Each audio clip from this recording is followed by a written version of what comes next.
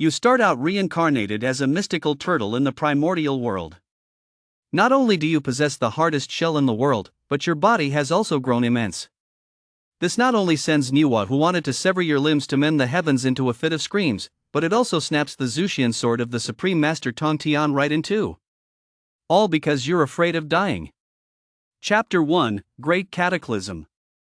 The sun rose in the east, and the sky was as clear as a mirror.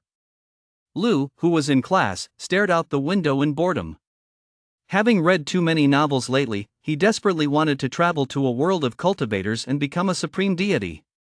Unfortunately, he was still just a student. Ding! Global Great Cataclysm mode activated. Monsters are descending. Mana invasion, the world runs amok. Evolution tree implantation successful. The global human evolution journey begins. Please note the following points. 1. Initially, there are 3 paths to choose from: strength, spirit, and defense. After selecting your path, you can unlock abilities through the evolution tree.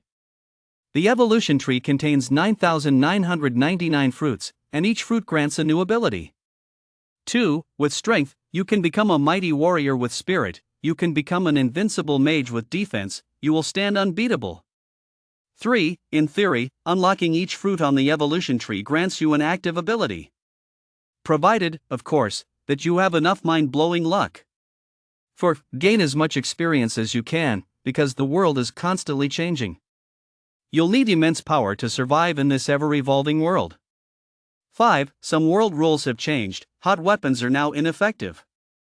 6. You only get one life. Good luck to everyone. Your personal stats have been published. Please check them. Character, Lu. Level, 1. Strength, 7.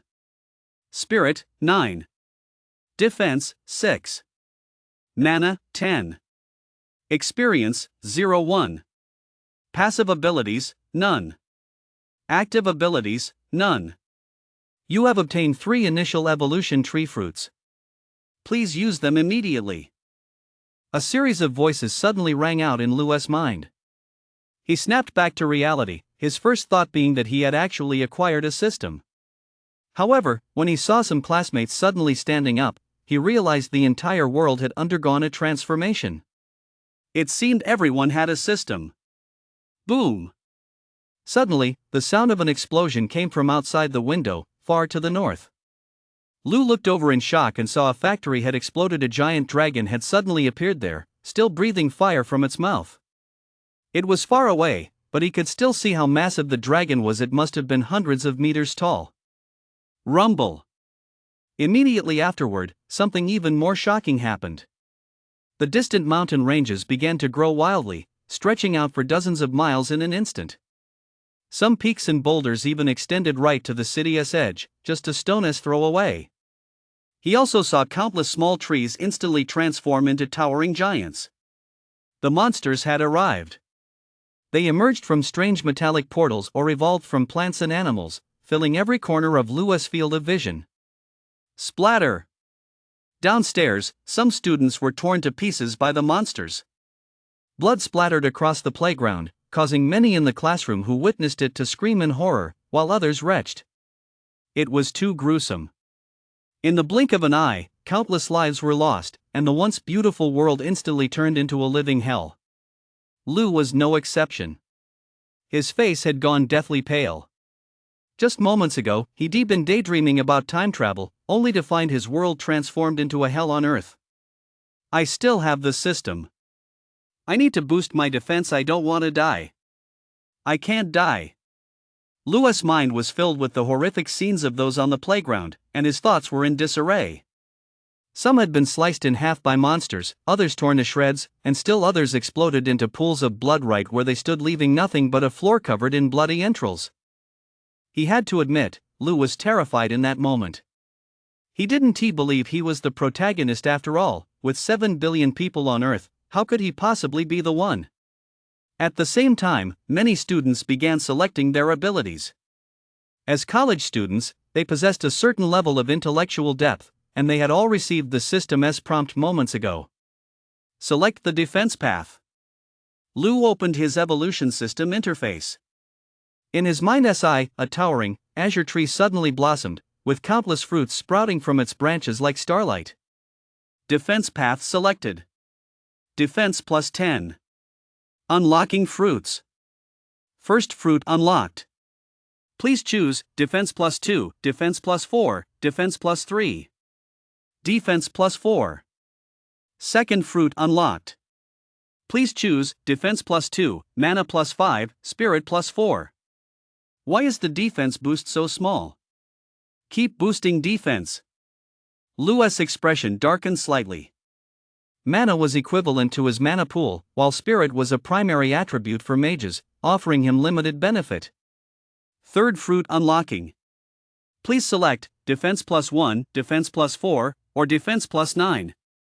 Perfect. Defense plus 9. Lu's eyes lit up. The final fruit had doubled the bonus, bringing his total defense to 15 points. He shouldn't die instantly now.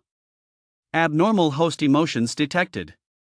Feelings of weakness, fear, and fear of death are currently severe. Activating the survivalist system. Survivalist system, compatible with the evolution tree. Whenever the protagonist performs any defensive action, there is a chance to trigger a chaotic mutation. What the hell, an extra system? Lu was startled.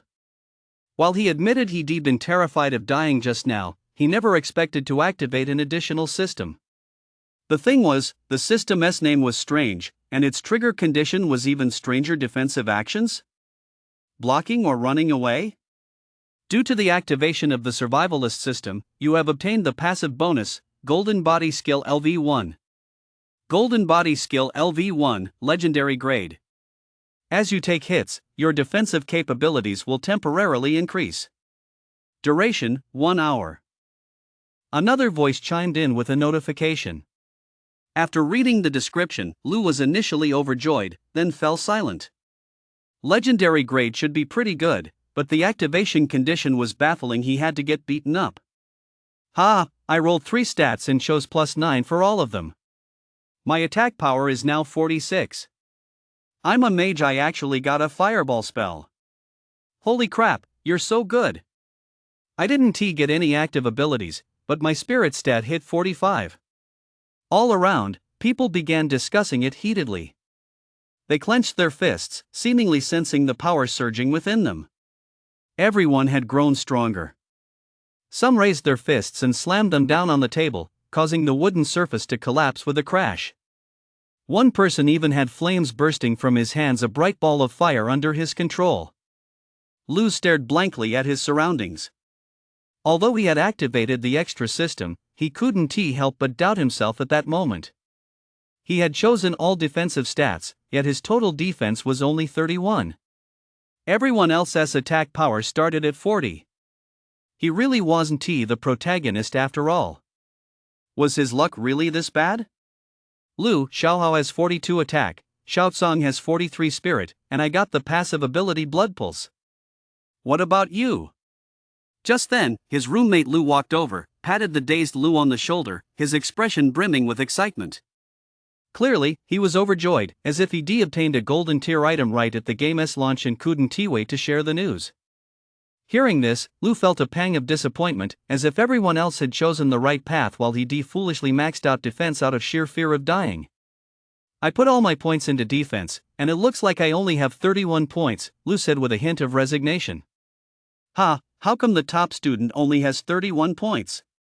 My starting defense was already 11. You're really pathetic. Before Lu could respond, a short-haired young man nearby chimed in with a laugh.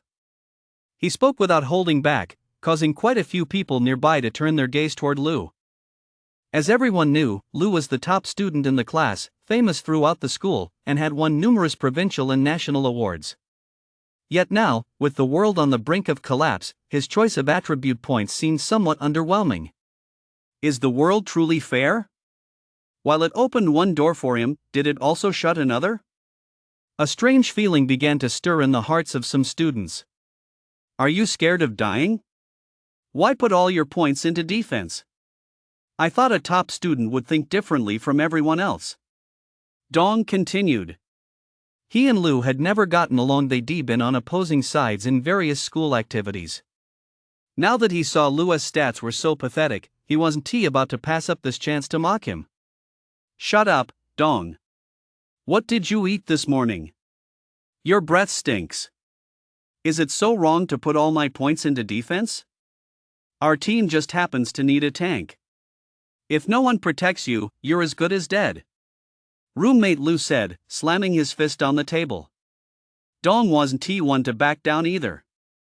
He snorted coldly and continued, "You idiot. With so many of us in this class, why should we be afraid of those monsters? We can focus fire and take down a whole horde in seconds, especially since I've gained the frost magic ability." As Dong spoke, murmurs of astonishment rippled through the room. Very few students had obtained active abilities from the fruits, probably only 2 or 3 in the entire class. Don't worry. Since we used to be classmates, I'll protect you. Dong's tone shifted, and he gave Lu a smirk. Damn it. Lu was about to point at Dong and let loose a tirade, but Lu grabbed him by the arm and shook his head. Dong didn't say anything either. He just snorted and walked toward the back of the classroom, where small groups had already formed, seemingly discussing how to handle the current situation. Don't listen to that little brat. He has always had it out for you, it's just his own insecurity talking. Since you've chosen the defensive path, just because things aren't going well now doesn't mean they won't in the future. We got your back. Lu patted Lu on the shoulder. As roommates who lived together for 2 years, Lu knew Lu's personality inside out, and was now trying to comfort him. Lu didn't say anything, he just gave Lu's chest a light punch with his fist, but inside he was silently vowing, I have a legendary grade passive ability, and the survivalist system. Even if the name is a bit, I'll definitely rise to the occasion. What a jerk. That Dong guy must have been kicked in the head by a donkey.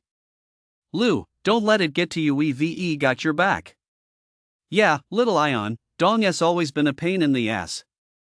Lu recounted what had just happened to his other 2 roommates, Chin and Lin, and they immediately grew indignant. Lu felt quite touched. He looked at them earnestly, his roommates truly treated him well. Lu was tall and burly, a member of the basketball team. Chin was slender, wore glasses, and looked quite scholarly, though he often hit the gym. Lin was a bit chubby and usually preferred to stay indoors. Thank you, guys. Lu said.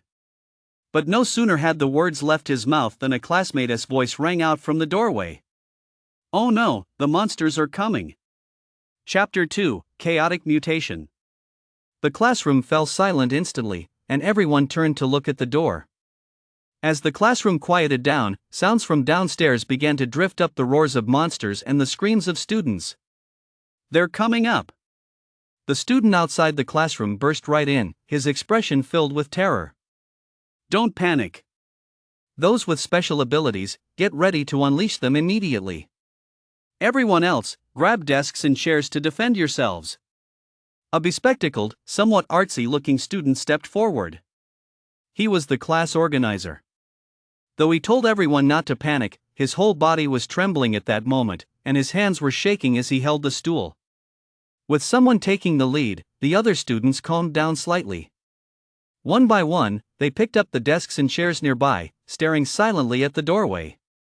At that moment, no one dared to speak, fearing all sorts of unexpected dangers. Although they had been chatting happily just moments ago and their stats had been boosted, when monsters actually arrived, no one felt at ease. What if we die? It was a terrifying thought, and once it took root, it spread like wildfire. Roar! Bang! Bang! Outside the classroom, roars and the sound of smashing mingled together, growing closer and closer, accompanied by students' screams, instantly making everyone inside even more tense. Boom! Suddenly, the front door collapsed. A green monster appeared in the doorway, human-shaped, with pointed ears, glowing green all over, long fangs in its mouth, and a wooden club in its hand. A goblin? Lin's chubby face twitched. A monster they'd only ever seen in games had actually appeared in real life. Gwa! The goblin's pupils were blood red. Seemingly excited by the sight of the class, it let out a few roars and charged straight in. At the same time, several more green figures appeared behind it, all goblins. Though these goblins were only half a person's height, they were incredibly strong. A single kick sent the door flying, and the wooden clubs in their hands could even shatter walls. Those clubs they're holding aren't ordinary, they're incredibly hard. Lin warned. Hit it with ranged attacks. In the distance, someone had already sprung into action. A fireball spell was the first to shatter the silence, a fist-sized ball of fire shooting out at lightning speed. Gwa! The goblin reacted just as quickly, swinging its club and actually dispersing the flames. Smash it! Several people rushed toward the doorway, and 2 or 3 classmates grabbed desks and chairs, hurling them at the goblin. The barrage of projectiles proved effective. The goblin was overwhelmed, its movements disrupted, and it was struck directly in the head. Frost bolt. Dong suddenly moved through the crowd. A trail of white frost appeared, coalescing into a sphere in his hand, which he hurled at the goblin. Instantly, a layer of ice crystals formed over the goblin's body, further hindering its movements, and the wooden club in its hand actually fell to the ground. Go on, beat it to death. Someone suddenly went all out, charging forward with a table in hand and slamming it down with all their might, causing green blood to spatter instantly. Others rushed in to deliver the finishing blows. Finally, the monster was beaten to a pulp, its bones exposed, before the crowd stopped. Watch your defenses. More monsters are coming from the back. Someone warned again. By now, the monsters at the entrance had grown in number.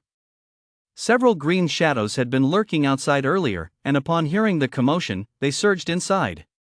There were 5 goblins in total, each wielding a wooden club, some of which were even smeared with blood and flesh. Let us go all out. Kill them.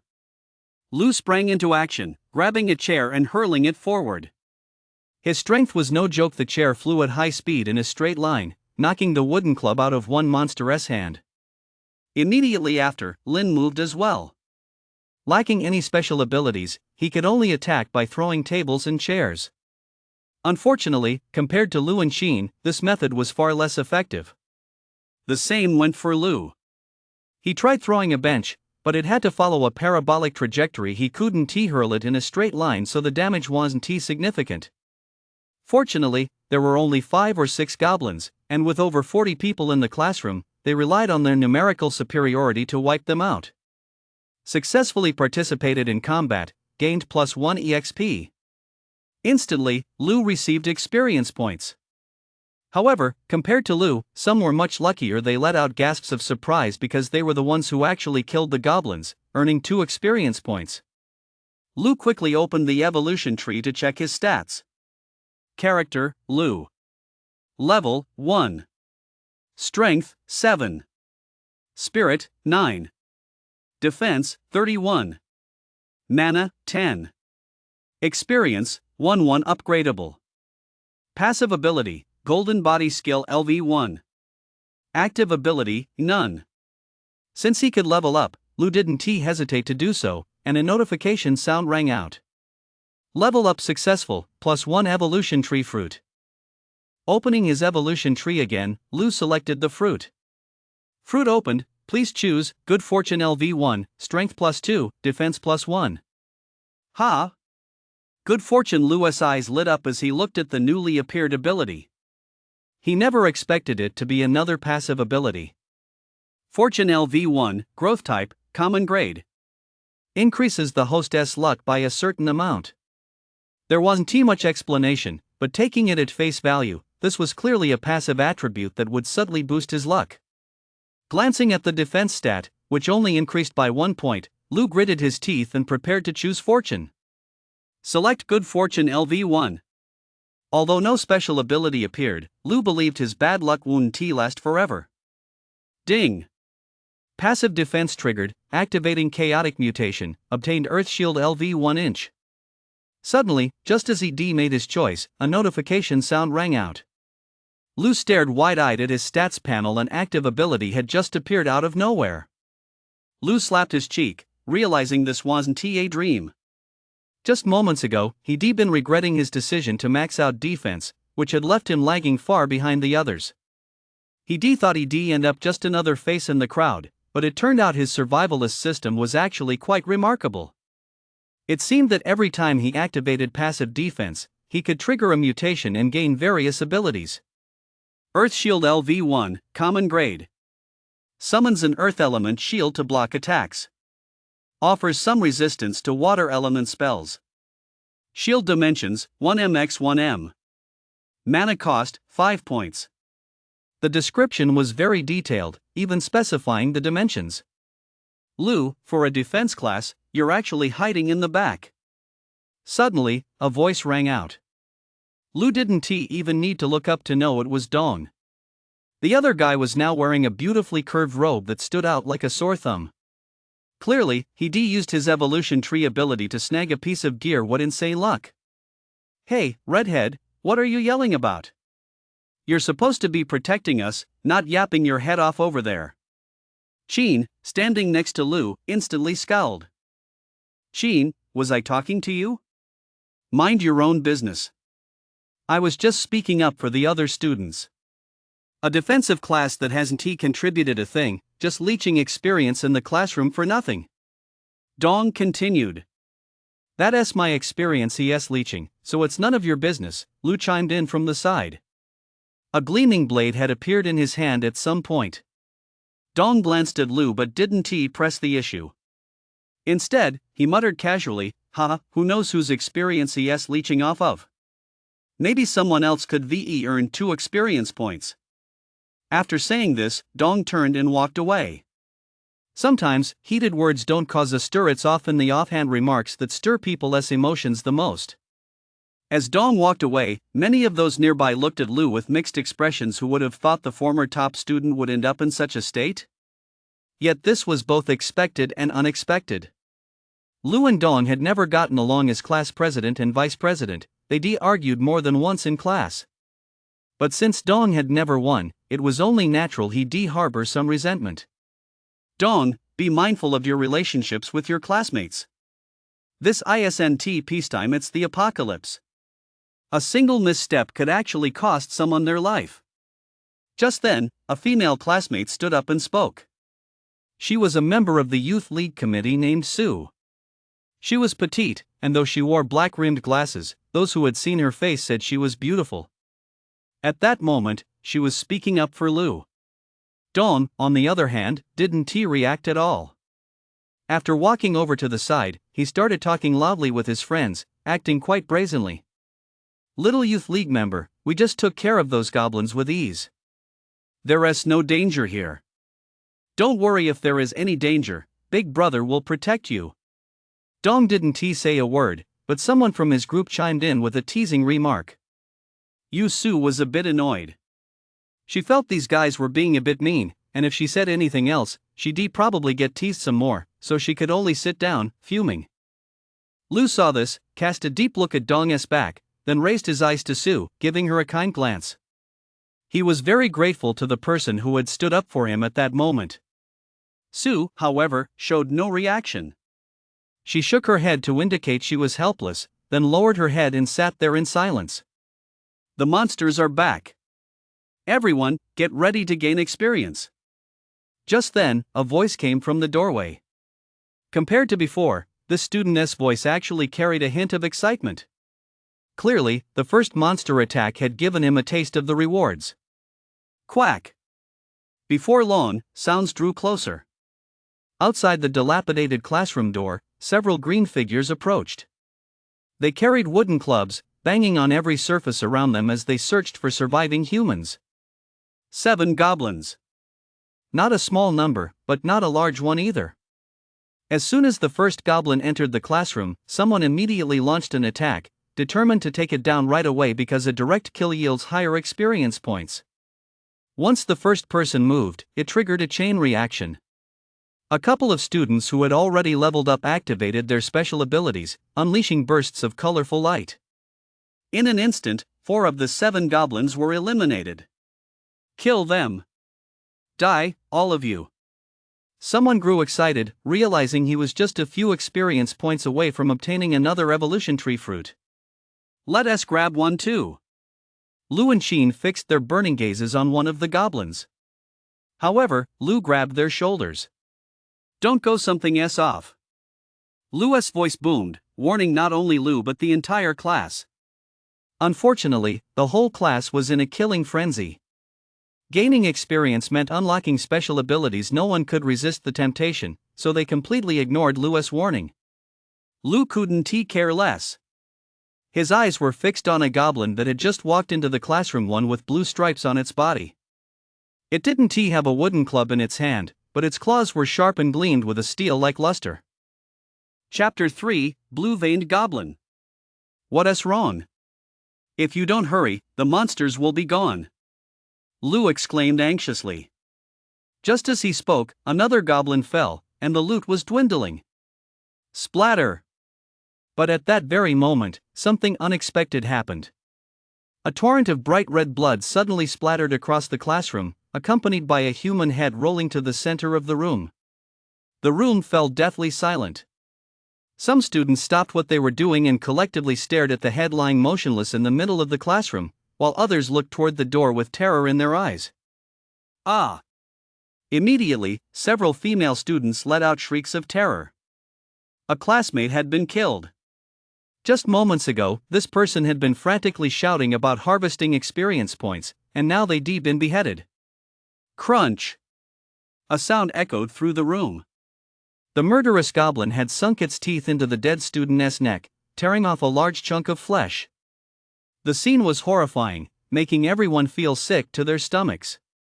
This goblin was the very one with the blue stripes. Now, having swallowed a mouthful of flesh, it slowly raised its head, fixed its gaze on the nearest student, and lunged once more. Whoosh! Its movement was too fast. It covered the few meters in an instant, its strength immense and its claws razor-sharp. Splatter!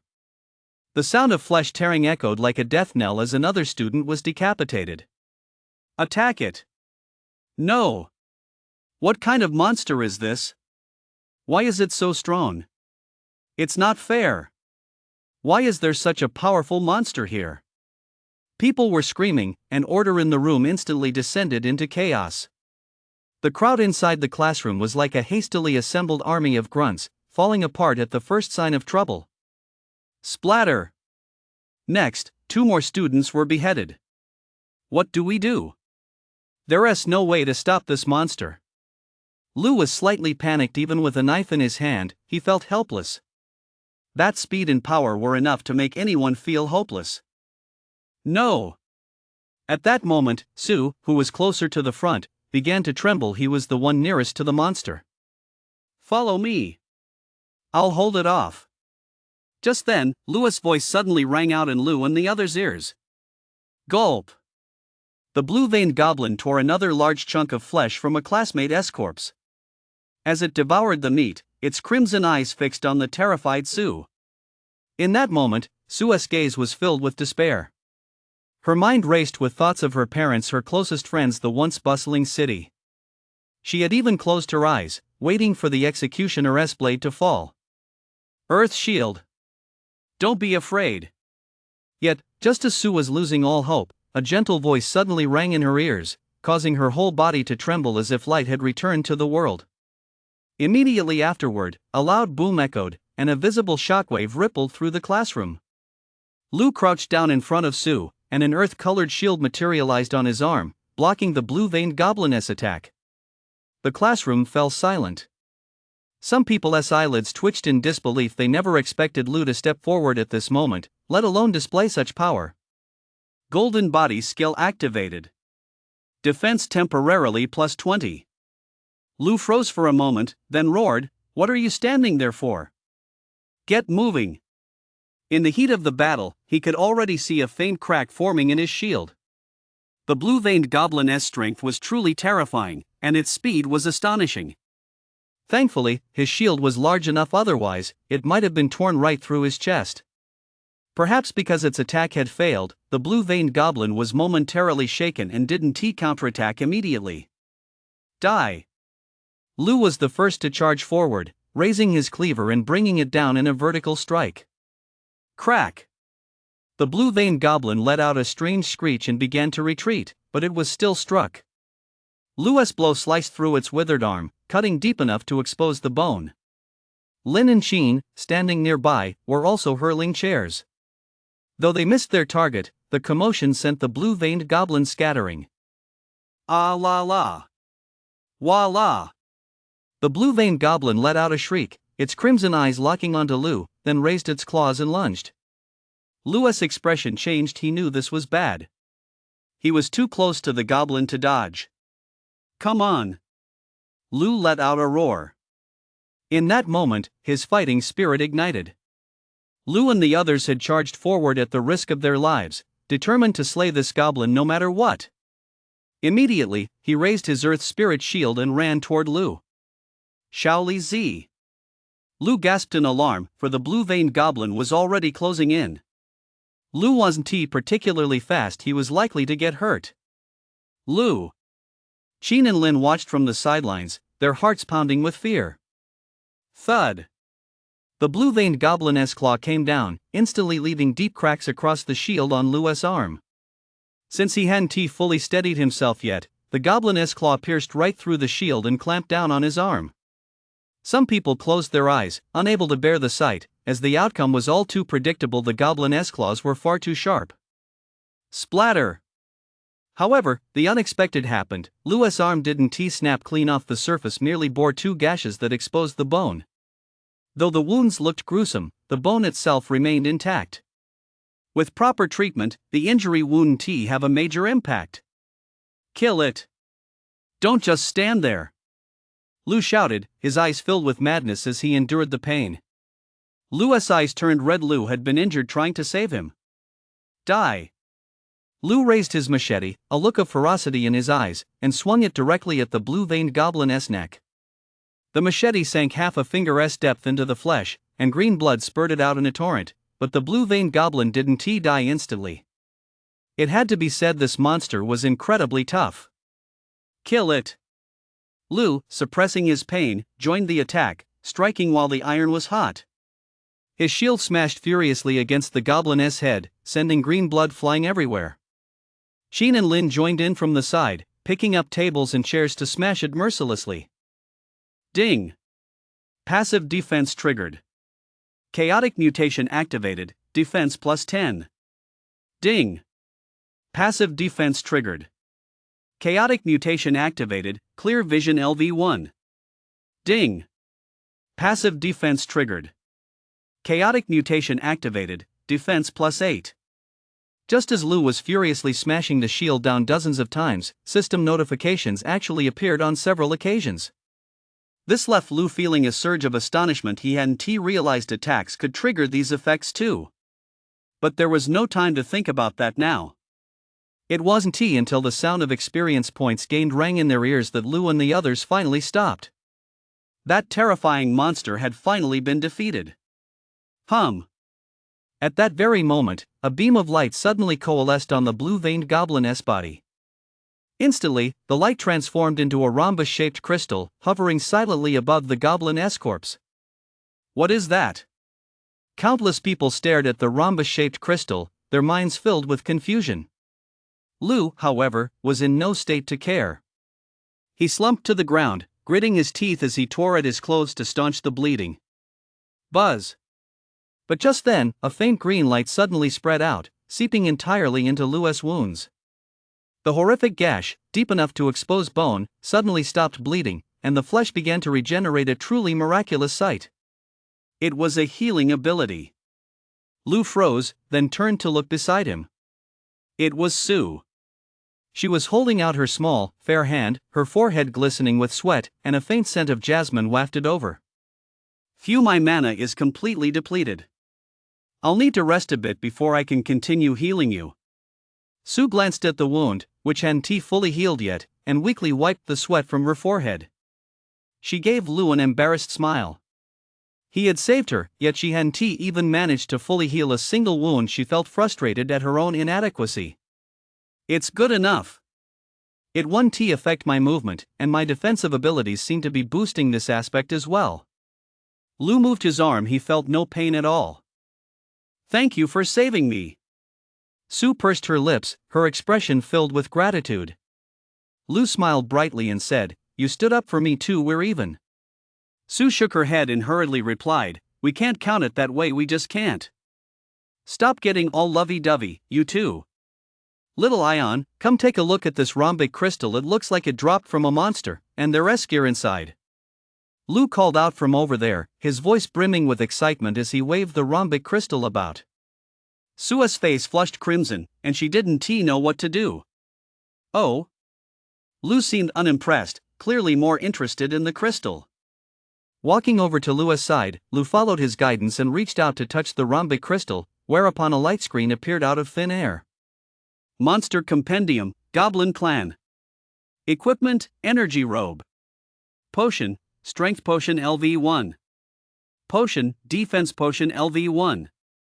A total of 4 items lay quietly on the light screen. Lou felt a surge of interest and selected Unlock. Clatter! A flash of radiance, and the potions and equipment fell to the ground.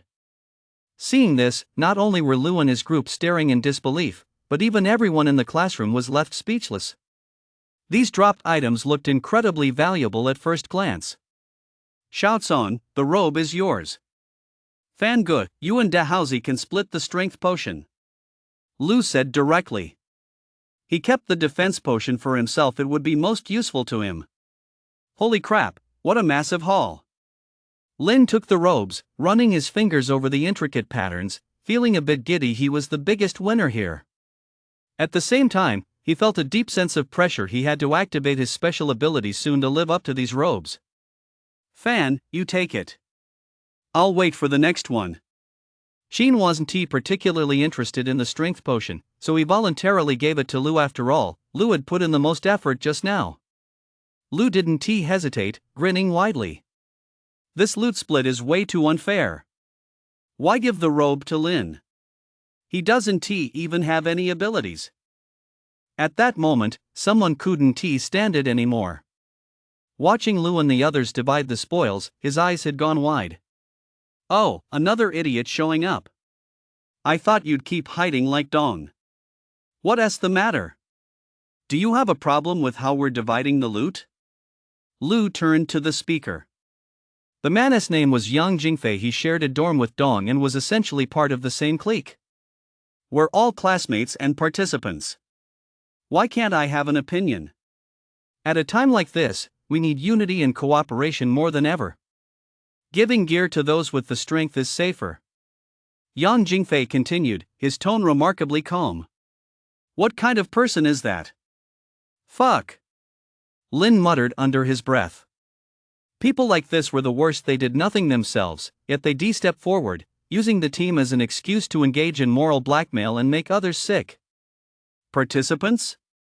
Did you participate in the escape? So you want gear? Since you say the gear should go to those with ability, why don't you give it a try? Just then, Lou slowly turned his gaze toward Yang Jingfei.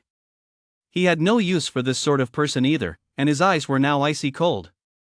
If he wanted to play the morality card, then he was more than welcome to give it a try. During the battle just now, his defense had skyrocketed, and he also gained various abilities. He was now very confident few, if any, could break through his defenses. Chapter 4, Leaving the Classroom. No one expected Lou to speak up at this moment. He was, after all, a defensive class. Yang Jingfei knew he lacked special abilities, but his strength stat was 46. Wasn't that enough to handle Lou? After all, Lou had been the main force in taking down the blue-veined goblin just now. Are you serious? Yang Jingfei really wasn't having it. He clenched his fists, eager to test him. Beside him, Dong's eyes flashed with a sharp gleam. He stole a glance at the energy robe in Lin's hands. The patterns were incredibly fluid, seemingly even better than the one he wore himself. I'm absolutely serious. I don't mind teaching you a lesson. Lou spoke up from the side. His loathing for Yang Jingfei had reached its peak. This man was shameless to the extreme, and at that moment, a flicker of murderous intent even arose in his heart. Evil springs from the heart, and once unleashed, it cannot be contained. In fact, Lou walked straight over and slapped Yang Jingfei across the face. You! Yang Jingfei hadn't expected Lu to suddenly strike. He hadn't even had time to react. He clutched his crimson cheek, his expression slightly contorted as he glared at Lu. What's the matter? Weren't you the one who wanted to fight? Why are you trembling? Have you finally learned your lesson? Lu shot him a cold glance. Lu, how dare you do this? I have to ask, Lu was clearly capable of blocking that monstrous attack. Why didn't you step in sooner? If you had, those classmates wouldn't have died. Dong spoke up from the side, his gaze fixed intently on Lu. The moment those words left his mouth, the classroom fell silent. Many turned their pensive gazes toward Lu, as if Dong's words had truly sparked some thoughts in their minds. Seeing this, Lu's brow furrowed even deeper. Xin and Lin beside him clenched their fists, and even Sua's fair face flushed slightly. Clearly, she was deeply angered. If we acted sooner, those classmates probably wouldn't have died. Wait, did he hold back on purpose? Whispers began to spread through the classroom. Lu shot a cold glance around the room and realized that his former classmates now seemed somewhat unfamiliar to him. In that moment, a hint of coldness settled in his heart. A real-life version of the farmer and the snake, huh? When this goblin came in, I warned you not to go near it. Lu said indifferently, as if speaking to himself, but his voice carried clearly. Some faces flushed instantly. Those who felt the implication squirmed uncomfortably in their seats. Fine, you can just assume I didn't save you on purpose. Lu clutched the defensive potion and slowly stood up. His gaze swept across the crowd in the classroom as he continued, the system taught you a lesson, now I'll teach you another. We're in the apocalypse now. Whether I save you or not is entirely up to me. What are you going to do about it? I favor those close to me and despise those who oppose me. What's wrong with that? After 2 years as classmates, some of you just aren't worth it. And one more thing, I'm warning you all, don't let yourselves be used as pawns. If you're a pawn today, tomorrow you'll be pinned to the ground, covered in blood. Let us go. Lu's gaze swept over everyone, lingering once more on Dong and Yang Jingfei, before he walked out of the classroom without looking back. Lu and the others didn't say much, partly because they were stunned by Lu's words, and partly because they genuinely had no fondness for this group. Immediately, they followed Lu out of the classroom. Even Su left. Left behind, Dong and Yang Jingfei looked absolutely livid. They never expected Lu's counterattack to be so fierce and so ruthless. Those words cut into them like knives, nailing them to a moral pillory for all to see. What's wrong with me fighting for my classmates' interests? That Lu only cares about himself. He just grabbed the gear and ran. Yeah, he's not human. What about us?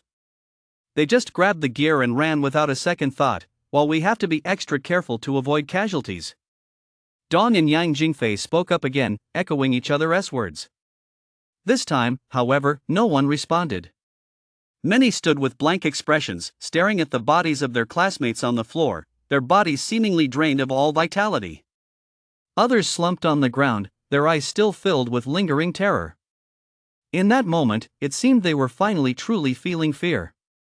Perhaps this world really was as Lu had said. The end of the world had come, with no order to speak of, and everything was fair game. The group made their way down the hallway. There were no monsters left on this floor, but the corridor was strewn with blood, a mixture of red and green, and the pungent stench was nauseating. In some places, there were even human limbs, dripping with blood. The sight turned Sua's face ashen. She dared not lag behind the others, terrified that the corpses might rise and carry her away. Inside some classrooms, the scene was a bloodbath. Blood splattered across the windows. Peering through the cracks, they saw many people slumped in the corners, having barricaded the doors and some windows with whatever tools they could find. Lu, what should we do next? Upon reaching the staircase, Lu looked down. For the moment, he didn't see any monsters coming up. It was eerily quiet. Lu shook his head. He, too, was thinking about their next move. He'd only come out because he didn't want to stay with that group. How about we go to the cafeteria? There's food there. Finding a room to wait for rescue should be a good idea, Xin suggested. Lin's eyes lit up. The cafeteria was indeed a good option. Lu immediately shook his head in disagreement. the cafeteria has too many doors. Even if there are rooms, they're mostly shops. If monsters pour in, it'll be a disaster. Sigh, you're right, Lin sighed helplessly. He leaned on the railing and gazed into the distance. At that moment, the city in the distance was bustling with noise, car horns, loudspeakers, and piercing screams all mingled together, creating an irritating cacophony. Lu also came to the railing and looked out over the school grounds. Many areas were in chaos, and some towering trees even blocked the view, making it impossible to tell if there were any safe spots. I think our only option right now is the library. If we block off the elevators and stairwells, then seal the only entrance on the second floor, the areas above the second floor will be safe. After a moment's hesitation, Lu finally spoke up. For now, this was the only solution he could come up with. Hearing Lu's words, everyone's eyes lit up. It was indeed a good idea. As long as they figured out the food situation, they could basically solve their survival needs for the time being. Let us go to the supermarket first and grab as many survival supplies as we can. I'll lead the way, and you guys get ready to attack. Don't be afraid if you run into monsters, Lu said, coordinating with the group. They all agreed immediately and headed downstairs to the supermarket. On the second floor, Su's mana had finally fully recovered. She intercepted Lu and immediately used her healing powers to treat his wounds. Soon, there was no trace of injury left on Lu's arm, and the newly regenerated skin was incredibly soft and pale. This is unbelievable. Is it because our bodies have changed, or is the healing effect truly that astonishing? Lin touched Lu's arm, clearly curious. Unfortunately, no one could provide a definitive answer just yet because both possibilities were on the table. Surprisingly, they didn't encounter a single monster along the way. When they arrived at the nearby supermarket, they found it bustling with people, and the bodies of many monsters lay on the ground, having been slain. Someone has taken over the supermarket. Jean ran a hand through her long hair, her expression looking a bit grim. Chapter 5: The Supermarket Incident. What a small world. There are quite a few troublemakers on the junior year basketball team. They spend all day doing nothing but causing trouble. Lu frowned. There were 8 of them in total, hauling supplies from the supermarket. It looked like they were taking everything up to the second floor. One of them, a blonde-haired young man with an earring, spotted Lu and the others and flashed them a rather smug grin. These guys are despicable. How could they do this?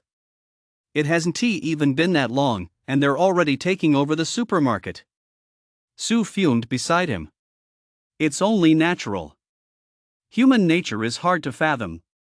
Some people are just born for chaotic times. They adapt to their surroundings very quickly. Lu watched their bustling figures and frowned slightly. He feared he might become one of them too. After all, when the disaster first struck, he was so afraid of dying that he maxed out his defense stats.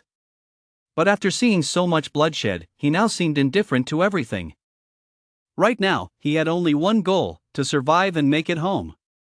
With his mother and sister's fates unknown, he needed to carefully plan his return journey to the Liuli district. Fortunately, he still had the system. Lu opened his personal panel once more. Character, Lu. Level, 2. Strength, 7.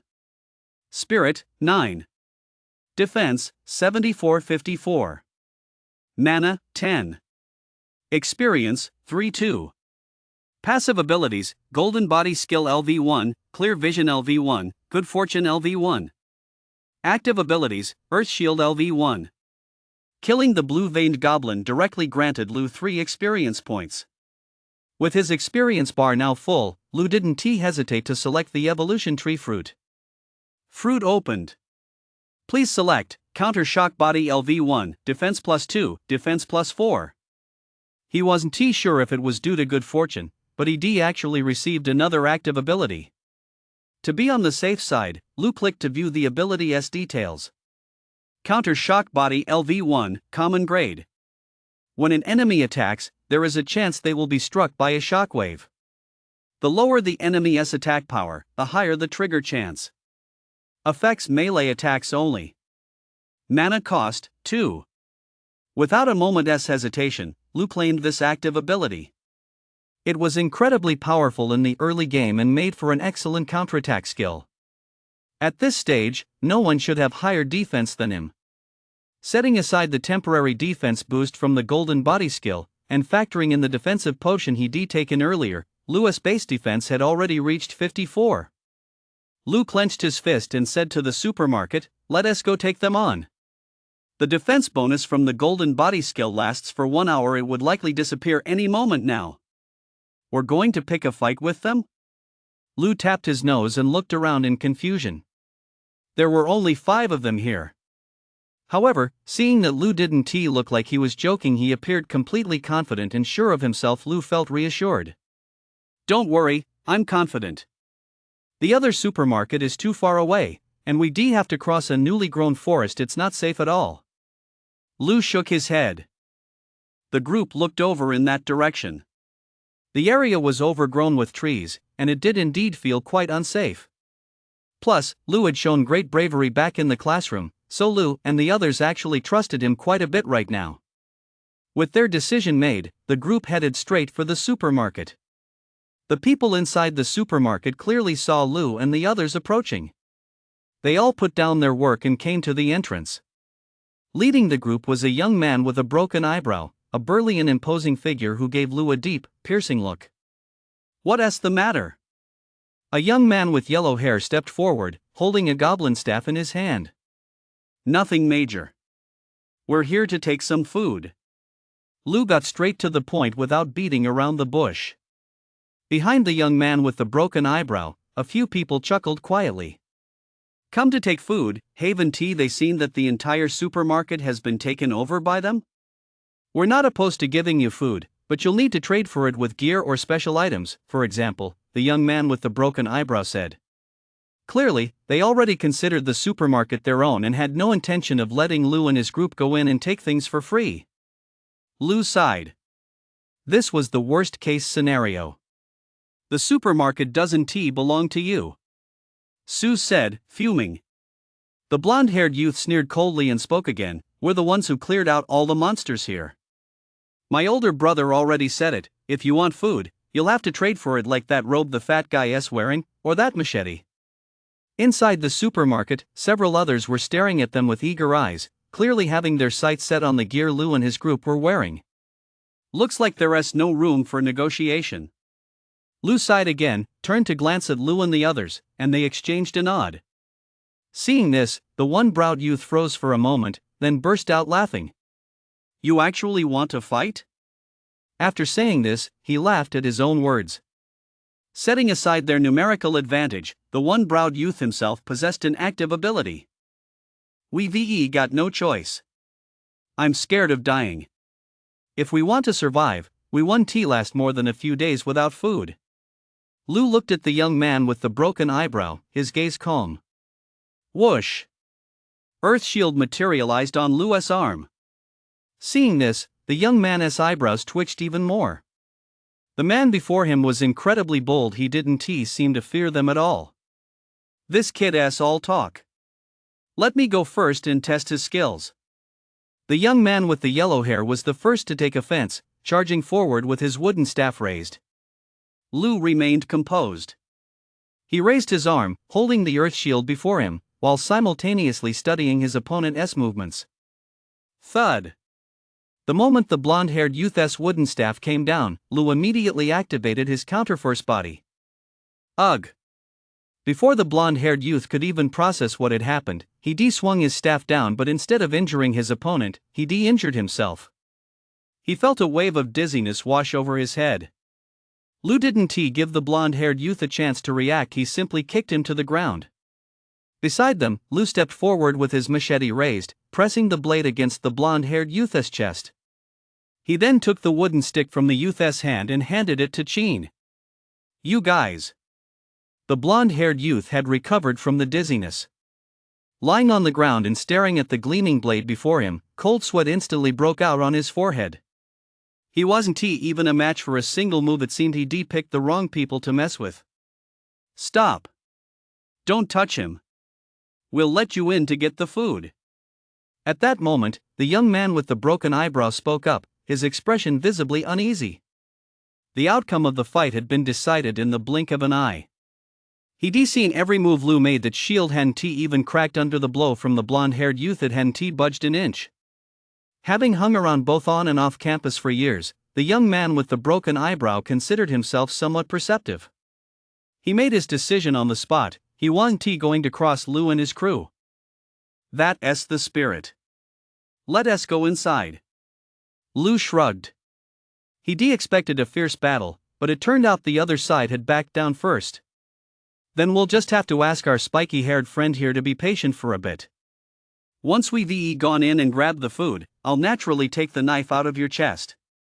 Lu held the knife in one hand while pulling the spiky-haired youth to his feet with the other.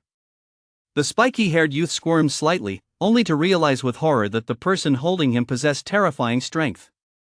The young man with the broken eyebrow watched all this from a distance and sighed inwardly.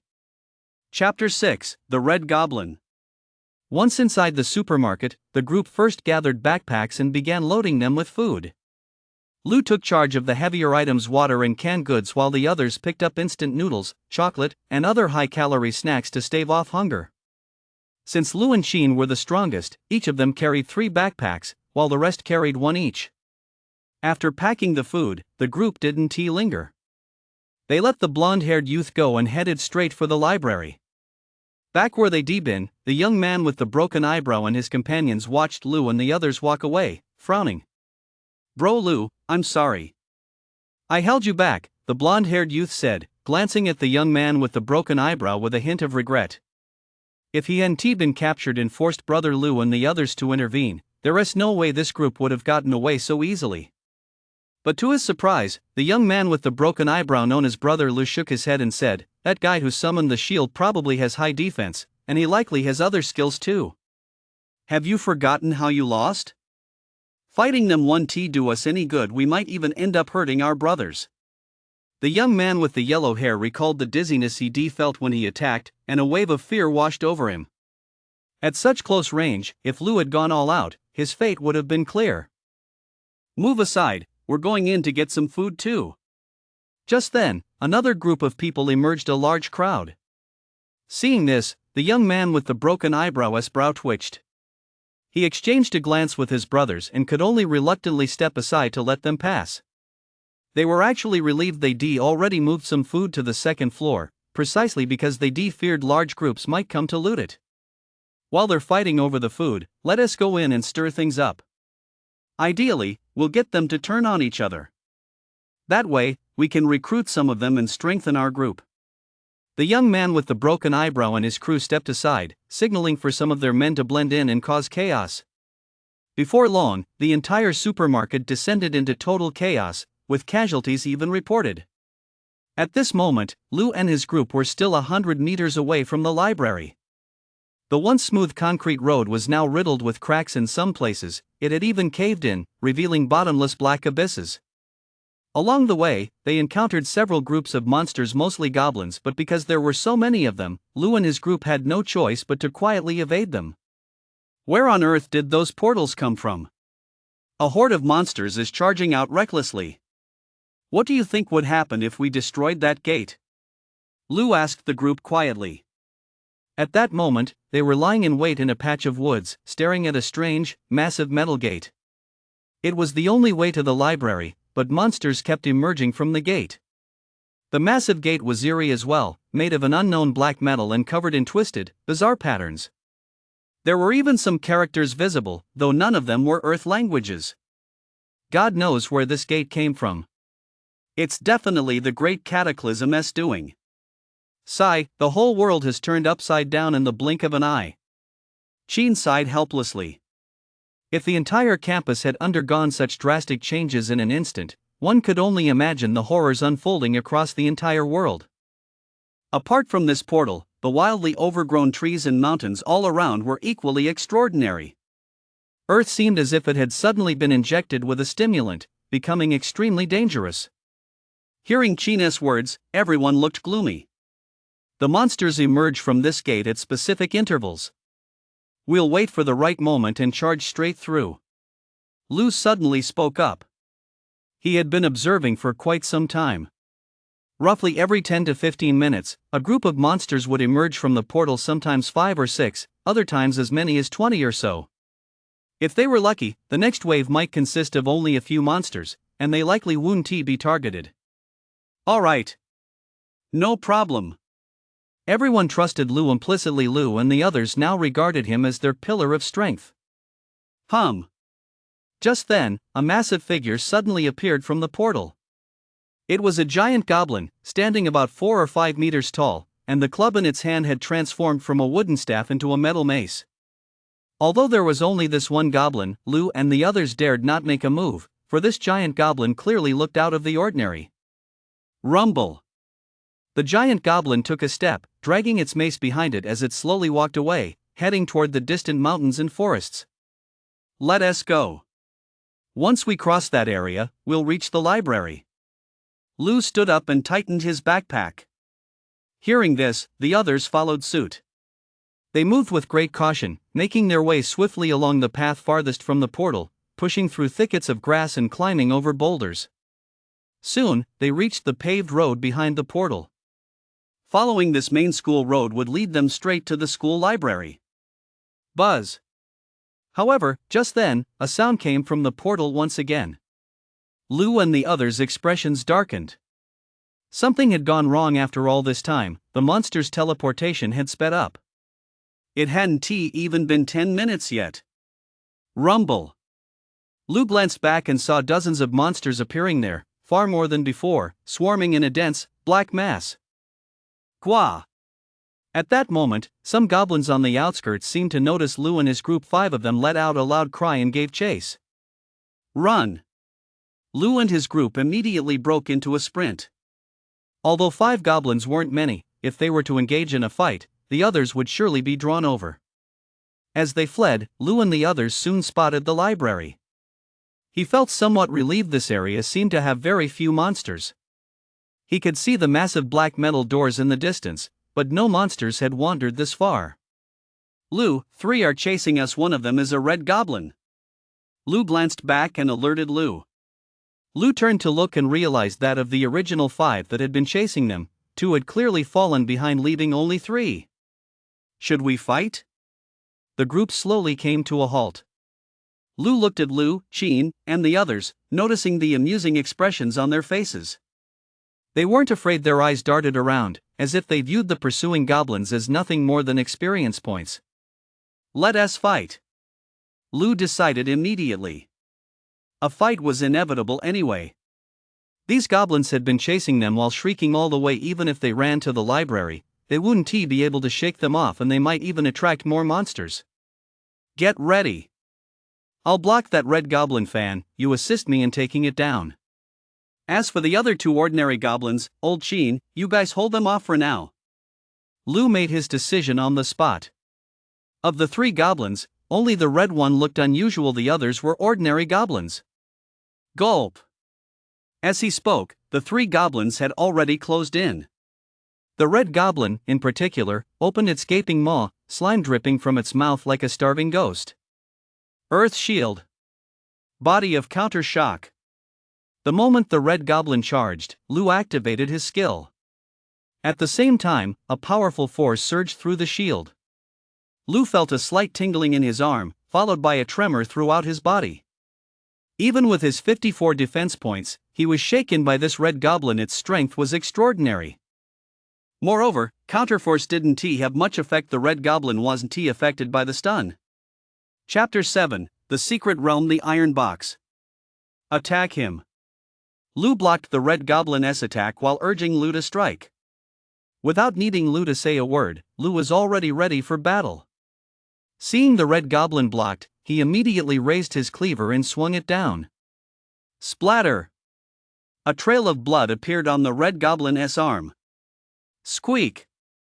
The goblin let out a shriek, clearly feeling the pain, and raised its wooden club, swinging it at Lou. Lou wasn't about to let it get away with that.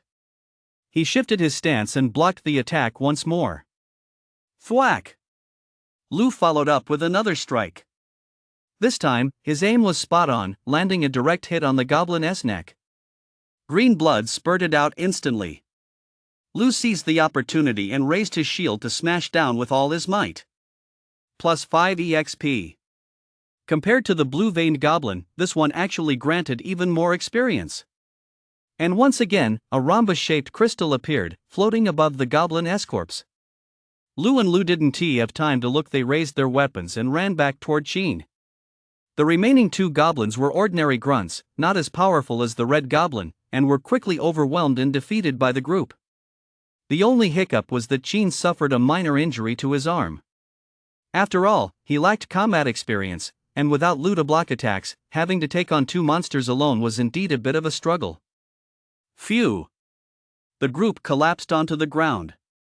Though they were physically and mentally exhausted, the rewards were substantial. Lu and Lu, the main combatants, each gained 5 experience points, enough to level up immediately. Sheen and the others also each received 2 experience points. I'm just now realizing how insanely strong the defense side is. Little Ion's defense is no joke. That red goblin smashed through the asphalt with a single swing, yet he couldn't even break through his shield. Lu looked at Lu with a touch of admiration. Lu shook his head without saying a word. He certainly wouldn't reveal that he possessed the survivalist system. The fewer people who knew, the better. If it had been anyone else who chose the defensive path, they might not have been able to block the red goblin's attack at all. Let us go to the library. Lu urged the group again. The commotion from the earlier fight had been loud, and monsters emerging from other metal doors seemed to be surging toward them. Stowing the rhombic crystal away, Lu and the others sprinted toward the library once more. What is that thing? Suddenly, as they reached the ground floor of the library, Su pulled everyone to a halt and pointed in a certain direction. Lu immediately turned his head in curiosity. On the other side of the library, a small 2-story building had collapsed. Amidst the rubble, an oval-shaped glow was flickering. Lu and the others stopped in their tracks, then slowly approached the area. The oval glow was about 2 or 3 meters high, and in the center, images of mountains, flowing water, and forests were actually visible. It was as if another world existed within it. When they got close enough, Lu realized there was something very strange about it. No matter what angle he looked at it from, its shape never changed. A rift in space-time? A portal? Lin asked curiously. To him, it looked just like a portal from a video game. Entrance to an underground dungeon detected. Just as the group drew a little closer, the system's notification sound suddenly rang out. Immediately afterward, a light screen appeared in Lu and the others' field of vision. Secret Realm, Goblin Lair. Rarity, Common Grade. Exploration progress, 0%. Time remaining, 67 hours. Exploration mode, Solo. The group exchanged glances. Clearly, everyone had received the message on their screens. Let us get settled first. No one knows how dangerous it is in there. What if we walk in and get swarmed by goblins right away? Lu shook his head. At this stage, they knew very little about the changed world. Without absolute certainty or comprehensive information to back them up, they should avoid touching the unknown whenever possible.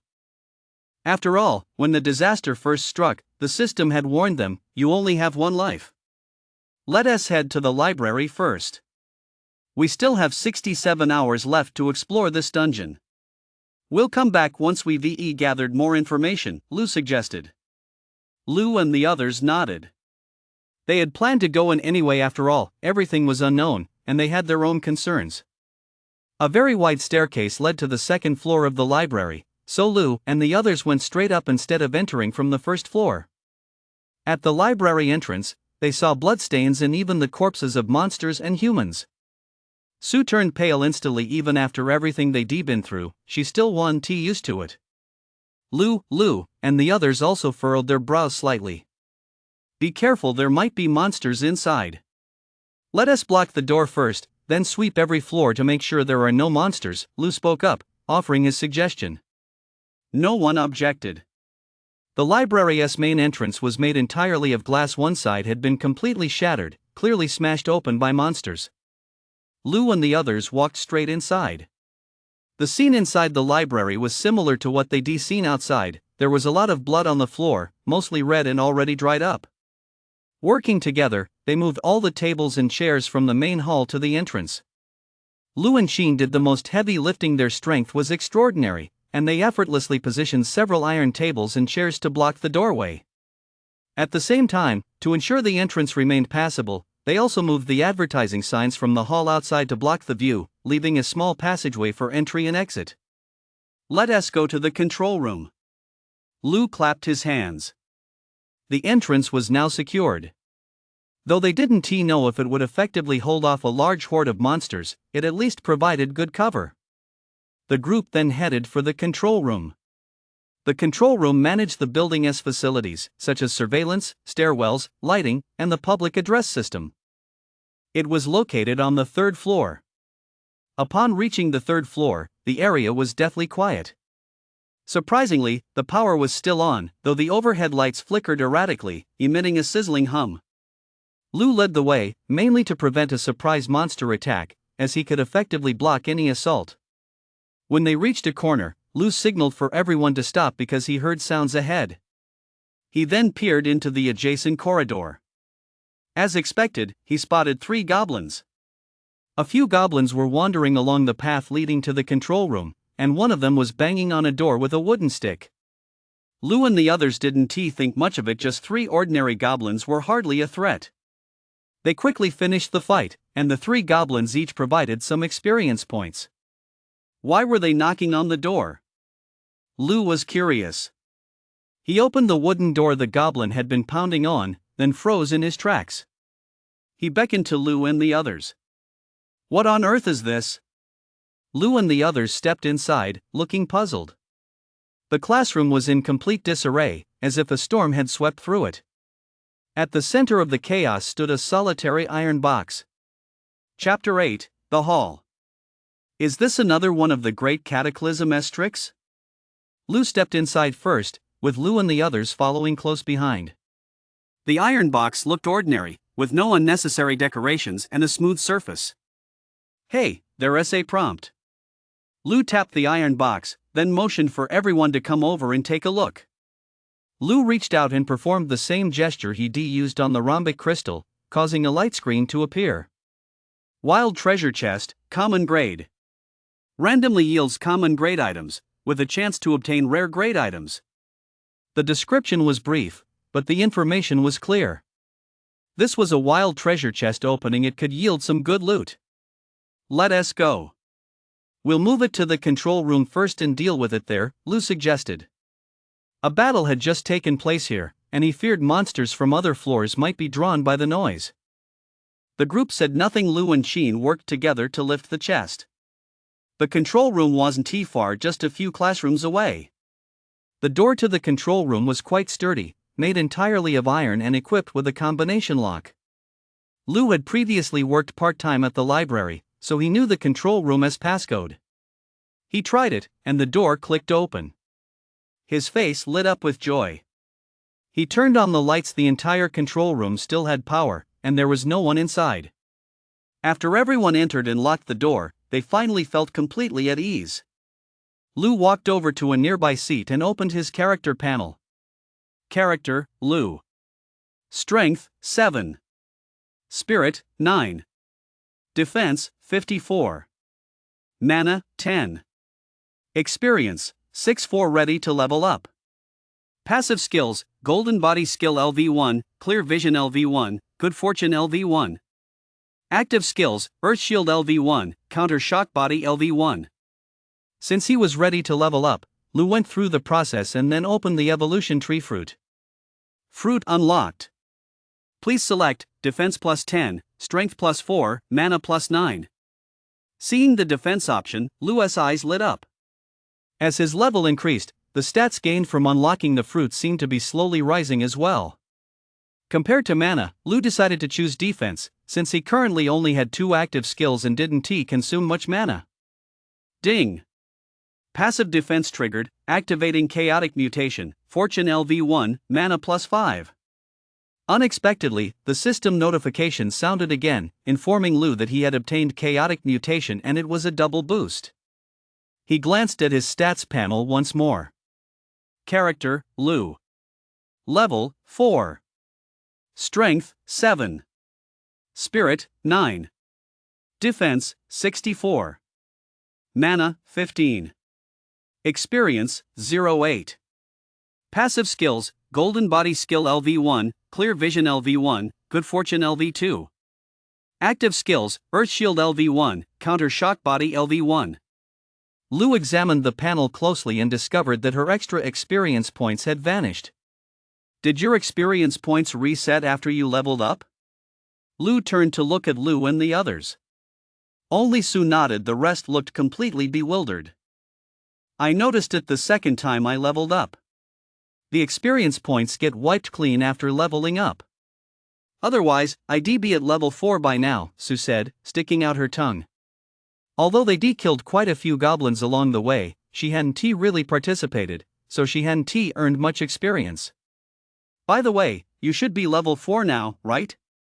Don't you need 8 experience points to level up? Su asked Lu again. Lu nodded. Su clapped her hands lightly. That's exactly it. I'm afraid the experience required for each level up is double that of the previous level. Lu thought about it carefully and realized she was right. Speaking of which, Shaoli, how high is your defense now? I'm currently level 4, and my strength is at 56. I took a strength potion, and then I looted 2 high stat items that gave me 7 and 9 strength points respectively, Lu spoke up. He was also level 4 and had been teaming up with Lu to kill monsters, so his experience points were higher than Qin's and Lin's. Currently, Qin, Lin, and Su were all just a few experience points short of leveling up. 64, Lu said casually. Everyone fell silent. Back in the classroom, they'd known Lu's defense was only 31 and now, after just a few levels, it was already so much higher than their strength. Just got lucky. It gave me a 12-point boost right then, a massive burst, Lu chuckled, without going into detail. Seeing the looks on everyone's faces, he decided to underreport his defense stats from now on, or else they'd think he was a monster. So, the main event is here, the iron chest and the crystals dropped by the monsters. Lu rubbed his hands together excitedly, his eyes fixed intently on the iron chest. They'd seen crystals before, but they'd never encountered a wild chest like this. No one knew what was inside. I'll open it, Lu said. He thought of his passive ability, Good Fortune. No one objected after all, it didn't matter who opened the chest. Open wild chest. As Lu touched the wild treasure chest, the iron box suddenly began to tremble. Then, with a pop, it swung open. Immediately, a swirl of multicolored light surged forth, eventually settling on a white hue, though upon closer inspection, a hint of green could be seen. Next, several beams of light shot directly out of the chest's opening, materializing into individual items. It's green. Everyone turned their gaze to the item emitting a green glow. They'd never seen this kind of light before, it was clearly something rare. Iron Armor, Common Grade Defensive Item. Round Shield, Common Grade Defensive Item. Restoration Potion LV1, immediately restores 5 mana. Healing Potion LV1, provides a slight healing effect. Great Cataclysm Manual Volume 1, a manual containing information about the Great Cataclysm. Defensive Doll, Rare Grade. Creates a doll based on the user's own defense, possessing strong defensive attributes. It can attract mindless monsters to attack it. Durability, 100/100. A pile of items, each accompanied by a corresponding holographic description. Lu looked through them one by one and realized this was a huge haul. At the same time, he used the crystal shard, obtaining a level 1 strength potion and a goblin wooden staff. After distributing the loot, Lu took the iron armor, round shield, and defensive doll, all of which would be useful to him. Then, everyone turned their attention to the Great Cataclysm Manual.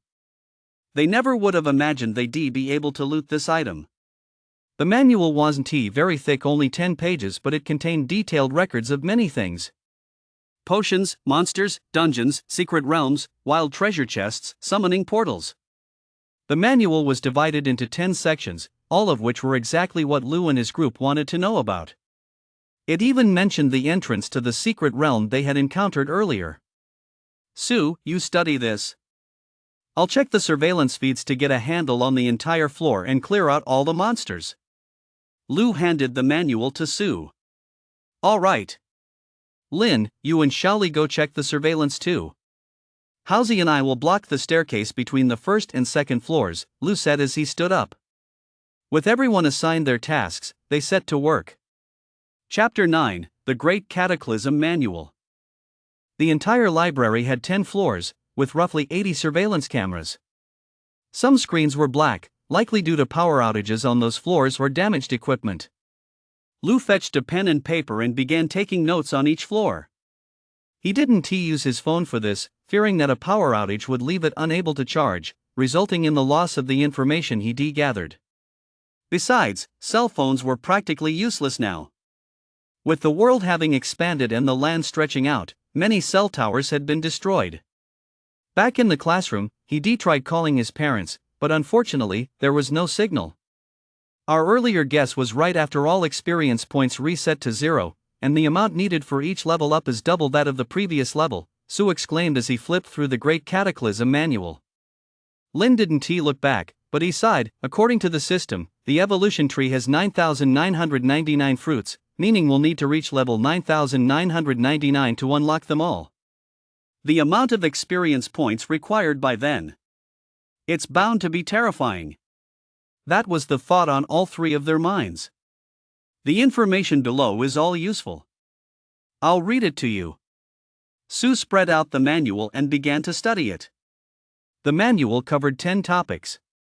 Some were things Lou and the others already knew, such as active and passive abilities and equipment drops, while others were unfamiliar, like item grades, wild chests, and secret realms. According to Sue's explanation, everything from active and passive abilities to equipment, potions, and quests was categorized into 7 tiers: common grade white, rare grade green, epic grade yellow, collector S grade blue, transcendent grade cyan, legendary grade purple, and mythic grade gold. Of course, there are also special skills and items that fall under the growth type category, which aren't included in this grading system. They can eventually evolve all the way to mythic grade. Hearing the term growth type, Lou's heart leapt with joy, though his expression remained unchanged. He knew that his passive ability, Blessing of Fortune, was a growth type ability, and that it truly had the potential to eventually become a mythic grade ability. As long as he kept walking further down the path of, passive defense, he'd better not say fear of death, his potential for growth would only increase, and he might even develop many powerful abilities similar to Fortune in the future. Sue also spoke in detail about wild treasure chests, which were essentially gifts from the heavens to all survivors once obtained. They could be opened without any conditions. Naturally, wild treasure chests were also tiered.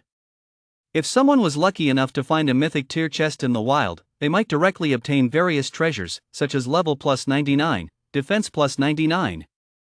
Anything is possible. According to the manual, these wild chests come from a mysterious alternate dimension. They're a specialty of another world.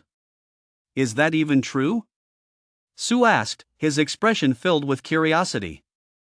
The manual detailed the origin of these wild chests. They fall from other dimensions, are a kind of treasure, and were manufactured before being digitized upon landing in this world. Lou and Lynn were speechless. Of course, they didn't know either. They were completely baffled by all this. Only time would provide the answers. Secret realms are essentially dimensional spaces, independent little worlds of their own. You can think of them as dungeons in a game. There are many types of secret realms, and they're ever-changing. Their entrance is close as time passes, and entering some dangerous ones might result in instant death. Sue proceeded to explain the details of the secret realms. Lou and Lynn both stopped what they were doing, exchanged a glance, and shrugged helplessly. It was a good thing they hadn't recklessly entered that secret realm, otherwise, they might have truly faced all sorts of dangers. Don't worry. The secret realm out there is a normal, standard one with level classifications. If it were an abnormal secret realm, there wouldn't be a light screen warning. Seeing Lou and Lynn looking a bit dismayed, Sue immediately offered an explanation. Next, Sue gave everyone a more detailed explanation of personal attributes and abilities, and at the very end, he dropped a bombshell. Those portals that summon monsters can be destroyed. If you destroy them, there is a high chance of obtaining a mutated blessing stone. Blessing stones are the diamond-shaped stones dropped by monsters, and mutated blessing stones grant higher tier rewards, such as active and passive abilities. This single statement sent shockwaves through the group. Lu's heart raced. Abilities were far more powerful than attributes. So far, neither Lin nor Qin had obtained any abilities, and even Lu possessed only a single passive ability. Clearly, acquiring abilities relied heavily on luck, but the portals offered an additional path to obtain them. It had to be said, Lu was envious. He desperately wanted to boost his strength quickly, not just to survive on this campus, but also for the sake of his mother and younger sister. Lu's home was dozens of kilometers away from the academy, spanning 2 districts. With transportation now paralyzed, traversing the urban area over such a distance was extremely dangerous. Although he could rely on the survivalist system, he also wanted to grow stronger through any other means available, so he could return to the Lioli district as soon as possible. Immediately afterward, very quickly, Lu reviewed the surveillance footage for the entire building. Power was clearly out on floors 4 through 6, rendering the cameras inoperable, so he couldn't see any footage from those levels.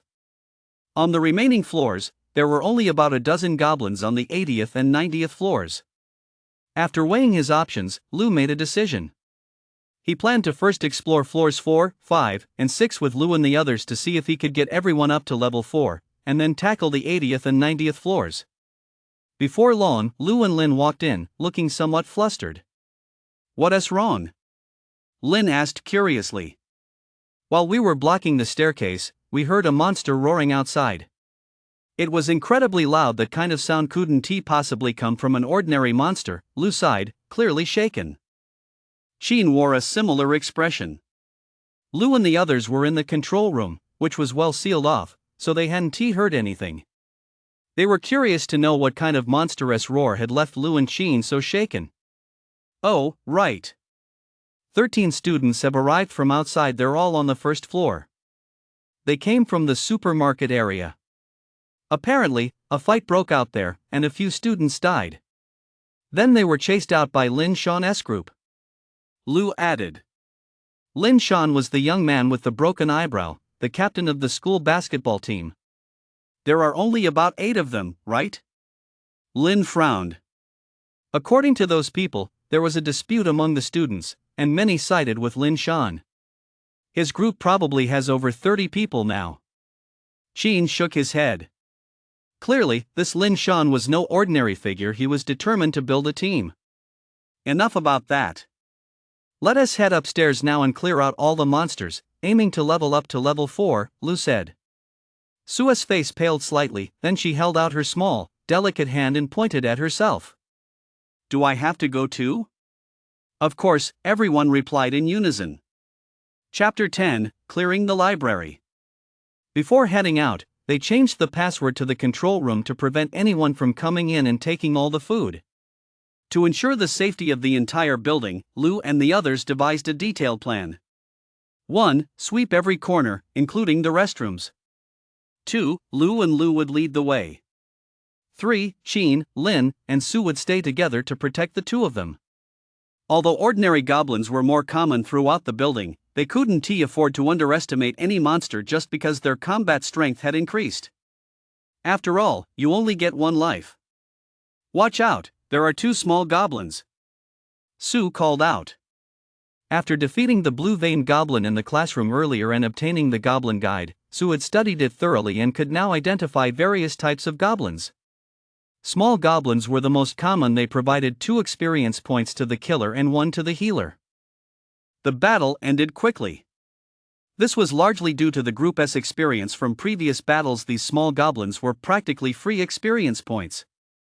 Furthermore, for the sake of the experiment, Lu had Su heal him during the fight and let Qin and Lin throw books at the goblins. The final results of the experiment were conclusive. Both Su and Qin received rewards for participating in the kill, 1 point of experience each. In other words, the system has a mechanism that automatically assesses whether they were acting as a team, thereby granting different rewards. Of course, more experiments are needed to reach a final conclusion, as there are still many inconsistencies. For example, if you're fighting monsters and someone else just happens to step in and help, do they also get experience points? They kept clearing floors all the way to the 7th level. There weren't many monsters on floors 4, 5, and 6. The 3 or 4 scattered ones were all taken care of by Lu and his group, and Qin's group also reached level 4. What surprised Lu the most was that Qin and Lin had finally unlocked their first active abilities. Lin's was a water blast attack, a water element skill that released a water ball about the size of a bowl. As for its damage, that remains to be seen. Qin's active ability was vertical slash. When activated, a halo would envelop the item in his hand, effectively increasing its sharpness. With both of them having activated their active skills, Lu felt a surge of resentment. Now he was the only one without an active skill, relying solely on his passive Blood Rage Burst, which was entirely luck-based. If your Blood Rage Burst triggers, it's like going berserk, a 10% boost in strength. And you're still not satisfied? Qin rolled his eyes in exasperation. I've always had bad luck, I haven't triggered it even once yet. Lu retorted, utterly speechless. There are 8 small goblins on this floor. Lu changed the subject. By now, they had reached the 8th floor via the stairs, and the entire corridor was teeming with goblins. To play it safe, they held their ground for the moment, otherwise, if all 8 goblins charged at once, they might panic and make a mistake. Shao Tsung, try giving that goblin on the far edge a bath and lure it over here, Lu suddenly said. Hearing this, Lin clenched her fists and whispered in protest, that SA water bolted can kill monsters. Lu just rolled his eyes. As if anyone didn't know that. But a level 1 water ball is way too weak. What else can it do besides give a bath? It's actually pretty good for luring monsters. Lin looked around at the group and found that no one was speaking. They were all staring at him in silence. Lin. Finally, Lin resigned himself to his fate. His slightly plump belly jiggled as he made his way to the corner of the room and aimed his right hand at the goblin on the edge. Pop! A water ball instantly formed and flew at breakneck speed toward the goblin's head. The goblin was soaked to the bone. It staggered for a moment, then saw a human head peeking out from around the corner in the distance, grinning at it. Immediately, the goblin charged toward them, club in hand. The group was already prepared, waiting for it at the corner. The moment it arrived, Lu raised Earth's shield to block, while Qin and Lu swung their machetes and wooden staffs from left and right. The goblin died quickly. And so, using this method of dispatching monsters, Lu and the others made their way all the way to the 10th floor. Level up! Lu leveled up the fastest. Normally, 8 experience points would only require killing 4 monsters, but since they were in a party, the experience was split almost evenly, so they didn't complete this level up until they reached the 10th floor. The others were close to. They'd likely level up after killing just 3 or 4 more monsters. Open the fruit. Obtained, defense +2, defense +6, defense +9. Although his stats had spiked, the increase was minimal, not even as much as the defense boost from his last level up. Lu immediately selected defense +9, then waited expectantly for the survivalist system's chaotic mutation to trigger. Based on his recent battle analysis, he knew that chaotic mutation was most likely to trigger during each level up. Unfortunately, the survivalist system didn't grant Lu his wish. There was not a single hint. The 10th floor. There were only 4 goblins on this floor. Lu and his group didn't bother with aggro management. They charged in together and wiped them all out. After the battle, Lu leveled up again. Much to the frustration of Qin and the other 2, they were once again just a few experience points short. Woohoo, the heavens haven't been unkind to me. Finally, an active ability, Bloodthirsty Slash. Lu cheered excitedly. He had obtained an active ability. This ability allowed him to unleash a powerful attack by consuming his own vitality. It was quite impressive. Earth Shield upgraded. Meanwhile, after Lu helped finish off the last monster, although he didn't gain any benefits from chaotic mutation, Earth Shield finally upgraded, slightly expanding its range. Having cleared the entire building of monsters, Lu and the others were delighted. From here on out, they just needed to level up steadily, gradually gaining powerful strength by killing the monsters around the library. Are you students? Just then, the door to a classroom swung open, and several heads, both male and female, peered out. Lu and the others looked over and began to negotiate with them. There were 13 students and 2 teachers in total. When the disaster struck, most of the students and teachers had perished at the hands of the monsters, while some had managed to flee the library. They had been chased up to the 10th floor by the monsters and had been unable to escape. Lu and his group briefly explained the dangers outside to the students and teachers, while also assuring them that the library was safe and that the monsters had all been eliminated. Just as they began to cheer, the harsh reality set in: no communication, no rescue, everything depended on killing monsters to grow stronger. Ignoring the group as silence, Lu prepared to return to the control room to make further plans. Chapter 11, Public Announcement. During this time, Lu and his group went up to the 7th floor. This was the recreation center, home to a bakery and a beverage shop. Many people usually came here for afternoon tea. Lu and his group had searched this area thoroughly before they simply killed the monsters and headed straight up. However, when Lu arrived at the recreation center, he encountered someone unexpected. There were quite a few students in the recreation center at that moment. Some were already eating bread and drinking water, and to his surprise, Dong and his group were among them. "They're like a bad omen. How did I end up running into this little jerk again?" Lu spat. He hadn't expected Dong to come to the library either. Thinking about having to spend the rest of his time with this guy, running into him every single day, Lu felt a wave of irritation wash over him. In the distance, Dong and Yang Jingfei kept glancing over. They had clearly spotted Lu and his group as well. This time, however, Dong and his crew seemed to know their place and didn't come over to provoke Lu and his group. Their eyes kept darting toward Lu. His iron armor and the round shield in his hand clearly made them both envious and wary. "Food. I haven't eaten in ages. Let us get something to eat." Thank goodness, there is still food in the recreation center. The students who had come down from the 10th floor were slightly cheered up upon seeing that there was still food in the recreation center. At least, there was still food. They walked forward to help themselves to some water and bread. "Stop right there. What are you doing?" Yang Jingfei stepped forward, glaring at the approaching students. Not only the students, but the 2 young teachers who had approached were also taken aback. "We're just getting some food," one student asked in confusion. "No, there isn't much food left. If you want food, you'll have to go find it downstairs yourselves." Yang Jingfei shook his head, watching the new students and teachers with some wariness. "Young man, what are you talking about?" A middle-aged teacher trembled with anger, clearly not expecting Yang Jingfei to speak this way. "Who are you?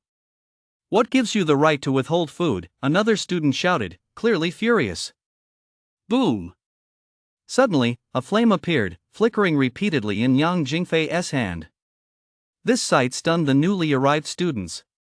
They knew this was a special ability. If they had possessed such active powers, they would have already dealt with the goblins blocking the 10th floor. "Humph, a wolf in sheep's clothing." Lu stepped closer, giving Yang Jingfei a cold stare, completely unfazed by the flames in his hand. "Lu, are you deliberately trying to antagonize me?" Yang Jingfei glared at Lu, his eyes blazing with fury. Earlier in the classroom, the other had already verbally abused him, and now he was at it again.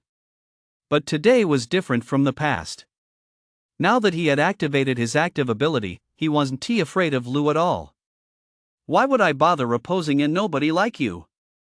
We're the ones who cleared out all the monsters in this building. I haven't even settled the score with you for stealing our food yet." Lu showed Yang Jingfei no mercy, launching into another tirade. By now, Yang Jingfei was beyond furious. He snapped his wrist, and a fireball shot out. "Watch out!" Some students cried out in alarm.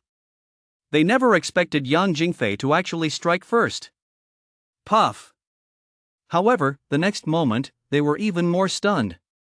Lu simply gave his long sword a light flick, and the ball of flame instantly dissipated, causing absolutely no damage. "Damn it, that little brat actually dared to attack me." Lu's temper flared as well. He was very close to Yang Jingfei. In just 4 or 5 strides, he charged over to the stunned Yang Jingfei, grabbed him by the collar, and yanked him off the ground. Yang Jingfei's face flushed crimson. He was no match for Lu and had absolutely no way to defend himself. Smack! Lu slapped him right across the face. That LL teach you to act all high and mighty? Smack. You dare lay a hand on me? Smack. And you bully your classmates. The beating left many students stunned. They'd never seen anything so brutal. He was really slapping him hard. The smacking sounds echoed throughout the entire 7th floor. Lu, that's enough. Here is your food. From a distance, Dong spoke with a grim expression. He glared coldly at Lu, glancing at the silent Lu standing beside him, his heart overflowing with hatred. Wherever he went, Lu was always there. He could no longer contain his hatred. He even had a fleeting thought of killing Lu. Get lost. If I catch you doing anything bad again, I'll beat you to death. Lu flung Yang Jingfei to the ground. The boy lay there motionless like a dead fish, his face swollen to the point of distortion. Let us go. Back to the base. From a distance, Lu called out to Lu. For them, the more important task was planning their next move. It wasn't worth getting into a power struggle with Dong and his crew right now. It served no purpose. On the way downstairs, Lu kept frowning. That kid is a real piece of work. He actually dared to bully people right in front of us, acting like this place is a supermarket. Lu was actually quite angry. That was just his nature. He hated evil with a passion, so he'd never been fond of Dong and his crew. Do you think they'll get back at us? Lin wondered. With the conflict spreading from the classroom all the way here, he had a feeling something was bound to happen. They definitely will. The look Dong gave me at the end was like he wanted to eat me alive. Let us be careful and stay on guard. Don't let him pull any stunts, Lu said from the side. As for directly kicking Dong out, Lu knew he couldn't bring himself to do that just yet. Besides, with so many classmates watching, kicking someone out would be psychologically taxing. Announcement crackle. Just as Lu and the others were about to enter the main control room, the overhead intercom suddenly blared. A middle-aged man's voice came over the speakers, deep and heavy with gravity. Announcement. The voice repeated the word once more. To our fellow survivors across Linjiang province, it is with deep regret that we must inform you, the entire province has fallen. The monster hordes are surging forward, and conventional weapons are useless. The 7 major districts of Linjiang province have become isolated enclaves, with monsters occupying 80% of the territory. Currently, the military has established a survival base in Liuli district. This may be the last stronghold in all of Linjiang province. The location is at the intersection of Hope Avenue and Century Avenue in Liuli district. Repeating the announcement, the location is. Fellow survivors, though it is tragic, I must solemnly inform you that the apocalypse has indeed arrived. Take up your weapons, protect your lives, and defend the land beneath your feet. If possible, I hope you will come to the Liuli base. Here, we will build a bastion for humanity and defend every inch of land. We need you here. I am Major General Qin Mo. The crackling static mixed with the solemn narration instantly plunged Lu and the others into silence. The military in Linjiang province had used technical means to broadcast this message through the regional public address systems. Chapter 12, Li Qingruo. That night, they discussed matters at length, laying out various plans such as where to begin hunting the monsters, how many to hunt each day, and the allocation of individual positions.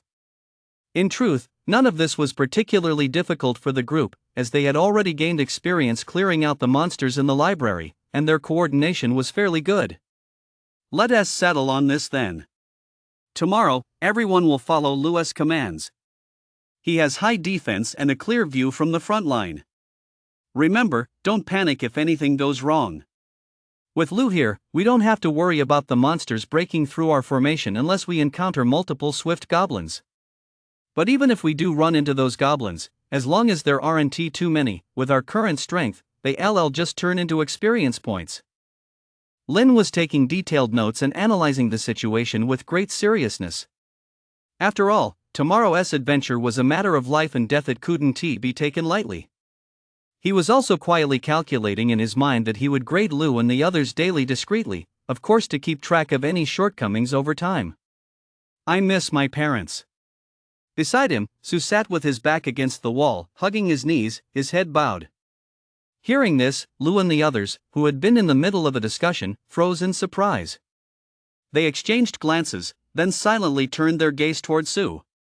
"Ah, sorry, it just slipped out without me realizing." Su quickly lifted his head, his face still streaked with unshed tears, looking pitiful.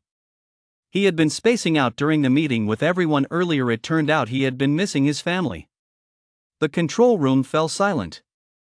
After all, who wouldn't miss their loved ones? They fought monsters by day and didn't discuss it, not because they didn't miss them, but because they chose not to, lest it only deepen their sorrow. "Don't worry, your loved ones will be fine. They can activate the fruits too," Lu said, a bitter ache in his heart. He thought of his mother and sister once more, but even with the survivalist system, there was nothing he could do for the time being. He simply couldn't cross between the two zones. No one else spoke after all. There was little comfort to be offered. Each of them carried their own unspeakable sorrow. "We'll be back," Lu's low voice echoed through the silent control room. The next day, Lu and the others set out fully prepared, carrying no food. Lu had already changed the control room's password to ensure no one could enter. On their way downstairs, they ran into some classmates. A few recognized Lu and the others, since it was Lu who had helped them out yesterday, allowing them to get their food. When they reached the first floor, Lu was surprised to find that the library entrance had been reinforced even further. The lobby was surrounded by several layers of barriers, and it appeared the same was true outside. Even some of the windows had been covered with posters. It seemed that some students, concerned for safety, had worked through the night to reinforce the library's defenses. Lu glanced to the side and spotted the middle-aged teacher, who was leading a few students in dismantling desks and chairs, seemingly searching for suitable weapons. "Hey, Shaoli, look over there. Isn't that the school beauty who used to chase after you?" Lin suddenly nudged Lu, who was surveying the lobby. Lu looked over and froze in surprise. In a corner of the hall, 5 people were sitting cross-legged, radiating a grim, menacing aura as if they'd just returned from the wilderness. 3 men and 2 women. Lu noticed that all 5 were equipped some war jackets made of metal plates, while others held strange weapons. Among them, a female student sitting upright in the center was the most striking. Mainly because she was so beautiful, with a delicate face, fair skin, and eyes that seemed to hold starlight. Her hair was tied in a ponytail, with a few strands falling across her forehead and ears, adding a touch of gentle beauty. She exuded an indescribable air of tenderness. This girl's name was Li Qingrua, the school's undisputed beauty queen, and she came from a wealthy family. Her father was a renowned tycoon throughout Linjiang province. Perhaps noticing Lu's gaze, Li Qingrua suddenly turned her head in his direction. When she saw Lu, she clearly froze for a moment. However, she quickly turned away with a blank expression. "Shaoli, I see she is still carrying a sword and is well equipped. She looks pretty strong. Why don't you go work your charm on her and get her to join our group?" Sheen nudged Lu with his elbow from the side. It was a fact throughout the dorm and even the class that Lu was handsome. Although he never made it onto any campus heartthrob lists, his looks were certainly above average. Most importantly, Lu had a gentle personality. Anyone who'd known him for a while knew he was usually as docile as a lamb. Of course, you shouldn't provoke him too often. When he gets angry, he can turn into a wolf. Lu shook his head. The truth wasn't quite as Lu had described it. There was indeed some history between him and Li Qingrua, but it wasn't a case of one pursuing the other. It was all just school rumors. "Let us go. Get ready for battle. Target the Goblin Metal Portal," Lu ordered. The group shrugged and didn't linger, immediately heading out of the library. As they made their way outside, they naturally attracted a lot of attention, especially from lower-level students, who kept glancing their way. Isn't that the genius from Class 3, sophomore year of information engineering? They actually dared to go out? I saw the gear they're wearing, it's really top-notch. Compared to them, we're way behind. They're so bold, heading out into the wild to level up. Some people whispered in disgust among themselves as they watched Lu and the others walk out of the library, their figures slowly disappearing into the distance, each feeling a mix of emotions. Some people seemed destined to be the strong ones, far ahead of the masses. Sis Jingrua, it's that despicable Lu. He is here too. A girl standing next to Li Qingrua suddenly clenched her fist in annoyance. The girl had a rather delicate appearance, though she didn't possess Li Qingrua's striking, eye-catching beauty. She was the type who grew on you. Mu Xiaoxiao, don't talk nonsense. Li Qingrua shot her a glare. Though she was scolding her, her voice was so sweet and soft that it was hard to tell. She truly was a gentle woman, even her reprimands sounded pleasant. That was the inner thought of the three male classmates standing nearby. Why are you still defending him? After what he did to you back then, you. Mu Xiaoxiao stood with her hands on her hips, looking furious. If Lu were standing right in front of her, she looked like she could beat him up on the spot. Ah, it's not his fault, we were both at fault, I suppose. Let us not talk about him anymore. Li Qingru shook her head. Her gentle, starry eyes glowed, and no one could tell what she was thinking. Immediately after, Li Qingrua added, let us rest for another half day, then we'll go out hunting too. As she spoke, Li Qingrua gripped the long sword in her hand tightly. At that, Mu Xiaoxiao fell silent and began to close her eyes to rest, and the other three male classmates did the same. Chapter 13, The Colossus. Ding! Golden body skill triggered, defense temporarily plus 20. Ding! Golden body skill upgraded, obtained golden body skill LV2. Lu was very lucky. They encountered a few small goblins along the way. After dispatching them, he received the boost from the golden body skill, and the skill itself was upgraded. When level 2 golden body skill is triggered, it provides 21 points of defense, though the duration remains the same, still 1 hour. Although 1 point of defense isn't much, as long as the golden body skill level increases, there will eventually be a higher defense bonus. They arrived at the metal gate and began lying in wait. Lu had done the math. At his normal monster killing pace, he should be able to reach level 6 today, meaning he needed to kill 12 small goblins. Of course, he'd have to spend some time recovering mana along the way. If he got lucky and encountered swift goblins or powerful goblins, his leveling speed would increase even more. Even when sharing experience with a party, they could still provide Lu with 4-5 points of experience. However, after most of the day had passed, Lu and the others realized something was wrong. As Lu and Lu reached level 5 one after another, the experience points from small goblins dropped. They'd been cut in half. You must have noticed that these small goblins vary in strength. They seem to have levels of their own. And as their levels drop, the experience we gain decreases significantly. Su, being a healer, rarely took action himself, so he had observed the situation in great detail. Lu and the others nodded. This made perfect sense. Otherwise, if high-level humans simply farmed these low-level monsters for experience, leveling up would be far too easy. Clearly, the system had taken these factors into account. This system that brought about the catastrophe must have a sophisticated algorithm for managing stats. It can't just keep increasing experience indefinitely.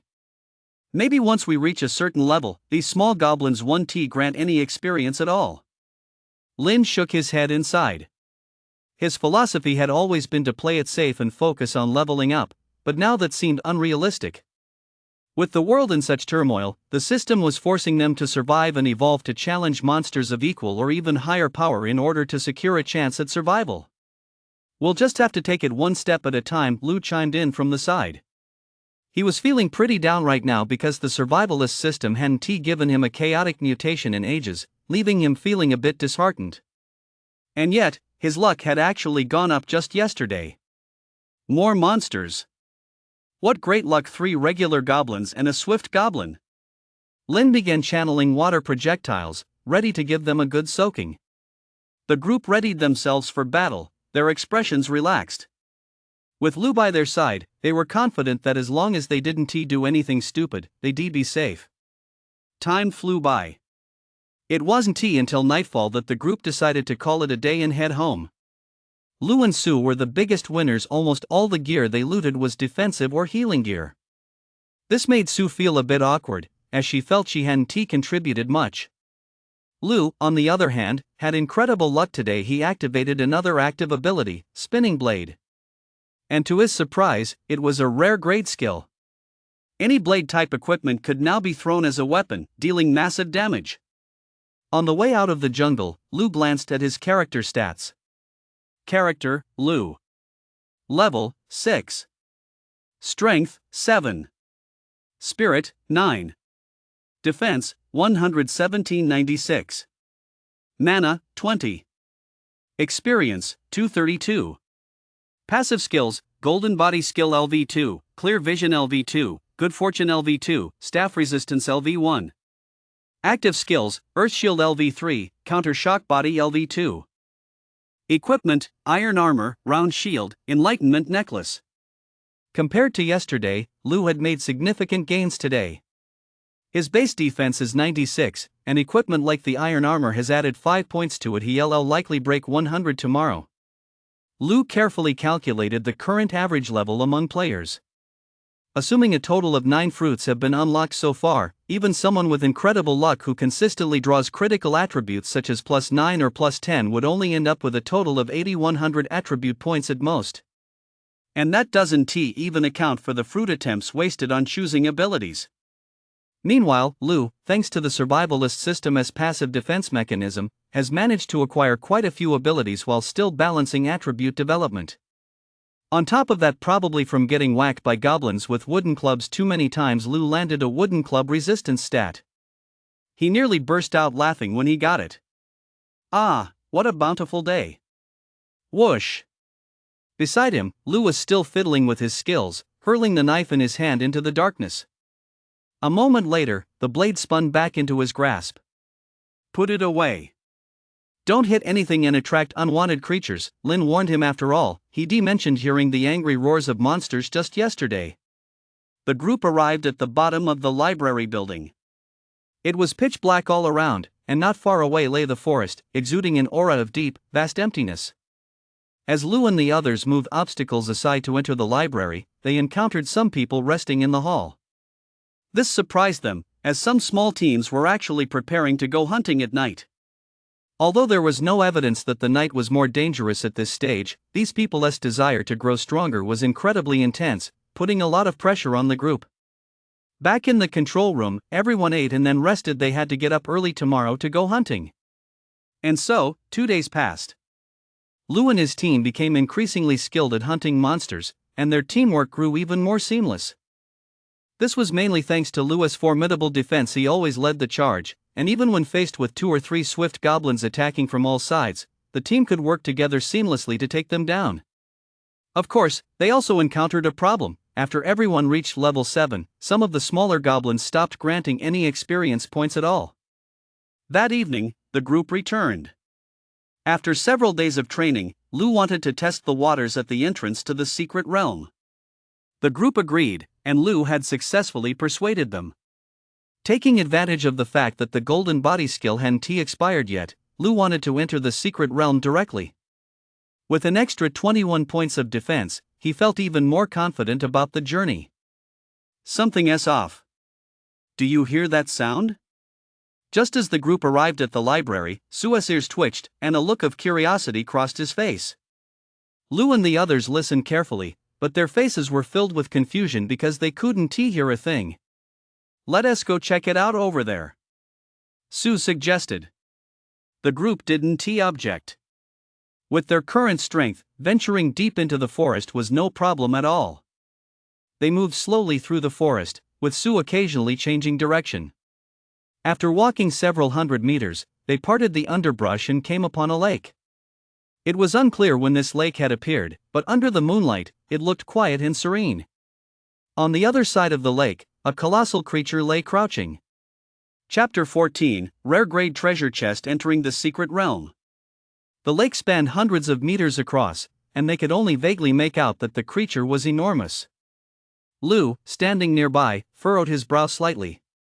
He possessed the passive skill Keen Eyesight, which gave him much better vision.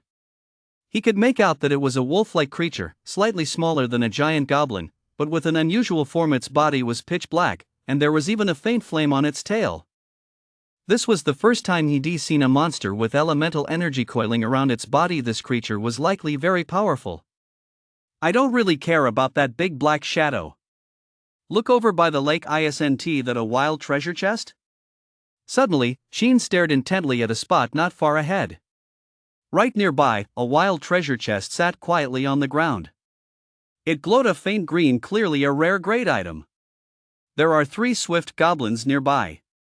They're guarding it too. They love wild treasure chests, Lou said. The group exchanged glances, seeing in each other's eyes a fierce desire to fight and a hunger for loot.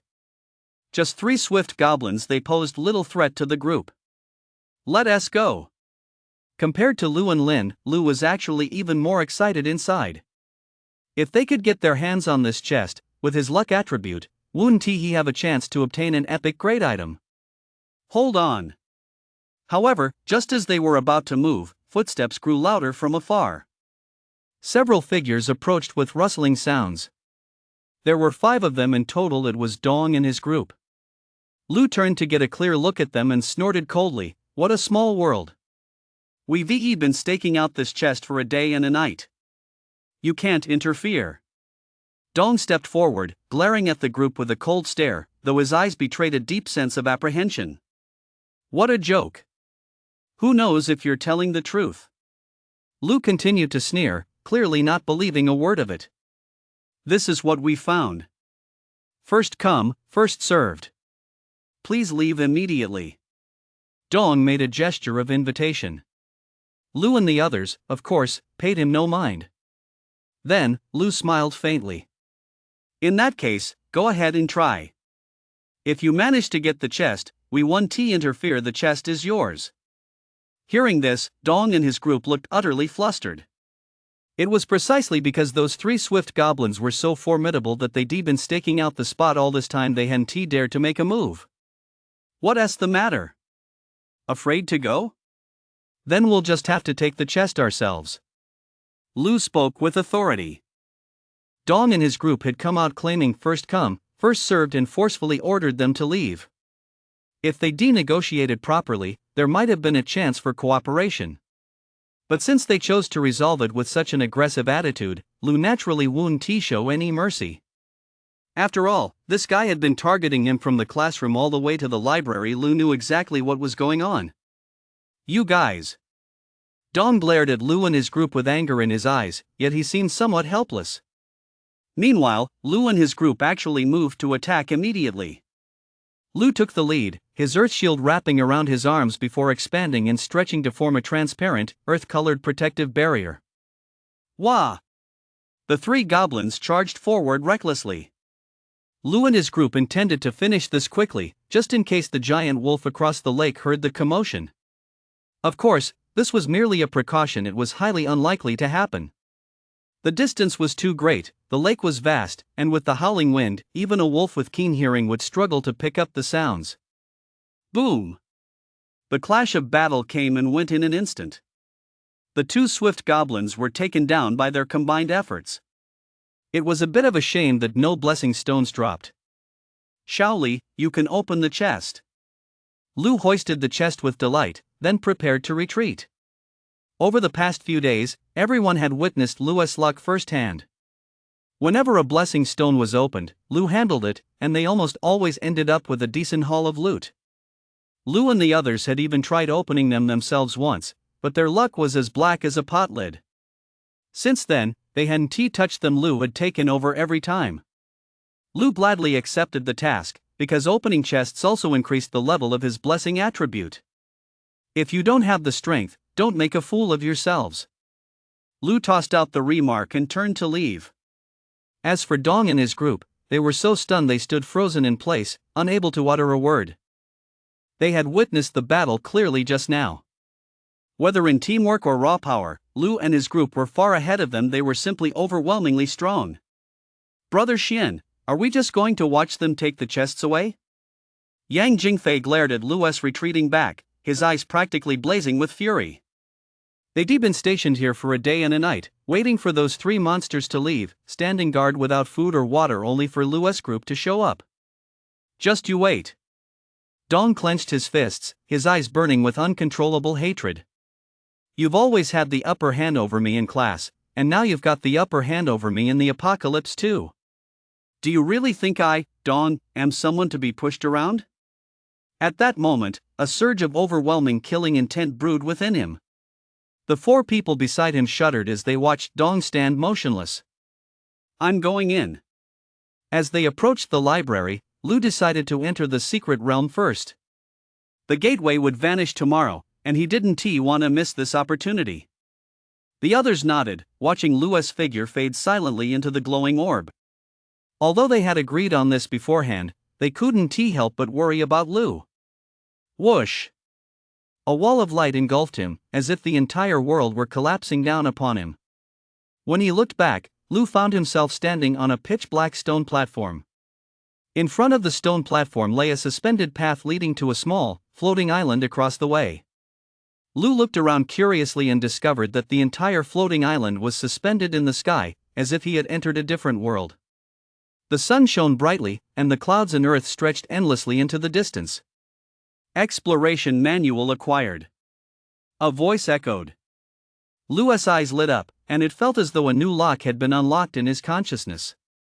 Next to the evolution tree panel, a new secret realm icon had appeared. Following the instructions, Lu opened the exploration manual and began to study it carefully. The entire floating island contained a total of 4 small outposts and 1 large outpost. Each outpost could be explored, and each had a teleportation gate to return to base. This meant Lu had to clear at least 1 small outpost. The manual contained a map, but no detailed descriptions of the monsters, so Lu could only take it 1 step at a time. He landed on the floating island and looked around. The entire island was tightly enveloped by dense forest, not a single mountain was visible. Heading toward the first small outpost, it wasn't long before Lu caught sight of it. It resembled a human camp, with 8 or 9 tents of various sizes. There were many small goblins, about 20 or so, scattered throughout the area. Of course, what caught Lu's eye most was a giant goblin standing at the center of the altar. Chapter 15, Taking Down the Giant Goblin Solo. Ha! Why is there an old man over there? Lu intended to wander around the area for a while, but when he shifted his perspective, he spotted an old man, his entire body shrouded in a white haze, standing behind the giant goblin. The goblin seemed oblivious to the old man, treating him as if he weren't there. Never mind that. I'll deal with the monsters first. Lu began carefully studying the surrounding terrain, refraining from acting rashly. If he accidentally triggered all the monsters, he would likely be surrounded. With his current strength, he might not die, but he would certainly suffer severe injuries. Half an hour later, Lu was finally ready to strike. He used stones to lure the monsters out. The success rate wasn't very high, but it was safe. Clearing out the small goblins was quick, especially since Lu's defense was quite high now. Those little goblins were practically like kids. Their wooden clubs bounced off his round shield without causing a scratch, and he could take one down with a single swing. Only the swift goblins and power goblins warranted Lu's caution, as their strength far surpassed that of the small goblins. In the end, while luring the monsters, he accidentally drew 2 swift goblins toward him. Caught off guard, Lu was grabbed. However, it didn't cause much damage. His defense was now so high that the toughness of his body was incomparable to what it used to be. A tangible sense of growth he could feel firsthand. The enhancement of his stats wasn't just a matter of numbers, it was truly reflected in his physical form. Having maxed out his defense, Lu's body was incredibly tough. Now, even a powerful swipe from a swift goblin could only leave a few faint white marks on him, nothing more than a tickle. Just that giant goblin left, Lu crushed the last swift goblin and casually tossed the blessing stone that dropped into the backpack on his back. He planned to rest for a while. At the same time, he was organizing his backpack, placing some recovery potions within easy reach to ensure he could grab them immediately during combat. However, they didn't take out many potions, just 1 bottle each of healing potions and recovery potions. Over the past few days, he had conducted some experiments and discovered that all potions had a cooldown period, or what could be called a resistance period. For example, after using a healing potion, wounds would heal rapidly, but if a second vial of healing potion was used immediately, the healing effect would be significantly weakened. It would take some time before the healing speed returned to normal.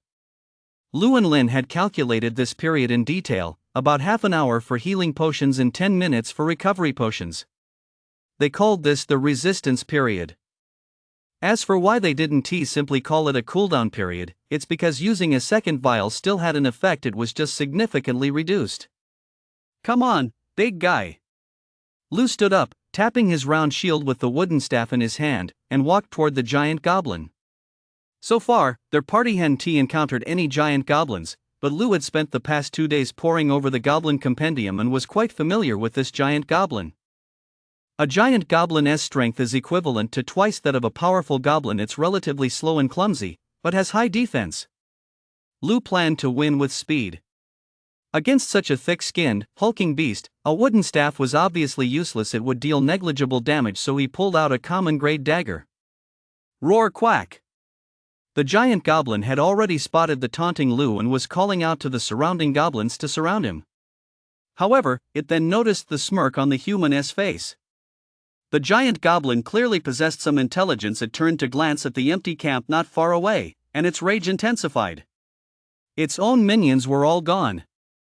The battle began.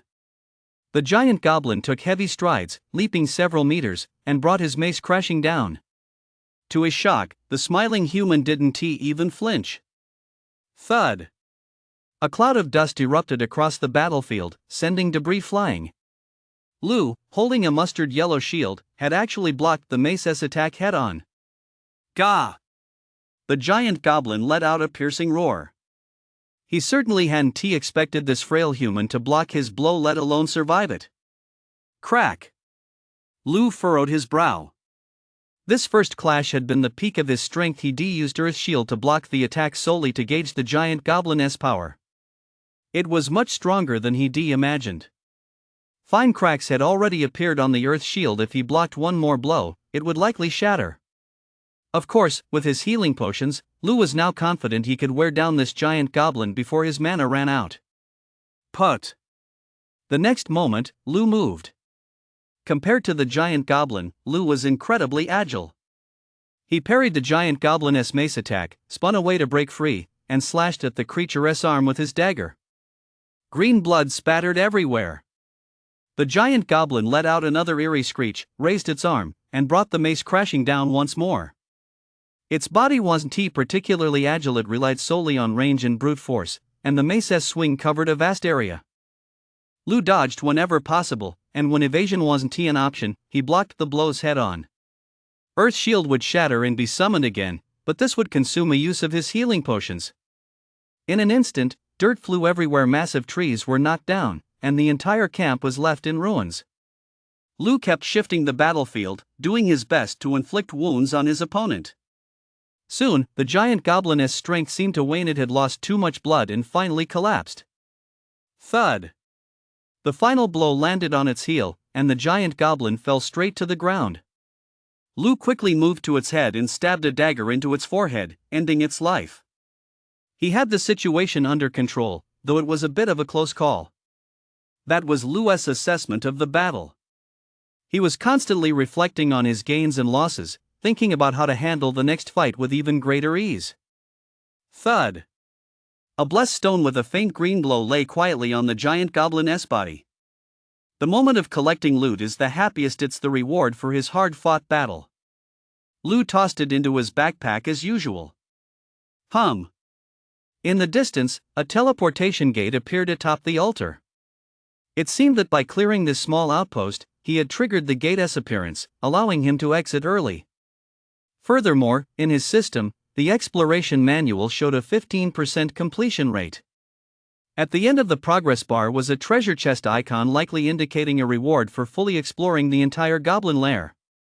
It must be said, exploring dungeons really does yield a lot of rewards.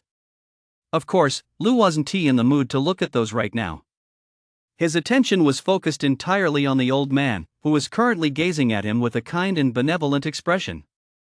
His eyes held a glow of wisdom, making him seem quite intriguing. Lu approached. He was then surprised to see a system prompt appear. Chapter 16, The Mysterious Merchant. Mysterious Merchant detected. Great Cataclysm Mode has officially implemented the Mysterious Merchant feature, notifying users. Would you like to hide the name in the notification? A huge question mark appeared in Lu's mind. Lu watched all this in astonishment. He knew a new feature had appeared, but he never expected it would require a notification. Hide. Congratulations to human survivors for encountering a mysterious merchant. The mysterious merchant feature has been deployed globally.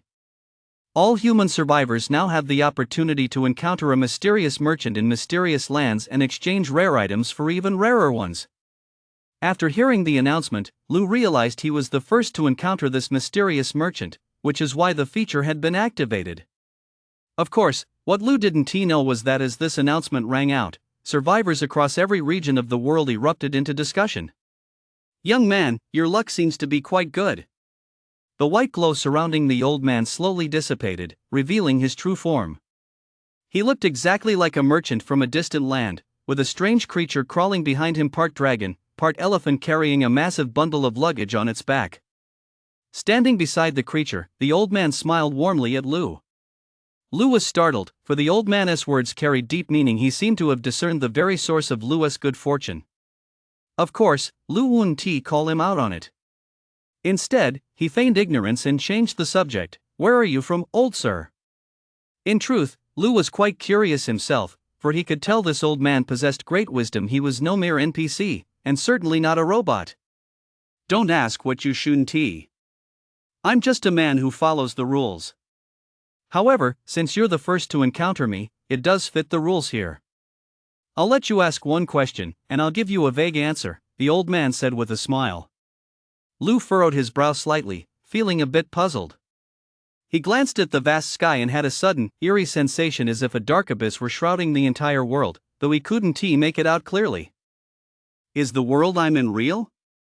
Lu spoke with a smile of his own, though his gaze remained fixed on the old man, hoping to catch any unusual reaction. To Lu's disappointment, the old man showed no reaction at all. Instead, he replied calmly, "You may be young, but you're quite cunning. However, according to the rules, I can only tell you that this world is real, that everything you've experienced was meant to happen, and that life is a one-way street." There was one more thing the old man didn't say. Don't even think about trying to overturn anything. Lu fell silent for a moment, but he didn't dwell on it. He was far too weak right now. Even if he knew more of the truth, what good would it do? It was better to just go with the flow. Alright, you can buy items from me, though I'll need you to provide some materials in return. However, given what you currently possess, exchanging for epic grade or higher items will be difficult. Don't get your hopes up. If you gather all the materials I need right now, I'll give you one chance to randomly select a rare grade item. The old man waved his hand, and a light screen appeared before Lu. What followed was a vast array of treasures that left Lu speechless. The dragon-slaying sword. The true Tao sword of Wudong. The lotus lamp. The 9-treasure glass pagoda. The hammer of the heavens. At the very top were various legendary grade and even mythical grade treasures. Of course, the materials required to exchange for them were things Lu had never heard of or seen before. Things like 2 drops of an ancient dragon's essence blood, a single fruit from the heaven-reaching loquat tree, a set of entropy factor extraction devices. Ding! The system has detected a strong desire to grow stronger in the host. The hostess consciousness C is overwhelmed by excitement, uncertainty, and fear, triggering passive defense. Ding! Passive defense triggered. Activating chaotic mutation, steal the heavens, swap the days. Steal from heaven, mythic tier, cannot be upgraded. Has an extremely low chance of stealing items from any living being. Mana cost, 0. Note, the first successful steal will greatly increase the success rate. Hearing the series of prompts echoing in his mind, Lu was dumbfounded. Is this even possible? This actually triggered the passive defense too. Kid, are your eyes playing tricks on you? The items at the very bottom are the ones you can exchange for at your current level, the old man reminded Lu with a touch of impatience. But then he noticed Lu grinning at him, a strangely unsettling smile that made the old man's heart skip a beat. Ahem, old man, I can't exchange for any of these, not even the lowest tier ones below. Just tell me what materials you need so I can get a rare grade item. Lu composed himself and said earnestly. He wasn't ready to take action yet he'd wait until he'd secured the rare grade item first. Simple. 10 swift goblin claws, 3 powerful goblin noses, and 4 giant goblin eyes. The old man handed him a list. Lu nodded. He hadn't gathered all these items yet he'd need to raid 1 or 2 more camps. Don't worry. I'll only leave once the secret realm disappears. You can find me here any time before then. The old man seemed to sense Lu's hesitation and said calmly. Lu said nothing, simply turned and disappeared into the forest, heading toward other camps to begin his hunt. The process was enjoyable. Because Lu couldn't help but think about how he could use his Steal the Sky, swap the day skill to steal a dragon-slaying sword from the old man. Then he'd be unstoppable, reaching level 99 with a single swing. Wouldn't be a dream. And so, the night passed. There were 8 hours left before the secret realm closed.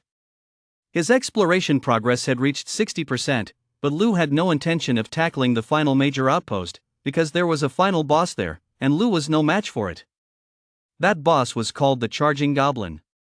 Its appearance was mutated. It was twice the size of a small goblin, covered in muscle, and covered in bone spines, with skin that had a metallic sheen. Grandpa, I'm here. Lu approached the first small outpost he planned to clear with a cheerful heart. For the first time since the apocalypse began, he felt this happy. Alright, you've gathered all the materials. I recommend choosing one of these two, the rare grade sword of fish scales, as thin as fish scales, piercing to the bone. Or the rare grade soul piercing spear, slightly harder than the fish scale sword, but a bit less agile. The old man spoke kindly, though he couldn't resist teasing Lu. Your strength is still quite weak right now, so you can forget about any other treasures. Make your choice quickly. Lu flipped through all the old man's rare grade items. After a quick glance, he spoke decisively, the soul-piercing spear, then. I'll take that. Although the fish scale sword was a better fit for him and paired exceptionally well with a shield, Lu still chose the spear. Mainly because the longer the blade, the greater the power, and it would allow him to coordinate attacks with Lu and the others. The benefits shouldn't be any worse than those of the fish scale sword. Alright. Money exchanged for goods. However, the old man soon noticed something amiss. Why did this kid look so shifty-eyed, constantly glancing at his legendary grade weapons and staring at the secret realm portal? Plotting something? How naive. After all, he was this little brat, could only look on and drool. Even if he sold it to him at half price, the kid didn't have the means to afford it. Congratulations! The swap of the heavens spell has been successfully cast. Item stolen, Spatial Fragment 1. It wasn't the dragon-slaying sword, but the name alone told him it was something good. Goodbye, old man. It's raining outside. I'm going back to bring in the laundry.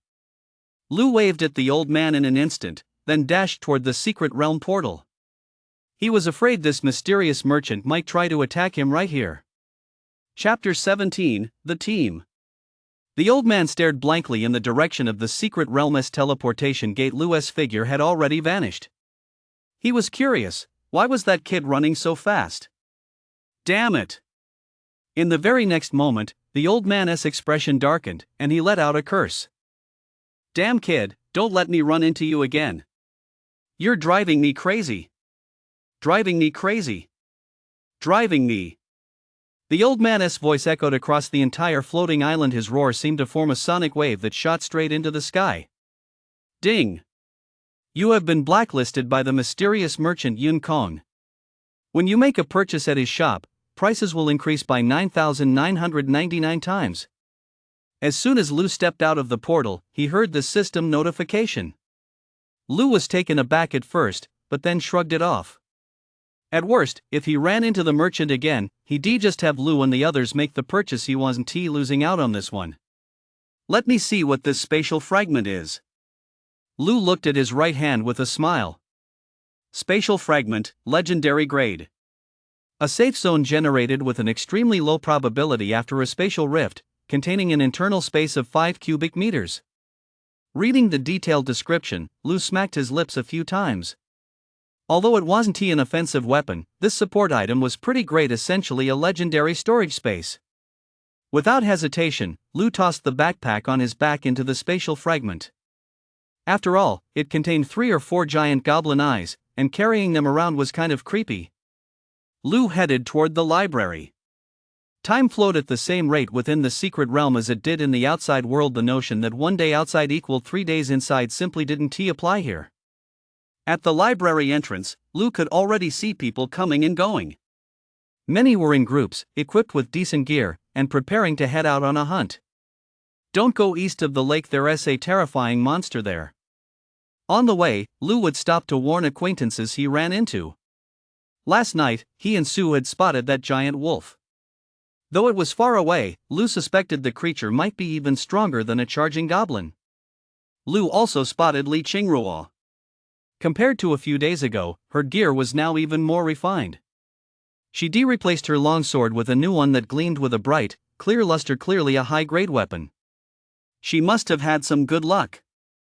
Lou didn't look particularly surprised, because Li Qingruo's family wasn't just wealthy, it was much more than that. Rumor had it that her family had a long history, having been passed down through 16 generations without interruption.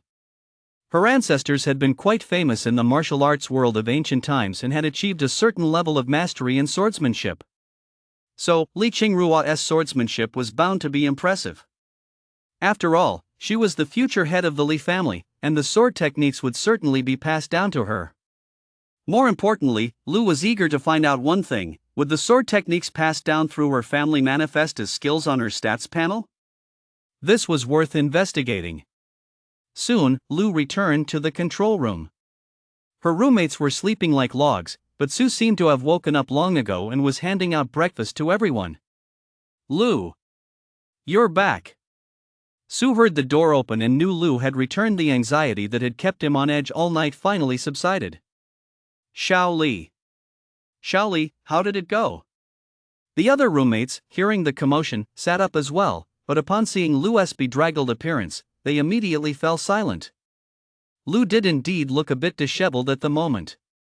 His iron armor was damaged and riddled with holes, his round shield was gone, and even the backpack he brought into the secret realm yesterday was missing.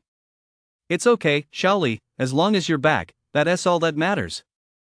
Failure isn't scary, what's scary is losing your life." Everyone spoke up, beginning to comfort Lou.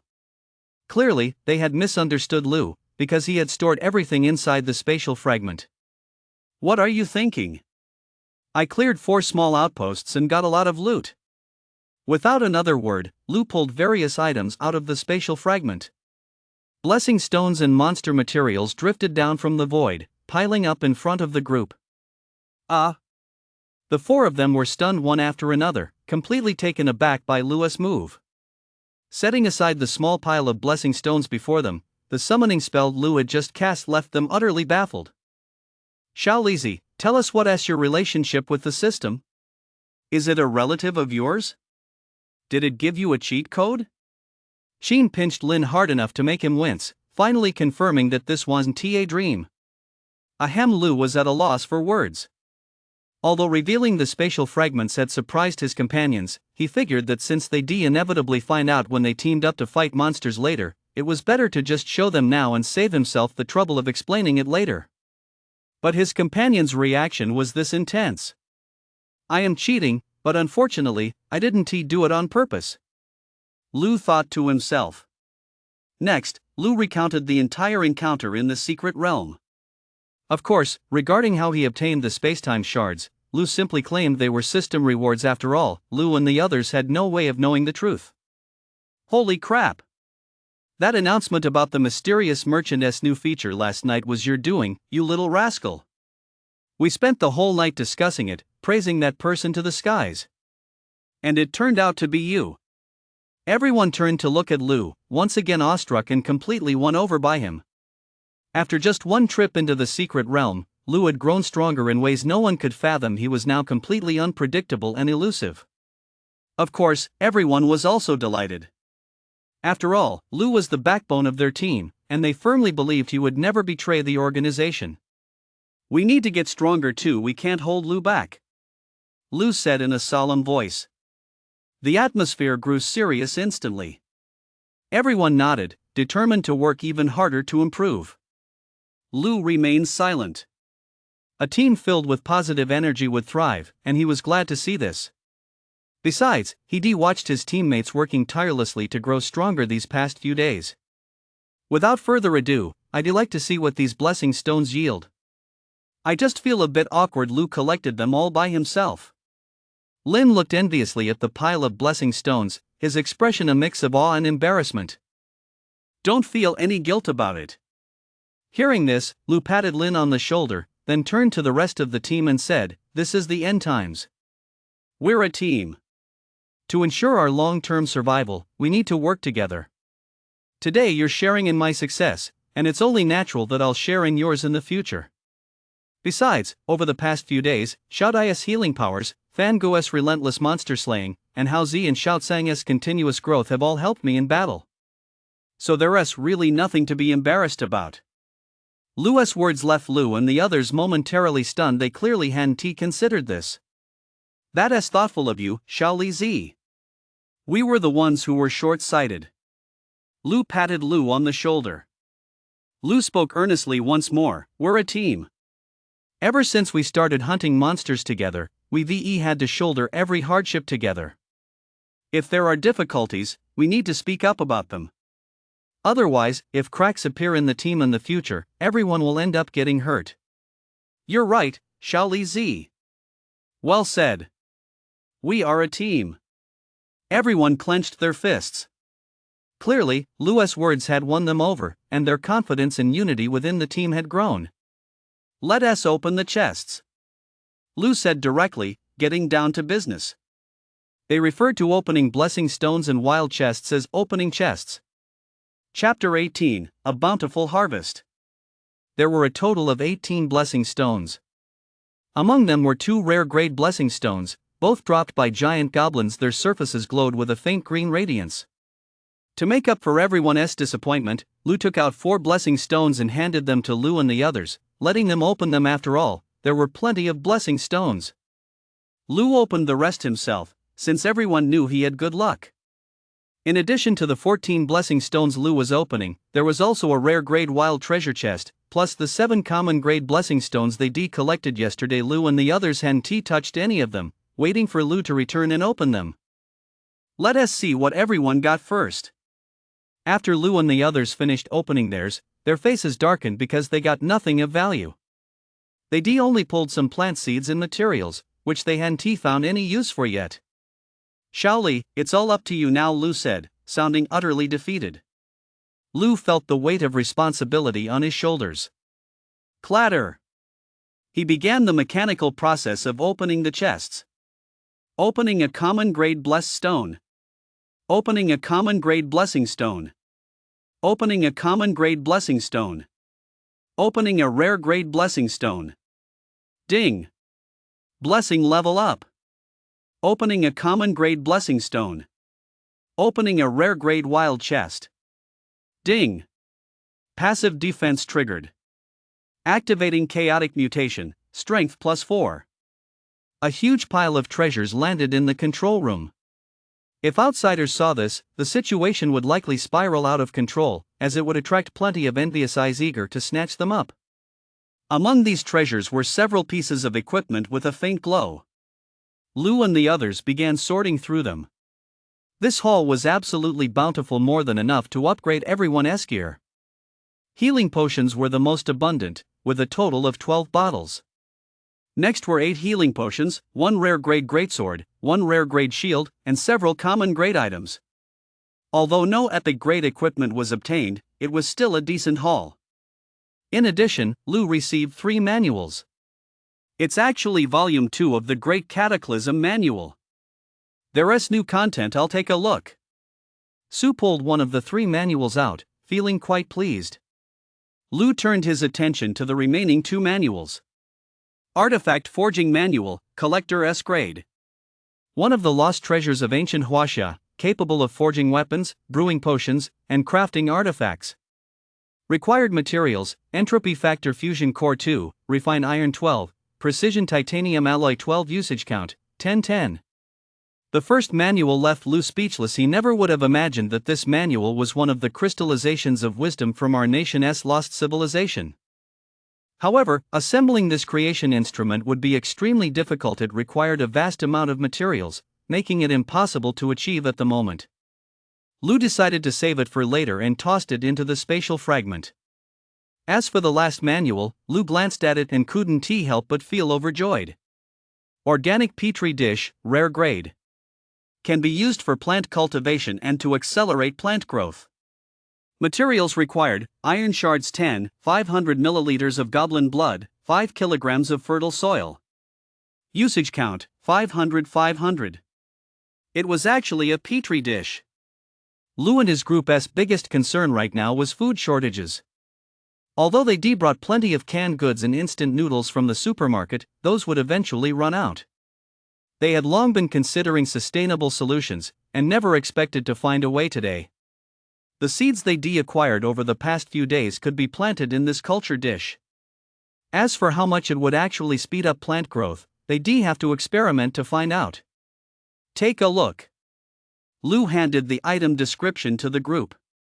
After reading it, Lu and the others were even more excited than when they obtained equipment. This was crucial, as it could solve their food supply problem.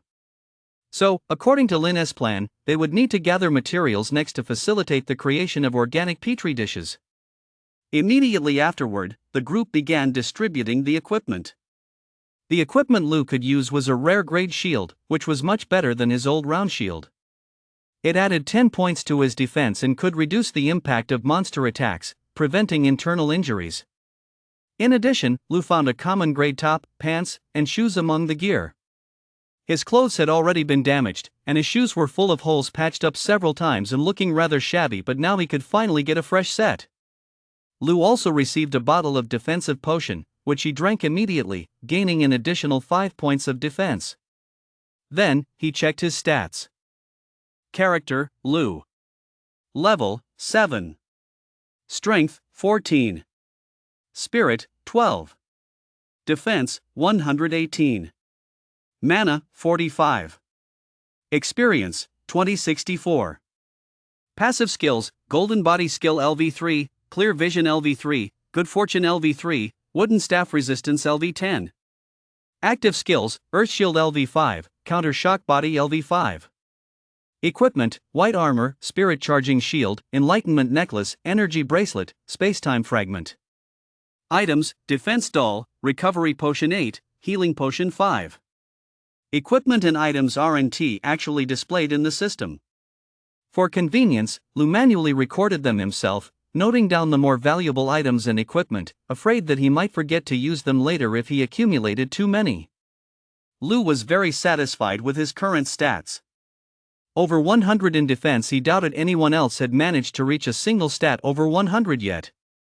In addition, his skill levels had all increased significantly over the past few days, especially his resistance to wooden staff attacks. Having been constantly struck by them in the secret realm, the corresponding skill level had risen considerably. Ah, Lu, I found what you were asking about the other day, the maximum skill level cap. Su suddenly called out from a distance. Just what he was thinking. Lu looked over. The maximum level cap is determined by rarity tier. Common grade caps at level 10, rare at level 20, uncommon at level 30, epic at level 40, legendary at level 50, and mythic at level 70.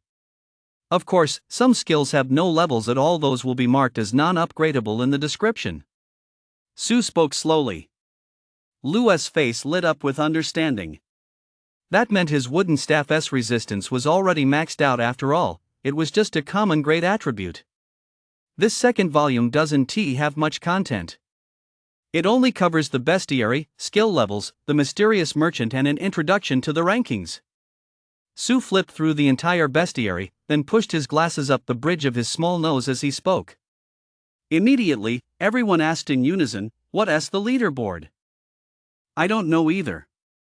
It just says the leaderboard records character rankings across different regions, divided into 3 categories: level rankings, attribute rankings, and weapon rankings."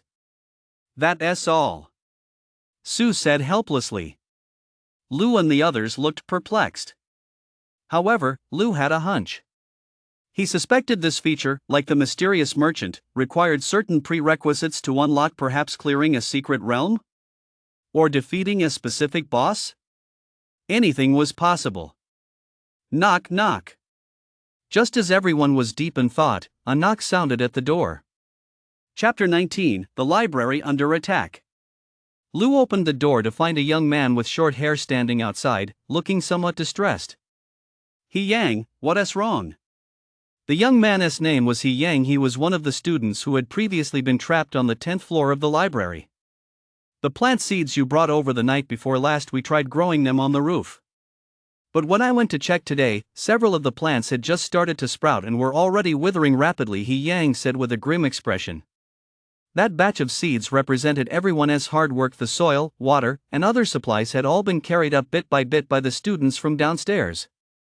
Unfortunately, it hadn't worked at all. Let us go up and take a look. Lou hesitated for a moment before making up his mind. He had originally given He Yang and the others the plant seeds on a whim, but now it seemed that path was a dead end because those seeds weren't ordinary seeds. Take, for example, the giant rice seeds, blue spirit fruit seeds, and type 3 tomato seeds. Just hearing their names made it clear they weren't native to Earth. Thinking back to today's findings, could the organic petri dishes be the key to cultivating those plants? He could use this to verify it. Immediately, the group got up and headed toward the rooftop. The rooftop had undergone a significant transformation. The once spacious area was now filled with piles of soil in many places, and various tools were laid out nearby. At that moment, several students from the Department of Agronomy were standing grim-faced beside some plants, making notes. Upon approaching them, Lou immediately spotted the withered plant. It was a plant grown from a giant rice seed. Now it was black and withered the moment it was touched. Black debris fell from it. It's dead. There's no sign of life at all, sighed the student taking notes, shaking his head. One had to admit that these unusual plant seeds were truly extraordinary. In just 2 days, they had already grown to maturity and would likely bear fruit in a few more days. Unfortunately, it seemed there was an issue with the cultivation method, preventing them from growing effectively. Here's what we'll do, let us try using petri dishes, Lou decided. Of course, petri dishes required goblin blood, iron, soil, and other materials. They already had soil. It should be fairly fertile, having been dug up from the nearby forest. As for iron fragments, they could probably cobble some together from the tables and chairs. That left only the goblin blood. Leave the goblin blood to me, Lou said without hesitation. He then dragged Sheen downstairs, ready to go on a hunt. They were a far cry from their former selves. Now hunting a few small goblins should be no problem at all. Meanwhile, Lou led a group of students to the library to gather various iron tables and chairs, which they then carried upstairs. About 3 or 4 hours later, everyone gathered. Lou pulled out the compendium and scanned all the materials on the ground. It had to be said that while the Great Cataclysm had brought terror and danger to the world, it had also pointed the way toward evolution. At the very least, they didn't have to assemble the petri dishes themselves. The compendium could directly piece all the materials together, much like 3D printing. Soon, 5 petri dishes appeared before everyone. Many students stared wide-eyed in astonishment at the scene. Even though it was the end of the world and they had the evolution tree, this method still took them by surprise. Let us try growing them first, Lou said, putting away the compendium and leaving the petri dishes behind. The students from the Department of Agriculture were delighted. This strange process had produced petri dishes that looked ordinary, but they might actually be useful. Most importantly, if these plants were successfully cultivated, they could solve the problem of food and clothing for many people. Leave professional matters to the professionals. Lou and his group didn't interfere, but watched closely from the sidelines. In the end, something happened that surprised Lou and the others. As soon as some plants were placed in the petri dishes, a light screen appeared beside them, displaying the plant's name, harvestable materials, days to maturity, potential pest issues, and whether fertilizer was needed, among other details. I feel like we're useless. The system knows more than we do. The agriculture student hung his head. This was a huge blow to him. Don't lose heart. The system might make mistakes too. If ordinary people were to cultivate these, they certainly wouldn't be as efficient as you guys. Sheen patted everyone on the shoulder, trying to boost their morale. Whether it would have any effect, however, remained to be seen. Rumble. Just then, a faint rumbling sound echoed through the room. The scene fell instantly silent, and everyone looked at one another in confusion. An earthquake? Lou asked in confusion. He had clearly felt a slight tremor just now. Lou shook his head. With a grave expression, he looked toward the edge of the roof. The rumbling had come from below. Oh no! Just then, a student rushed onto the roof, looking frantic and still shaken. What is going on? Mr. Wang, the librarian, frowned as he looked over. The student was panting heavily as he shouted, "A bunch of monsters are heading straight for the library." What? That is impossible.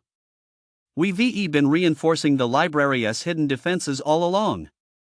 How could that be? We've set up protective measures all around the library. Many students turned pale. They rushed frantically to the edge of the roof and looked down, only to be so terrified they collapsed to the ground. Lou and the others' expressions instantly tightened. It seemed something truly catastrophic had happened. Lou approached the edge of the railing and looked down at the main entrance.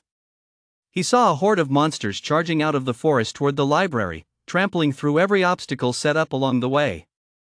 The monsters seemed to have gone mad. They looked utterly abnormal. 3 giant goblins. And several others. Lou's voice was heavy.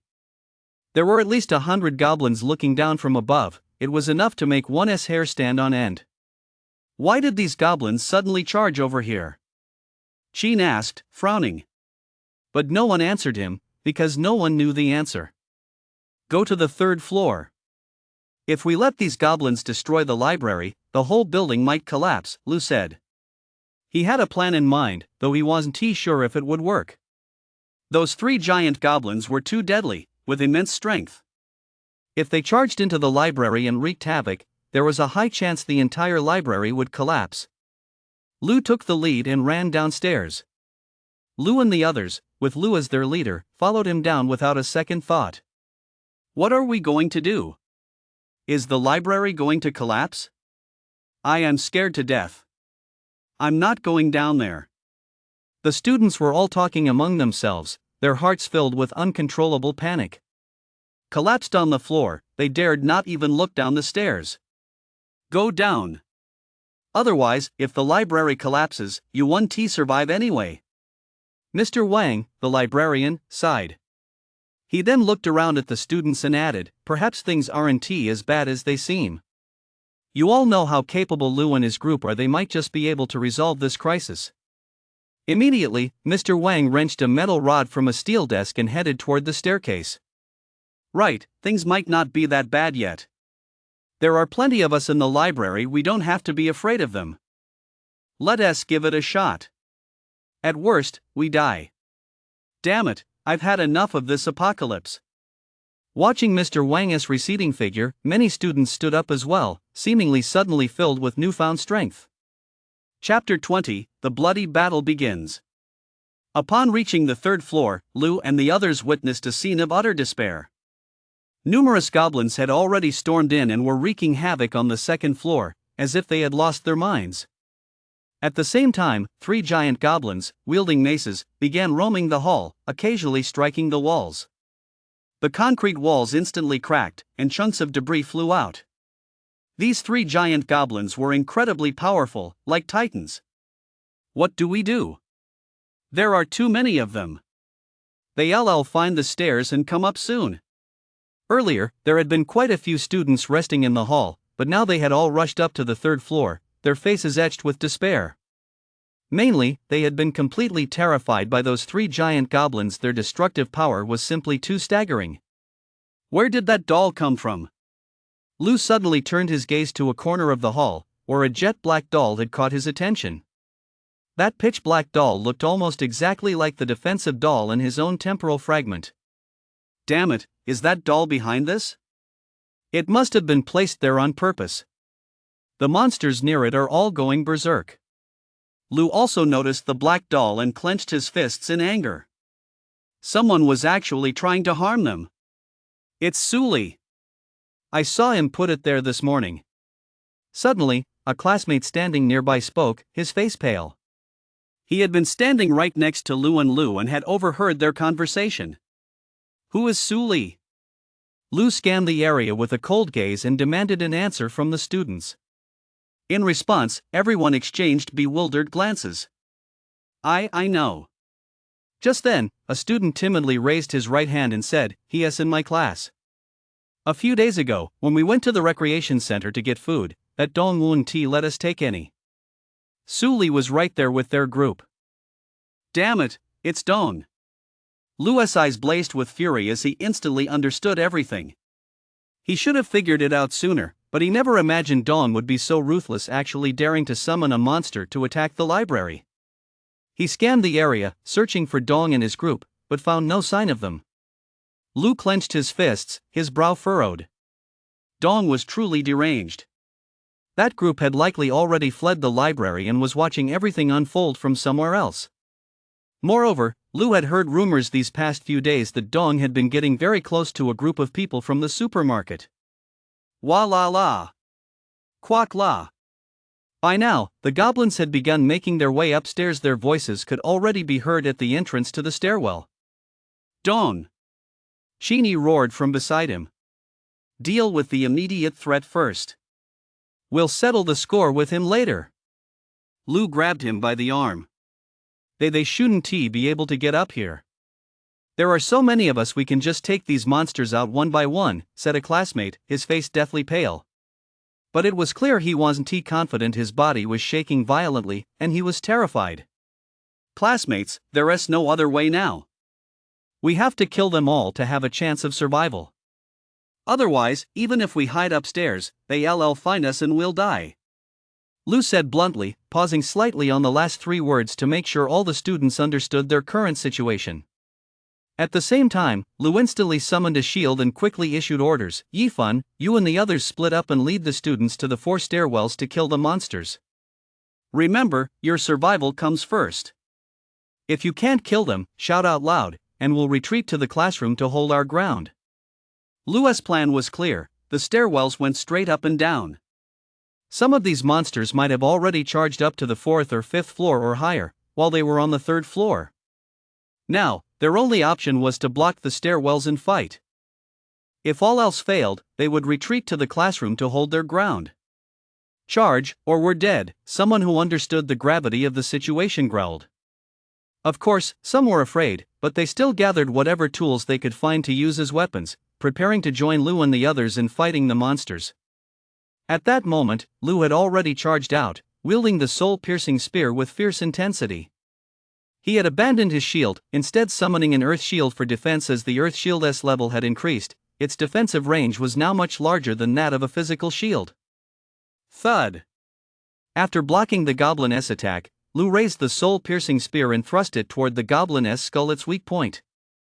Moreover, with Lu's current defensive capabilities and a few skills, he could now fend off 6 small goblins at once. In an instant, an entire wave of attackers at the stairwell was held back by Lu alone. Those nearby who had come to help were stunned and utterly shocked by the sight. However, they didn't leave, because Lu would eventually run out of strength. They needed to be ready to assist at any moment to deal with the monsters continuing to charge forward. It was a bloody battle. Blood was spilled almost every moment. Some students would get injured shortly after charging in, then retreat to bandage their wounds while others took their place. At this moment, though no one was issuing large-scale commands, everyone was consciously coordinating their defense. If they couldn't hold the line, they'd all die. Many were fighting with all their might. In fact, some, having no other choice and trapped in a desperate situation under siege, were forced to make a 1-for-1 trade.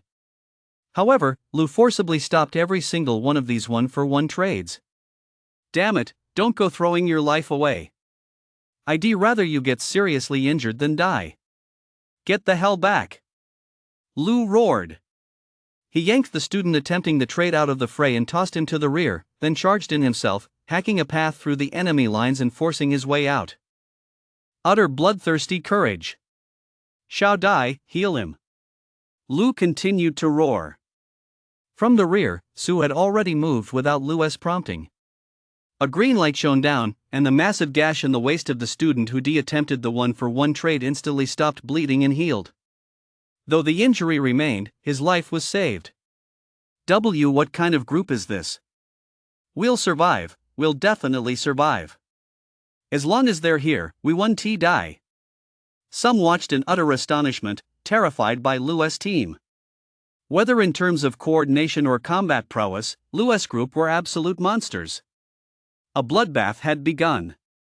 Blood spurted from several stairwells, mostly green, with occasional splashes of vivid red mixed in. A few minutes later, casualties finally began to mount. A classmate was struck by a swift goblin. His head rolled to a stop not far from Sue. Sue's body trembled uncontrollably as she knelt in the center of the battlefield. She struggled to steady herself while continuously channeling healing energy. The potions she gathered over the past 2 days were nearly depleted. But it was still no match for the speed at which her classmates were getting injured. Some were even dying from their wounds. Watching her classmates moan and fall all around her, her face was streaked with tears. Some had suffered fatal injuries. Who to save had become a choice. And that choice was shattering Sue's heart into pieces right now. Shaoli, the entrance to staircase 4 is no good. There are too many monsters. Lu, covered in green blood, glanced toward stairwell 4, where 2 classmates had already collapsed, their fates unknown. It was simply too gruesome.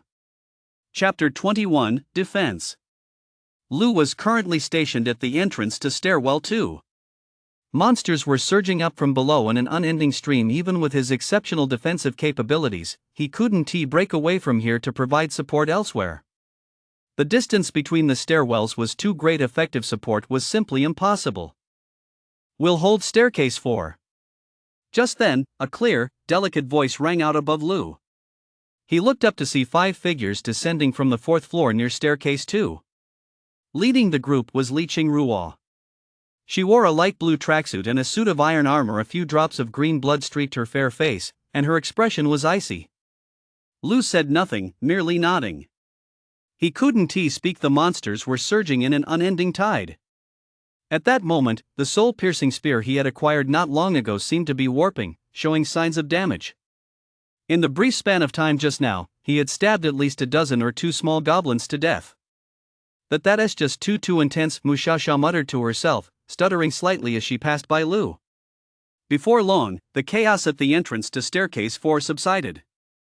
After Li Qingruo and her team intervened, the situation there stabilized. Li Qingruo's team was indeed formidable. Whether it was Li Qingruo with her masterful swordsmanship or Mu Xiaoxiao with her explosive damage output, not only were their levels high, but their skill execution was also highly organized. We can win. Hold on. If you're in mortal danger, fall back immediately and defend. Don't fight to the death. Some students were shouting, as if they'd seen a glimmer of hope. The formidable strength of Lu and his team had ignited their confidence. The number of monsters, I'm afraid there are over 200 now. Lu gritted his teeth. Below him in the stairwell, the howling never ceased, and goblins kept charging up. In just a little while longer, even he might not be able to hold out. This wasn't a matter of strength, but of endurance. Potions had resistance periods, making timely replenishment impossible, and skills like Earth Shield and Counterforce all consumed mana. Sure enough, after holding out for another few dozen minutes, voices came from the stairwell where Lu and the others were stationed. I can't hold on any longer, Shaoli Zi. I'm running out of strength. There are too many monsters. Even using goblin corpses as shields isn't working. The first stairwell is falling too. We can't replenish our mana. Lu and Qin's voices were laced with frustration and anger. Retreat. Head to the main control room. Lu glanced downstairs, then shouted through gritted teeth. Lu and Qin froze. Though they didn't understand why they had to go to the main control room, since Lu had given the order, they had no choice but to follow it. Stairwells 2 and 4, withdraw first. Haozi, you lead your team to hold the line until Lu and I arrive. Li Qingruo, you must evacuate immediately to avoid being attacked from both front and rear. Lin shouted from the entrance of stairwell 2. Stairwells 4 and 2 were the farthest from the main control room they needed to withdraw first. Hearing Lin's orders, the group seemed to find their bearings and began evacuating immediately. Li Qingrua and the others didn't hesitate either. Leading the remaining students, they burst out of the stairwell and followed the crowd toward the main control room. "Let us go." Lu looked at the students around him, signaling for them to evacuate first. "No way, Brother Li, it's too dangerous for you to go alone. Come with us," someone spoke up immediately, already regarding Lu as the team's leader. They refused to retreat, insisting on waiting for Lu to join them. Lu hadn't expected them to be so loyal he didn't back down. "All right." A strange emotion welled up in Lu's heart. Thud. After dispatching the first few small goblins that had closed in, Lu began his retreat, and the group sprinted toward the main control room.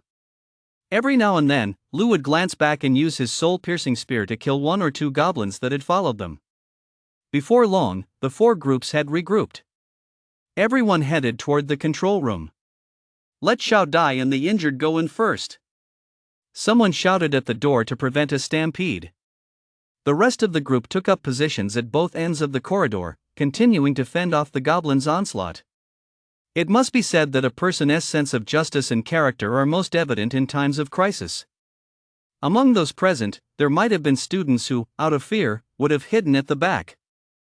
But perhaps it was precisely because of the actions of Li Qingrua, and the others that they inspired such trust. There was no panic or pushing at that moment. Everyone instinctively respected one another and valued life, allowing the injured and those with weaker abilities to enter first. "You don't need to stay outside, come in slowly," Lu shouted. He positioned himself at the very back on one side of the corridor, retreating cautiously. Occasionally, 1 or 2 goblins would break through the blockade, charging toward the rear or attacking Lu from the side, but they were all taken down by the combined efforts of the students behind him. Finally, all 40-odd students had retreated into the main control room. As for Lu, he burst into the control room at the very last moment and slammed the iron door shut. The control room's iron door was thick and heavy, designed to be both burglar-proof and fire-resistant, a Class A security door, so it should hold out against attacks for a while without much trouble. "Bring out some food. We need to replenish our stamina. This door won't hold out for long," Lu said, looking at Lu. Then, he pulled out recovery potions and healing potions to replenish himself. Mana was replenishing, and his injuries and physical strength were slowly recovering. Bang! Bang! Violent thuds echoed against the iron door. Clearly, those goblins had no intention of giving up. They had set their sights on them and weren't going to back down just because the door was shut. About half an hour later, everyone's strength had recovered somewhat, and Lu was already fully prepared. Looking at the group holding their weapons and waiting for the monsters, Lu spoke up, "It'll be even more trouble if the iron door gets breached. Students with strength or defense over 70, step forward. The rest, stand by as reserves." At this stage, not many people had reached the 70-point mark. Aside from Li Qingrua, and a few others, 7 or 8 students stepped out of the crowd. So, Lin began arranging their positions. Naturally, Lu was at the forefront. His earth shield was nearly large enough to cover the entire iron door. The rest took up defensive and offensive positions behind and beside Lu. Those with ranged skills stood closer to the front, ready to unleash fireballs or water balls. Lu also left enough space to prevent being hit by the indiscriminate attacks of those behind him. "Open the door." As Lu's deep voice rang out, the magnetic lock snapped open instantly. The goblins, screaming wildly, smashed through the door and charged in. Splatter! But what awaited them were weapons already at the ready. Lu's earth shield was incredibly effective, blocking nearly the entire iron door, while defensive classes manned the edges to prevent even a single goblin from slipping through and causing panic. A massacre began. The monsters' corpses piled up before the iron door, green blood pooling across the entire room, and everyone was covered in blood. However, this time everyone was confident, because they all knew Lu's defensive power was extraordinary. He was like a fortress, standing before them and warding off every incoming threat. Chapter 22, Battle Spirit. Ding! Passive defense triggered, activating chaotic mutation, strength +3. Ding. Passive defense triggered, activating chaotic mutation, defense +4. Ding. Passive defense triggered, activating chaotic mutation, counter stab LV1. Counter stab LV1, common grade. When used in conjunction with shield-based skills or equipment, it replicates 50% of the attacker's strength and 50% of the defender's defense to launch a counterattack. Mana cost, 10 points. Ding. Passive defense triggered, activating chaotic mutation, clear vision plus LV1. Ding. Passive defense triggered, activating chaotic mutation, inspiration. Inspiration, rare grade. When cast, it inspires the hearts of others, generating positive energy such as cohesion and conviction. Mana cost, 10 points. It was unclear how much time had passed. The monsters outside finally began to dwindle, until eventually, none charged in anymore. That's it, we won. Someone collapsed onto the ground, letting out a victorious shout. He was covered in blood-green blood, to be exact. Lu, however, remained standing at the doorway, listening to the monsters' roars outside, knowing it wasn't quite over yet. There were still 3 giant goblins inside the library. If they weren't dealt with, other goblins would still be drawn by the commotion. Let us rest for a moment, then kill the giant goblins. Lu looked at Lu and the others. Lu and the others were taken aback. They hadn't expected Lu to suggest this. But when they considered the consequences of leaving the giant goblins alive, they fell silent. They had no choice but to do it. See, can we really kill those giant monsters? They're too terrifying. One of the students spoke up timidly after hearing Lu's words. Compared to the small goblins and the swift goblins, the giant goblins were truly terrifying. Possessing immense strength, a single swing of their mace meant certain death. We can kill them, there's no doubt about that. Lu can take down a giant goblin single-handedly. Lu immediately spoke up from the side. He couldn't let the negative energy spread here, otherwise, many of his classmates would lose their will to fight. As Lu's words echoed, some people looked at Lu with a mix of surprise and doubt. Had this classmate really become that strong? After all, those hulking creatures possessed immense strength. A single swing of their club was something no one could withstand. Is that for real? He is just bragging, Mu Xiaoxiao muttered under her breath from behind Li Qingrua, clearly skeptical. They encountered that giant goblin just yesterday, and in the end, they been forced to flee. They nearly been wiped out, all 5 of them. Shut up. Li Qingrua turned and glared at Mu Xiaoxiao, who stuck out her tongue. It'll take too long to take it down alone. I need your help. I can withstand the giant goblin's attacks 2 or 3 times. Just take it down within that window. Lu said in a deep voice. Of course, the most critical issue was that there were 3 giant goblins down below, so someone would have to distract the other 2. Leave one of them to us. We can hold them off for about 3 minutes, Li Qingrua said. Her armor was slightly damaged, and she was covered in blood. Standing there, she was shrouded in a grim, menacing aura. Combined with her naturally delicate demeanor, she possessed an indescribable, peculiar beauty. Lu nodded, paying it little mind, then turned to look at the others. Under Lu's gaze, some of those who had been fearful began to feel a surge of courage. Their eyes slowly hardened with resolve. With Lu and Li Qingrua leading the charge, what was there to fear? In this vast control room, with over 40 people, could they really not hold off the remaining giant goblin? Lin Zitao and I are defensive classes. We'll handle the 3rd giant goblin. Just then, 2 male students not far away stood up, one wearing a windbreaker, the other clad in a tattered iron-plated vest. I'll join in against the last goblin. Even though I've chosen the strength build, I can still draw that monster's attention. Don't worry, we still have Sister Shaodai. Even if we get injured, as long as we don't die, we'll be rescued. Others nearby spoke up one after another, showing no sign of backing down. They had all realized that if they let the giant goblin continue wreaking havoc, the only possible outcome would be the collapse of the entire library and everyone would die. Seeing everyone's courageous demeanor at that moment, Lu knew that the Inspire skill she had cast had had some effect. In particular, many people looked at Sue, their eyes filled with gratitude and inspiration.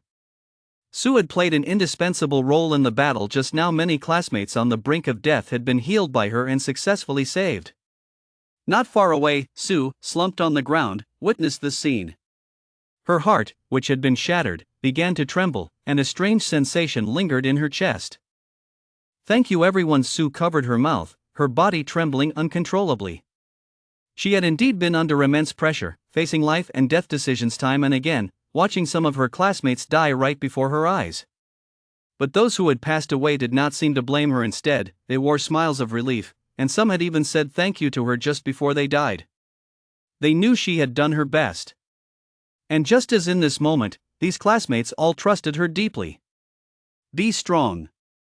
What knocks us down will ultimately make us stronger. Lou walked over to Sue and gently patted her shoulder. He knew just how much anguish Sue was enduring right now. With her inherently kind heart, how could she not be heartbroken watching classmates fall before her eyes? "I understand, I will." Sue wiped the tears from her face, downed a recovery potion, and began replenishing her mana. Her expression was no longer somber, and her demeanor seemed to have shifted slightly. It was as if all she had just experienced had given her a new sense of direction and conviction. "Dawn, just you wait." Lou watched as Sue gradually returned to her normal self. His gaze grew colder than ever before. Immediately afterward, he too entered a state of recuperation, beginning to restore his stamina and mana. The others did the same. Everyone knew that a tough battle lay ahead. But they had no choice but to fight. If they didn't fight, they would all die. At that moment, in the office on the second floor of the supermarket. "Dawn, are you sure nothing has slipped through the cracks?" Lin Shan, the young man with the broken eyebrow, looked at the unremarkable-looking youth with a serious expression.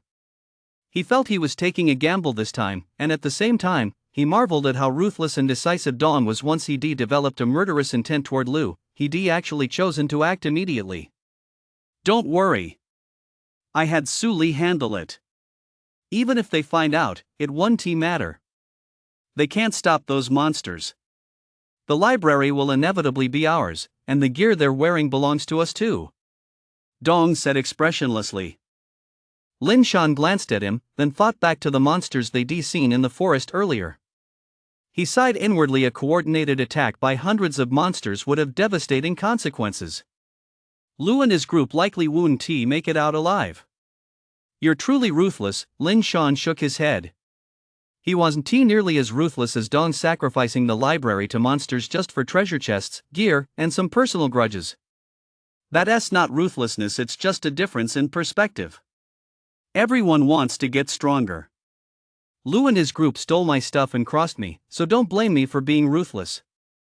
Dong's expression was slightly twisted, yet filled with a devilish grin. Boom!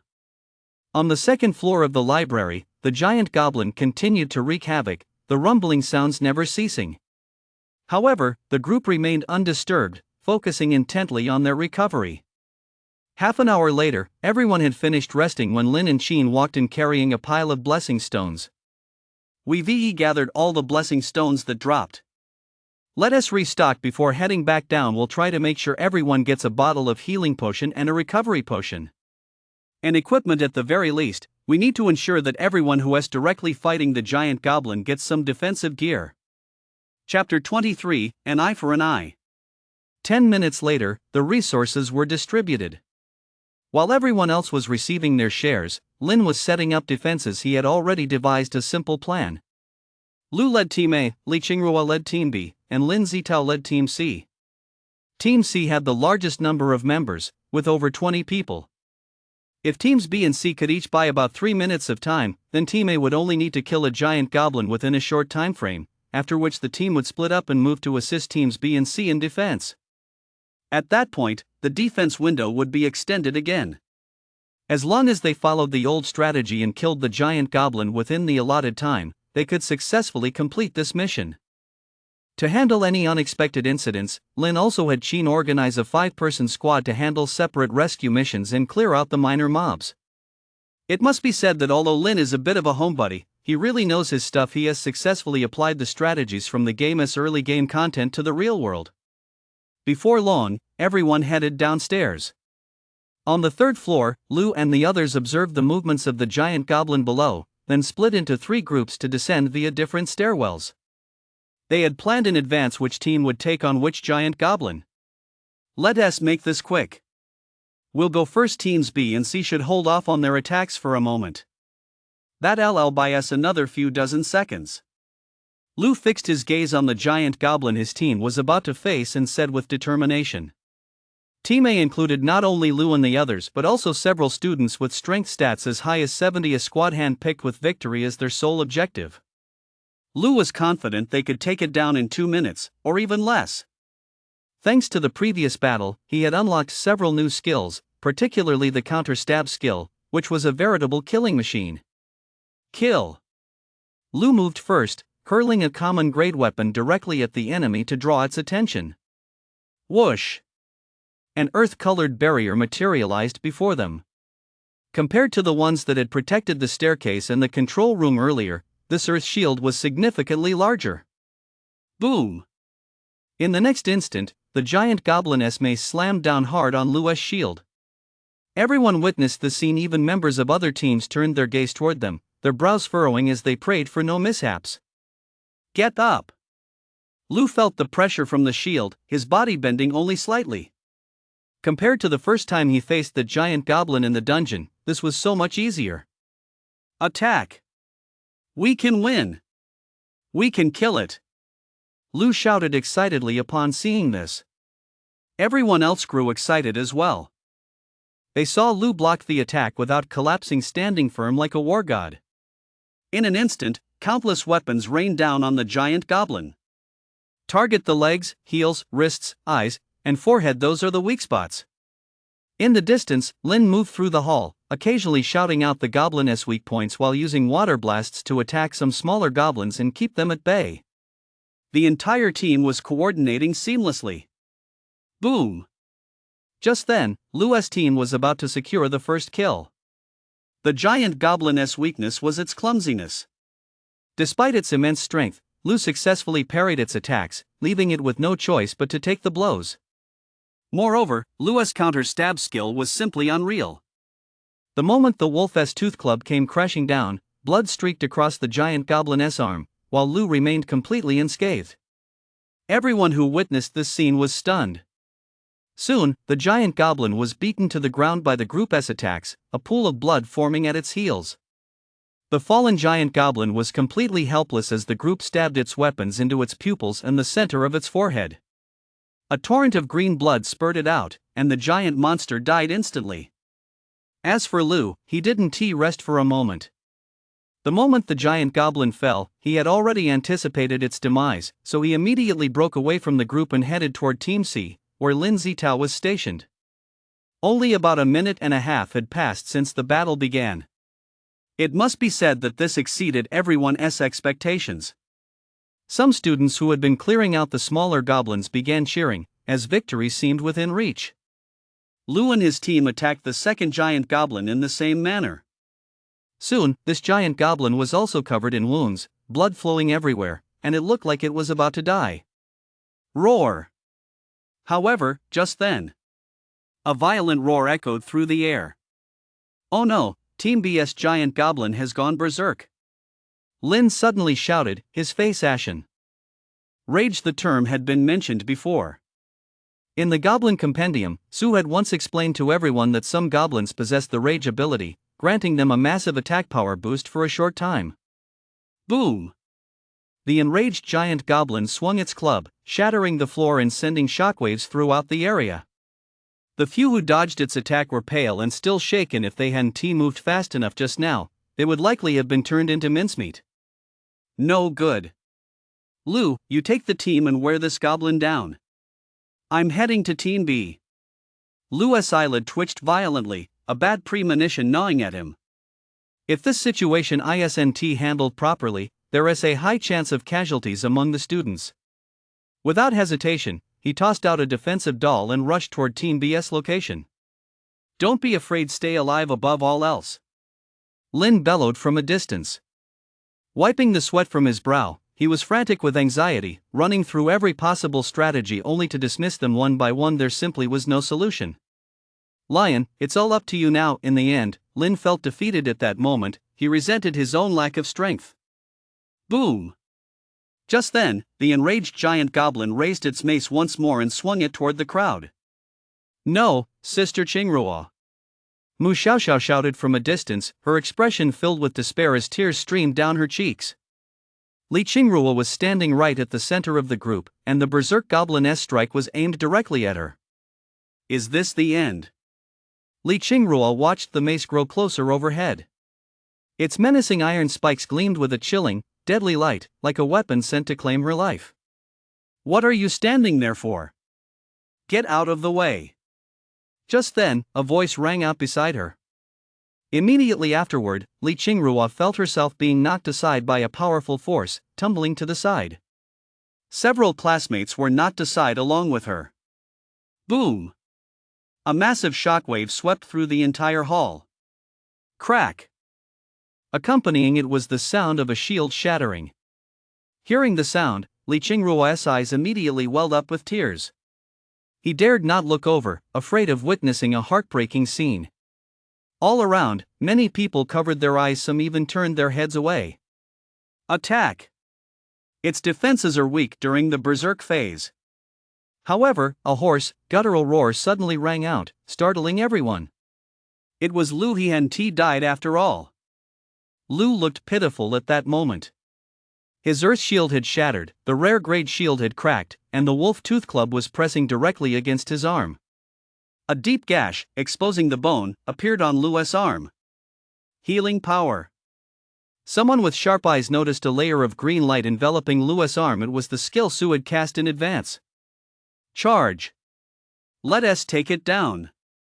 Don't be afraid, it's on its last legs. Die! Some rushed forward immediately, raising their weapons to strike. On the other side, Li Qingrua used the mace's momentum to leap into the air, thrusting her sword straight at the giant gobliness forehead.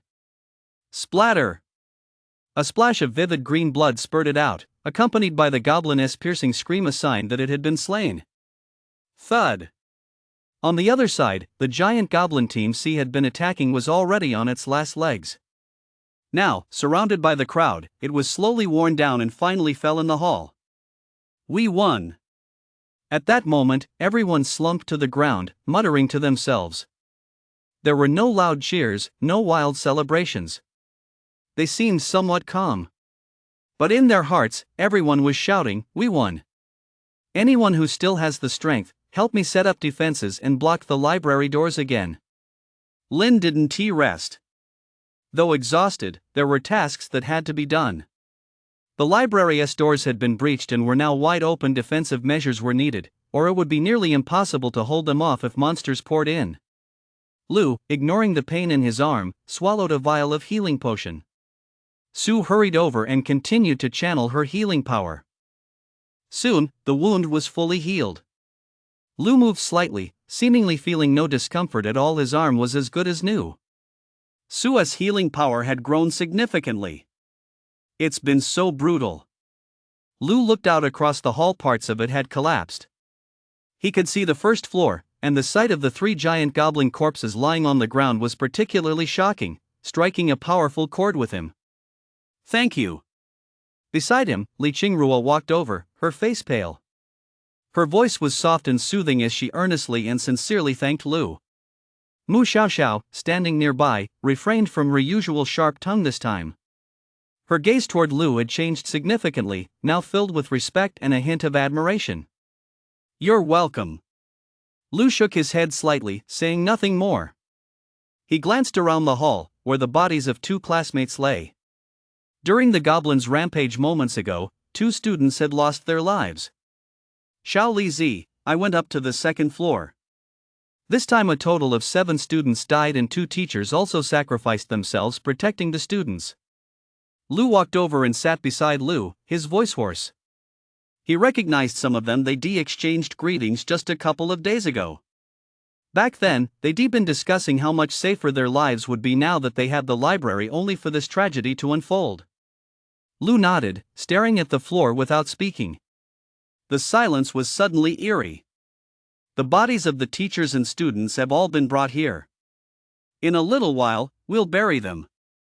Jean collapsed onto the floor, staring blankly at the ceiling. The bodies of the 7 students and the teacher lay quietly in the distance. Before he died, Lu Lin was still clutching a goblin's arm and wouldn't let go. It took me a tremendous amount of effort to pry him off. Why was he so foolish? Why did he have to be so foolish? Teacher Wang pushed me aside to save me, but he was still clutching that goblin just like that. Someone was tidying the clothes of the deceased students and teacher, as if trying to make their departure a little more dignified. Hearing these moving words, many students stood in silent contemplation. Some wept softly, while others roared loudly, pounding the floor and demanding to know why. It was definitely Dong's group. I checked the surveillance footage. It was definitely Su Li who placed the doll there, and then he left with Dong and the others. Lin walked over. After setting up some basic defenses in the library, Lin had gone to the central control room to check the surveillance and had seen the truth with his own eyes. Where's Dong? Lu stared intently at the floor as he asked the crowd. His voice wasn't too loud, but everyone in the hall could hear him. He should be over at the supermarket. I saw him walking very close to Lin Shan yesterday, someone replied. Hearing this, Lu slowly stood up. He walked quietly toward the exit of the library. Shaoli, what are you doing? Lu asked, somewhat puzzled. Everyone was watching Lu as well. And throughout the entire hall, only Lu's calm voice echoed. Kill, and pay with your life. Chapter 24, You Are a Demon. On the way to the supermarket, the 43 students walked in silence. Lu, Li Qingrua, and the others led the group. From the moment Lu declared, kill to pay for a life, every student in the library had followed them out, seemingly having made the same choice. In the apocalypse, there may be no law, but there is justice. Boss, a group of people is heading this way. They look like they're from the library. On the second floor of the supermarket, the young man with the yellow hair suddenly burst into the office and said anxiously to Lin Shan. Upon hearing this, Lin Shan's eyebrows twitched violently, and he looked at the person beside him in disbelief, asking, didn't you say they were definitely going to die? No, it's impossible. They couldn't possibly have survived. There were 3 super-sized goblins. Dong suddenly stood up beside him, his expression filled with disbelief. His mind was in turmoil, unable to find peace. Not long ago, he had been discussing this very matter with Lin Shan, swearing up and down that there would be no problem. Yet, barely half a day had passed, and Lu and the others had already fought their way out. Then explain how they managed to make it all the way here? Lin Shan grabbed Dong by the collar, his face a picture of rage. Although there were over 30 people in his supermarket, the library had even more. If it came to a fight, their chances of winning were slim. Go down there. Go check it out. Lin Shan shoved Dong aside and headed downstairs. No, I can't go down there. Dong shouted from where he stood. He didn't dare go down. The thought of facing dozens of people with no one to back him up filled him with despair. In fact, as he looked toward the window, he was already planning to make a run for it. Whatever. Lin Shan shot Dong a glance, realizing his intentions, then turned to the students around him and said, keep an eye on him. Don't let him get away. Downstairs. Lu and the others had already arrived at the supermarket entrance. What are you doing here? Someone blocked Lu's path. Get out of the way, Lu said coldly. You. The man clearly hadn't expected Lu to be so assertive and was left speechless. Lu completely ignored the man and walked slowly toward the inside of the supermarket. He looked around the first floor, scanning the faces of every student. Not finding Dong or his accomplices, he continued up to the second floor. You just barged into the supermarket like this? You really don't take me seriously, do you? At that moment, Lin Shan also came down from the second floor, gazing intently at Lu and his group. When he saw the dozens of people behind Lu, his heart skipped a beat. Although Lu and his group looked disheveled, no one was injured. In fact, every one of them radiated a murderous aura. Dong is upstairs, right? Don't lie to me, Lu said calmly, looking at Lin Shan. Lin Shan suddenly tensed up, as if he'd been locked in the gaze of a venomous snake, a chill creeping through his heart. He is indeed there, but he has already joined us. You'll have to give me a reason, otherwise, this doesn't make sense, Lin Shan said, frowning. He didn't want to antagonize Lu just yet. There were too many of them, and each radiated a menacing aura, appearing extremely formidable. So, for now, he was pretending not to know Dong's plan. Fine, since he is there, this makes things easier. I'll give you one choice: hand over Dong and his men, and we'll leave right now. Lu had no intention of explaining himself. This made Lin Shan's expression grow even darker. He hadn't expected Lu to be so disrespectful. You're way too cocky.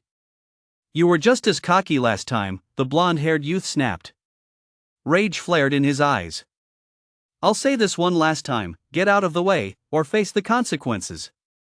Lu looked at the blonde-haired youth with a calm gaze. You fucking— The blonde-haired youth was completely enraged. In an instant, he drew a kitchen knife from behind his back and swung it at Lu. Stop! Lin Shan frowned.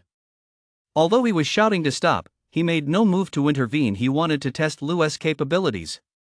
However, as the blonde-haired youth swung his knife down, Lu didn't dodge. Instead, he reached out to catch it. This left Lin Shan and the others stunned.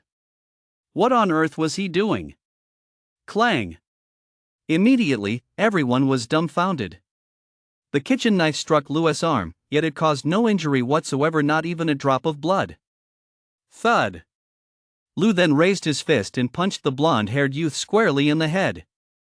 It's important to note that Lu's passive defense also boosts his strength. Now, his strength was nearly 10 points higher than when he started, reaching around 18. Some players, once they've chosen a build, completely ignore other stats, so you can imagine how weak this blonde-haired youth's defense must be. With just a single punch, the blonde-haired youth collapsed to the ground, blood streaming down his face.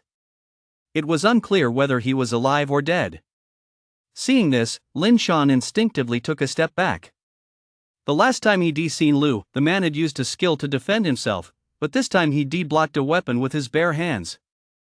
Just how high was his defense? Lin Shan didn't even dare to think about it. Block again, and you'll end up even worse, Lu said coldly. Then, he took a step forward and headed upstairs, followed closely by Lu and the others. Lu! Inside the office, Dong's heart skipped a beat when he saw Lu and the others had already come upstairs. He wanted to run, he wanted to hide, but Lin Shan's men surrounding him didn't give him a chance. Lin Shan seemed to have anticipated a major incident and was preparing to send him out to take the heat for Lu and the others. You little bastard, you actually set up a doll in the lobby and killed a classmate. Lu spotted Dong immediately, grabbed him, and slapped him hard across the face several times. We didn't put it there. Dong looked a mess from the beating, but even at this critical moment, he refused to back down or admit he planned it. Did you really think the library's power was out and there were no surveillance cameras? Lu kept hitting him, landing a few punches on Dong. And Yang Jingfei, Su Li. Arrest them all, an eye for an eye. Qin turned to the others, waved his hand, and led the students away to start rounding people up. In the end, everyone was apprehended. Dong's small group originally consisted of 7 people, but only 4 had been involved in the plot and were caught on camera. The other 3 were nowhere to be found. Lu, spare my life. It was Dong forced us to do this. Yang Jingfei let out a terrified wail the moment he heard pay with your life. He truly believed Lu and his group were capable of it. This wasn't a society governed by the rule of law, it was the end of the world. As long as you had the power, you had the right to decide the fate of others. I'll cut off your filthy hands. The monsters will avenge our classmates and teachers. Lu walked over to Dong, patted him on the cheek, and smiled. Though the words were as terrifying as a death sentence, Lu spoke them so gently and was even smiling that it sent a chill down Dong's spine. It felt as though he had never truly understood this man. Do you know what it feels like to be killed by a monster? When it rips open your chest, plunges its claws inside to tear out your entrails, and devours you bit by bit, you might still be conscious then, able to watch yourself being eaten by the monster, mouthful by mouthful. Lu spoke again, shattering Dong's psychological defenses. You're a demon, Dong wept uncontrollably, his heart filled with remorse and terror. Yes, I am a demon. Lu laughed gleefully. The people around them watched the scene in silence, feeling a strange sensation in their hearts. Especially Lu and the others, who clearly sensed the change in Lu as if he had lost something and picked up something else. He had become mysterious and inscrutable. Chapter 25, Life, Death, and Farewell. Beside a goblin teleportation gate in the forest. Many people stood in the distance, watching Dong and the others tied to 4 trees, none of them speaking. In just a few more minutes, they would witness the deaths of these people. At this moment, not a single face showed any sign of pity. They felt a sense of satisfaction, calm, and relief. An eye for an eye. This seemed to be a phrase imbued with magic, spanning the ages, frequently seen in human society, and even upheld by some. Some might think this practice went too far after all, the dead cannot return, so it would be better to spare the living and let them repent. Others believed that was not the way it should be. An eye for an eye was only natural, because the killer had never experienced the suffering of the victim. Lu, we were wrong, spare us. Don't kill us, we're willing to spend the rest of our lives atoning. It's my fault, it's all my fault. I shouldn't have been greedy, I shouldn't have hated you. The forest echoed with the wails of Dong and the others. They could feel death approaching, for the next wave of goblins was about to emerge from the portal. Further away, Lin Shan and the others watched the scene in silence. A chill crept into their hearts, and they even began to doubt themselves. Would they, too, be treated this way one day if they ever angered Lu? Buzz. At that moment, a sound emanated from the goblin portal, followed by the emergence of a group of goblins, 7 or 8 in total. Among them were 2 swift goblins. The moment they emerged, they spotted Dong and his group, and with crimson light blazing in their eyes, they charged forward. Lu, you'll die a miserable death. Ah, Lu, one day you'll end up worse off than I am. Dong roared in defiance. However, Lu and his group in the distance remained silent, simply watching the scene unfold. The scene that followed was bound to be bloody. Yet no one blamed or even feared Lu, for compared to those who had died, Dong and his group were simply not worthy of sympathy. Who could possibly comprehend the agony and despair those classmates had felt as they died at the hands of the goblins in the library? To comfort the spirits of those classmates in the afterlife and to seek vengeance, the only way was to make Dong and his men experience the same fate. Even some of the girls showed no sign of distress at this moment. They watched the scene unfold, watching as Dong and his men were torn apart by the monsters. Only in this way could they perhaps put an end to the hatred in their hearts and avenge their fallen classmates. Let us go. Seeing Dong and the others fall one after another, Lu said no more and walked toward the library with an impassive expression. The others parted to let him through. Lu led the way, and they followed in his wake. In that moment, a true team seemed to have officially formed. They marched in a mighty procession, like an army of justice. The group returned to the library, and the repair work resumed. The entire second-floor lobby was in shambles, but fortunately, the load-bearing walls and other structural elements hadn't cracked. All that was needed was to clean the entire building and reinforce the defenses. Having secured a victory, everyone felt relieved. Everyone pitched in with the library repairs, even Lu, who helped carry away the monsters' corpses and debris. It wasn't until midnight that order was finally restored to the library. The next day, to Lua's surprise, Li Qingrua came knocking on the door. I'm heading back now, but if you ever get the chance, feel free to come visit me at the Badong building. Li Qingrua stood outside the door, dressed in a white tracksuit, her flowing hair tied up in a bun, revealing her delicate, oval face. Her eyes were moist as she gazed at Lu. Lu felt a bit uncomfortable under her gaze and could only scratch his head. Sure. Hearing Lua's simple reply, Li Qingrua's pink lips twitched slightly, but in the end, she said nothing. She turned and walked away with a faint smile. Lu watched her figure gradually fade into the distance, suddenly feeling a sense of loss. Recalling the bits and pieces of their past, they had met in high school, parted ways in college for certain reasons, and their relationship had gradually grown distant. Yet their reunion had come amidst the apocalypse. Damn, that goddess is definitely still into you. I saw it just now, those big eyes were gazing at you with such longing. Go chase after her. Lu walked over and nudged Lu's shoulder. Lu shook his head and said self-deprecatingly, "We're just small fry, we can't possibly climb the social ladder to the Li group." What do you mean small fry? It's the apocalypse now, who knows if the Li group will even, Lu muttered under his breath. Lu, however, replied calmly, the Tycoon Fu Kuan might be gone, but the Li group certainly won't collapse under the weight of this apocalypse. He had researched the Li group, they were a true local powerhouse. Their influence extended into every industry in Xinjiang. Even with the apocalypse upon them, the Li family wouldn't be faring too badly. Roar! Just then, the sound of a helicopter echoed overhead. Look, they can still use helicopters even in the apocalypse, Lu shrugged, slightly speechless. Aren't thermal weapons supposed to be out of commission? Logically speaking, if they can use helicopters, that means they have access to gasoline, diesel, and the like. They could easily make incendiary bombs or something that counts as a thermal weapon, right? Lu suddenly asked curiously, his imagination running wild.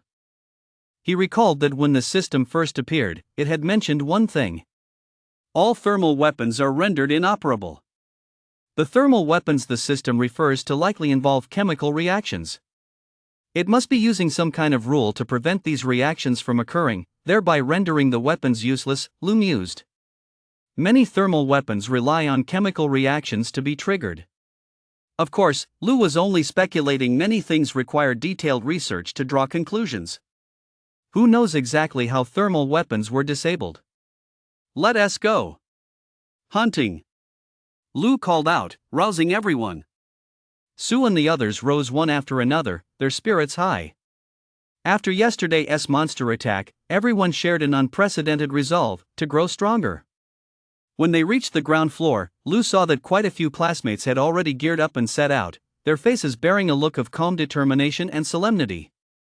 And so, 10 days passed in succession. Lu and the others were steadily improving their skills. Fortunately, there were no creatures like dragons on campus, otherwise, everyone would be doomed. The library's defenses had also been effectively improved over the past few days, and most importantly, the temporary food shortage had been resolved.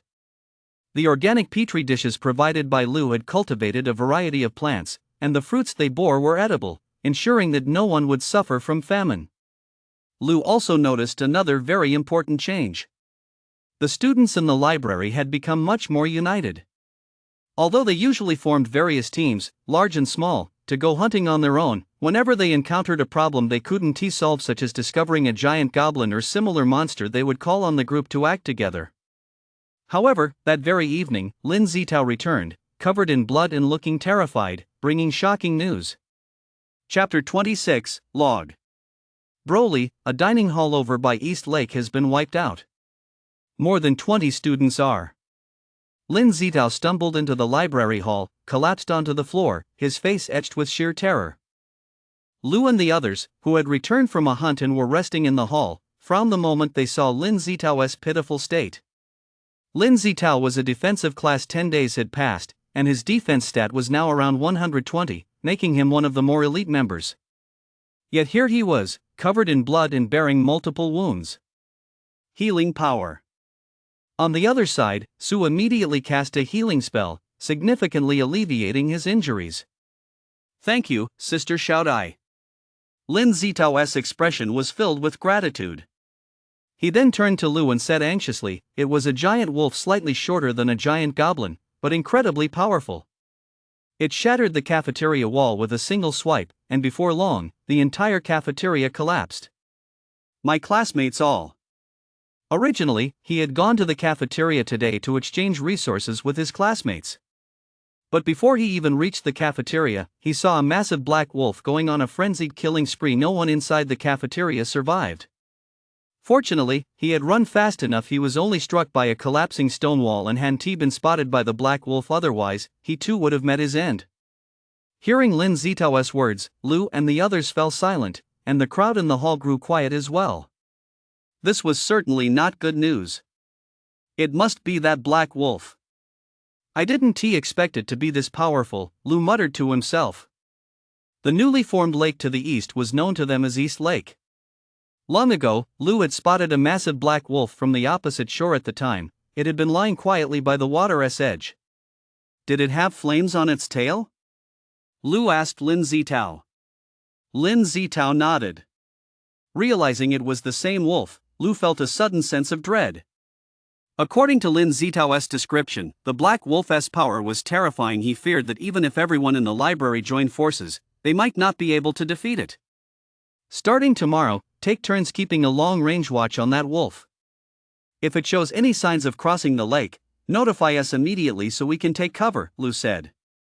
For now, they could only take temporary evasive action.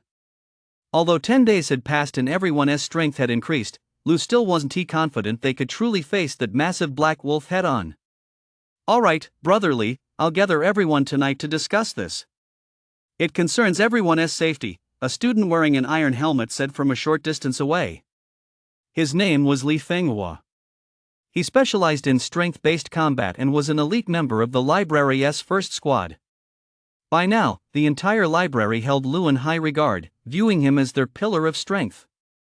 Over the past 10 days, Lou had not only taken the lead in resolving their food supply issues but had also assisted everyone in defeating various monsters. He was a leader in every sense of the word, deeply trusted by all. Let us go. We'll head upstairs first to organize the information from the past few days. Lou turned to Lou and the others first. So far, Lou's team hadn't gained any new members. It remained a group of 5. The others nodded in turn, then followed Lou upstairs. In the control room, Lin turned on a computer and began recording and compiling information. Over the past few days, the library had completely entered a power outage era. Lou and his team had expended great effort to procure a gasoline generator and other equipment, managing to maintain a minimal power supply for the control room. December 24th, the first batch of plant seeds has been successfully cultivated. We have a food supply.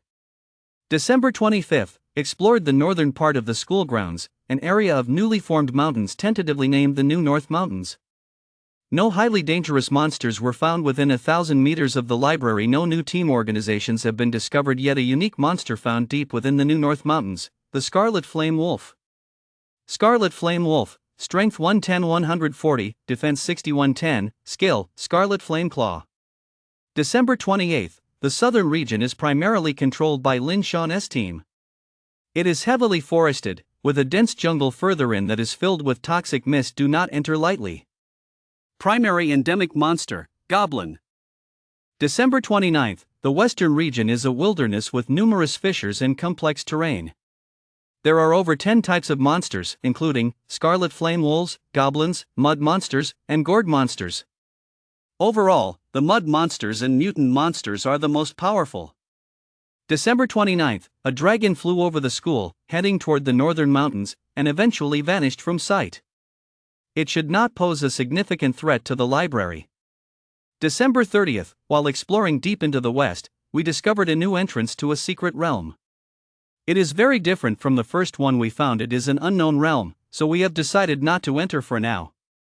December 31st, Lou reached level 10, and all team members reached level 9.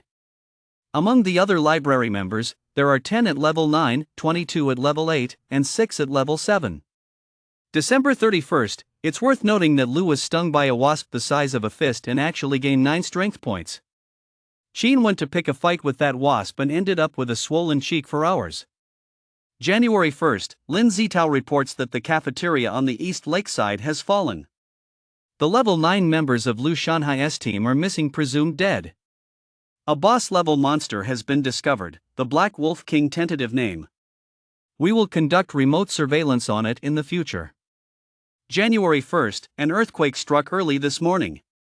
A massive ginkgo tree suddenly emerged in the west, blocking out the sky. It's about 10 kilometers from the school. Lou claims he has sharp eyes and actually saw a palace atop it, but everyone thinks he is just bragging. The notebook contained detailed records of all sorts of information, numbering nearly 100 entries, large and small.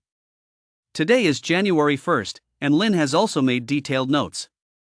Information gathering plays a crucial role. Not only does it allow for effective inventory of the library's assets, but it also records various unusual occurrences, enabling proper planning and response. For instance, following the destruction of the East Lake cafeteria, they must implement a series of measures targeting the Black Wolf King to prevent a repeat of the goblin attack on the library that occurred 10 days ago. After organizing the information, the group briefly reviewed their upcoming plans, and then Lin took the notebook to meet with Lin Zitao and Li Fenghua. Lu didn't need to worry about this. Glancing at his stats panel, Lu clenched his fist. He had made significant progress over the past 10 days. Character, Lu. Level, 10. Strength, 28. Spirit, 16. Defense, 216. Mana, 100. Experience, 425-512. Passive skills, Golden Body Skill LV12, Fire Resistance LV11, Good Fortune LV11, Clear Vision LV10, Inspiration LV10, Cleverness LV4. Active skills, Steal the Sky, Wolf Fawn Light Shield LV13, Silencing Blow LV13, Counter Stab LV10, Lotus Power LV14. Equipment, Crimson Flame Set Tops, Bottoms, Boots, Crimson Flame Shield, Energy Bracelet, Space-Time Fragment. Items, several recovery potions, several healing potions. Compared to 10 days ago, Lu's defense had doubled. He felt confident he could now take on 2 giant goblins at once. Some skills had also been upgraded, such as Earth Shield S Replacement, Wolf Fang Spirit Shield, which comes equipped with protruding spikes and can be used for both offense and defense. He had even mastered the support skill Lotus Power, which temporarily boosts strength by 10 points. Of course, the most important thing was his defense stat, which had already surpassed 200. This was mainly due to the survivalist system. Even without leveling up, Lu's defense would increase slightly every day, and it would even directly activate his active and passive abilities. At the same time, his other stats had also seen slight increases, all thanks to the survivalist system. It had to be said that, whether in terms of stats or abilities, Lu was far ahead of everyone else, so much so that some people couldn't even catch a glimpse of his back. Currently, according to Lu's calculations, the attribute levels of everyone on campus should be around 100-130, though this doesn't include those who VE wasted their attribute selection attempts by unlocking abilities through fruits. The more types of abilities a person possesses, the lower their attribute values will be. As for Lu, he doesn't have to worry about any of that. Chapter 27, Target, the Portal. Early the next morning, the group set out, fully prepared. We've been planning this cleanup operation for the past few days, and today we officially begin. First, we'll eliminate the goblin portal in the southern forest. Before departure, Lin announced the plan. As before, only their own squad was participating in this operation. They hadn't brought anyone else alone. Ever since the library was restored, Lu had discussed with Lin and the others the need to clear out the monster portals surrounding the library. This was done both to ensure the library's safety and to secure the mutated blessing stones. Based on previous explorations of the surrounding area, there were 6 known metal portals. Of these, 3 were targeted for elimination, 2 goblin portals in the southern forest and a gourd monster portal in the western wilderness. As for the other portals, they had no immediate plans to tackle them, as they still provided decent experience points and posed no significant threat to the group. Regarding these 3 portals to be tackled, their squad is equally matched in strength and confident they can eliminate them. According to the Great Cataclysm Manual, when a portal is destroyed, monsters will continuously emerge to defend it, which means we might encounter charging goblins. Pay attention, you must follow orders. If too many monsters rush out, we'll retreat deep into the forest, shake them off, and then return. Su reminded the group as they made their way. Although they had gone over the tactics long ago, she still wasn't entirely at ease, fearing all sorts of dangers might arise. The others nodded in agreement, listening intently without showing any impatience. Before long, the 5 of them arrived at the metal portal. The portal hadn't changed much. Over 5 meters tall, it was cast from an unknown, pitch-black metal, engraved with indecipherable symbols and patterns that jolted the senses. The method for destroying the metal gate was simple: just attack it with weapons.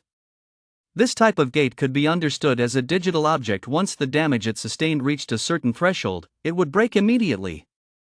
Let us smash it. Lu stepped forward, quickly dispatching the few goblins that had emerged from the portal before beginning to smash the gate. Bang! Bang! Bang! Common grade weapons struck the gate, sending sparks flying. White streaks appeared on its surface, and a visible glow flickered across it, followed by metal shavings peeling off and falling to the ground. Seeing this, Lu and the others joined in. In comparison, the damage Lu inflicted was significantly less than that of Lu and Qin. The two of them now had strength stats exceeding 130 points, far surpassing most of their classmates. This was mainly due to the hunting expeditions over the past few days, during which they had obtained several bottles of strength potions. They had both consumed them, each gaining roughly 10 points of strength. Ding! Passive defense triggered, activating chaotic mutation, strength +2. Suddenly, the system's voice rang in his ears. Lu was taken aback. Was his luck really this good today? But after a moment's thought, Lu's eyes lit up. Ever since the survivalist system activated, he had been pondering and experimenting with how to continuously trigger passive defense. After more than 10 days, he had already gained some insight. Passive defense behaviors could be broken down into many categories. For example, killing monsters, which was done to stay alive, could be recognized by the system as a passive defense action. Similarly, the simplest defensive maneuvers, such as blocking monster attacks, could also be identified as defensive actions. Furthermore, even when fear reached a certain level and one consciously thought about how to evade or resolve danger, it could trigger passive defense. Lu had made some comparisons. Depending on the outcome of his passive defense actions, the results produced by chaotic mutation varied. If he resolved a danger more perfectly or even withstood an extremely powerful attack, chaotic mutation would grant higher defensive attribute values, and might even directly activate a new ability.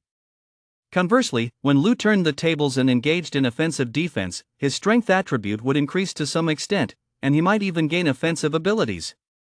Right now, Lu is attacking the goblin portal. This qualifies as offensive defense, because the portal continuously spawns monsters that pose a threat to Lu and his group. They will attack the library or even Lu himself, so it can naturally be classified as a form of passive defense. Ding!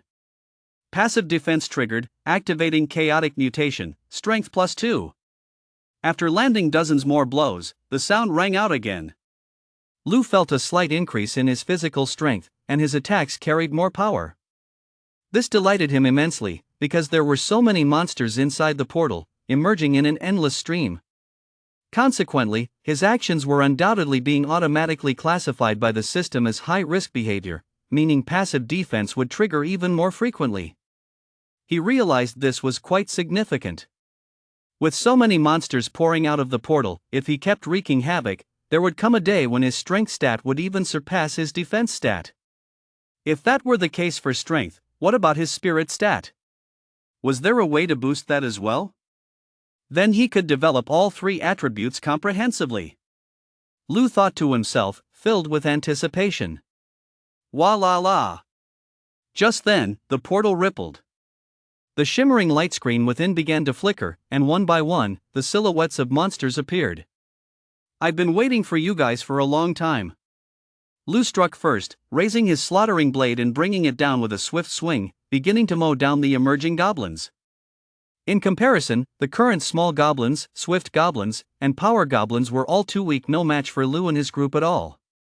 They were basically one-hit kills. The only thing that left Lu and his group somewhat dissatisfied was that these minor monsters no longer provided experience points. Killing them meant they could only hope they drop blessing stones. The corpses piled up higher and higher, and the metal portal grew increasingly battered. Just then, another giant goblin emerged from the portal, raising its mace and swinging it toward the group. Lu had anticipated this and raised his spiked light shield to block the blow.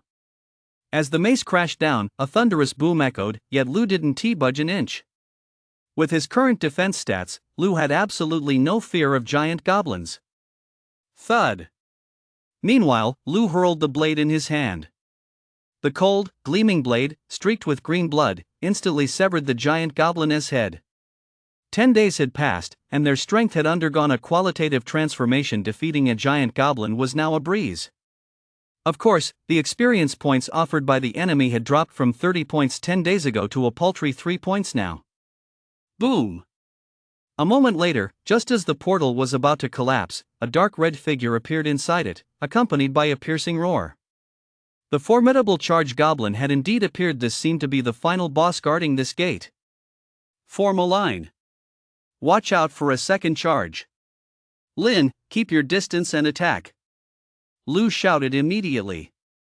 They de-hunted charge goblins over the past few days, so their response was well coordinated. Immediately, Lu charged forward first.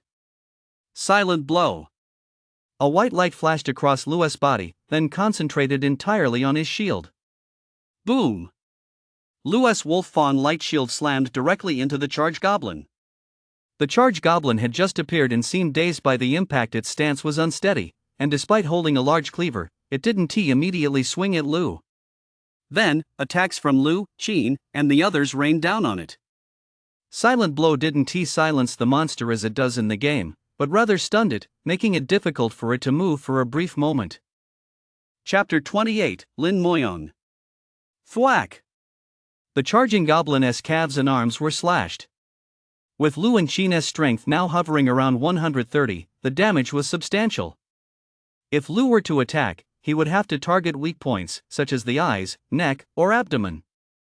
Although his strength has increased, his attack power isn't strong enough to handle elite monsters or boss-level creatures. Fortunately, Lu possesses skills like backstab and silencing blow, which allow him to effectively counterattack by leveraging his defense. It didn't take them long to kill the charging goblin. The entire process lasted about 7 or 8 minutes. For Lu and his group, it felt a bit long, but the rewards were substantial. They even looted a rare quality blessing stone. If outsiders were to learn of Lu and his group's strategy, they'd likely be stunned. After all, taking down a charging goblin in just 7 or 8 minutes requires truly formidable strength. The gate's about to break. Lin shouted excitedly. The entire metal portal began to tremble, metal shards falling layer by layer as light surged through it. Boom! At that moment, another disturbance came from within the portal. Quick, hurry up and destroy the portal. Lu furrowed his brows, urging everyone to act swiftly. The sounds coming from the portal were like footsteps and not just one pair. Just as Lu spoke, the light screen within the portal began to flicker, revealing several figures, a few giant goblins and charging goblins, and even some goblin monsters they'd never seen before. Boom! Everyone sped up their efforts. Lu even activated his skill Lotus Power. In an instant, a red aura enveloped Lu and Qin, amplifying their power and unleashing staggering destructive force. Just as the shadows of the monsters within the portal were about to close in, the entire portal finally collapsed. The light screen inside shattered instantly, and the entire structure crumbled into countless metal fragments, crashing to the ground. Immediately afterward, a colorful rhombic crystal glowing with green light appeared. Compared to ordinary blessing stones, the mutated blessing stone was a colorful rhombic crystal, looking truly magnificent. Phew, pushing towers is risky. We almost summoned an endless horde of monsters. Qin exhaled in relief. The sight of the dense throng of creatures lurking behind the gate had truly startled him. If they'd all come out, the consequences would have been unimaginable. Lu's heart also fluttered slightly. Thankfully, they spent nearly 10 days preparing and strengthening themselves specifically for this moment. If they acted a few days earlier, things might have gone terribly wrong. We'll have to postpone destroying the Scarlet Flame Wolf's portal for now. Compared to the others, the Scarlet Flame Wolf is stronger, and it poses less of a threat to the library. We can use it as a farming spot for now, Lu said, looking at the group. Originally, they had a Phase 2 plan. In another few dozen days, they would destroy all the remaining portals in the vicinity. By then, the experience points provided by monsters would have decreased significantly. Destroying them would not only eliminate the threat of the beast tide once and for all but also allow them to obtain mutation blessing stones. Now, they decided to postpone the plan because, in a few dozen days, the group's strength likely wouldn't see a qualitative leap. The further they went, the more experience points would be required to level up. No one objected. So, after clearing the battlefield, they headed toward another goblin portal. This one was deep within the forest, not far from here. What Lou and the others didn't know was that, in the nearby woods, several pairs of eyes had been watching them the whole time, their expressions filled with astonishment. Half an hour later, at the supermarket. Compared to the previous days, the defenses here had been reinforced. Today was noticeably busier, especially with Lin Shan and his group blocking all the supermarket's entrances and exits, seemingly taking some matter with particular seriousness. Second floor. A young man clad in black leather armor sat in the executive chair, while Lin Shan stood respectfully by his side. You say the portal was destroyed? The young man frowned as he looked at 2 or 3 classmates dressed in shabby clothes. Yes, we've been keeping an eye on that portal for the past few days, but when we went to check today, they were right there destroying it. It didn't take long for them to smash it to pieces, and they even got their hands on a colored blessing stone, one of the students said helplessly. Upon hearing this, Lin Shan glared at the student with fury. He had ordered them to guard the portal specifically to prevent it from being destroyed. And now, just as his cousin had arrived, the portal was gone. Lin Shan, your people aren't exactly top-notch, are they? The young man clicked his tongue and sighed in dissatisfaction. Right. Of course they're no match for cousin Moyang. It's precisely because I got in touch with you a few days ago and knew you were interested in the portal that I asked you to come help. Lin Shan said obsequiously. A few days ago, he contacted Lin Moyang via radio. Knowing that the other party was quite famous in a neighborhood off campus and possessed formidable strength, he managed to curry favor with this powerful ally with great difficulty. Mainly, the forces around the library were growing stronger and stronger, and Lin Shan felt like a mouse in a tiger's den, unable to eat or sleep in peace. How many portals have you guys discovered in total? Lin Moyang looked at Lin Shan. 3 in total. Lu and his group have already destroyed one. They're probably heading toward the second goblin portal right now. Cousin, should we? Lin Shan said, rubbing his hands together. He was well aware of Lin Moyang's strength. This was a man capable of taking on giant goblins single-handedly. He even killed several of them on his way here. Moreover, according to the intelligence he gathered, Lin Moyang had close ties with several off-campus survivor factions. The members of those factions were all highly capable evolvers with very high levels. Let us not act rashly for now. Based on your descriptions, that Lu's defense should be quite strong, perhaps even exceeding 170 points. I'll wait for my other 2 partners to arrive and strike when that group is attempting to take down the third portal. Lin Moyang shook his head indifferently. His words were straightforward, and he seemed confident, showing no fear of Lu's group at all. The mutation blessing stone is of great use. If we present it to the Li family, not only I, but you as well, might be able to join them.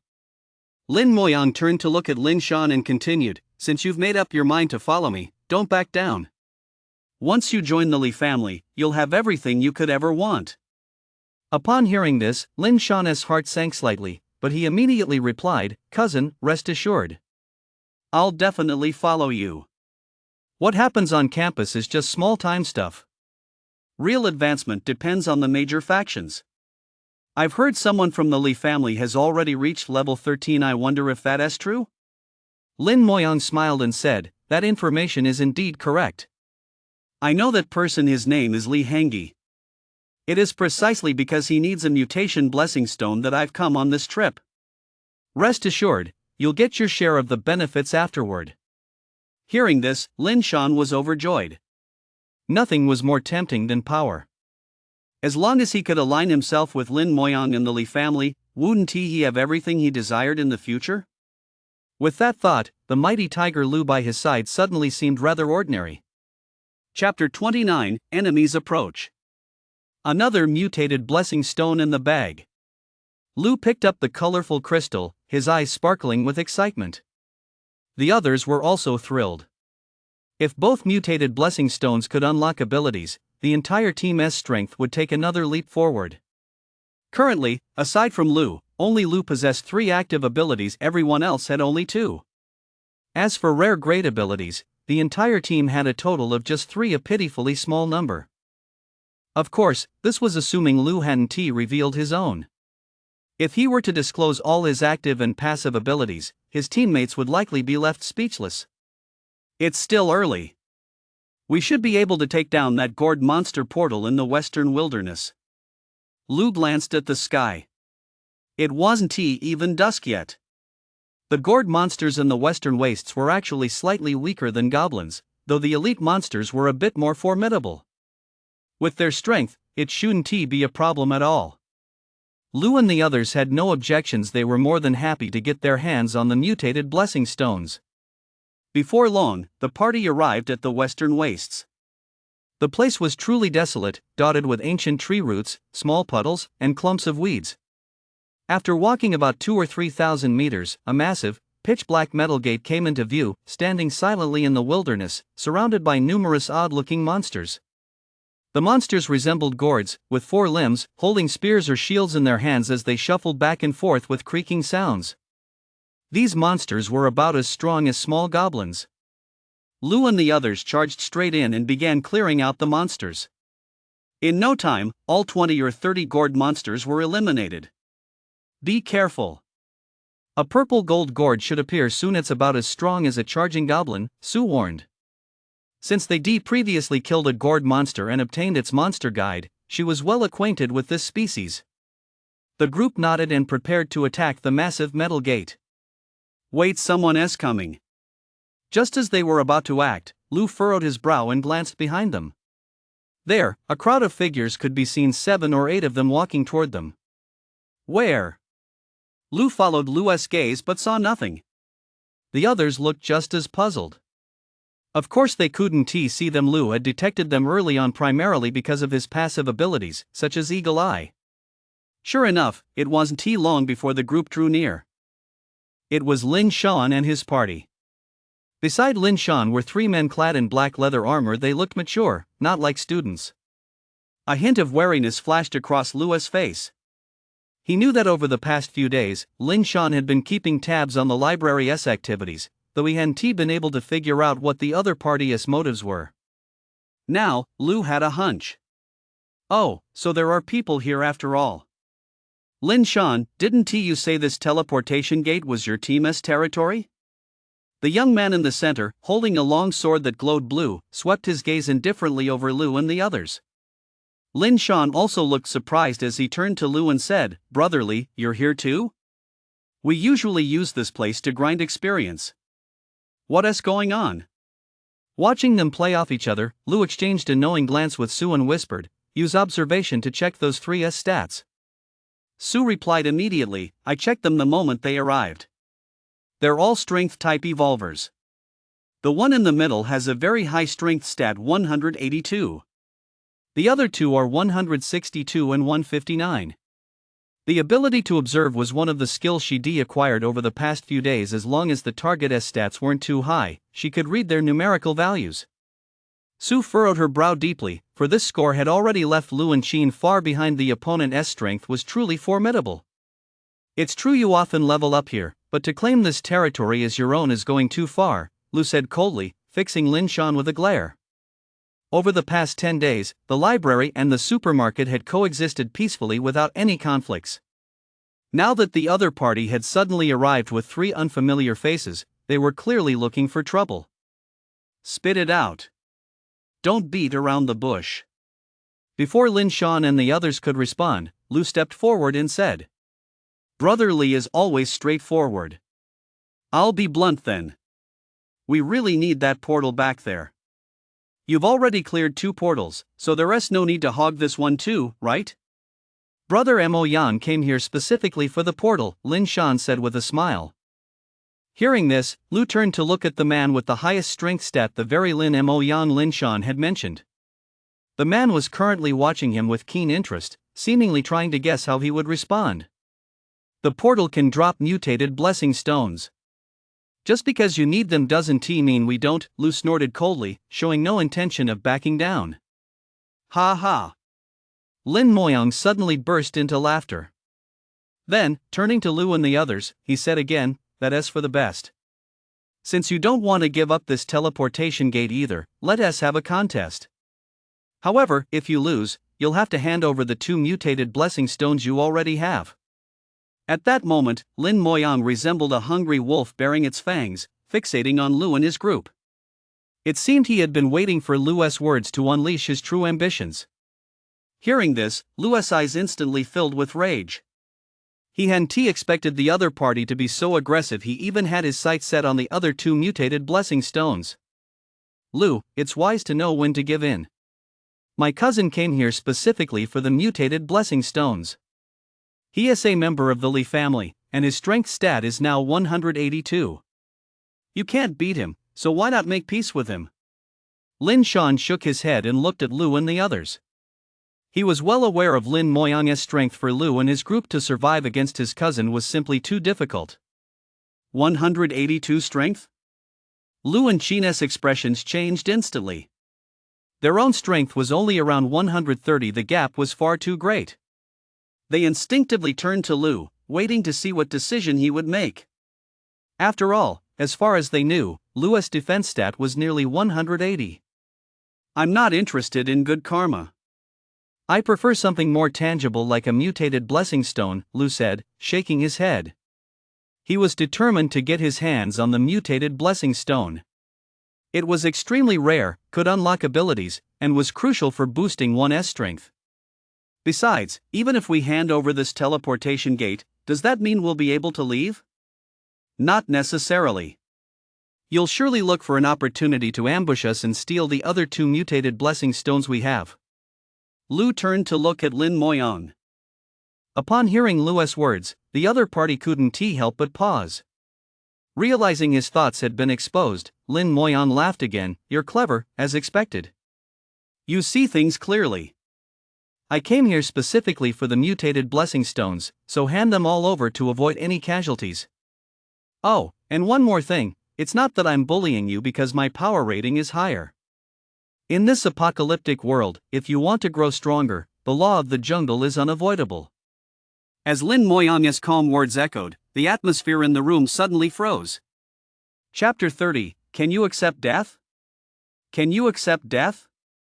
Lu paid no heed to the murderous intent radiating from his opponent, instead asking the question slowly, one word at a time. This took Lin Moyang and the others by surprise. Then, Lin Moyang drew his long sword across the ground, narrowed his eyes, and said, Death? Isn't that a daily occurrence in this apocalypse? As he spoke, Lin Moyang was smiling, as if he were accustomed to death. Lu's words had not shaken him in the slightest. Good. Lu said nothing more, his gaze calm and cold as he looked at them. Meanwhile, Lu and the others by his side had readied themselves for battle. With Lu at their center, they would follow him wherever he led, even into a battle where death was a distinct possibility. So many days had passed since the apocalypse. They had long been caught up in the chaos. To survive in this world filled with slaughter, how could they avoid facing life and death situations? Just as Lin Moyang had said earlier, the apocalypse had arrived, and it was a case of the strong preying on the weak. They had long been prepared for this. Leave those 3 to me. Lu glanced over at Lin Moyang's group. They were also preparing, with a total of 7 people, all their weapons pointed at him. Hearing this, not only were Lu and the others taken aback, but even Lin Moyang, standing not far away, froze for a moment. I hope you're still so cocky when you're lying on the ground, Lin Moyang sneered, dismissing Lu's words as mere posturing. Originally, he disregarded Lu as nothing more than a passing stranger, someone competing with him for the mutant blessing stone. The fact that Lu had gained some fame on campus simply meant he hadn't yet seen the wider world. Based on previous clues, Lu's defense stat couldn't exceed 180 points, likely hovering between 170 and 180. Facing Lin Moyang's 182 strength stat, the other guy was destined to be slaughtered. But now it was absurd, the other guy was arrogantly challenging 3 of them at once, which infuriated Lin Moyang. The battle was about to erupt, and swords and blades clashed immediately. The first to attack were the 2 men in leather armor standing beside Lin Moyang. Their expressions were cold, and they spoke little, but their strikes were ruthless. Both wielded long swords, thrusting toward Lu's waist and shoulder respectively. Clang! Lu didn't dodge, he blocked with his shield, his body swaying passively a few times. Seeing this, Lu and the others, who were fighting against Lin Shan and his group, felt a slight sense of gloom. Although they had great faith in Lu, the thought of what Lin Shan had said earlier made them unable to suppress their worry. Only Su showed no sign of concern on his face, for he had observed and understood just how incredibly high Lu's defense stats were, something he had never revealed to Lu and the others. "I thought you had some skills." "Too bad. Since that's the case, I'll have to deal with your friends first." Seeing Lu under attack, Lin Moyang didn't rush to settle the outcome immediately. Instead, he turned his gaze toward Lu and the others. He remained cautious and vigilant. Since the others weren't as strong as Lu, he would only feel truly at ease once he had eliminated them all. Counter stab. Splatter. Ugh. However, just then, a muffled groan echoed, followed by a flash of blood. One of the men in leather armor had already collapsed at Lu's feet, his body riddled with holes, killed in an instant. Seeing this, Lin Moyang whipped his head back toward Lu. He hadn't seen what had just happened, he only heard the sound, and by then, his comrade had already fallen dead. Lotus power. On the other side, Lu effortlessly parried another leather-armored man's attack, simultaneously imbuing his weapon with lotus power and thrusting it forward in an instant. Thud! The blade struck the man squarely between the eyes. "Lin Shan, you lied to me?" Seeing this, Lin Moyang felt his heart shatter as he roared at Lin Shan. How long had it been? No more than 2 minutes. And Lu had already killed 2 men, seemingly with ease. His 2 companions both had strength stats around 160. Even if Lu's defense was 10 or 20 points higher, it was impossible for them to be killed so quickly. Unless, his defense was far higher than he imagined, perhaps even reaching 200. I didn't know, Lin Shan stammered, still locked in combat with Lu and the others. Hearing Lin Moyang's words, his whole body trembled. He clearly misjudged the situation. "You'll pay for this." Lin Moyang seethed with regret. He should have prepared better, sent Lin Shan over earlier to test Lu's true strength. If not for the sight of 3 mutated blessing stones changing hands right before his eyes, he wouldn't have rushed over in such a panic. He never expected Lu's power to differ so drastically from Lin Shan's description. Either Lin Shan was lying to him, or Lu had been hiding his true strength from outsiders all along. This was undoubtedly a formidable opponent playing the fool to catch the tiger. Lin Moyang was now terrified out of his wits. With his companion killed so easily, he could already smell the scent of death. Staying here would likely end no better for him. In an instant, he turned and began to flee. A faint white streak of light even appeared on Lin Moyang's legs, visibly increasing his speed as he headed toward the distant forest. Lu's expression remained impassive as he addressed Lu and the others, "Leave these men to you." Immediately afterward, a faint breeze began to swirl around him, accompanied by a blue glow. Gale Force. One of Lu's 6 rare great skills, which grants a temporary boost to movement speed upon activation. Compared to Lin Moyang, Lu was much faster and caught up to him in no time. Lin Moyang didn't notice at first, but when he heard heavy footsteps behind him and glanced back, his pupils contracted instantly. Lu was only a few dozen meters away. Damn it! How can he have speed abilities? Lin Moyang roared inwardly. His expression turned cold. Without further hesitation, he stopped abruptly and thrust his longsword toward the charging Lu, aiming to catch him off guard. Lu seemed to have anticipated this. The wolf fawn light shield appeared instantly, blocking the attack. With a clang, a notch appeared on the blue-tinged longsword in his opponent's hand. His defense must be over 200 points. Lin Moyang felt a pang of bitterness at the sight. Now, with no way to escape and his opponent possessing speed-based skills as well, he had no choice but to fight back with everything he had. Clang! Weapons clashed, their metallic ringing echoing incessantly. The longer the battle raged, the more panic and despair gripped Lin Moyang. His opponent stood like an iron tower, utterly unshakable. His own mana was nearly depleted, and his body was now covered in multiple wounds. Thud! In the depths of despair, Lin Moyang was finally unable to dodge in time and was struck in the abdomen by a sword thrust. He lost his balance and collapsed lifelessly to the ground. "Don't kill me! I have vital information. Trade it for my life. Lin Moyang cried out urgently as he watched Lu approach with his sword raised. Lu drew near but did not respond to Lin Moyang's plea. Instead, he shook his head and said, I asked you this long ago, are you prepared to die? Upon hearing this, Lin Moyang's pupils contracted sharply, and despair consumed him completely. The first time the other man had asked if he could accept death, Lin Moyang had dismissed it as mere arrogance. But now, hearing those words again, they were no longer a question. Lu was determined to kill him. You're still a student, there's no need for bloodshed. I really do have earth-shattering news. Also, Li Hengyi of the Li family is my brother. His power rating is as high as 200 points. If I die, he's certainly one T. Let this go. Lin Moyang pleaded once more. He truly did not want to die. Chapter 31, Transfer of Hatred. Who is Li Hengyi? Lu asked. You should know the Li family. They're doing quite well these days. The entire Batong Tower is their territory. It wasn't destroyed by the monsters. Li Hengyi is one of the Li family's 4 strongest members. He specializes in strength and has already reached level 13, with a strength stat exceeding 200 points. Lin Moyang said urgently.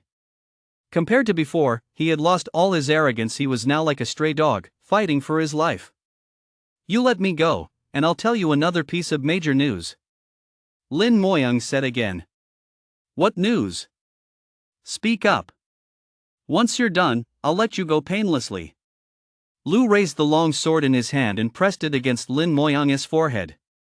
Despair filled Lin Moyang's eyes. The other man had no intention of sparing him.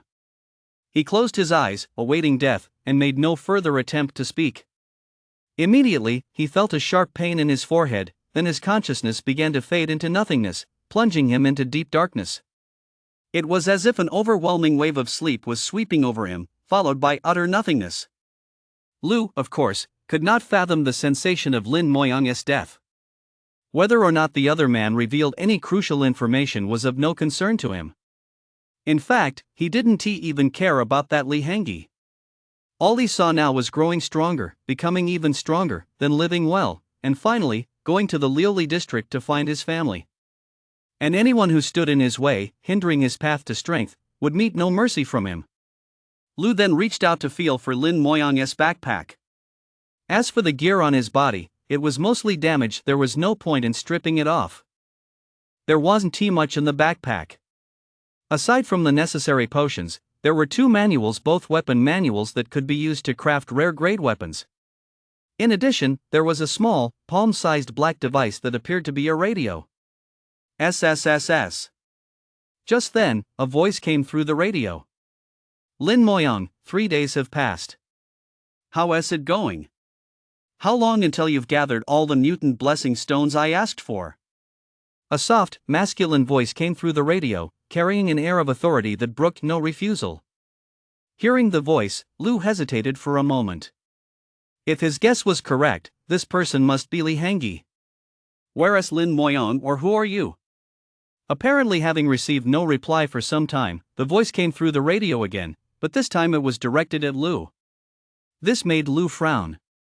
The person on the other end had an intuition that was simply too terrifying. He hadn't even replied, yet he already figured something out. Interesting. I just used my divination ability to cast a spell on Lin Moyang and discovered a separation between life and death. Did you kill him? Of course, it's fine if you don't reply. Perhaps we can make a deal. A message came through the radio again, tinged with amusement. Lu still didn't respond, but listened quietly. I'm backed by the Li family of Qingcheng. As a native of Qingcheng, you should know what that means. If you can bring more mutated blessing stones, I'd be more than happy to trade with you rare grade gear, potions, even class stones. Let me know when you're ready. I'll be waiting for you at the Batong building. With that final message, the radio fell silent. Lu stared silently at the small black device, a look of confusion crossing his face. Class stones? What on earth were those? After pondering for a moment and finding no recollection, Lu simply stomped on the radio, crushing it. At that moment, in the city center 50 kilometers away, There were 800-story skyscrapers here. 5 of them had already collapsed, some even pierced through by massive plants. The remaining 3 towers were teeming with people. On the 36th floor of Tower 1, in an office, a slender young man stood by the floor-to-ceiling window, quietly gazing at the towering ginkgo tree in the distance. Hengi, we can't pinpoint his location. Lin Moyang's device must have been damaged. Beside him, a woman with a striking figure was operating several machines as she reported to Li Hengyi. Li Hengyi nodded noncommittally, then said, "Have Fei Ying and the others track where Lin Moyang went last. After all, he is one of my most capable subordinates. We can't let him die without knowing what happened." "Yes," the woman replied.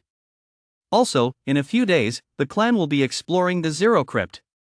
Make sure security measures are in place well in advance. Miss Qingrua will be going in as well. There can be no mishaps," Li Hengyi added. The woman did not respond further, but nodded earnestly and continued operating the massive machinery.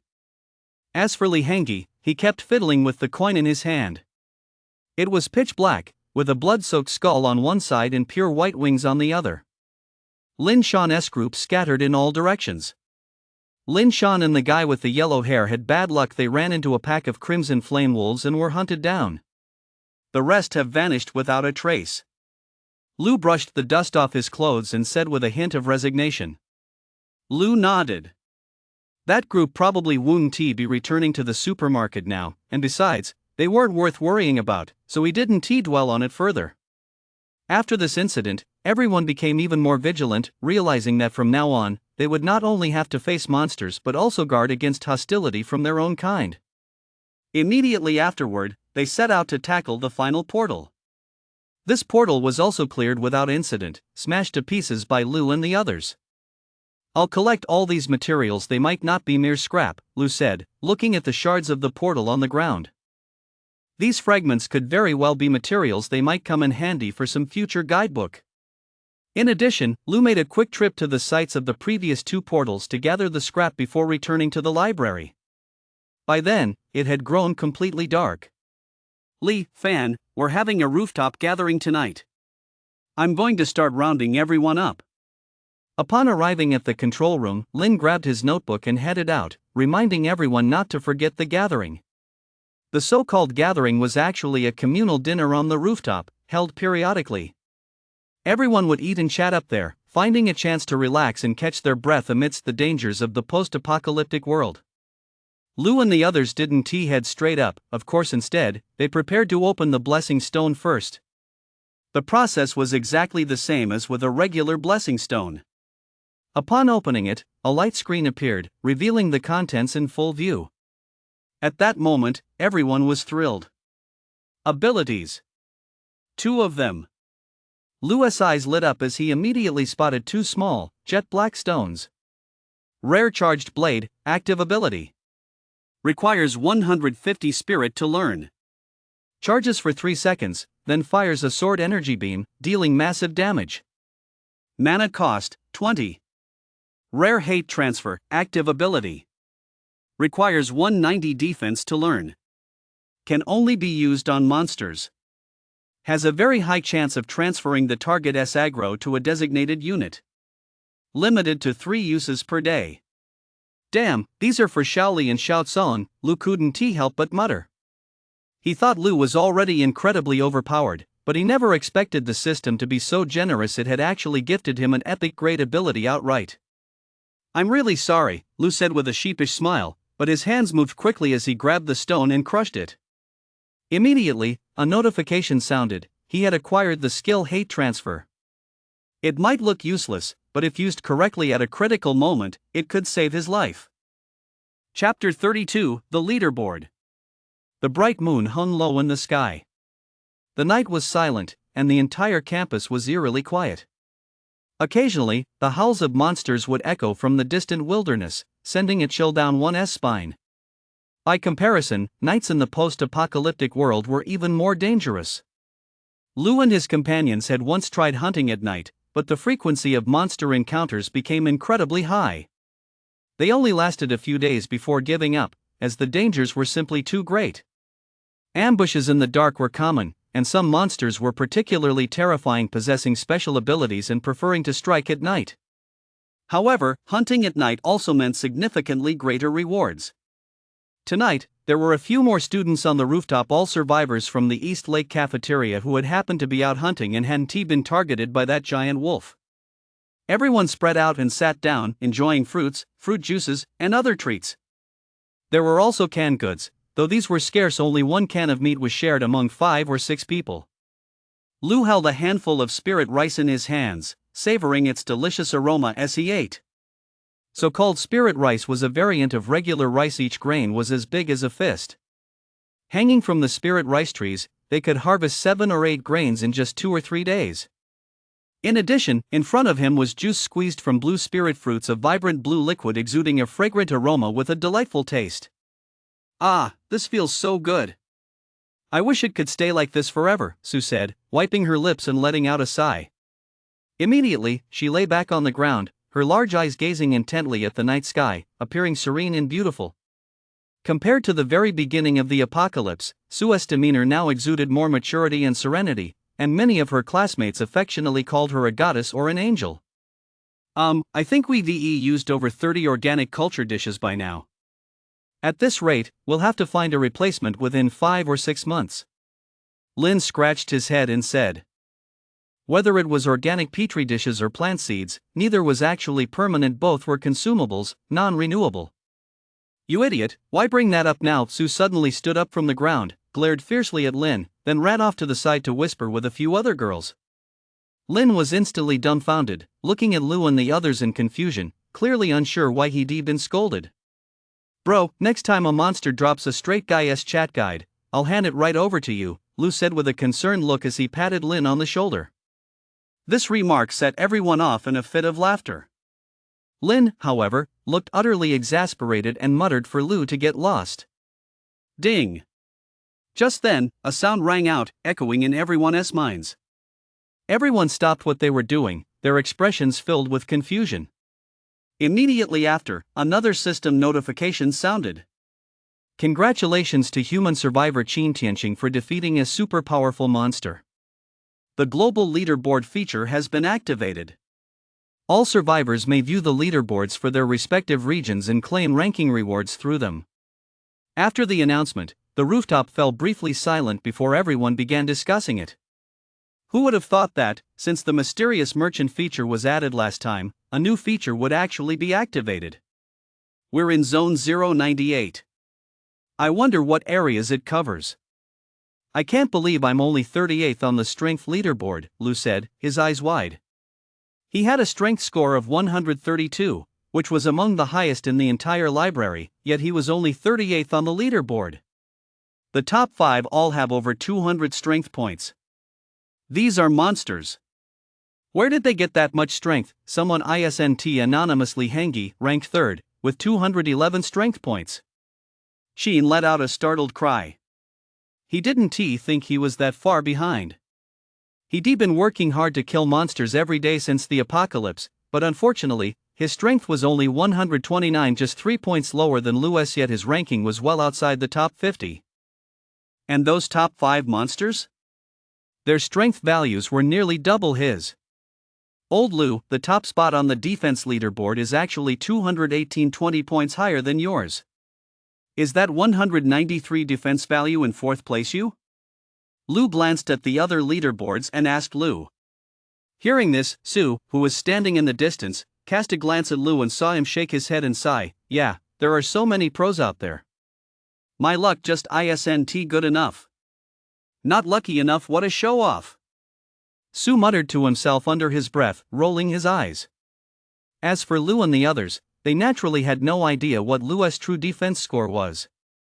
Right now, Lou's defense stood at a whopping 218 points, nearly 20 points higher than the 2nd place player, which was equivalent to the bonus from 2 fruits. The global trial leaderboard has officially begun. Updates to the leaderboard will cease in 5 days, at which point rewards will be distributed based on ranking. The top 20 will receive epic grade rewards, while those ranked 21 through 100 will receive rare grade rewards. Stay tuned. The voice echoed once more in everyone's minds. This announcement sparked a flurry of discussion among the crowd. For them, the top 10 was out of the question, but making it into the top 100 wasn't entirely out of reach. After all, 3 or 4 people present had already made the list, and the 100th ranked player had a strength value of 124. Anyone here with a strength value over 120 had at least a sliver of a chance.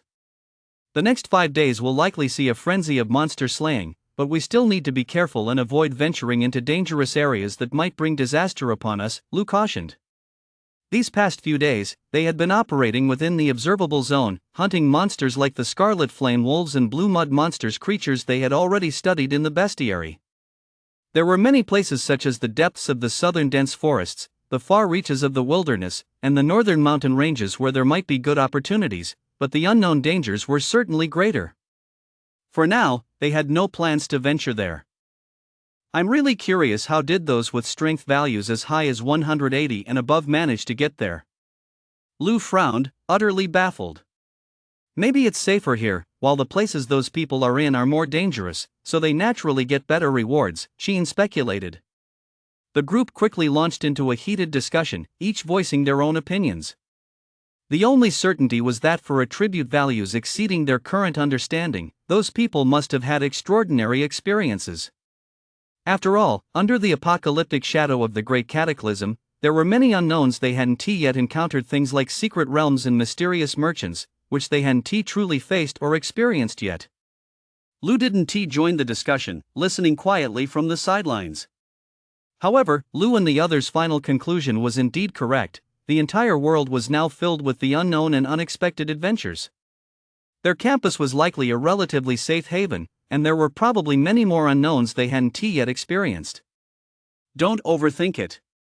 Let us go back to sleep first and give it our all tomorrow. After eating and drinking their fill, the group returned to prepare for the next day. The night passed without incident. Early the next morning, just as Lou and the others were about to head out, a classmate burst into the hall. "Brother Lee, another secret realm entrance has appeared." Hearing this, Lou's heart stirred, while the others were overjoyed. Chapter 33, Endless Abyss. This secret realm was located deep within the southern forest. It wasn't very far, and Lou and the others arrived quickly. Secret Realm, Endless Abyss. Rarity, Rare Grade. Exploration Progress, 0%. Time remaining, 240 hours. Exploration Mode, Solo. It was another solo secret realm, and the name seemed a bit odd. Should I try using Observe to see if there's any other information? Lou looked at Sue. She paused, clearly not expecting Observe to be used this way, but she tried it as Lou had suggested. "It works!" Sue exclaimed happily. Danger level, easy. Recommended attributes, Strength 120, Spirit 130, Defense 130. Meeting any one of these is sufficient. Recommended number of active abilities, 2. The information revealed by Observe was quickly shared. The group fell silent at this stage. There were likely very few people who possessed attribute values above 120 and also had 2 active abilities. These are just recommendations. If a single ability is particularly powerful, we should still be able to go in and explore, Lin mused. Lou nodded. Based on the description, that interpretation made sense. Of course, I must remind everyone that the entrance to the secret realm will remain open for 10 days.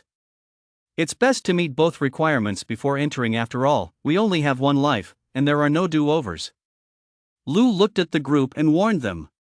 They were surrounded by classmates, now teammates as well. Losing even one of them would be a great loss. Many nodded in agreement. Having survived the early days of the apocalypse, none of them were fools. They understood these simple truths. Those who meet the requirements can go in right away. Of course, if you're unsure, you can wait for me to return, Lou said, looking at the group. Without another glance back, he walked straight into the secret realm. Back where they stood, only Lou set off without hesitation. The others remained put for the time being, deciding to wait until Lou emerged. A stone platform hung in midair, surrounded by towering walls. The entire sky was blood red, resembling a scene from hell.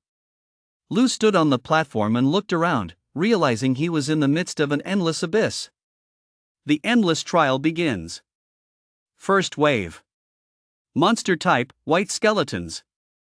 Number 3. Lou stood in the center of the stone platform as the system's notification sounded in his ears. Immediately afterward, a clattering sound rang out from the edge of the platform. Lou turned to look and saw 3 white skeletons climbing onto the platform, each clutching a tattered iron sword. As soon as they scaled the stones, the white skeletons charged straight at Lou, attacking with their iron swords. Clang! Lou didn't use his shield, he simply blocked the sword with his arm, leaving only a faint white scratch on his skin. Clearly, this was just the appetizer. Lou kicked out, and the skeleton shattered instantly, plummeting to the ground far away. +1 EXP. The notification rang in his ears. Lou hesitated no longer and immediately went on the offensive. Soon, the other 2 skeletons were also dispatched. Wave 2. Monster type, white skeleton, number 30. Clatter, clatter. The familiar sound of scuffling echoed once more, and soon dozens of white skeletons appeared. Compared to the first wave, the number of monsters had increased tenfold.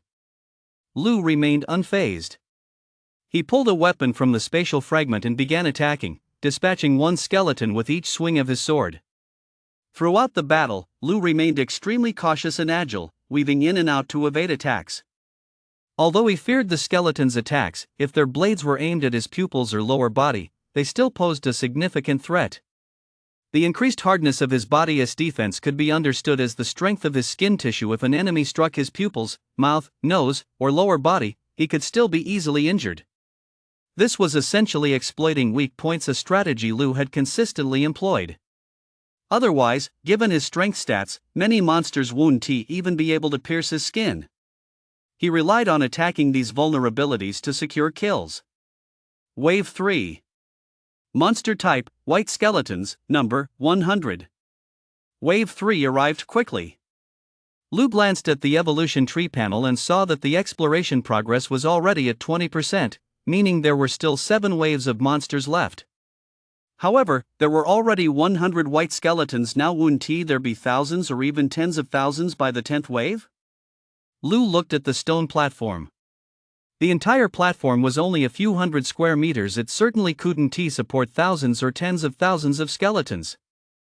It seemed likely that things would change later on. Rumble. The white skeletons were numerous, forming a small army as they charged at Lou with their swords raised. A one-sided slaughter began.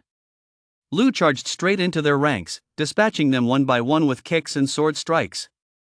Meanwhile, 2 system notifications popped up. He gained +1 strength and +2 defense, a decent haul.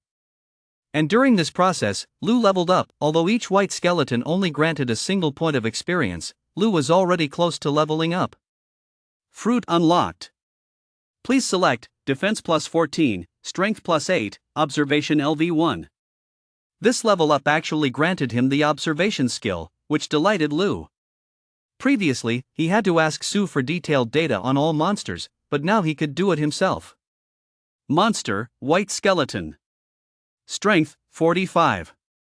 Spirit, 10. Defense, 30. Abilities, none. Lou looked at the remaining skeletons.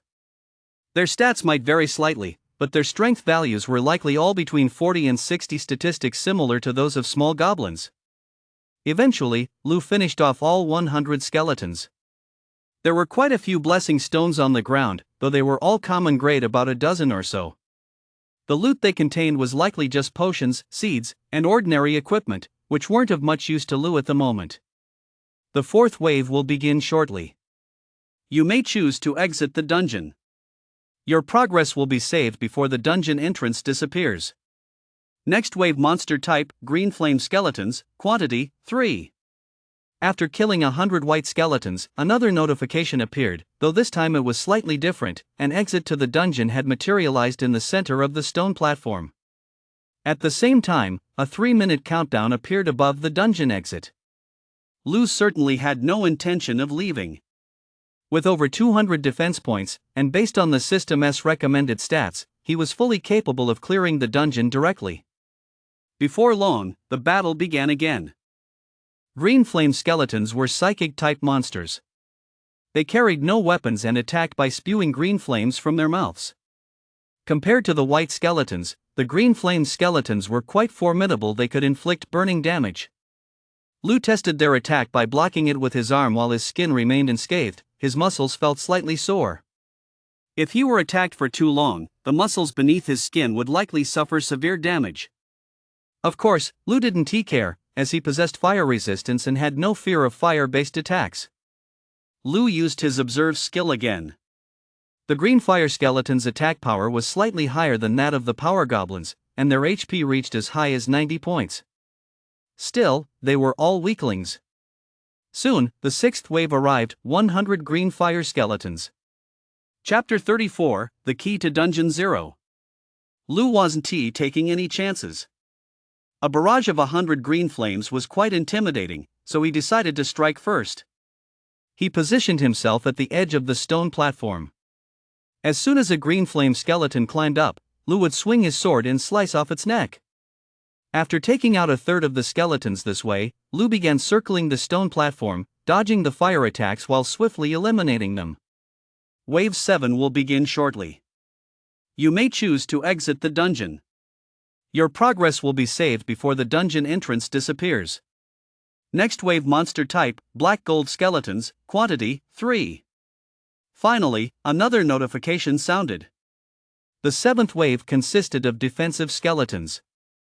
They stood as tall as adults, their bodies a deep black gold that glowed faintly, giving them a solid, substantial appearance. Facing this type of monster gave Lu a headache. Their defense was extremely high, and the damage his strength stat could deal was very limited. What frustrated Lu the most, however, was that the skeletons seemed to have no obvious weak points, only their necks were somewhat vulnerable, and it took Lu several swings to sever them. Ugh, I really need to find a better weapon. After dispatching the 3 black gold skeletons, Lu noticed a chip had appeared in the blade of his long sword. Immediately afterward, the 8th wave of monsters attacked. 10 black gold skeletons. Lu was completely fed up.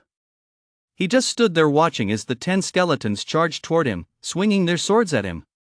The black gold skeletons' damage wasn't particularly high, maybe 20 or 30 points more than the white skeletons, but when they struck Lu, they still only left clear white marks on his body, unable to break through his skin. It was time for a slashing battle. The 8th and 9th waves were the most time-consuming. In fact, during the 9th wave, Lu nearly found himself in danger, mainly because there were so many skeletons. They chased him, focusing their attacks on a single spot, and he almost drew blood. However, Lu's gains were immense. Because against this type of defensive monster, Lu not only had to launch countless attacks but also execute various defensive maneuvers, which granted him multiple chaotic mutations. A preliminary estimate showed that during the battle, his defense had increased by an additional 12 points, and his strength had risen by a whopping 18 points. The final trial is about to begin. You may choose to exit the dungeon. Your progress will be saved before the entrance disappears. Final trial, Elite White Skeleton 1, Elite Green Fire Skeleton, Elite Black Gold Skeleton. You must survive their onslaught. Upon completion, you will receive the final reward. Lu retrieved another sword from the spatial fragment, then consumed a recovery potion to replenish his mana. Shortly after, the dungeon exit vanished, replaced by the sound of heavy footsteps. The footsteps came from the abyss. Soon after, 3 figures climbed onto the stone platform and stood around Lu. These were all elite-level monsters based on initial estimates, each possessed the strength of a giant goblin. Lu cast a scouting spell. The elite white skeleton had 120 strength, while the other 2 skeletons each had 130 willpower and 130 defense. It was worth noting that the elite black gold skeleton also had a high attack stat, reaching 100. After reviewing the stats, Lu decided to take out the elite white skeleton and the elite green fire skeleton first. To kill the elite black gold skeleton, he would have to wear it down gradually, but doing so while under attack from the other 2 skeletons was clearly unrealistic. The battle began. Lu charged toward the green fire skeleton first. This spirit-type monster dealt high damage but had fragile defenses. Given Lu's current strength, dispatching it wasn't particularly difficult. At the same time, the other two elite skeletons launched their attacks. However, Lu's full attention was focused on the green flame skeleton. The other two skeletons weren't powerful enough to pose a lethal threat to him. A few minutes later, Lu severed the green flame skeleton's head with a single sword strike. A rare grade mutated blessing stone dropped from it. Lu didn't bother looting the battlefield. He immediately threw himself back into the fray, engaging the elite white skeleton. It was still a matter of wearing it down. Lu sustained very few injuries. The skeleton's attacks weren't particularly strong, and when they struck him, they didn't even cause a noticeable jolt. Soon, the elite white skeleton was also taken care of. The remaining elite black gold skeleton proved to be a tougher opponent. Every time Lu parried an attack, he had to look for an opening to strike at its neck. Hitting other areas dealt negligible damage. As a result, it took quite some time. Ding! Passive defense triggered, activating chaotic mutation, strength +4. Ding! Golden body skill triggered, defense temporarily increased by 32 points. Ding! Passive defense triggered, activating chaotic mutation, defense +2. During the battle, the chaotic mutation notification sounded multiple times, and Lu's strength and defense continued to rise. Finally, after half an hour of effort, a crack appeared in the black gold skeleton's neck. Its body could barely stand, and its head hung loosely. Crack! Next, Lu swung his sword, and the skeleton's head flew right off, while its body crashed to the ground.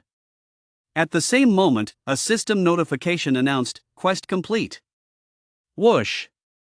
A flash of light appeared, and the exit to the secret realm reappeared. Not far away, a treasure chest glowed with a green light. Lu first pocketed the 3 rare grade blessing stones that had dropped, then made his way toward the treasure chest. The thrilling moment of opening a chest is always a joy. Lu immediately chose to open the chest. There were 3 items in total, one of which was glowing with a faint yellow light, clearly an epic grade item. Lu pulled it out first. It was a strange black stone engraved with a key-like pattern. Unlike other items, this one didn't display a description immediately, so Lu used the examine skill to take a closer look.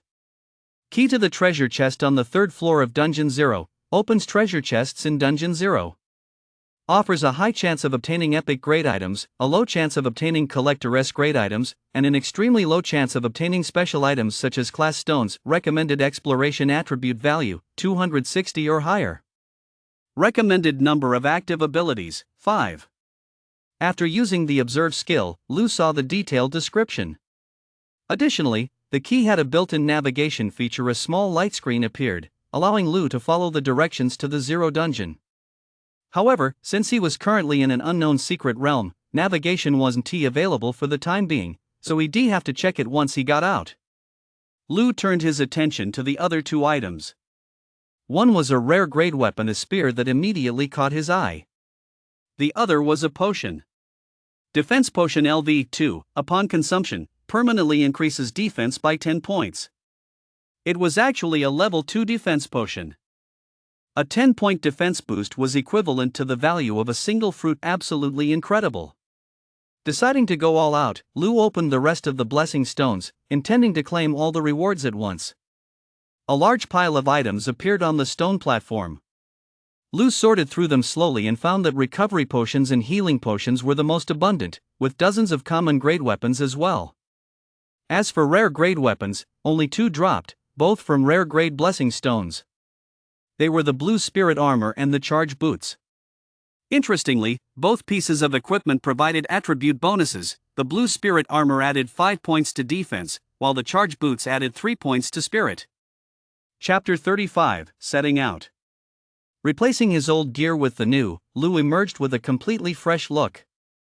Now, he was tall and muscular, with a handsome face. His entire demeanor had undergone a dramatic transformation compared to before the apocalypse. He had become more reserved, steady, and composed. Perhaps due to his passive intelligence attribute, a gleam of wisdom could often be seen in Lu's eyes. Upon exiting the secret realm's teleportation gate, Lu found that it was already late, and there was no one around. So, he quickly returned to the library. The student on duty on the 2nd floor was delighted to see Lu return. "Where's Lu?" Lu asked the student on duty. Brother Fan is already back. He said he only cleared the first 3 waves and is waiting for you to come out before making further arrangements, the student replied. Lu nodded without saying much, then headed straight for the control room.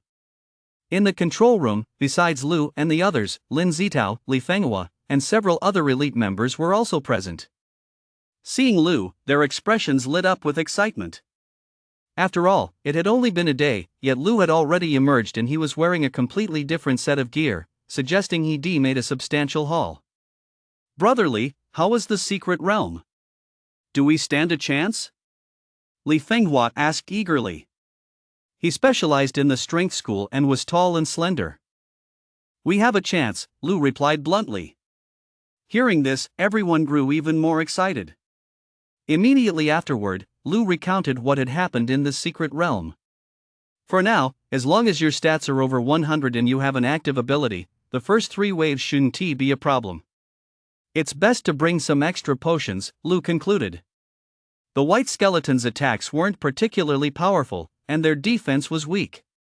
The attributes recommended by the secret realm were likely just a general guideline after all. To defeat the monsters in the 10th wave, one truly needed attributes above 130 and multiple active abilities. As it stands, only Lu can clear the final 10th wave. Xin and Lin can both make it to the 9th wave. As for Xiao Dai, you do have active abilities, but they're all support-oriented. It'd be best to wait until you get some offensive skills, Lu said, looking at the group. Lu and the others fell into deep thought, seriously considering Lu's advice. Lu, meanwhile, looked at Su thoughtfully. He was curious why Su's skills were all support-oriented, so he cast a scan on him. He didn't know until he looked, and when he did, he was shocked. Character, Su. Class, Spirit. Level, 10. Strength, 13. Spirit, 186. Defense, 52. Mana, 960. Abilities, unknown. So you're full of secrets too. Lu was stunned when he saw Su's stats screen. The other guy actually had a class. If he hadn't activated his observe ability, he probably would been kept in the dark by Su the whole time. I'm going in too. Are you looking down on me? Su seemed to feel a chill run down his spine from Lu's glance, so he snapped back. Lu scratched his head and didn't argue, mainly because the other guy's stats were so high. His abilities were likely far greater than what he usually let on, and if he really went in, he'd probably be able to clear the dungeon. Fine, go ahead. But you'll have to wait until your spirit reaches at least 130. Lu didn't call Su out on it, pretending not to know. Everyone has their secrets. Since the other person hadn't spoken up, there must be some difficulty involved. Su looked at Lu suspiciously, muttering to himself, could it be that Lu had discovered something?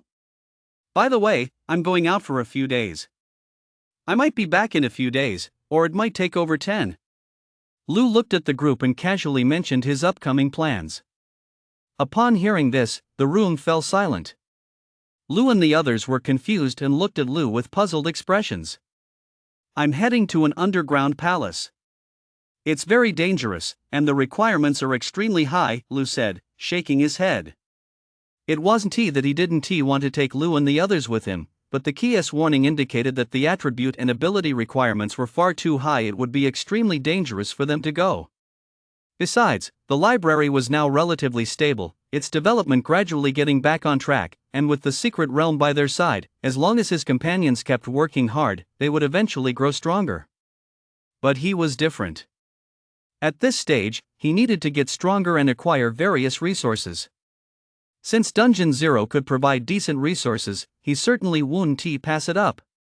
Risk always comes hand in hand with great opportunity. After hearing Lu's explanation, the others said no more. Compared to the rewards of an expedition, their lives were far more important. Lu planned to rest for the night and set out early the next morning. Time passed quickly. Early the next morning, Lu slung his backpack over his shoulder and set off. It wasn't until he walked several hundred meters that he realized his backpack felt heavy. To conceal the presence of the spacetime shards, he usually carried a backpack, though he normally kept it empty. Out of curiosity, Lu opened the backpack and discovered 2 bottles of defensive potions inside. He touched them, they were still warm. As if sensing something, Lu turned his head toward the roof of the library. There, he saw 7 or 8 figures standing there. Lu was waving at Lu. There appeared to be blood on his clothes, as if he had just returned from a hunt. A pang of emotion struck Lu, and he suddenly realized where the 2 bottles of defensive potions in his backpack had come from. In that instant, he felt his backpack grow heavy, and it seemed as though his life had taken on a new meaning. "Wait for me to come back." Lu waved and called out in that direction. He didn't say goodbye, because he always felt that the word goodbye carried a bit of bad luck. This was Lu's first time operating alone. Compared to his previous team missions, he still felt slightly out of his element, for the world had changed drastically, and everything he saw was unfamiliar. According to the Key's guidance, the location was roughly 10 kilometers away in Qingyu town. First, he needed to cross a dense forest, and as for what lay within it, Lu had absolutely no idea. After all, no one had ever ventured into the forest to explore it. Before long, Lu entered the dense forest. The entire forest was eerily quiet. The trees stood so thickly that they blocked out the sky occasionally. A few rays of sunlight would filter through, but they still failed to bring any warmth to the forest. It was gloomy. Whoosh! Just a few dozen meters into the forest, a white figure charged toward him. Lu casually cast an observe spell, then raised his shield to defend himself. Monster, bloodthirsty rabbit. Strength, 111. Spirit, 45. Defense, 34. Abilities, Gnaw, Kick. Compared to the monsters around the library, the monsters here were clearly a level higher. However, these stats were still too weak for Lu. In just over 10 seconds, Lu seized an opportunity and killed it. Now, Lu's strength had reached 44 points higher than the bloodthirsty rabbit's defense. Venturing further in, he encountered several more monsters. There were spirit crystal lizards, golden giant monkeys, and bloodspike horses, but their stats hovered around 120, so Lu could handle them with ease. Lu realized that these weren't creatures emerging from the portal, but native mutated monsters. Affected by the poison barrier, passive defense triggered, no mutation required activated, poison resistance LV1. After moving forward for a while, a notification sound rang out. Chapter 36, Summoning Gulu Gulu. In an instant, Lu felt refreshed and invigorated. He looked around and was immediately startled. The once dense forest had vanished, replaced by withered vegetation in every direction. Lu was astonished. He must have been affected by toxic fumes earlier, causing hallucinations. He'd been under the influence of the poison the whole time without realizing it. If he hadn't activated the poison resistance attribute, he would likely have drowned in this eerie, toxic forest. At that moment, thick purple poisonous mist swirled all around, clinging to the withered plants. Poison resistance LV1, growth type, common grade. Increases the host's resistance to poison. Lu looked at the newly activated poison resistance attribute and realized that, just like fire resistance and good fortune, it was a growth type passive ability. Although he was taken aback, Lu was still overjoyed, because resistance abilities were incredibly powerful. For example, back in the secret realm, the green fire skeleton's attacks were fire-based, yet they caused him negligible damage. In fact, once his fire resistance reached its maximum, would he even be able to withstand a dragon's flames? All of this was possible. Ding! Poison resistance upgraded to LV2. After advancing a few more meters, his poison resistance had leveled up. The progress was incredibly fast. Immediately afterward, Lu deliberately slowed his pace and began strolling through this forest filled with poisonous mists. Compared to the decaying, lifeless scenery all around, the sight of him, a human being strolling leisurely through this place, created a stark contrast. If anyone from the outside world were to see it, they would likely be utterly shocked. Lu was quite unconcerned, knowing that the area was thick with toxic mist and scarce on monsters, so he walked at a leisurely pace. In fact, he even spotted some blessing stones in certain spots, all common grade, dropped by monsters that had previously wandered in by mistake and met their end. Is that a wild chest? Lu also spotted a wild chest in a swamp. Although the swamp was dangerous, Lu didn't give up. He spent some time chopping down a tree and then toppled it into the swamp. The wild chest was rare grade, with a chance to yield epic grade items. Lu didn't hesitate to open it. Opening a rare grade wild chest. Item obtained, Heart of Glass epic grade. Item obtained, Defense Potion LV2 rare grade. Item obtained, Dark Spear rare grade. A total of 3 items. Perhaps due to his luck attribute, he actually managed to get an epic grade item, which filled Lu with immense joy. The glass heart was a necklace made of jet black crystal. It felt cool and smooth against his neck. Lu checked the stats of the glass heart necklace. Glass heart necklace epic grade, provides 10 mana, grants an additional 10 strength, part of the glass set. These stats were absolutely incredible, and it was even part of a set. Lu had previously studied the equipment system in detail with Sue and the others. The entire system only distinguished between 2 types of sets, accessory sets and armor sets. Armor sets consisted of a top, bottom, and shoes. Accessory sets consisted of a necklace, bracelets, and rings. In the entire equipment system, there were only these 6 types of gear, nothing more. Of course, the system had once hinted that humans could craft their own gear, so perhaps items like belts or helmets might be created in the future. Lu downed the defensive potion immediately. As for the dark-colored spear, it joined Lu's arsenal. He had a particular fondness for weapons like spears, lances, and long staffs. This was mainly because Lu firmly believed in the principle that the longer the weapon, the more powerful it is. Following the key's guidance, Lu walked nearly 100 meters, reaching the depths of the poison barrier. Here, Lu's poison resistance was rapidly increasing. It soon reached rare grade, hitting level 15, and showed no signs of stopping. New notifications appeared every few minutes. Lu decided to stay put for a while. He would rest here and wait until his poison resistance reached its peak before continuing. Soon, his poison resistance reached the maximum level of rare grade. At this point, it could no longer increase. It seemed he had developed immunity to the toxins in this area. So, Lu pressed on. As he passed a poisonous lake, something unexpected happened. A massive toad, oozing pus from head to toe, leaped out of the water. Monster, Poison Toad. Strength, 32.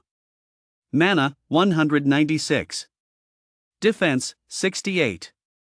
Abilities, Venom Spray, Crushing Blow. Only this one venom toad had appeared. It must be a local mutant creature. Gurgle. The venom toad opened its mouth and spat out a purple water ball, emitting toxic fumes. Lu had no time to defend himself. The water ball was too fast and struck him directly in the shoulder. A foul stench hit Lu, making him roll his eyes. However, he suffered no damage. The venom seeped through his armor and soaked his body, but Lu felt nothing, as if he'd merely been splashed with ordinary water. After a moment's thought, Lu realized his poison resistance was maxed out.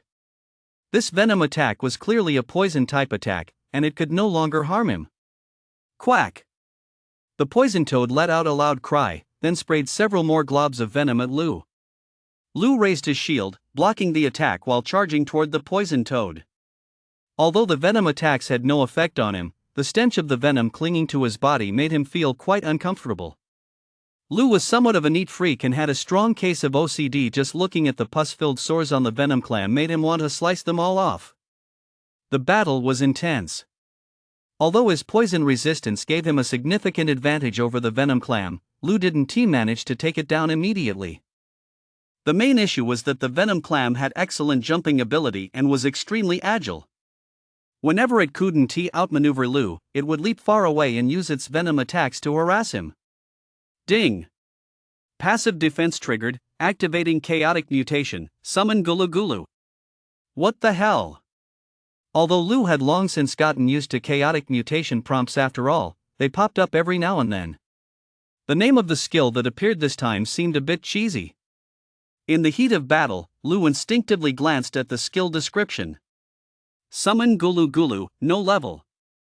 Summons a creature from another realm that will accompany you until death. This skill disappears once the creature dies. It was actually a summoning skill. Lu was instantly delighted. He didn't even care what the skill was called, he simply proceeded to summon it. Instantly, a teleportation array appeared not far from Lu, and a petite figure stepped out. When the light faded, Lu was speechless. The summoned creature was a skeleton, its body as white as jade and completely bare, with a tattered black cloak draped over its back. The skeleton seemed rather dazed, seemingly unaware of why it had suddenly appeared here. It cranked its skull from side to side, looking around in confusion. The skeleton's pupils were incredibly deep, containing two white flames that seemed to flicker in sync with its emotional fluctuations. At that moment, Lu felt as though a connection had formed between them. Summoned creature, Gulu Gulu. Level 1. Type, White Jade Skeleton. Strength, 10. Spirit, 10. Defense, 10. Abilities, none. I summoned a total waste. Lu was speechless upon seeing these stats. However, something even more baffling happened next. The skeleton seemed quite spirited upon seeing Lu, its master. It flashed a flattering smile. But when it looked at the poison clam, it actually took off running. Lu stood there dumbfounded, watching the little skeleton run toward the distant thicket, its cloak flapping up and down behind it. Can't beat him? I'm outta here. Lu and the little skeleton shared a telepathic connection, they could hear each other's thoughts. Hearing those words, he was instantly at a loss for words, partly amused, partly exasperated. What on earth was this skill? How had it summoned such a little rascal? Mountain Crush. Just then, Lu heard a sound. The poison clam seemed to have lost patience. In a single leap, it lunged toward Lu, intending to crush him under its massive body. Chapter 37, The Amusing Little Skeleton. Lu wasn't about to let it succeed. Moreover, Lu's passive trait, clever, was taking effect. In an instant, Lu's mind raced and his body reacted. He thrust the spear in his hand forcefully into the ground and rolled away. The next second, a piercing, wailing croak echoed from behind him. Immediately afterward, a notification of experience gain sounded. Unable to change its trajectory mid-air, the poison clam had slammed head-on into the spear after using Mountain Crush, getting impaled right through. With the poison clam slain, a rare blessing stone dropped. Lu was delighted. It was truly a blessing to possess the clever attribute, otherwise, this battle would have dragged on for a while longer before he could wear the enemy down. Clack, clack. Just as Lu was about to pick up the rare blessing stone, something that left Lu speechless happened again. The little skeleton that had been summoned, seeing the monster killed, had run back and was now standing next to the poison clam, eyeing the blessing stone. Next, Lu watched as the little skeleton reached out and fumbled around the blessing stone. 2 or 3 pieces of equipment dropped out, and it picked them up and put them on. Watching this, Lu couldn't help but mentally rant, is this even a summoned creature? It's no different from an ordinary human. It arms itself without needing orders. Why did you run away? You're a summoned creature. Lu walked over and confronted the little skeleton. Deserting the battlefield is highly irresponsible. The little skeleton had already finished equipping itself, clad in armor and holding a fine steel sword in its hand. It opened its mouth, its jaw slightly askew, as if smiling at Lu. The elders of my clan warned me to be careful when I went out. Valuing one's life is the most important thing. Lu could sense the little skeleton's thoughts, which left him feeling both amused and exasperated. This summoned creature was truly one of a kind. Come to think of it, you're a skeleton, you're already dead, so what's there to cherish about your life? Alright, I need to return to my world. Hurry up and send me back. I need to get stronger. Once I'm stronger, let me out again, and I'll protect you. Immediately, another stream of thoughts came through, leaving Lu even more speechless. However, since there was no immediate danger now, Lu simply dismissed the summoned creature and let it return. As the skeleton slowly vanished into the teleportation array, Lu set off once more. He chose to treat everything that had just happened as a minor interlude, an unexpected bonus of acquiring an interesting summoned creature. Soon, Lu reached the edge of the poisonous forest.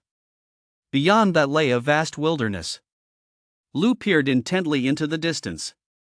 Amid the thick fog, he could make out a small town, seemingly 2 or 3 kilometers away. That must be Chinyu town. With the region having expanded, he wondered what the town looked like now. However, according to the Key's guidance, the Zero Dungeon should be located south of the town. Glancing at the sky, Lu returned to the poisonous forest, intending to set out first thing in the morning. After all, dusk was already falling, and continuing onward would require crossing the wilderness before him. There were several portals in the wilderness, from which unfamiliar otherworldly monsters occasionally emerged. Lu had no intention of risking a crossing. Traveling at night was the most dangerous. At the edge of the poison barrier forest, Lu found a large tree. He climbed up it in a few swift moves and began to rest and recuperate. In another realm, within a withered world. It was perpetually dark here, with only countless starlight shining down, ensuring that a faint glimmer of light still existed in the entire world. The earth was a vast void, with no trace of life. Occasionally, one could spot dilapidated ruins of cities, seemingly from another Earth-based civilization. Beyond that, the landscape was mostly covered in sand-shrouded ruins.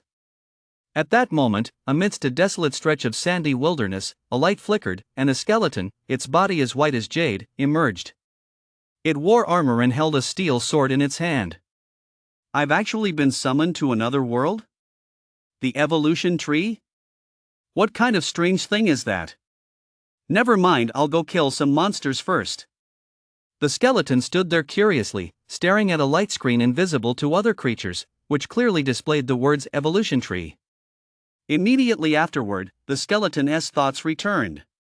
That human is so clueless. How could he summon me?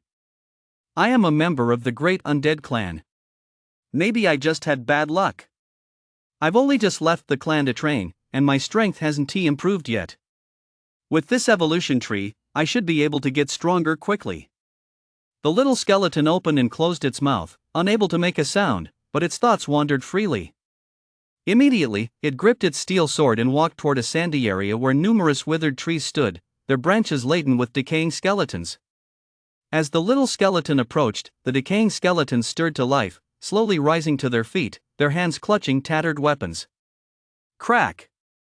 The little skeleton charged straight at them, slicing off the head of one decaying skeleton with a single stroke, then delivering another blow that shattered the ribs of 2 others. At the same time, as the decaying skeletons shattered, 3 wispy, misty white auras drifted into the air, from which eerie, screeching cries seemed to emerge. Like souls. SSSSH. Next, the little skeleton opened its mouth, and the 3 auras flew toward it, all swallowed whole in a single gulp. A misty glow flickered over the little skeleton's body, and its bones appeared even more crystalline and translucent, like genuine white jade. At the same time, the ghostly flame in the little skeleton's eyes seemed to gain a bit more vitality. My power has increased by 5 points. The little skeleton opened the evolution tree and suddenly felt a surge of joy. Immediately afterward, it raised the steel sword in its hand and ran off in another direction, ready to hunt. Seen from behind, its tiny frame made it look almost cute as it ran. The next day. In the early morning, Lu awoke to a commotion. He looked down at the tree he was sitting under. Several gourd monsters were wandering about, hacking at the tree with their weapons. Lu paid them no mind, they were just minor minions, incapable of even damaging the tree, so he didn't care at all. Glancing at the system interface, Lu noticed that after a night's rest, both his strength and defense stats had increased slightly. He was already used to this, as mutated monsters resembling wasps might attack him at night, but since they couldn't break through his defenses, he remained oblivious. Actually, this was to be expected. Lu had even thought that one day, when his defense reached the thousands or even tens of thousands, he might even be able to sleep soundly amidst a pile of minor monsters. What else with this little skeleton? Its stats have shot up so much overnight. Lu looked at the summoning space. After acquiring the summoning skill yesterday, the summoning space had appeared, allowing him to view Gulu Gulu's stats. This little skeleton named Gulu Gulu now had incredibly high stats. Summoned creature, Gulu Gulu. Level, 9. Type, White Jade Skeleton.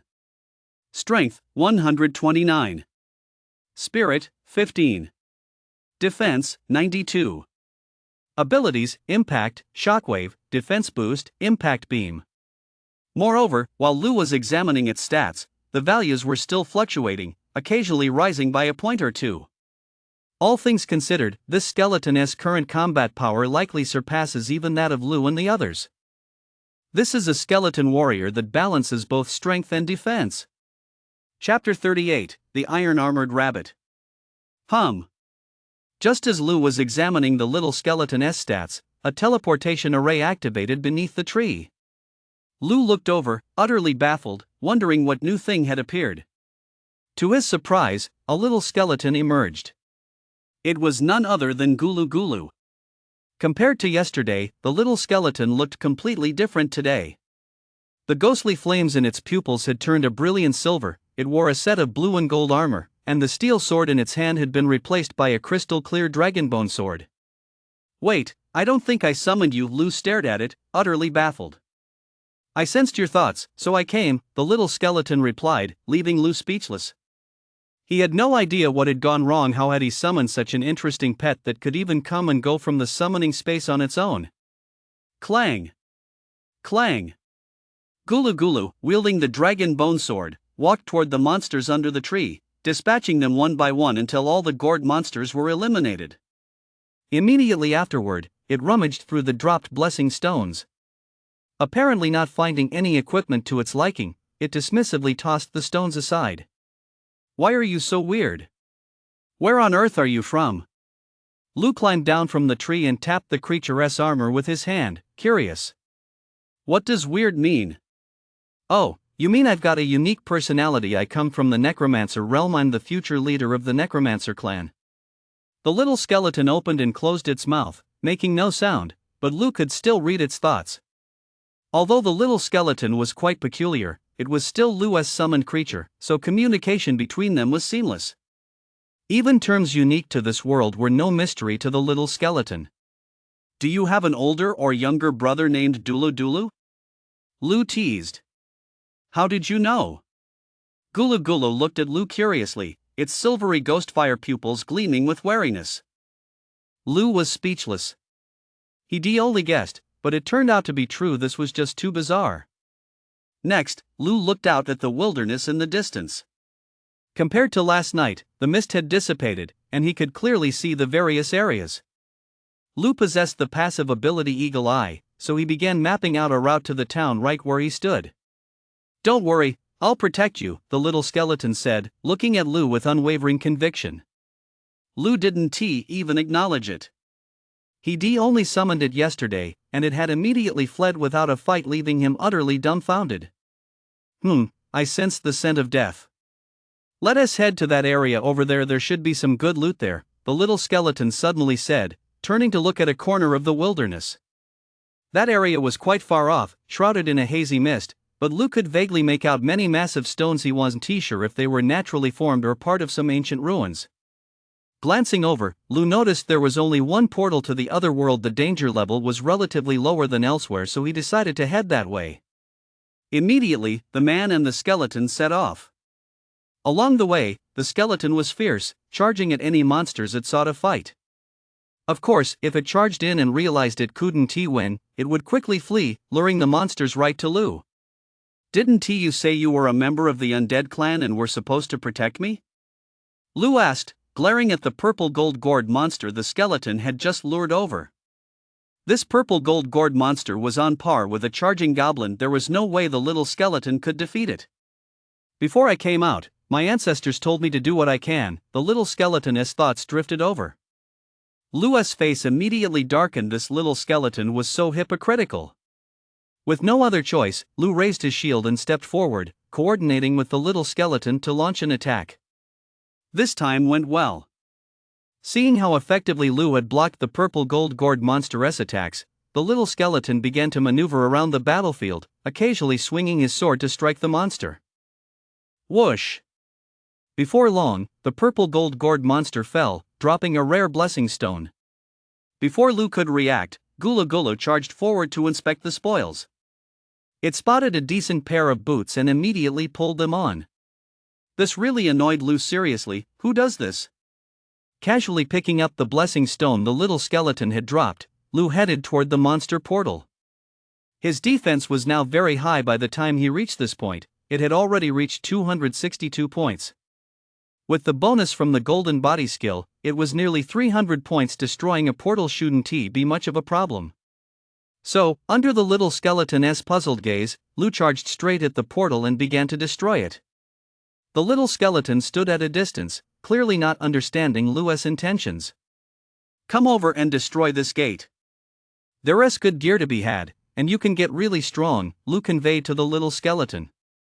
The little skeleton was reluctant at first, but upon hearing that he could get stronger, he immediately raised his sword and charged over.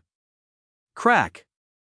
Shards of light fell from the portal, accompanied by metal shavings. At the same time, a monster emerged from the portal. It was a creature never seen before, resembling a rabbit, with iron armor on its back and dense clusters of iron spikes on its forelimbs. This was a pure strength type monster. It was extremely fast, capable of leaping several meters high, then diving from the air to strike with the iron spikes on its forelimbs. However, this also exposed its weakness. It couldn't change position midair, leaving its soft underbelly exposed as a vulnerable spot. For Lu, this type of monster was the easiest to deal with. As long as he used his shield to block, he could take them down one by one with a single thrust. Since they are purely strength-based monsters, their defense is very low. Now that Lu's strength has reached 50 points, one-hit kills are no problem. A big monster has appeared inside. Suddenly, the little skeleton shouted, already taking a step back, seemingly trying to run away. Don't run. Be careful next time, I might summon you right into the middle of a monster horde. This monster isn't strong. With my help, we can kill it. Lu eyed the little skeleton warily. He shot it a fierce glare. This thing runs away at the first sign of a monster it can't fight. It's utterly useless. Better safe than sorry. The little skeleton muttered under its breath, clearly aware that Lu looked down on it. But it didn't want to appear completely useless, so it stayed put instead of running. A few seconds later, a half-man-tall ironclad rabbit appeared, its blood-red eyes fixed on Lu and the little skeleton. Its two incisors were sharp and razor-like, glinting coldly. Monster, elite ironclad rabbit. Strength, 232. Spirit, 21. Defense, 78. Abilities, Giant Rabbit Charge, Iron Piercing Strike. Boom! Compared to other iron-armored rabbits, this elite iron-armored rabbit possessed immense strength. The moment it spotted Lu, it charged straight at him. With a loud crash, Lu's shield trembled, and several spikes on the wolf's tooth light shield broke off. Lu didn't flinch. He raised his light shield to block the charge while simultaneously striking back with his weapon. The little skeleton also ran over at just the right moment, circling around to find the ironclad rabbit's weak spots and attack them. Before long, Lu and the little skeleton worked together to kill the monster. Then, panting heavily, the two resumed pounding on the door. Chapter 39, Necromantic Devourer. Whoosh! The portal was destroyed, and a mutated blessing stone dropped. This time, Lu was one step ahead. He had already grabbed the blessing stone before the little skeleton could step forward to inspect it. The little skeleton looked thoroughly displeased as it glared at Lu and said, "I should have been the first to look at it." Lu ignored it. If an ability dropped and this little skeleton learned it, he'd have nowhere to turn. Opening the mutated blessing stone, Lu was disappointed to find that no ability had dropped. His luck wasn't on his side this time. However, at least a level 2 defense potion had dropped, granting an extra 10 points of defense. Sigh, 1 down, 8 to go. After downing the defensive potion, Lu felt a pang of emptiness. These attribute boosting potions couldn't be used without limit. There were restrictions. According to the Great Cataclysm Manual, regardless of level, one could only use 10 bottles of each of the 3 types of attribute boosting potions. I'll rest for a bit before heading out. Lu didn't set off immediately. He planned to eat something and rest for a while first. Killing that ironclad rabbit had indeed taken quite a bit of effort. Crunch, crunch. Seeing Lu take out some drinking water in jerky, the little skeleton walked over, peering at him curiously. Lu instinctively handed the remaining water to the little skeleton. The water was squeezed from blue spirit fruits. It had a lustrous purple hue and tasted very sweet. To his surprise, Lou had expected the little skeleton to refuse it, but the creature took it and gulped it down in a few swigs. Lou could clearly see the blue spirit juice flowing from its mouth down its throat, then disappearing into its armor through a tube. Next, a large wet patch appeared on the ground. "Delicious," the little skeleton said, handing the empty bottle back to Lou and staring at him expectantly, as if asking if there was any more. "You can tell it tastes good?" Lou stared at it in disbelief. A skeleton actually being able to taste something he really hadn't expected that. The little skeleton shook its head and then nodded. In truth, it couldn't taste anything, but it felt great when the juice washed over its bones. Lou was decisive. He rolled his eyes and ignored it. He only brought 3 bottles of juice in total, so he had to use them sparingly. He'd originally just been curious to test the little skeleton, but he hadn't expected it to actually drink it. After a while, they continued on their way.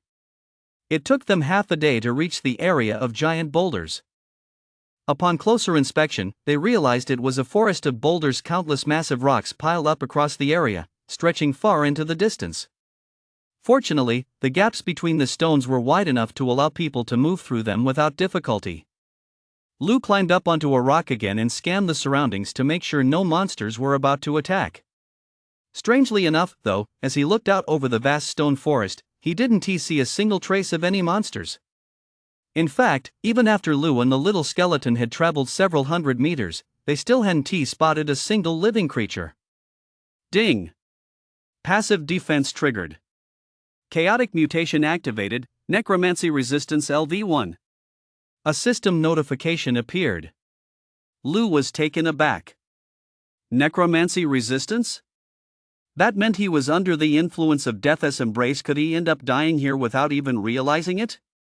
This experience was exactly the same as what had happened in the poison forest earlier.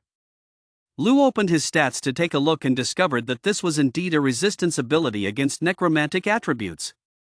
Up ahead, the little skeleton's thoughts reached him. Then, it started running, heading in another direction. Lou had heard the little skeleton mention before that this area carried an aura of death and that there were valuable items to be found. So Lou started running too, chasing after the little skeleton. Gradually, the stones ahead began to change. Some turned pitch black, with eerie patterns appearing on their surfaces, occasionally glowing with a faint red light. There were many such stones, and the red patterns on their surfaces flickered as if breathing. Before long, Lou followed the little skeleton into an orderly stone formation. The area was relatively open, seemingly the interior of the giant stone forest. The formation consisted of 9 massive boulders, as black as ink, covered in even more intricate patterns so dense and indecipherable that they resembled relics of a prehistoric civilization.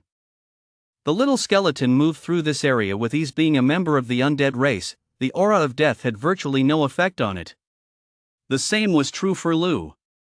His resistance to death had already increased significantly along the way, so he felt no discomfort here either. After following the little skeleton through the stone array for a while, Lou froze in place. At the very center of the array stood a stone stele over 3 meters tall. It was clearly not native to Earthstar but hailed from another realm, perhaps even having fallen from the heavens. Of course, Lou surmised that while the object was likely related to another world, it didn't appear to have fallen from the sky, as the stele was neatly positioned on the ground. Clack clack. The little skeleton stepped forward and began running its claws over the stele, seemingly probing its secrets and studying it. "Did you find anything?" Lou asked it. Mainly because Lou couldn't make out the text on the stele. It looked like tadpole-like runes, densely packed from top to bottom, seemingly recording a great deal of information. There were even drawings on it. Lou could understand those drawings, however, and saw that they depicted skeletal figures wielding swords and spears. "This is the lost heritage of our world. I can gain a new ability." After studying it for a while, the little skeleton grew excited, and its joy was transmitted to Lou. Next, Lou watched as the little skeleton reached out to touch the stone tablet. A glow surged from its bony arm, and then lines of text began to dance across the tablet, slowly and orderly sinking into the little skeleton's body. Your summoned creature has acquired the ability, Necromantic Devour. Necromantic Devour, Legendary Grade. Devouring any necromantic item or creature enhances attributes upon reaching a certain level of mastery. It can manifest a human form. It's actually a legendary grade skill. Lou was taken aback, then couldn't help but feel excited. Although this skill was better suited for the little skeleton, there didn't seem to be any restrictions. It looked like he could use it too. If he devoured necromantic creatures, could he also boost his own stats? Although he didn't know how to devour them, Lou felt that even if he didn't use this skill, he absolutely had to have it. So, Lou thought of his Swap the Heavens ability. This ability was also legendary grade, but ever since Lou had last tried using it on the mysterious merchant, he hadn't managed to pull it off successfully. For a while, he kept a close eye on Lou, attempting to steal the heavens in every possible way, but after 2 or 3 days, he hadn't managed to steal a single thing. At the time, Lou had felt a chill run down his spine. He thought Lou was looking at him strangely and suspected Lou had been possessed by some mysterious creature. Steal the heavens. Theft failed. Steal the heavens. Theft failed. Lou didn't hesitate to unleash a barrage of the spell on the little skeleton, determined to steal that Necromantic Devour skill. This Necromantic Devour is way better than my Spirit Devour seal. I'll get even stronger soon. The little skeleton grinned widely, as if laughing. Lou, however, wasn't listening to a word of it. He kept casting steal skill. He never imagined that one day, he'd have to steal a skill from his own summoned pet. Of course, the little skeleton was completely oblivious, having no idea that his master would actually covet his skill. Chapter 40, Entering the Town. Why are you standing so close to me?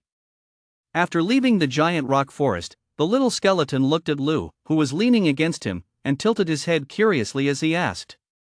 As your master and guardian, I need to protect you from surprise attacks by monsters, Lou explained without batting an eye. The little skeleton looked pensive, the silvery ghostly flames in its pupils flickering slightly, as if it were moved. Steal the sky, swap the sun. Theft failed. Once they emerged from the giant rock forest, the landscape ahead stretched out as a vast, flat plain. Lou could already make out the outline of the small town. It wasn't far away, just 1 kilometer. They hadn't encountered any monsters along the way. This surprised Lou, as this area was still considered wilderness, yet there were no monsters to be found. After walking for a while, Lou finally noticed human figures and footprints ahead. Quite a few people were clearing out the monsters in front of the village. Furrowing his brow, Lou pulled a cloak out of his spatial fragment. This cloak wasn't considered equipment. He'd looted it from an elite skeleton monster earlier. The cloak came with a hood, which could effectively conceal his face. Soon, he arrived at the small town. What surprised Lou was that the entire town was quite orderly. A steel fence had been erected around the perimeter. The fence was thick and heavy, about 1 meter wide and nearly 3 meters tall. It was more than enough to keep out monsters like charging goblins and ironclad rabbits. From this, it was clear that Chinyu Town had not been overrun by monsters, and the people living there seemed to be doing quite well. Are you here to take part in the dungeon expedition too? Just as Lou was lost in thought, a man dressed in a mage's robe walked over. He didn't seem particularly surprised by Lou's appearance, and even when he saw the little skeleton beside Lou, he didn't show the slightest hint of astonishment, as if he were already used to it. Lou noticed this and asked curiously, "The underground palace?" The man looked at Lou with confusion. He paused for a moment, then asked, "You're not here for the underground palace expedition? Then you're..." "No, I ran away from a school up north. There were too many monsters, so I fled here," Lou replied. He didn't reveal the purpose of his journey, nor did he elaborate on his background. Upon hearing this, the man looked as if he understood everything and said, "Then you've really come to the right place." Because of the emergence of the underground palace in the Tsubei Hills, quite a few factions have set up shop in Chinyu Town. The man spoke at length. He was a local from the small town and was enthusiastically introducing the area to Lou. This was quite rare after all. In the midst of the apocalypse, everyone was on edge, and simply exchanging a few words was already a rarity. But this man was very talkative and shared a great deal with Lou. The man's name was Louis, a native of Chinyu town. He had narrowly escaped the disaster, and about 10 days later, the ruins of an underground palace were discovered on a small hill to the north of the town Shobei Hill. Consequently, numerous groups and factions had settled in the town, transforming the entire place into a supply hub. According to Louis, they were currently still working their way through the first level of the underground palace. The monsters inside were formidable despite their numerical advantage. They had yet to break through to the second level. "Why don't you join my squad? In a few days, all our team members will reach level 10, and we're planning to go on an expedition." Louis extended an invitation to Lou. Lou shook his head. He had no intention of joining another group just yet. Louis didn't press the matter. He gave Lou an address in the town and then walked away without looking back. Lou stood there for a moment, pondering, before making up his mind. He decided to go into town first to gather some information and see if the underground palace on the small hill north of Chio was indeed his destination. Based on Louis' description, it should definitely be that Zero underground palace. But now that no faction had managed to break through to the second level, was there still any use for his third level key? "You go back to your own world first. Next time you sneak in, next time I'll protect you." Lou looked at the little skeleton. The little skeleton seemed a bit impatient as well. Just moments ago, it had been telepathically asking Lou if it should hack Louis, that human-shaped monster, to pieces. If Lou hadn't stopped it, the little skeleton would have already attacked. In its eyes, there was no distinction between friend and foe aside from Lou. Everyone was a monster. Without waiting for Lou to summon it, the little skeleton activated the teleportation array on its own and stepped inside. Only then did Lou set off, heading toward the town gate. There were actually guards at the gate, though they didn't scrutinize identities closely. Upon hearing Lou's explanation that he was a fugitive, they quickly let him through. The town doesn't have designated residential areas. Any vacant spot that hasn't been claimed is fair game. There's a black market up north where you can trade. It should be bustling at this hour. But remember one thing, don't start any fights in town, the guard advised Lou with a friendly smile. Lou smiled gratefully. The black market the guard mentioned sounded intriguing. He hadn't expected the town to develop so much in just over a fortnight. This was likely the power of factions. The sheer number of people, combined with their ability to strategize and act in a coordinated, organized manner, gave them a massive advantage. The town's current state was a testament to the formidable strength of these factions. "I wonder which factions are involved. Is the Lee family here?" Lou asked, a look of curiosity on his face. With that, he set off for the black market. The entire town consisted of single-story houses. There were no high-rises here. Lou saw many local residents, mostly elderly people, fiddling with armor, weapons, and other items in front of their doors, seemingly engaged in repairs. Lou cast a quick scan and found that the elders had negligible stats, most still hovering around levels 1-2. It seemed that since the disaster struck, they had been well protected and had not suffered any monster attacks. Now, thanks to the existence of the underground palace, the entire town of Chinyu felt safer, and these elderly residents seemed to have found new work. They were holding monster materials and mending equipment. Lou took it all in, a strange feeling welling up inside him as if, in the midst of this apocalypse, a new order and a new way of survival were slowly taking shape. "Bro, big brother, please, give me something to eat. Get lost. You've got hands and legs, why don't you go hunt for yourself? There aren't any monsters in the eastern forest anyway, and there are wild fruits to pick. Why are you running over here to beg?" After walking a short distance, Lou spotted a ragged young man begging from a man clad in light armor. However, the ragged young man was being shunned.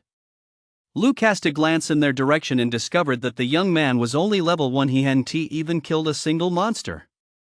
Clearly, this person was physically able-bodied, and having consumed 3 fruits, he possessed the starting stats. Lou shook his head. It was no wonder the man in light armor was so harsh. After all, the ragged young man had all his limbs and could easily go out and hunt on his own. Moving forward again, it wasn't long before Lou spotted the black market. At first glance, the black market left him quite stunned. The vast square was packed with people. Bonus Chapter 1, please vote, add to your favorites, and leave a good review. Thanks, everyone. Chapter 41, Spotted. Lou took a quick look around. The entire black market had roughly 40 stalls, selling just about everything. Originally, he'd only come to gather information, but now he found himself wanting to browse the stalls to see if there was anything he could trade for. As he passed by some stalls, Lou noticed that many vendors were bartering to obtain items they currently needed. Just as Lou was curiously looking around, he suddenly stopped in his tracks and approached a stall. In one corner of the stall lay a grayish-white stone engraved with a key pattern. This item bore a striking resemblance to the Level 3 key to Dungeon 0 he held in his hand, differing only in color. Level 2 key to Dungeon 0 opens treasure chests in Dungeon 0. High chance of obtaining rare grade items, low chance of obtaining epic grade items, and a very low chance of obtaining other items. Recommended exploration attribute, 180 or higher. Recommended number of active abilities, 3. It was a key for the second floor. The rewards were slightly less than those of the third floor key, but it was still quite valuable. Lou couldn't figure out why the vendor hadn't noticed it, but then he thought, perhaps this item was obtained through murder and robbery after all. Not everyone possesses keen observational skills. What is this? Lou got straight to the point, scanning the entire stall before looking at the dungeon key. No idea. It dropped from some monster. The vendor was a thin, middle-aged man with an ordinary appearance. He glanced at the dungeon key with a blank expression. Lou nodded. To identify the function of this key, he would need to use an ability like Observe. Unlike potions and other items, which display detailed information as long as they're extracted from a blessing stone. How much? Lou didn't pick it up, instead pretending to examine it closely as he looked at the vendor with a curious expression. Because his cloak was blocking his face, the vendor could only see half of Lou's cheek. He paused for a moment, noticing the curiosity in Lou's voice. 2 rare grade weapons will do, the vendor said. It's not like you can tell what it's for anyway. Hearing this, Lou felt a pang of doubt. Although the item's practical use might be unclear, the glow of an epic grade item was still visible, and yet, all it took was 2 rare grade weapons. Doubt aside, Lou didn't dwell on it. He asked the vendor to wait a few minutes, walked toward a dilapidated building, and retrieved 2 weapons from his spatial fragment. He deliberately waited a few minutes before returning to the vendor to complete the transaction. The vendor was surprisingly straightforward. Without a moment's hesitation, he handed Lou the dungeon key the moment he saw the weapons. Clutching the dungeon key in his palm, Lou tossed it into his backpack, clapped his hands in delight, and stood up. Wait a minute. Just then, a voice rang out.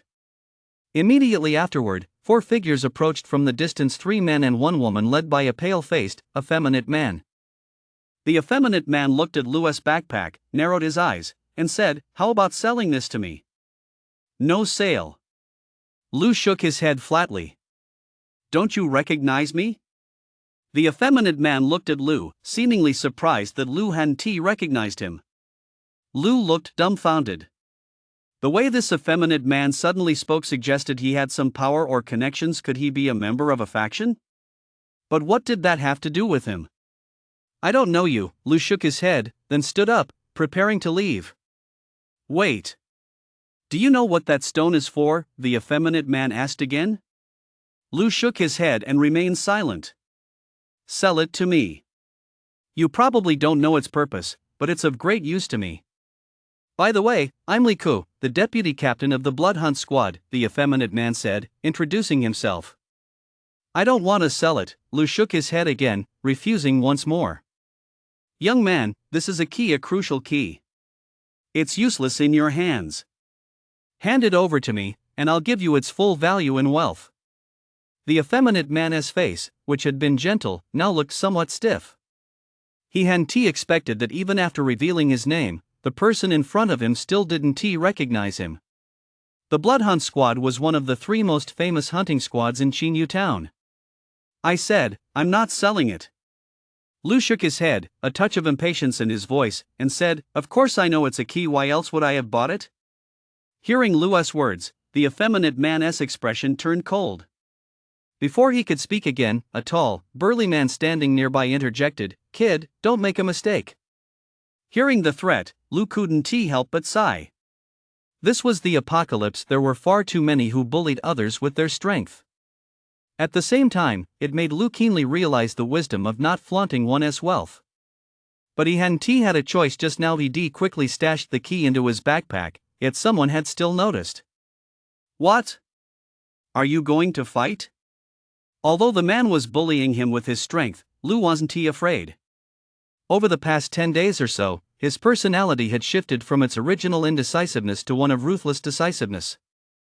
Besides, in this post-apocalyptic world, attributes and abilities were everything, and Lu had complete confidence in himself. "You little."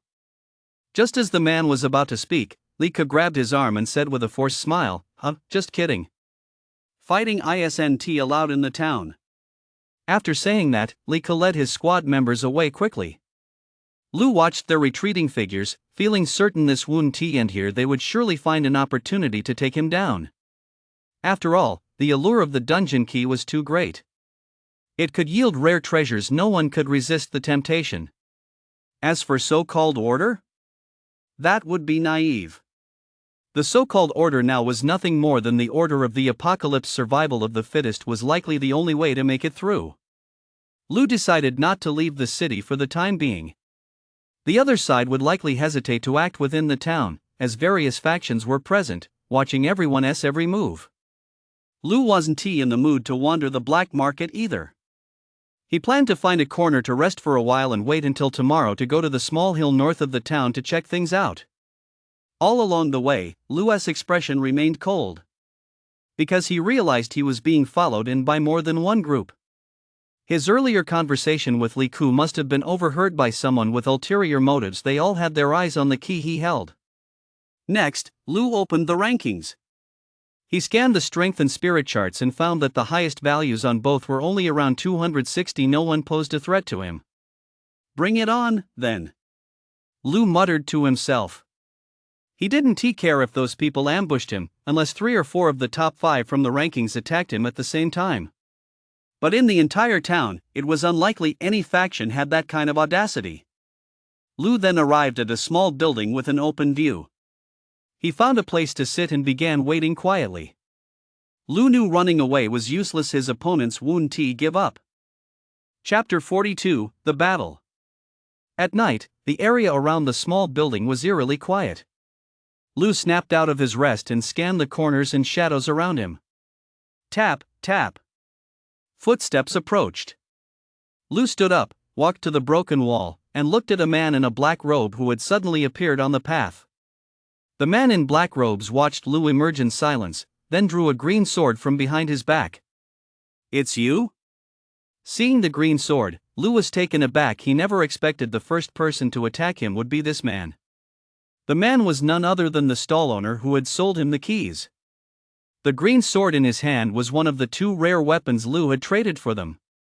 "No wonder you sold me the key at such a low price. You had a plan all along." A possibility crossed Lu's mind. He gripped his spear slightly tighter, his gaze turning cold. "That's right. You're the second big fish I've reeled in," the black-robed vendor said calmly. Then, his gaze swept over Lu as he continued, "Since you recognized the key, it means you must have the second one on you. I was planning to follow you into the wilderness before making my move, but there are simply too many others with their eyes on the keys." The middle-aged man shook his head, but his face showed no sign of panic at the thought of other factions lurking in the shadows. Instead, he appeared quite confident. "You seem quite confident you can defeat me." Lu suddenly felt a flicker of interest. The man clearly didn't care how powerful the buyer of the underground palace key might be. As long as someone purchased this key, the middle-aged vendor was certain they'd have the second one on them, and he wouldn't hesitate to strike. Just as he was doing now.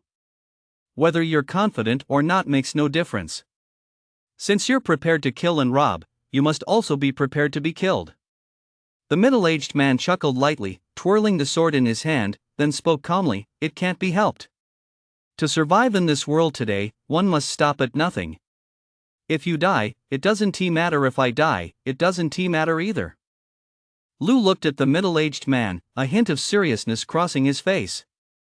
He had originally assumed the man was just an ordinary vendor who enjoyed murder and robbery.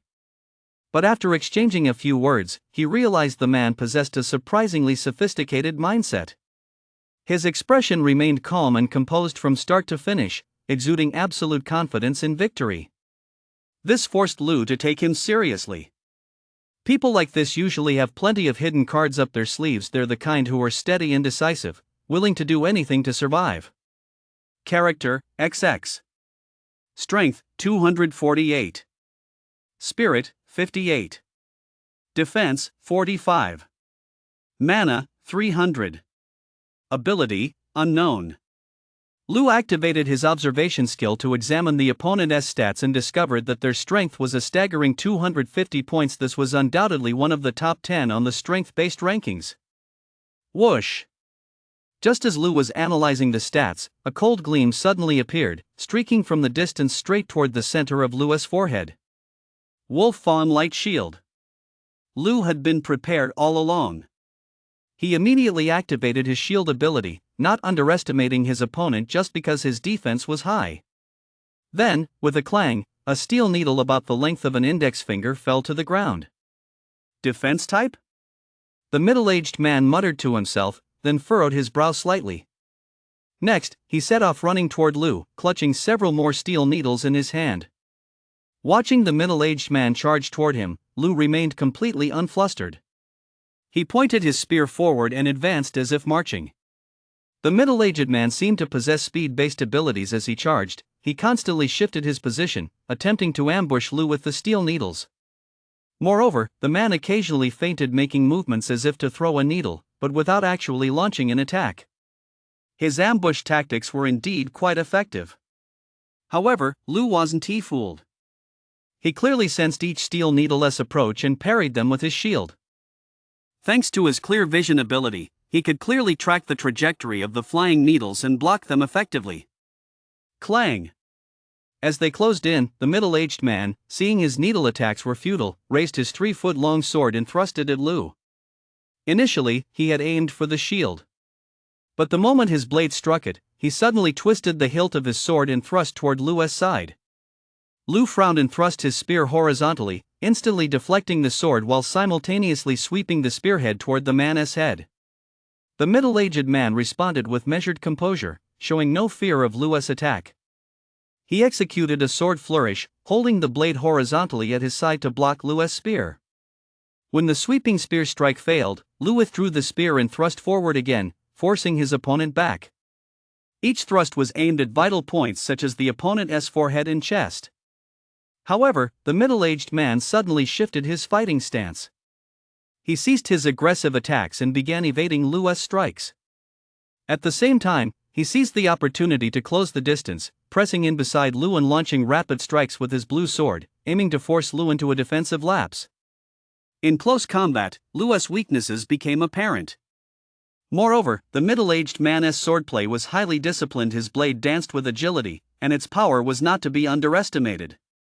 In fact, he landed 2 successful strikes, leaving 2 bloody gashes on Lu's arm. Clang! After a brief exchange of blows, the middle-aged man suddenly stepped back several paces. He studied Lu intently, his gaze lingering on the wounds on Lu's arm, his expression grave. The middle-aged man was highly confident in his own offensive power. Even someone with stats not far from his own would have suffered at least a deep gash if struck by a single sword strike. Yet on Lu's arm, there were merely 2 faint bloodstains, not even bleeding, and they seemed as though they would heal in a moment. As he pondered this, the middle-aged man glanced at the defense rankings.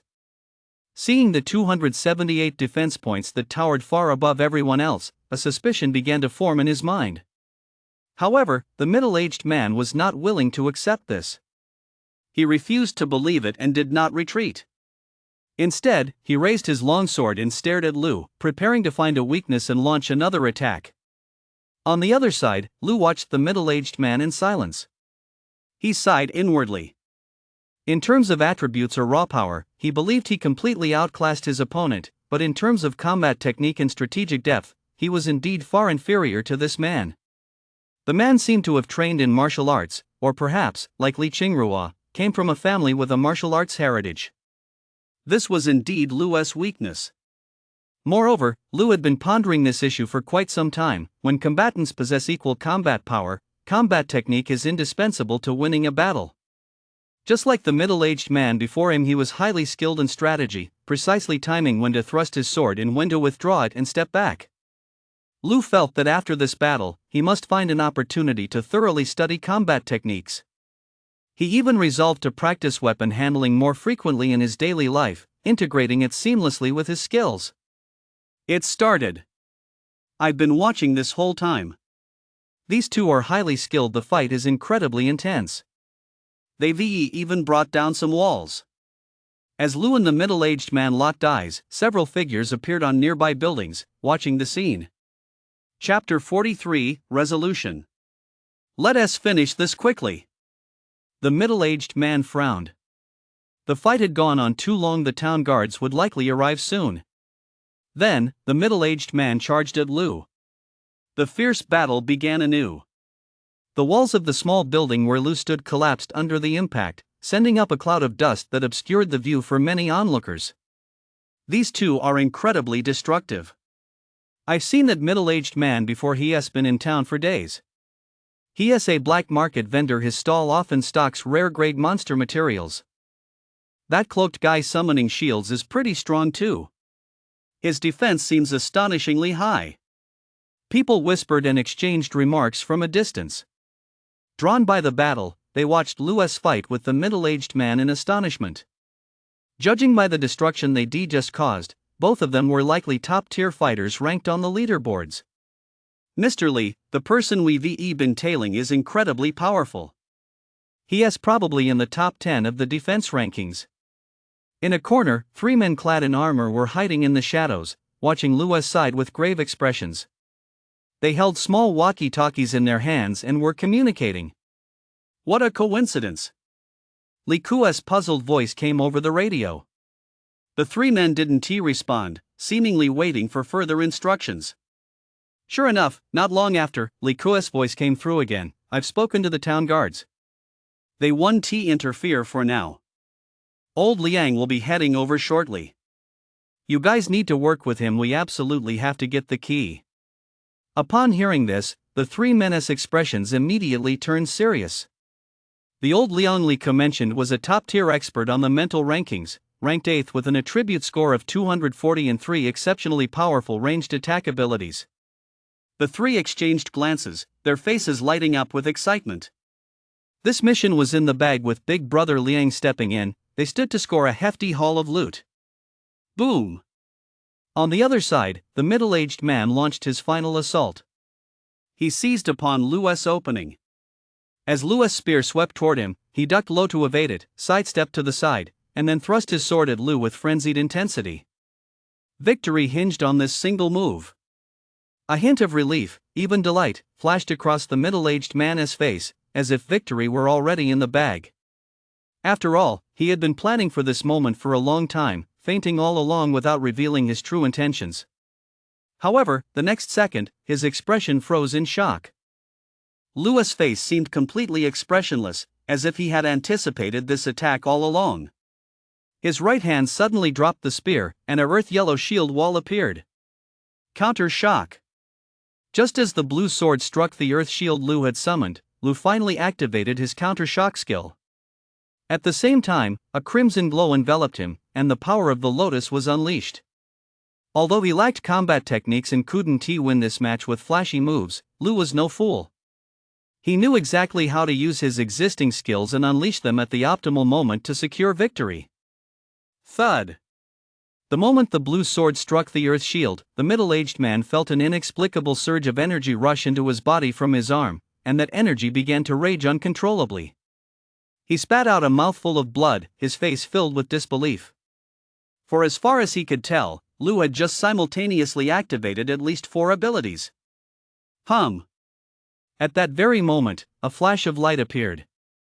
The wolf's tooth light shield in Lu's left hand vanished, and an ordinary longsword suddenly materialized in his right hand. How is this possible? The middle-aged man's face twisted in horror. The sudden appearance of a weapon in his opponent's hand had sent a massive shockwave through him. Run! The thought flashed through the middle-aged man's mind in an instant, and immediately, a shadow of earthy yellow began to drift around him. His figure suddenly grew ethereal, then transformed into a streak of light, plunging straight into the ground. Lu frowned instantly. His opponent did indeed have a major trump card. It seemed to be some sort of teleportation technique. He won to get far. Lu's eyes flashed with intensity as his passive ability, keen vision, fully kicked into gear. He watched the ground where the middle-aged man had vanished, following the faint, earth-yellow glow to pick up the faintest of clues. Immediately, Lu picked up the spear lying on the ground and hurled it 10 meters away. Then, Lu charged forward. 10 meters away, the middle-aged man coughed up blood as he burst from the ground. Glancing over his shoulder, he saw a streak of light streaking straight toward him through the air. He froze for a moment, utterly stunned that Lu had been able to anticipate his move. He dodged, rolling to the side. Just as the middle-aged man thought he could continue his escape, a cold gleam suddenly struck from the side. Impossible! The middle-aged man's expression changed drastically. He instantly sensed the scent of death. Lu had actually caught up to him. Splatter! A crimson glow spattered outward, and a gash deep enough to expose bone appeared on the middle-aged man's chest, blood gushing out. He rolled to the side and wriggled a few times, only to discover that his entire body was no longer under his control. The injury was too severe. The middle-aged man saw no point in struggling further. He stopped writhing and looked bitterly at Lu, who was slowly approaching. His expression held a hint of reluctance, yet also a touch of relief. He closed his eyes. Splatter! Lu walked over to his side. Showing no mercy, he thrust his sword forward, decapitating him outright. Just moments ago, he had seen the complex, conflicted emotions on the man's face. However, Lu remained unaffected. When dealing with enemies, there was truly no room for mercy, especially in the apocalypse. After rummaging through the middle-aged man's backpack, Lu discovered another white key, again for the second level of the underground palace. It seemed there were plenty of treasure chests on every level. As for other weapons and such, Lu didn't see the middle-aged man carrying any on his person. It seemed he had other hideouts. A mask? In the middle-aged man's backpack, Lu found a mask. After checking the size, he realized it fit him perfectly, so he put it on immediately. Standing up, he looked around. With his enhanced vision, Lu saw many survivors staring at him with fear. It seemed they had been thoroughly startled by Lu's earlier display. He wondered if anyone had seen the weapon materialize in his hand out of thin air. Lu thought to himself that this might very well expose the fact that he possessed a storage space. However, Lu didn't care. He had kept his cloak on throughout the fight, so the onlookers shouldn't be able to make out his face. Plus, he was now wearing the mask. That was quite a spectacular showdown. Just as Lu was about to leave, a hoarse voice rang out, and 5 figures approached from the distance. It's the Bloodhunt Squad. This is going to be a show. Who on earth is this guy to have drawn out the Bloodhunt Squad? That middle-aged man must be Liang Xiongxing, the top mental evolutionist in the town, a powerhouse ranked on the list. This is dangerous. That defense evolutionist is in trouble. Whispers spread through the crowd. Some voiced their surprise, while others expressed their astonishment. They had thought tonight's winner had already been decided, but unexpectedly, just as the main event was about to begin, the Bloodhunt Squad had actually mobilized. Chapter 44, A Swift Retreat. Run for your life, brother. The Bloodhunt Squad is no joke. They're on tight with the town guards. No one's going to stand up for you tonight. Just then, a voice called out from the distance. The speaker seemed to have a grudge against the Bloodhunt Squad and was warning Lu to get out of there. Run? There's no such thing as a Bloodhunt Squad target getting away. In the distance, the 5 of them were already closing in. The speaker was the man in the center, clad in a black mage's robe. A striking sapphire blue bracelet on his arm stood out. It appeared to be a formidable piece of equipment. This must be Liang Xiongxing, the town's top spirit-type mage. He was a rather young man, handsome and with piercing eyes. Lu looked at him and cast a scouting spell. Character, XX. Strength, 45. Spirit, 240. Defense, 82. Mana, 1365. Abilities, unknown. Seeing the stats, Lu understood immediately the man ranked 8th on the spirit type leaderboard. No wonder he was so confident he could devour Lu and seize the dungeon key. Unfortunately for them, they had miscalculated. Now, with the additional bonus from the golden body skill, his defense had surpassed 300 points. And even without the golden body skill S boost, Lu wasn't afraid of them. Gulp! He swallowed a recovery potion to replenish his mana, then raised his shield and spear once more, fixing his gaze on the 5 members of the Bloodhunt squad. Lu wasn't afraid of a fight. On the contrary, through his recent battle with the middle-aged vendor, he had identified his own weaknesses, and he was actually looking forward to some meaningful combat. What kind of combat strategy would a top-ranked mentalist employ? Attack! Over there, Liang Xiongxing had already given the order. The other 4 were all strength-based classes. Upon receiving the command, they drew their weapons one after another and charged toward Lu. Lu had observed them all. Their strength stats were average, hovering around 140. It was likely that Lu and the others had already surpassed that figure in the past few days. Thud! The 4 attacked with their weapons, swords, daggers, and long staffs, but when they struck Lu's shield simultaneously, they didn't make a single ripple. Lu stood firm, not flinching in the slightest. This surprised many of the onlookers, as most believed that when attacking with concentrated fire, attribute values should be added together rather than treated separately. For example, these 4 had at least 100 points of strength each combined. Their strength total should have exceeded 500. Yet, their strikes against Lu's shield didn't even cause a tremor. It now appeared that the system's attack rules for this scenario weren't based on a simple stacking of attributes, but rather on some other algorithm. Splatter!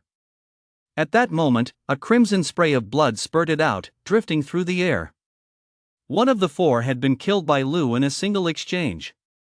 It was the man closest to the edge, who had attacked Lu's right side, seemingly attempting a sneak attack on his abdomen. But Lu was prepared. His spear was no pushover. He had already planned his move, pulling it back and thrusting it forward, piercing the man's throat clean through. Flaming assault. At that very moment, Liang Xiongxing, who had been watching from a distance, finally made his move. His expression was grim. Before he could even react, one of his team members had already been killed. Boom!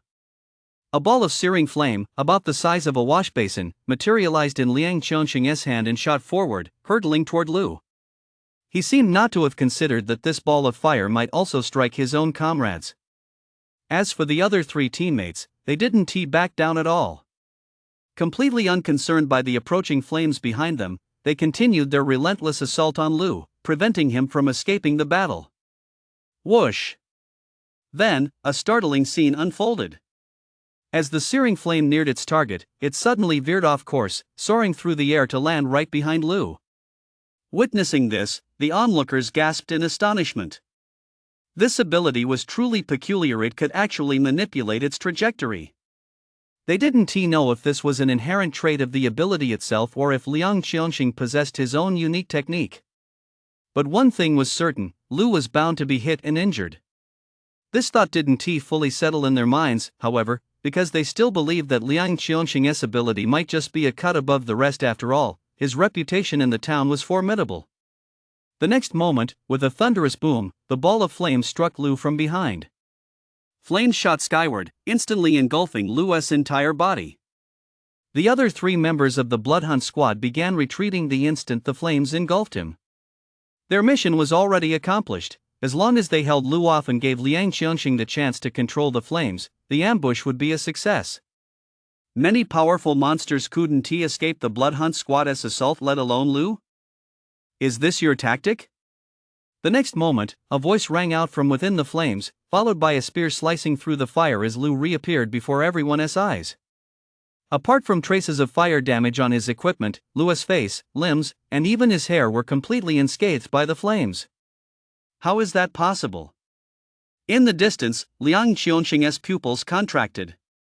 Who exactly is this defensive type evolver? My god, I've witnessed Liang Qianxing's destructive power out in the wild. Even some elite monsters couldn't withstand that barrage of fire 2 or 3 shots and they'd be bleeding to death.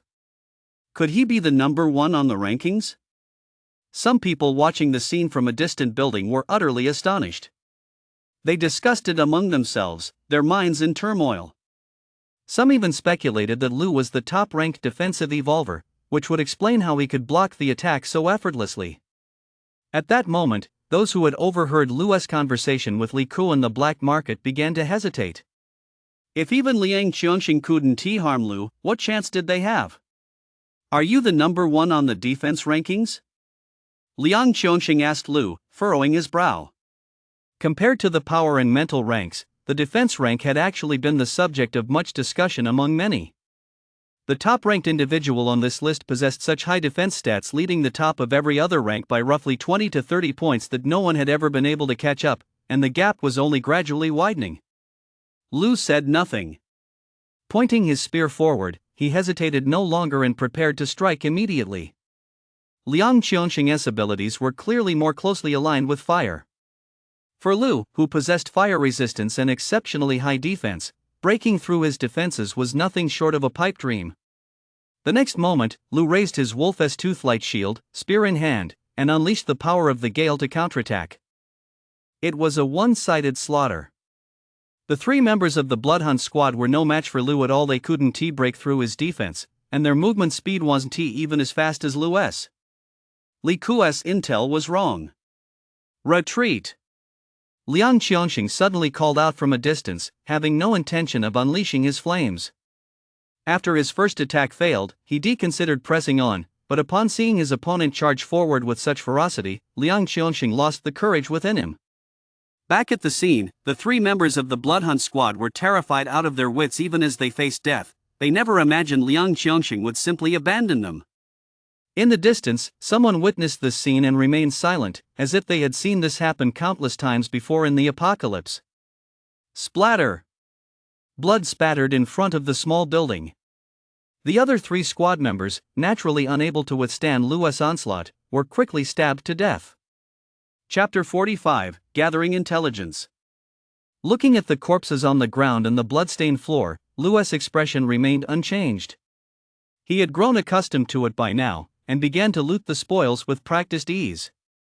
Lu still felt a bit uneasy about not having taken care of Liang Qianxing as well. This would inevitably lead to the other side making a comeback. However, if they were to meet again, he would strike first without hesitation. Whether it was Liang Qianxing or Li Ku, they would both pay the price. Those around him who had previously harbored ambitions against Lu ultimately chose not to speak up, all falling silent as if struck by fear. What happened? Only now did guards approach from the distance. They seemed genuinely unaware of what had just transpired here. They had merely received orders from above a short while ago to come and restore order. The scene was in shambles, but the guards did not give Lu any trouble. After asking a few questions, they began cleaning up the town. At first, Lu had thought the guards might cause trouble as well, since he had heard rumors that the Bloodhunt squad and the town's guard force were closely allied. Since everything had gone smoothly, Lu didn't mind. After packing up his belongings, he left the area and walked toward the darkness, searching for a new place to stay. And so, the night passed. A frenzy swept through the entire town. People were shouting that the top-ranked expert on the defense rankings had arrived, and that his target might be the underground palace. No one knew who had spread the news, but many of the factions stationed in the town received the intelligence immediately. Furthermore, many factions analyzed the battle that had taken place the previous night, and their conclusions were unanimous. They were certain that Lu was the number 1 on the defense rankings. Lu hadn't expected that his very first night in town would cause such a stir. It wasn't that he'd gone looking for trouble. Trouble had simply found him. But this forced Lu to take the underground palace seriously. It seemed far more important than he'd anticipated. A single key had prompted the Bloodhunt squad, one of the town's 3 major hunting teams, to attack him directly. Early the next morning, Lu changed his gear, preparing to head back to the black market to gather intelligence. He donned a set of lightweight armor, leaving his cloak and mask behind to show his true face. He tossed weapons like shields and spears into the spatial shard without a second thought, carrying only a long sword on his back. From this angle, he looked like a novice strength-type fighter. Lu set off toward the black market. Along the way, he could hear people discussing last night's fierce battle from time to time. "I heard that early this morning, quite a few factions skipped monster hunting altogether and went straight to look for that defense-type powerhouse, hoping to recruit him. Recruiting strong players is definitely important. Last time we raided the dungeon, it was because the defense-type players were too weak. It seems defense-type classes are the hot commodity these days." A flurry of voices reached his ears. Lu paid them no mind. Having changed his outfit, he was certain no one would recognize him. Upon arriving at the black market, Lu browsed the stalls while gathering information. His main goal was to learn about the dungeon's status. Rumor had it that not even the first floor had been breached yet, which piqued Lu's curiosity. There was definitely something fishy going on. After asking around for a while, Lu finally got the gist of the situation. Currently, there were 3 major factions in the town: the Li family, Buzhou Mountain, and the Alliance. The Li family needed no introduction. They were a well-known presence throughout Linjiang province and were at the height of their power in Xinjiang. It didn't surprise Lu at all that they were involved in the dungeon exploration here. As for Buzhou Mountain, Lu was puzzled when he first heard the name, as it was the name of a mountain from ancient legends. Upon further inquiry, Lu learned that the so-called Buzhou Mountain faction operated in secrecy, and its members were all well-connected and powerful. Even the Li family held them in high regard. This was because Buzhou Mountain had an extraordinary background, with deep ties to the military. It might even be an alias derived from the military itself. As for the Alliance, it was a collection of individuals and small teams hoping to carve out a share of the spoils in the underground palace alongside the Li family and Buzhou Mountain. As for their strength, it's naturally not all that impressive. The Bloodhunt squad, which Lu targeted last night, was actually the Alliance's strongest faction.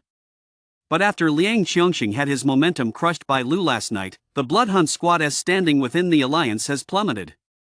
This has directly led to some rifts forming within the Alliance. Meanwhile, the information Lu has uncovered about the underground palace is quite intriguing. Unlike secret realms, dungeons are more like ruins. They do not lead to other worlds but exist solely on Earth itself. Dungeon 0 has a total of 9 levels. When it was first discovered, someone had broken the seal, causing dungeon keys to drop within a radius of tens or even hundreds of kilometers. Immediately afterward, several factions that had established a foothold in the early days of the apocalypse entered the fray. The campaign to clear the first floor of the dungeon began 5 days ago, at a time when the average attribute levels in Qinyu Town were still hovering around 100. To break through the first floor and enter the second, one must defeat the Floor's Guardian, the Necromancer Skeleton General. This Skeleton General possesses extremely high stats. After days of assault and exploration, Mount Buzhou had provided a rough estimate of its stats. Its strength ranges between 320 and 355, while its defense hovers around 100. It is a strength-based monster. To Lu, these stats seemed a bit high. Even with the extra system growth he received, his own stats hadn't quite reached 300 yet. However, if the 3 major factions in Qinyu Town were truly determined to take down this monster, sacrificing lives and even making advanced preparations, wouldn't they have made some progress by now, rather than seeing no progress for days? This was what puzzled Lu. Since he hadn't obtained any other crucial information, he could only wait until the next dungeon raid to investigate the situation firsthand. Ding! Detected someone accessing the hostess information. Passive defense triggered. Activating chaotic mutation, Turtle Breath. Turtle Breath, treasure grade. Abilities of treasure grade or lower cannot use insight type abilities against the holder. A voice suddenly rang out. Lu had been pondering the dungeon when, unexpectedly, someone was observing him and had even triggered an additional ability. Turtle Breath was indeed a useful skill, effectively preventing others from seeing his attributes. However, the more Lu looked at it, the more he found it annoying. At this stage, if someone was probing him and was blocked by Turtle Breath, wouldn't that just arouse even more suspicion? Immediately afterward, Lu sensed several pairs of eyes fixed on him at once. Glancing out of the corner of his eye, Lu noticed 3 young men in identical attire standing in front of a small hut not far away. They were all clad in black robes, with black swords slung diagonally across their waists, and each wore a metal badge shaped like a mountain peak on their chest. Mount Buzhou? A faint suspicion crossed Lu's mind, but he didn't dwell on it, nor did he know why they had suddenly begun observing him. Then, Lu sped away from the area. Chapter 46, An Invitation from Mount Buzhou. Having found a new spot, Lu planned to rest for a while before heading over to the underground palace to take a look. However, within minutes, several figures appeared in the distance. They were the same men in black who had previously observed Lu. Their gait was agile yet steady, clearly the result of systematic training. "Hello, I'm Cheng-He from Mount Buzhou. May I speak with you?" One of the men, presumably a high-ranking figure, stepped forward to address Lu. He stood tall and straight, his face set with determination. Before Lu could speak, Cheng-He continued, "I mean no harm. You were the defender from last night, weren't you? I'd like to invite you to join Mount Buzhou, or at least join us temporarily to explore the underground palace." The man was quite polite, so Lu introduced himself as well, Lu. Immediately after, Lu asked curiously, "You seem quite certain of my identity?" "Intuition. And strangely, my observational skills don't work on you. All I see is a blank." Cheng-He shrugged. Early this morning, he'd been lying in wait at the black market, using his observe skill on everyone, and that's how he spotted Lu. "Alright, I can learn more about the dungeon first?" Lu didn't refuse to join them outright. Since Mount Buzhou had military ties, he assumed they wouldn't have any major ill will, so chatting it out before deciding shouldn't be a problem. To be honest, there's a guardian on the first level of the underground palace. You can think of it as a boss. Only 10 people can tackle the guardian at a time. Exceeding that limit will cause the guardian to go berserk, and its stats will double, Cheng-He explained. This information was known only to those who had participated in the previous boss battle, and since he was one of them, Cheng-He assumed Lu certainly didn't know about it. "I can't believe that's the case." Lu furrowed his brow slightly. With its stats doubled, that skeleton general would have stats around 600. Given his current strength, he definitely wouldn't be able to take it down. He suddenly felt the situation was tricky. This dungeon expedition was far more difficult than he had imagined. "Brother Lu, I'm sincerely inviting you to join us. The dungeon opens the day after tomorrow. Mount Buzhou has already reached an agreement with the Li family. We'll assemble our top fighters for the raid. Currently, we only have one defensive type evolver with a 240-point rating," Cheng-He said again, fixing Lu with an intense gaze. If Lu joined them, given his defensive stats, they'd have a very good chance of defeating the guardians on the first level of the dungeon. "Who will the Li family be sending in?" Lu didn't agree immediately. Instead, he asked about other matters. Cheng-He was taken aback for a moment, then felt a surge of joy. There was room for negotiation. "I'm not entirely sure who exactly the Li family will send, but with 10 spots available, Buzhou Mountain and the Li family will split them evenly, each contributing 1 defense type, 2 strength types, and 2 spirit types," Cheng-He said earnestly. The person with the 240 defense stat was the one invited by the Li family, whereas Buzhou Mountain had originally planned to send a master with a 220 defense stat. Lu pondered for a moment, feeling somewhat hesitant, mainly because he feared running into Li Qingrua, which would be awkward. Moreover, if Li Qingrua were present, the people who had come with her would likely recognize Lu as well. After all, back when he was with Li Qingrua, many in the Li family had opposed their relationship and didn't look kindly upon him. "Alright then, I'll agree to join you. However, there's a bit of a rift between me and the Li family, so if any issues arise later, there's nothing I can do about it." In the end, Lu tentatively agreed. The main reason was the underground palace rules Cheng-He had just explained. The final guardian on each floor required teamwork. Moreover, upon learning about the skeleton general's attributes, Lu knew he couldn't possibly complete the challenge alone. At the same time, he couldn't afford to spend too much time here organizing a team. His original plan was to finish as soon as possible, open the treasure chest, and head back. A look of curiosity flashed across Cheng-He's face. He didn't quite understand what kind of rift existed between Lu and the Li family, but judging by Lu's expression, it didn't seem too serious. The fact that he didn't immediately refuse upon hearing the namely family suggested there was still room for reconciliation. Alright, 6 a.m. the day after tomorrow. Brother Lu, you absolutely must be there. Cheng He rubbed his hands together. Today had truly been a fruitful day. He felt more and more certain that waiting patiently in the black market and handing out observation tasks to passers-by had been the right choice. After that, Cheng He and the others left, while Lu turned and walked toward the town's outskirts. With a day or two left, he could use the time to further improve his strength. Early that morning, Lu returned from the wilderness, his body covered in blood. The area around the town was relatively safe, with few monsters during the day, so he had been hunting at night for the past 2 days to find powerful otherworldly monsters and local mutated beasts. Now, his total stats had reached 300 points. Character, Lu. Level, 12. Strength, 67. Spirit, 24. Defense, 341-302. Mana, 290. Experience, 125-2048. Passive skills: Golden Body Skill LV19, Fire Resistance LV13, Poison Resistance LV19, Necromancy Resistance LV12, Good Fortune LV19, Turtle Breathing Technique, Keen Sense LV3. Active skills: Heaven Swindle, Wolf Fang Light Shield LV19, Silencing Blow LV19, Lotus Power LV19, Gale Power LV13. Equipment: Yellow Fang Defense Set, Ethereal Jewelry Set, Glass Heart, Crimson Flame Shield, Spacetime Fragment. Items: various. Compared to a few days ago, Lu's stats have improved significantly.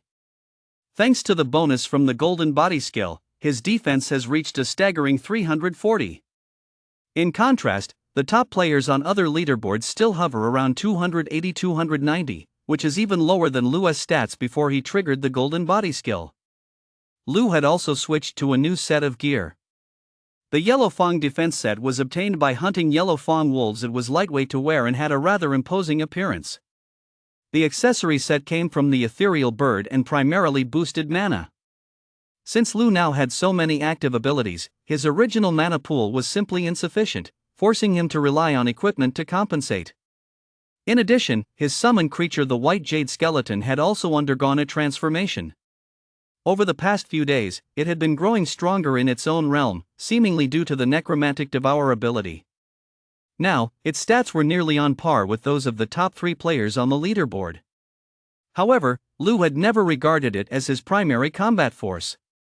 Mainly, Lu found this little skeleton too eccentric. If it ever came down to a life or death situation, this thing probably wouldn't be much help. Summoned creature, Gulu Gulu. Level, 11. Type, Silver Jade Skeleton. Strength, 242. Spirit, 88. Defense, 189. Abilities: Necromantic Devour, Gigantic Energy Blast, Crimson Light, I Run Away Super Fast. After glancing at the little skeleton's stats and taking a comprehensive look, Lu realized that compared to its previous growth, its stats were now increasing even faster. This made Lu envious of Necromantic Devour once again. He thought he'd de-summon the little skeleton next time and use Steal the Heavens to steal its stats for a month. He was sure he could pull it off. But what kind of ability is this? I run like the wind. Holy crap! Lu caught a glimpse out of the corner of his eye and spotted an interesting ability. This little skeleton is so damn unique. Chapter 47, Brother-in-Law. Lu hadn't summoned the little skeleton yet, but he'd already discussed it with it beforehand. If they ever had to take on the skeleton general, he'd call it out to help. The little skeleton wasn't too keen at first, thinking the skeleton general was way too powerful, but when it heard other humans would be joining the fight, it happily agreed. That's just how opportunistic it was. Glancing at the sky, Lu realized the agreed-upon time was nearly here, so he set off toward the underground palace. He had already decided to accept the proposal regarding Mount Buzhou from a few days ago.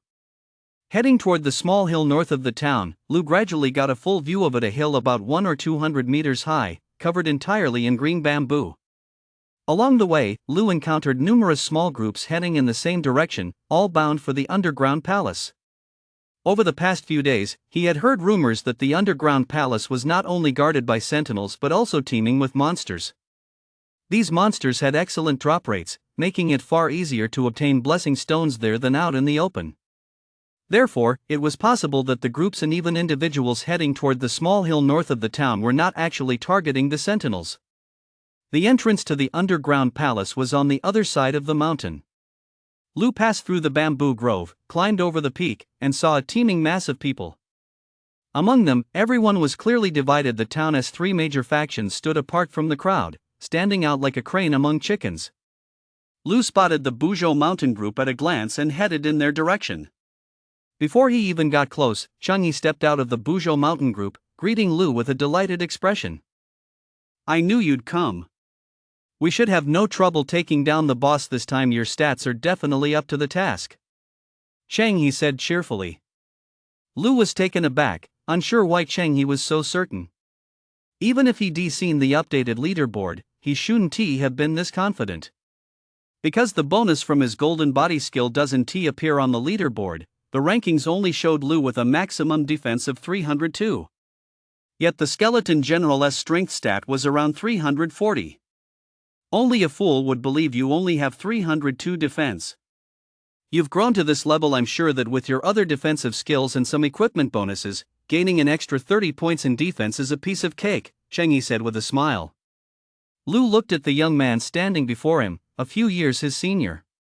His handsome face radiated confidence, and he seemed absolutely certain of his guess. All right, Lu shrugged. Changyi was indeed a sharp thinker. He'd managed to deduce Lu's exact stat range from just a few clues. Come on. The final raid party is pretty much set. Let us head to Buzhou Mountain first so I can get you a new set of gear. Changyi led Lu toward the Buzhou Mountain party. That shouldn't be necessary. Hearing about changing gear, Lu shook his head. The yellow Fong set he was wearing was all rare grade. It should be decent enough. We have a standard equipment catalog at Mount Buzhou. It's a bit better than this yellow Fong wolf set. Trust me. Changyi pointed to the black trenchcoat he was wearing and kicked his black combat boots, looking quite smug. Lu couldn't help but take a closer look at the gear on the other man. At first, he assumed it was just ordinary standard issue gear. Then, Lu used observe and discovered that it was indeed superior to the yellow Fong defensive set he was wearing. Psychic 4 set, crafted from composite metal materials, it ensures defensive strength while maintaining agility in combat. Defense plus 15, strength plus 5. Compared to the yellow Fong set, this standard issue gear offered an additional 5 points of defense. Once he joined the team at Mount Buzhou, Lu accepted the psionic 4 set without hesitation, then walked to a secluded spot to change into it. Returning to the group, Lu saw Changyi standing beside some sophisticated instruments, watching the screens. Lu paid close attention. The instruments were all high-tech devices with unknown functions, and many screens displayed various numerical values. This is a one-way teleportation launcher, sent over from the Liuli zone. The psionic 4 set is also equipment supplied by the Liuli zone. Changyi saw that Lu had finished changing and stepped back out. That area was off limits to outsiders. Only core members of Mount Buzhou were permitted to move about inside. Did a monster drop this? Lu asked curiously. Ever since he'd come into contact with Mount Buzhou, he'd found it increasingly difficult to fathom the organization. That's a secret, Changyi said meaningfully. Seeing that the other party was unwilling to explain, Lu didn't press the matter. After all, Mount Buzhou had a mysterious background linked to the military, so it was only natural for them to possess such baffling devices. I suspect you might be at the forefront of the world, having foreseen this disaster. Lu's passive ability, sharp mind, kicked in, prompting him to make a casual guess. It was a thought he'd been harboring, and he simply had to voice it. Changyi froze, clearly taken aback. He stared at Lu strangely and said, "You don't fucking have mind-reading abilities, do you?" You're right. You're thinking right now that I'm a high-ranking official from the Liuli district who has come here undercover to investigate, Lu said with a touch of gravitas. Damn, Changyi stared at Lu in utter amazement. Seeing his reaction, Lu was completely baffled. He'd merely observed the other man's reactions and facial expressions and made a guess, and it actually turned out to be true? It seemed his passive ability, shrewdness, was a pretty useful skill after all. This is hilarious.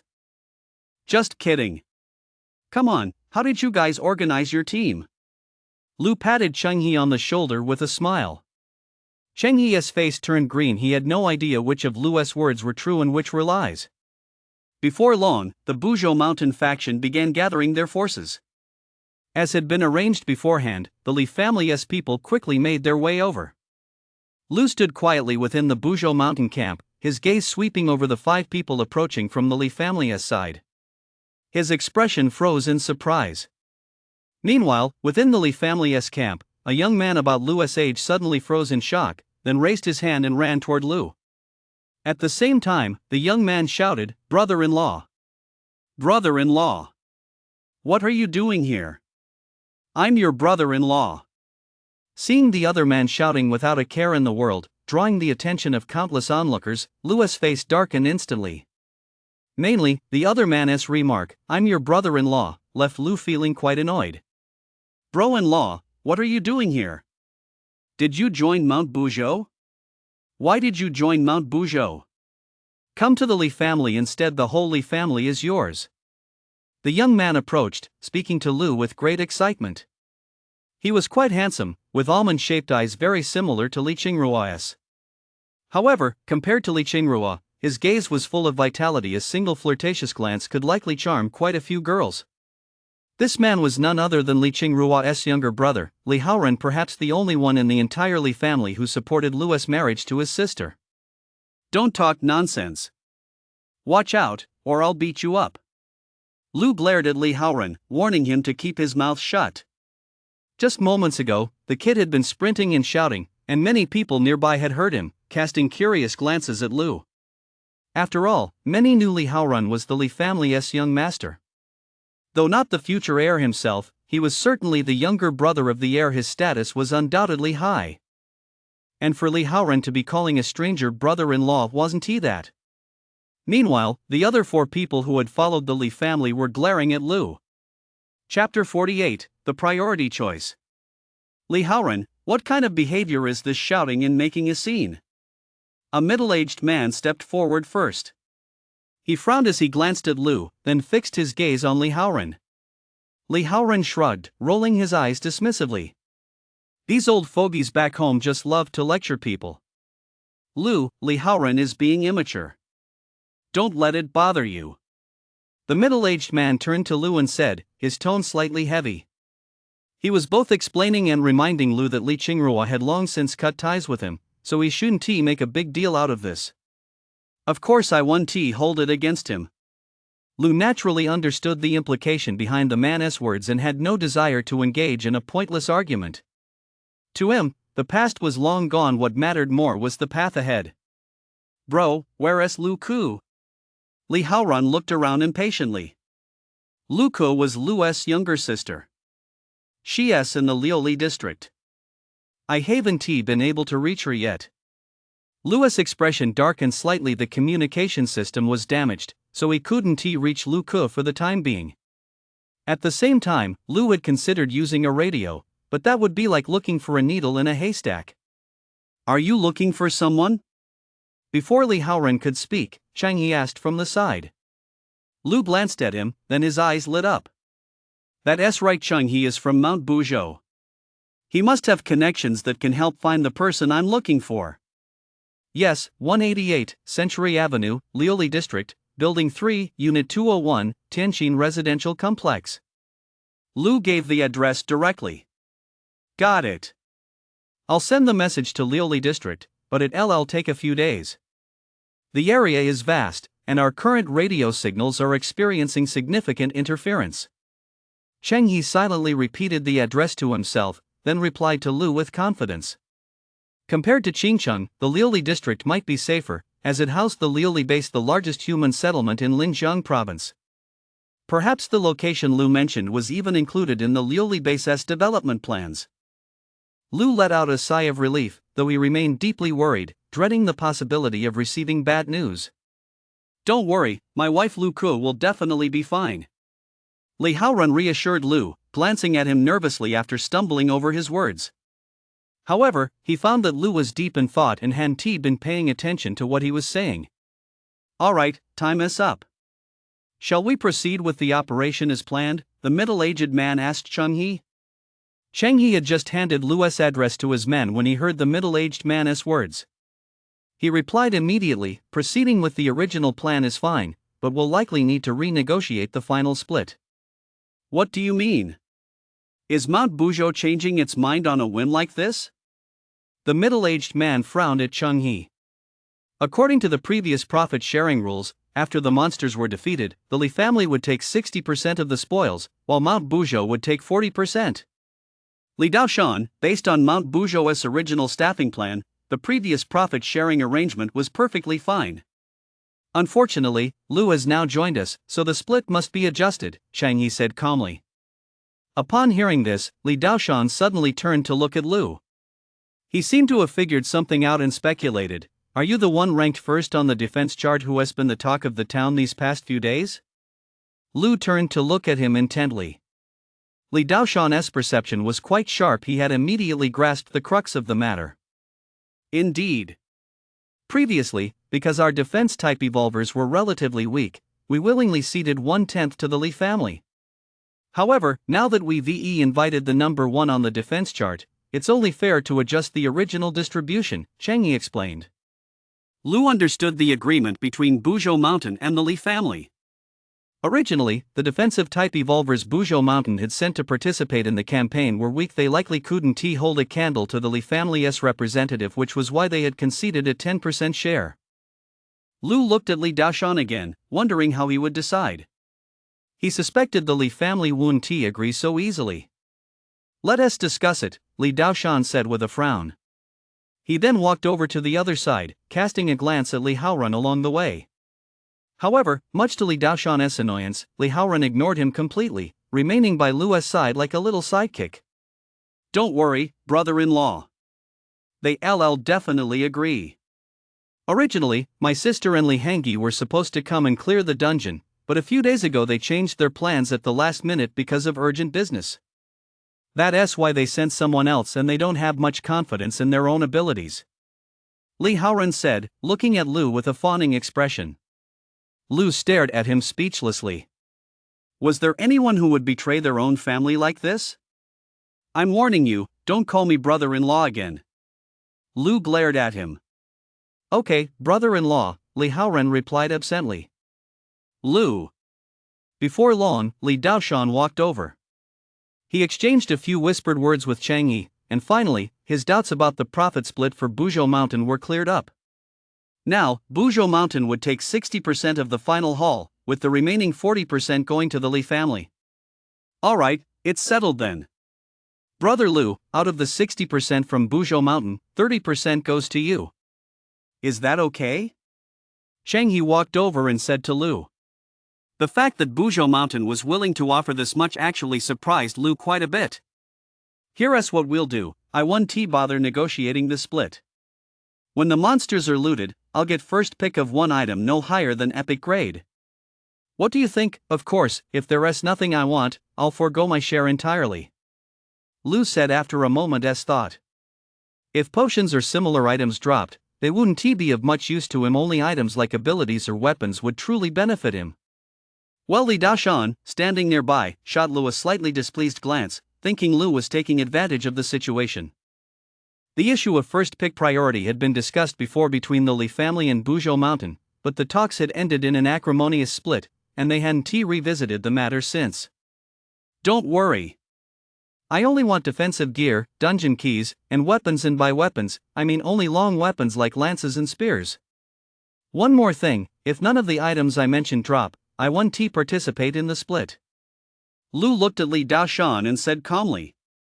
Li Daoshan was at a loss for words. Lu had already been generous enough by limiting his requests to only the gear he needed. In the end, both Cheng He and Li Daoshan nodded in agreement. After all, with Lu the number 1 on the defense rankings on their side, their chances of success in this raid would increase significantly. Finally, the team was assembled, and the issue of loot distribution was settled. Lu glanced at everyone's stats and noticed that no one present had fewer than 235 attribute points. They were all renowned powerhouses ranked on the leaderboards. Lu showed no surprise after all. Neither Mount Bujo nor the Li family would send anyone with over 100 attribute points to their deaths. Rumble. Just then, a tremor shook a nearby bamboo grove, causing much of it to collapse into the ground, revealing a colossal sinkhole. This was the entrance to the underground palace. Lu followed the Mount Bujo group toward the sinkhole. Upon reaching the edge, he found the depths shrouded in darkness, with only faint glimpses of tiered stone platforms stretching down layer by layer. There are 9 chessboard-like platforms in total. The first 8 are swarming with underground monsters, but only the last one is where the Guardian resides, Cheng He reminded Lu, then led the way down. Chapter 49, The Final Stone Platform. PLS, there was an error earlier. Not every level of the underground palace necessarily has a Guardian. It has been corrected. The squad tasked with taking down the Guardian was the first to descend. Lu followed behind the Mount Bujo team, descending level by level along the stone platforms. Beneath the entire sinkhole lay a whole new world aside from the stone platforms beneath their feet. The surroundings were nothing but an endless abyss. After walking for a while, the light from the outside world gradually faded, replaced by the twinkling starlight overhead. Lu looked closely and realized it was the crystals on the ceiling. They emitted a natural glow that illuminated the entire underground palace. Upon reaching the first chessboard-shaped stone platform, Lu took in the full view of the first level. There were 9 massive, chessboard-like stone platforms arranged in a staggered pattern, suspended in this dark world, connected by smaller stone platforms in the center. Lu saw many monsters. On each massive chessboard-shaped platform, hundreds or even thousands of monsters moved about in scattered groups. Lu noticed something: all the monsters were skeletons, members of the undead race. These monsters seemed to respawn. Every 7 days when the dungeon opens, they reappear. I wonder where they come from, Cheng He said, glancing at some of the platforms and clicking his tongue. However, they didn't have time to deal with these monsters right now, as their primary objective was to defeat the Guardian and enter the second level of the underground palace. There was no need to pass through the chessboard stone platforms to reach the Guardian. A separate path led directly there. Lu had no objections and followed the group as they continued on. Meanwhile, as they passed the 7th chessboard platform, he quietly released the little skeleton, sending it onto the board to devour its kind and evolve. The little skeleton was delighted. Summoned into existence, it silently appeared in a corner of the chessboard platform.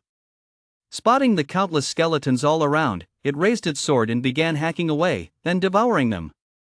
All of this happened quietly. None of the others noticed. During this time, Lu glanced back at the entrance behind them and saw that quite a few people had poured in. They rushed up onto some stone platforms, lured the monsters, and began killing them. So far, order seemed to be holding, and no conflicts had arisen. We're here. Before long, the group arrived at a pitch-black stone platform. Climbing the few steps ahead would lead them to the final gate.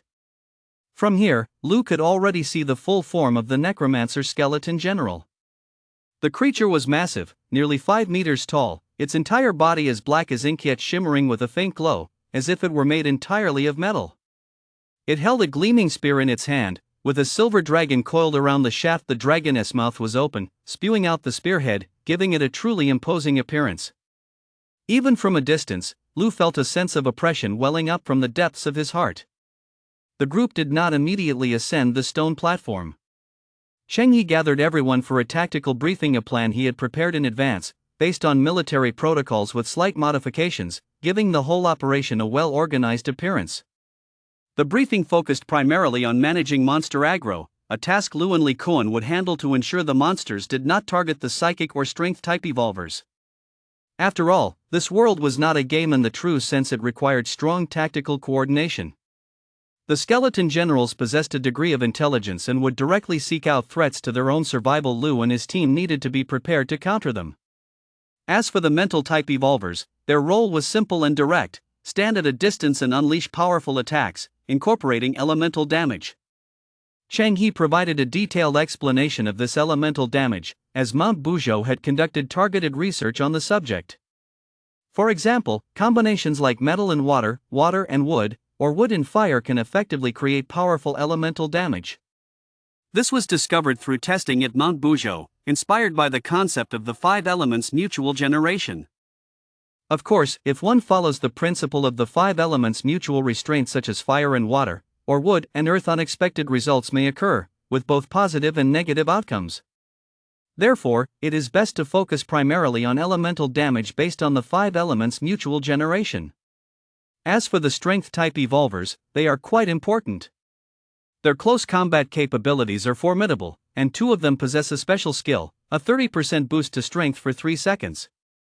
These 2 hail from the Li family and Mount Buzhou, respectively, and may play a decisive role at critical moments. Alright, that covers the arrangements. Follow my commands when the time comes. If, unfortunately, something happens to me, listen to Lu. Chang He glanced at the skeleton general in the distance and addressed the group. However, as soon as Chang He finished his last sentence, everyone's expressions froze in surprise. Intuition. Noticing Lu's curious gaze, Chang He grinned and patted him on the shoulder. He offered no further explanation and stepped toward the stone platform. Lu pulled out his shield and followed suit. Once they entered the stone platform, Lu noticed something was amiss. Across the vast, open space, beams of red light suddenly shot up from all sides, trapping them like a cage. In the distance, the skeleton general stirred. Previously, it had stood like a statue, holding its spear aloft, but now its entire body trembled as if it had just awakened. The assault on the Li clan and Buzhou Mountain has begun. I really hope they succeed. Then we'll have a chance to explore the second level of the underground palace. Everything is so uncertain. Last time, there were 2 battles, and only 3 or 4 people made it out each time. It's very dangerous. This time is different. I heard the top player on the defense rankings is participating. There's a high chance of success. The barrier 1T disappear for another 30 minutes. In the distance, within some safe zones, many teams stood on stone platforms. Instead of attacking the minor monsters on the chessboard platforms, they were watching the skeleton general, eager to see the final outcome. Rumble. On the 9th chessboard platform, the skeleton general had fully loosened up. It swung its spear, and a red glow flared up in its previously pitch-black pupils. Oh no, the skeleton general's strength has increased by over 10 points. It now has 356 strength.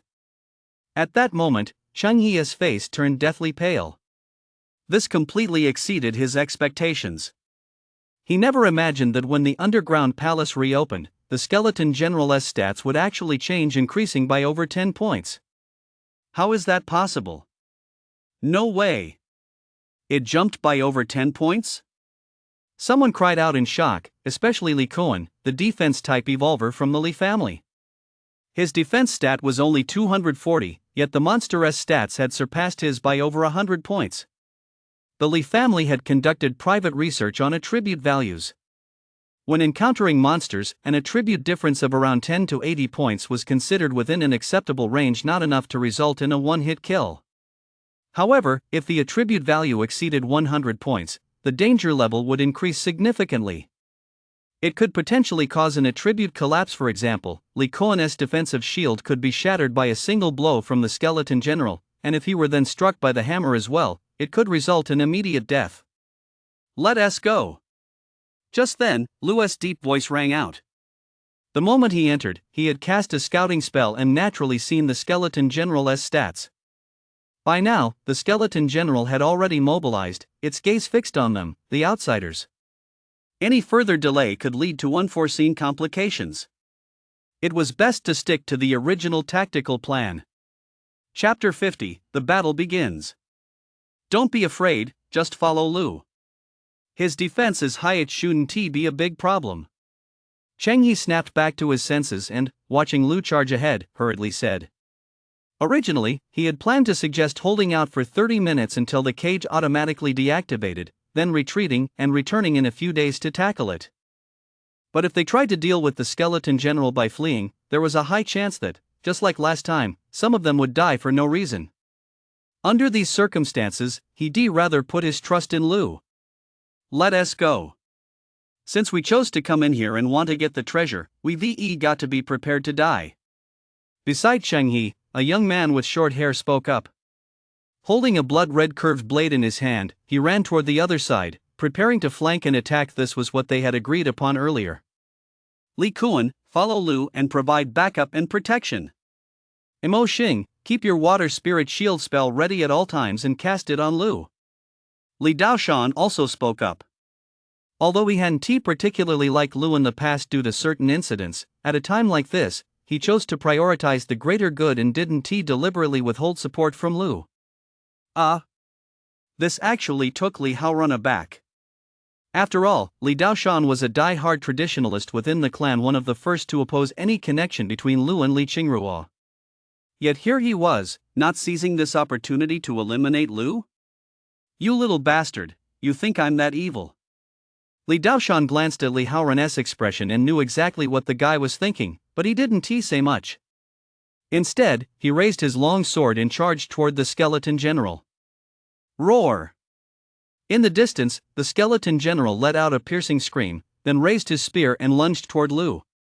Cheng He, Li Daoshan, and the others watched the scene with tense expressions, their hearts filled with considerable worry. Compared to them, however, Lu remained remarkably calm, for he had a clear understanding of his limits and knew exactly how much pressure he could withstand. With 356 strength points, Lu was confident he could withstand the blow. Thanks to his own defense, boosted by the golden body skill, his defense stood at a staggering 340 points, only about 10 points lower than the skeleton general's strength. Boom! A thunderous impact echoed, accompanied by a metallic hum that seemed ready to pierce the eardrums. The skeleton general's spear slammed into Lu's wolf-fawn light shield. Lu's body trembled slightly, but he held his ground steadfastly, neither knocked back nor shattering his shield. At the same time, Lu launched a counter-thrust. Immediately afterward, the skeleton general shuddered, seemingly struck by an unexpected counterattack. However, this lasted less than a second before the skeleton general recovered instantly. It was simply too powerful. The counter-thrust couldn't inflict significant damage. However, during the skeleton general's momentary pause, several psychic-type evolvers each unleashed their abilities. A wood attribute ability, Wooden Entanglement, appeared out of thin air, emerging from beneath the skeleton general's feet and wrapping around its legs. At the same time, several water projectiles the size of washbasins slammed into the skeleton general's body and the vines entwining its legs. It wasn't that the water mage was incompetent or aiming to miss, rather, the water projectiles had soaked the vines, increasing their toughness and vitality, allowing them to wrap around the skeleton general even more tightly. Roar! Sure enough, the skeleton general's movements were hindered. It tried to kick off the restraints binding its legs but found it futile. Some vines merely split open but were not completely destroyed. Thunder roar! From further away, Li Haoran struck a move that took everyone by surprise. His skill was actually lightning-based. This element possessed tremendous explosive power and dealt immense damage.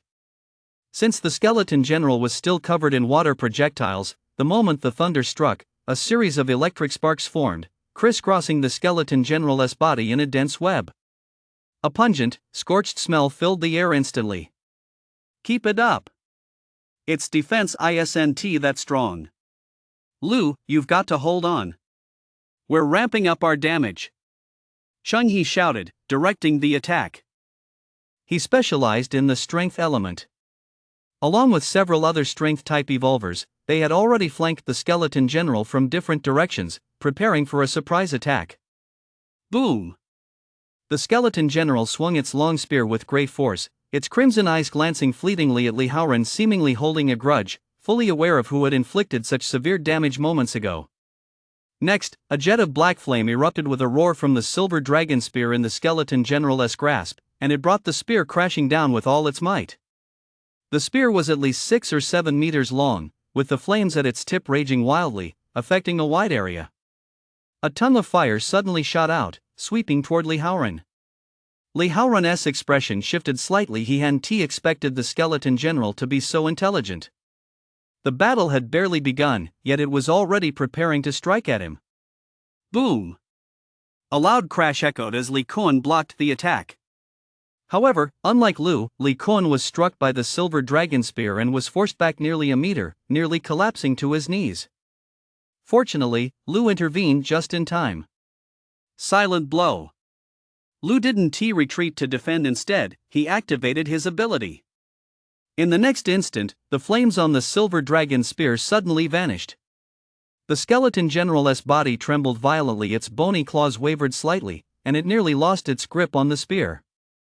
This state lasted only a brief moment, perhaps a little over a second. Splash! That split second was, of course, seized upon by the others, and another wave of attacks swept in. The people from Mount Buzhou and the Li family were indeed all masters. They knew how to fight, and they knew how to seize openings to unleash a barrage of attacks. Even the coordinated maneuvers they had discussed earlier were executed with great proficiency. No one needed to give specific instructions.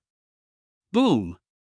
Under the onslaught, the skeleton general stumbled back several steps. He opened his mouth and roared furiously, then swung his spear, sweeping it in all directions. This indiscriminate assault was intended not only to drive Lu back but also to push Li Daoshan, Cheng He, and the other melee fighters away. Lu was the primary target. The skeleton general's silver dragon spear jabbed relentlessly toward Lu in rapid succession. The creature sensed danger every time it was caught off guard by an attack. It knew this human was behind it. Gale force.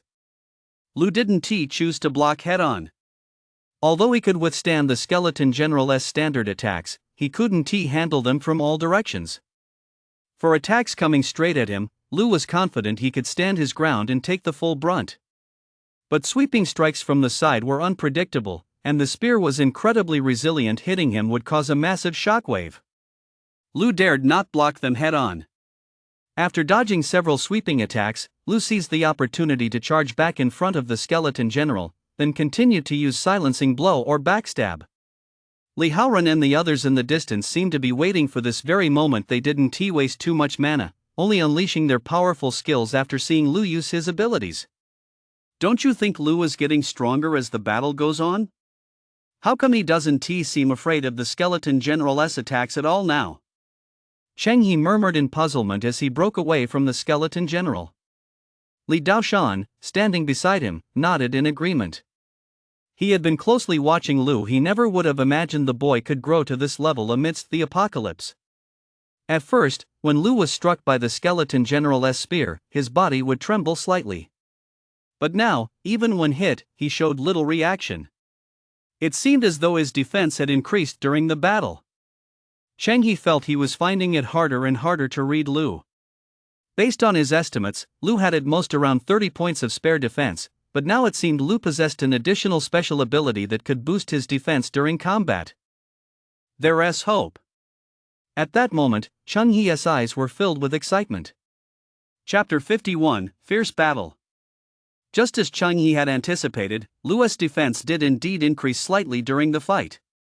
Combined with the golden body skill, his defense stats were now practically on par with the skeleton general's strength.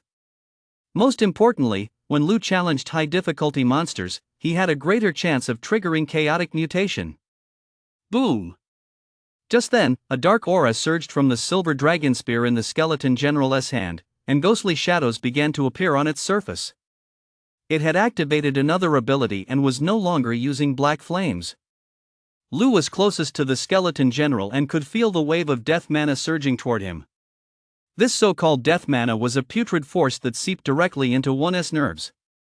It made one feel as though they were adrift in a vast sea of skeletons, drifting endlessly without any hope of survival. Lu had sensed it before in that stone forest, so he was all too familiar with it. Creak! Beside him, Cheng He and the others trembled all over, their expressions darkening as they were instantly struck with awe. Only Lu remained unaffected, for he possessed necromantic resistance. Immediately afterward, the silver dragon spear sliced through the sky. Boom! Before Cheng He, Li Daoshan, and the others could even react, they were knocked flying into the distance. Several of them were even coughing up blood. Even the psychic-type evolvers were caught in the blast. Some were shaken to the point of vomiting blood, while others collapsed and lost consciousness. Those still conscious wore expressions of sheer terror. The skeleton general hadn't even targeted them specifically. The spear simply sliced through the air, and those ghostly shadows had driven them back. Hurry up and recover! Cheng He shouted frantically. At the same time, he struggled to his feet and charged back toward the skeleton general. Now, Lu was the only one left holding the line in the arena. He had to go in and provide support, otherwise, things could go terribly wrong. Don't worry about me. Use your healing potions first, stay away from this area. Lu caught a glimpse of Cheng He's movement out of the corner of his eye and immediately called out to stop him. Right now, a ring of death mana surrounded the skeleton general within a radius of dozens of meters. Anyone without necromancy resistance would be mercilessly attacked by those ghostly shadows in this area. One wrong move and they'd be killed. Hearing Lu's voice, Cheng He froze. He turned sharply to look at Lu, assuming the other was trying to buy time by sacrificing himself, which was why he'd been barred from advancing. But after a few glances, he realized the skeleton general was actually unable to inflict significant damage on Lu. Lu was single-handedly withstanding the skeleton general's frenzied attacks while simultaneously using abilities to stun the skeleton for about a second, then using that opening to create distance or launch a counterattack. Is this even human? Cheng He was stunned, even forgetting to use his healing potion. He felt that bringing Lu here had truly been a stroke of luck. At the same time, this indirectly indicated that the skeleton general was nearing its end. Enraged, it wanted to end the battle quickly. Am I hallucinating? This guy is so fierce, he is blocking the Guardian's attacks all by himself and hasn't been pushed back yet. Is this the strength of the number one on the defense rankings? Who else could break through his defense? I've made up my mind, he is my future goal, my idol. When he comes out, I'm definitely going to ask him if he is taking on any underlings. Some of the onlookers watched Lu battling the skeleton general, their expressions filled with shock, bewilderment, and admiration. In turbulent times, people naturally look up to the strong. It seems to be an innate human trait. Let us go. We might need to get out of here. Don't even think about going up against this guy. He must be the one we offended that day. Brotherly, let us think this through. He is close to Mount Buzhou. There's south no place for us in Qingyu town anymore. In a corner, several members of the Bloodhunt squad stood with bitter expressions on their faces. They hurriedly left and soon vanished from sight. They feared encountering Lu again and having old scores settled. Boom! In the center of the arena, the skeleton monster's ferocious momentum gradually waned. The ghostly shadows surrounding it slowly dissolved into nothingness, and the aura of death mana gradually dissipated. Seize the opportunity, attack! Cheng He commanded from a distance. They recovered quickly. They had been waiting for this moment for a long time, and Lu's defensive support had played a decisive role. Now was the time to strike back. Long-range bombardment resumed, and close-range assaults proceeded in an orderly fashion. Cheng He felt relieved. Compared to their previous attempt, there were no casualties this time. The worst of it was a strength-type evolver who had fainted, but his life was not in danger. He knew it was all thanks to Lu. Crack! Just then, a sound shattered the silence. A crack appeared on the skeleton general's arm, which held the silver dragon spear. The entire limb seemed on the verge of shattering. Parts of his body, once gleaming with a metallic sheen, were now covered in a dull, ashen hue, crisscrossed with fine cracks. Everyone's hearts leapt with joy, including Lu's. This clearly indicated that the skeleton general was at the end of its rope. If they could hold out just a little longer, its demise was certain. Roar!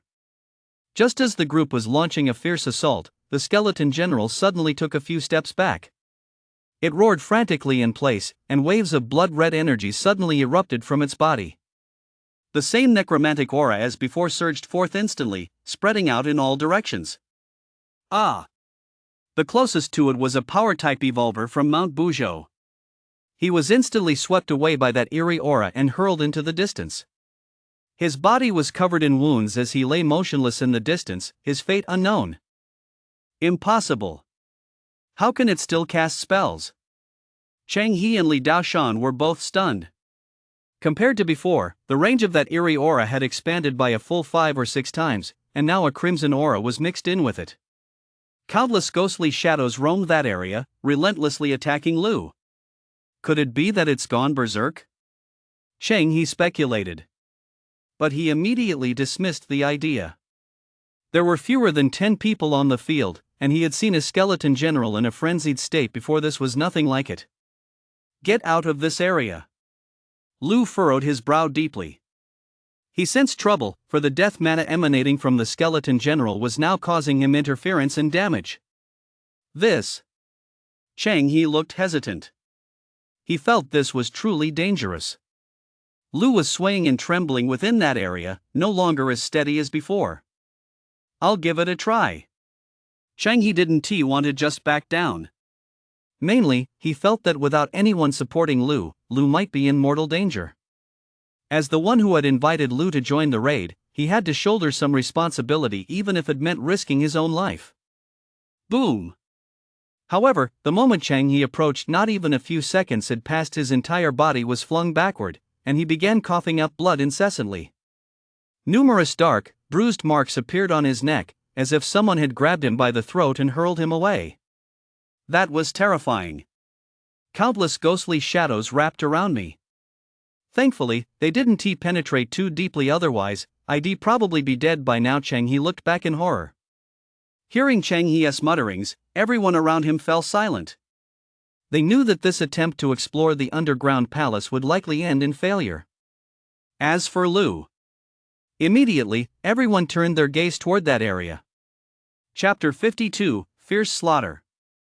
At that moment, Lu's entire body was trembling. He was under attack from all manner of ghostly apparitions. If not for his necromantic resistance, he would likely have been killed long ago. As for the skeleton general, its body was shrouded in a crimson aura of bloodlust. Though the cracks on its body had multiplied, it paid no heed, its scarlet eyes fixed on Lu as if determined to settle this deep-seated grudge. Just then, several new chaotic mutations from the survivalist system suddenly appeared. Ding! Passive defense triggered. Chaotic mutation activated, domain resistance LV1. Ding! Passive defense triggered. Chaotic mutation activated, defense +3. Ding! Passive defense triggered. Chaotic mutation activated, strength +4. Ding! Passive defense triggered. Chaotic mutation activated, frenzied shield strike. As if sensing Lu's current predicament, chaotic mutation was triggering frequently, especially the field resistance. The moment this passive ability appeared, Lu felt a significant weight lifted from his shoulders. So this is a field? Lu's eyes sparkled with curiosity. This must be a type of elemental attack skill. Manifesting in the surrounding area, it was shrouded in ghostly shadows, with a bloodthirsty aura and death mana intertwining to destroy everything in its path. This frenzied shield strike ability. No longer affected by the spectral field, Lu glanced at his newly acquired frenzied shield strike skill, then his pupils contracted in delight. Without hesitation, he charged straight toward the skeleton general. He's charging in. Please, don't let anything happen. Standing outside the domain, Chang He and the others clenched their fists, unable to understand why Lu had suddenly lashed out and was charging directly at the skeleton general. After all, if Lu simply held his ground and defended, he might be able to wait out the dissipation of this vast, eerie aura, and they would have a new opportunity to attack the skeleton general. Frenzied shield strike. The next second, Lu closed in on the skeleton general. He had no intention of slowing down. Empowered by the wind's might, he charged forward like a cannonball, crashing into the enemy with a thunderous impact. At that moment, a golden glow seemed to envelop Lu's entire body, as if he were covered in a mysterious substance, creating a dazzling spectacle. Boom! A deafening roar echoed out, sending chills down the spines of Chang He and the others. The skeleton general was sent flying several meters backward by the impact. The cracks on its body glowed, as if they might shatter at any moment. Roar! The skeleton general roared furiously. Its attacks had lost all order. It wildly swung its silver dragon spear, smashing it toward Lu. But Lu remained completely unfazed. The silver dragon spear's strikes could not inflict significant damage on him at this stage. He was fully capable of withstanding them. Amidst the chaos, a formation pattern suddenly appeared behind the skeleton general, and a fully armed little skeleton emerged, wielding a dragonbone sword. Clang! The little skeleton struck immediately, furiously attacking the skeleton general from behind. Chunks of bone rained down from its body, and several holes were even pierced through its flesh. Roar! The skeleton general grew even more enraged. The sudden appearance of an additional creature left it stunned and somewhat at a loss. It swung its spear, hurling it once more at the small skeleton. Frenzied shield bash. Meanwhile, Lu had already prepared his second frenzied shield bash skill. At the same time, he cast a hate transfer on the skeleton general.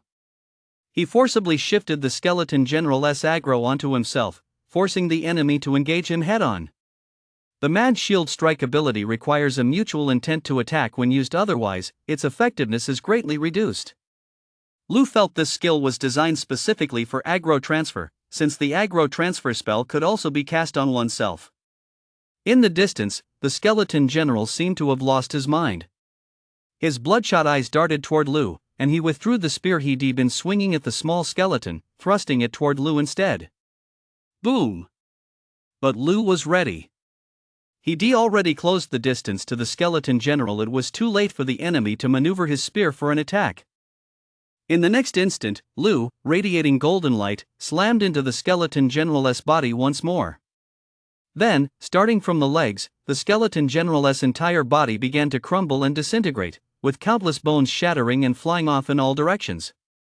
In the end, the skeleton general ceased to exist, and a blessing stone, shimmering with yellow light, floated quietly in its place. Gained 800 EXP. Mission accomplished. The scene fell into complete silence. Cheng He and the others, their hands still gripping their weapons, began to waver, even doubting themselves. In the final battle, Lu had actually taken care of it all by himself. I don't even know what to say. He really is a monster. Cheng He let out a sigh of relief. It was hard to imagine that today's battle would end this way. At that very moment, Cheng He resolved to report this incident in full to the Liuli district. In addition to helping Lu find his family, he would also have the Liuli district intervene and persuade Lu to join Buzhou Mountain. Talent like this must not be lost. He must be recruited into the organization. Only then would they have a better chance of success in dealing with future changes. My brother-in-law is truly amazing. Li Haorong cheered right where he stood. He looked at the stubborn old man Li Daoshan with a showy air, as if he himself had been the main force behind winning this battle. Surprisingly, Li Daoshan didn't refute Li Haorong. Instead, he stared at Lu with a grave expression, lost in thought. It seems I've witnessed the rise of a true powerhouse with my own eyes. It's not seems, it's a certainty. This man is bound to become a renowned powerhouse in the future. Not necessarily. In the midst of the apocalypse, things change by the day. Who knows what unexpected twists might arise? You have a point, but I firmly believe the strong will remain strong. In the distance, those who had witnessed the entire battle from start to finish were far from calm. Their opinions varied, but they all harbored a hint of awe toward Lu. You've been hiding your true strength. A group approached Lu, with Cheng He staring at him with a peculiar expression. There had been too many miscalculations today, and just as many surprises. The skeleton general possessed not only berserker abilities but also such terrifying skills, yet Lu had remained steady and calculated, growing stronger as the battle progressed, managing to turn the tide time and again in the face of crisis. Throughout it all, he'd been on the edge of his seat. If he hadn't had nerves of steel, his legs would have given out long ago.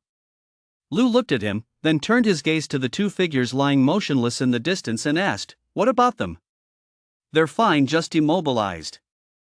We've got healing potions keeping them going. They should be back on their feet in half a day. We really owe this to you, otherwise, there would have been casualties," Cheng He said, still shaken by the ordeal. Lu nodded without saying much, then immediately ran over to the loot.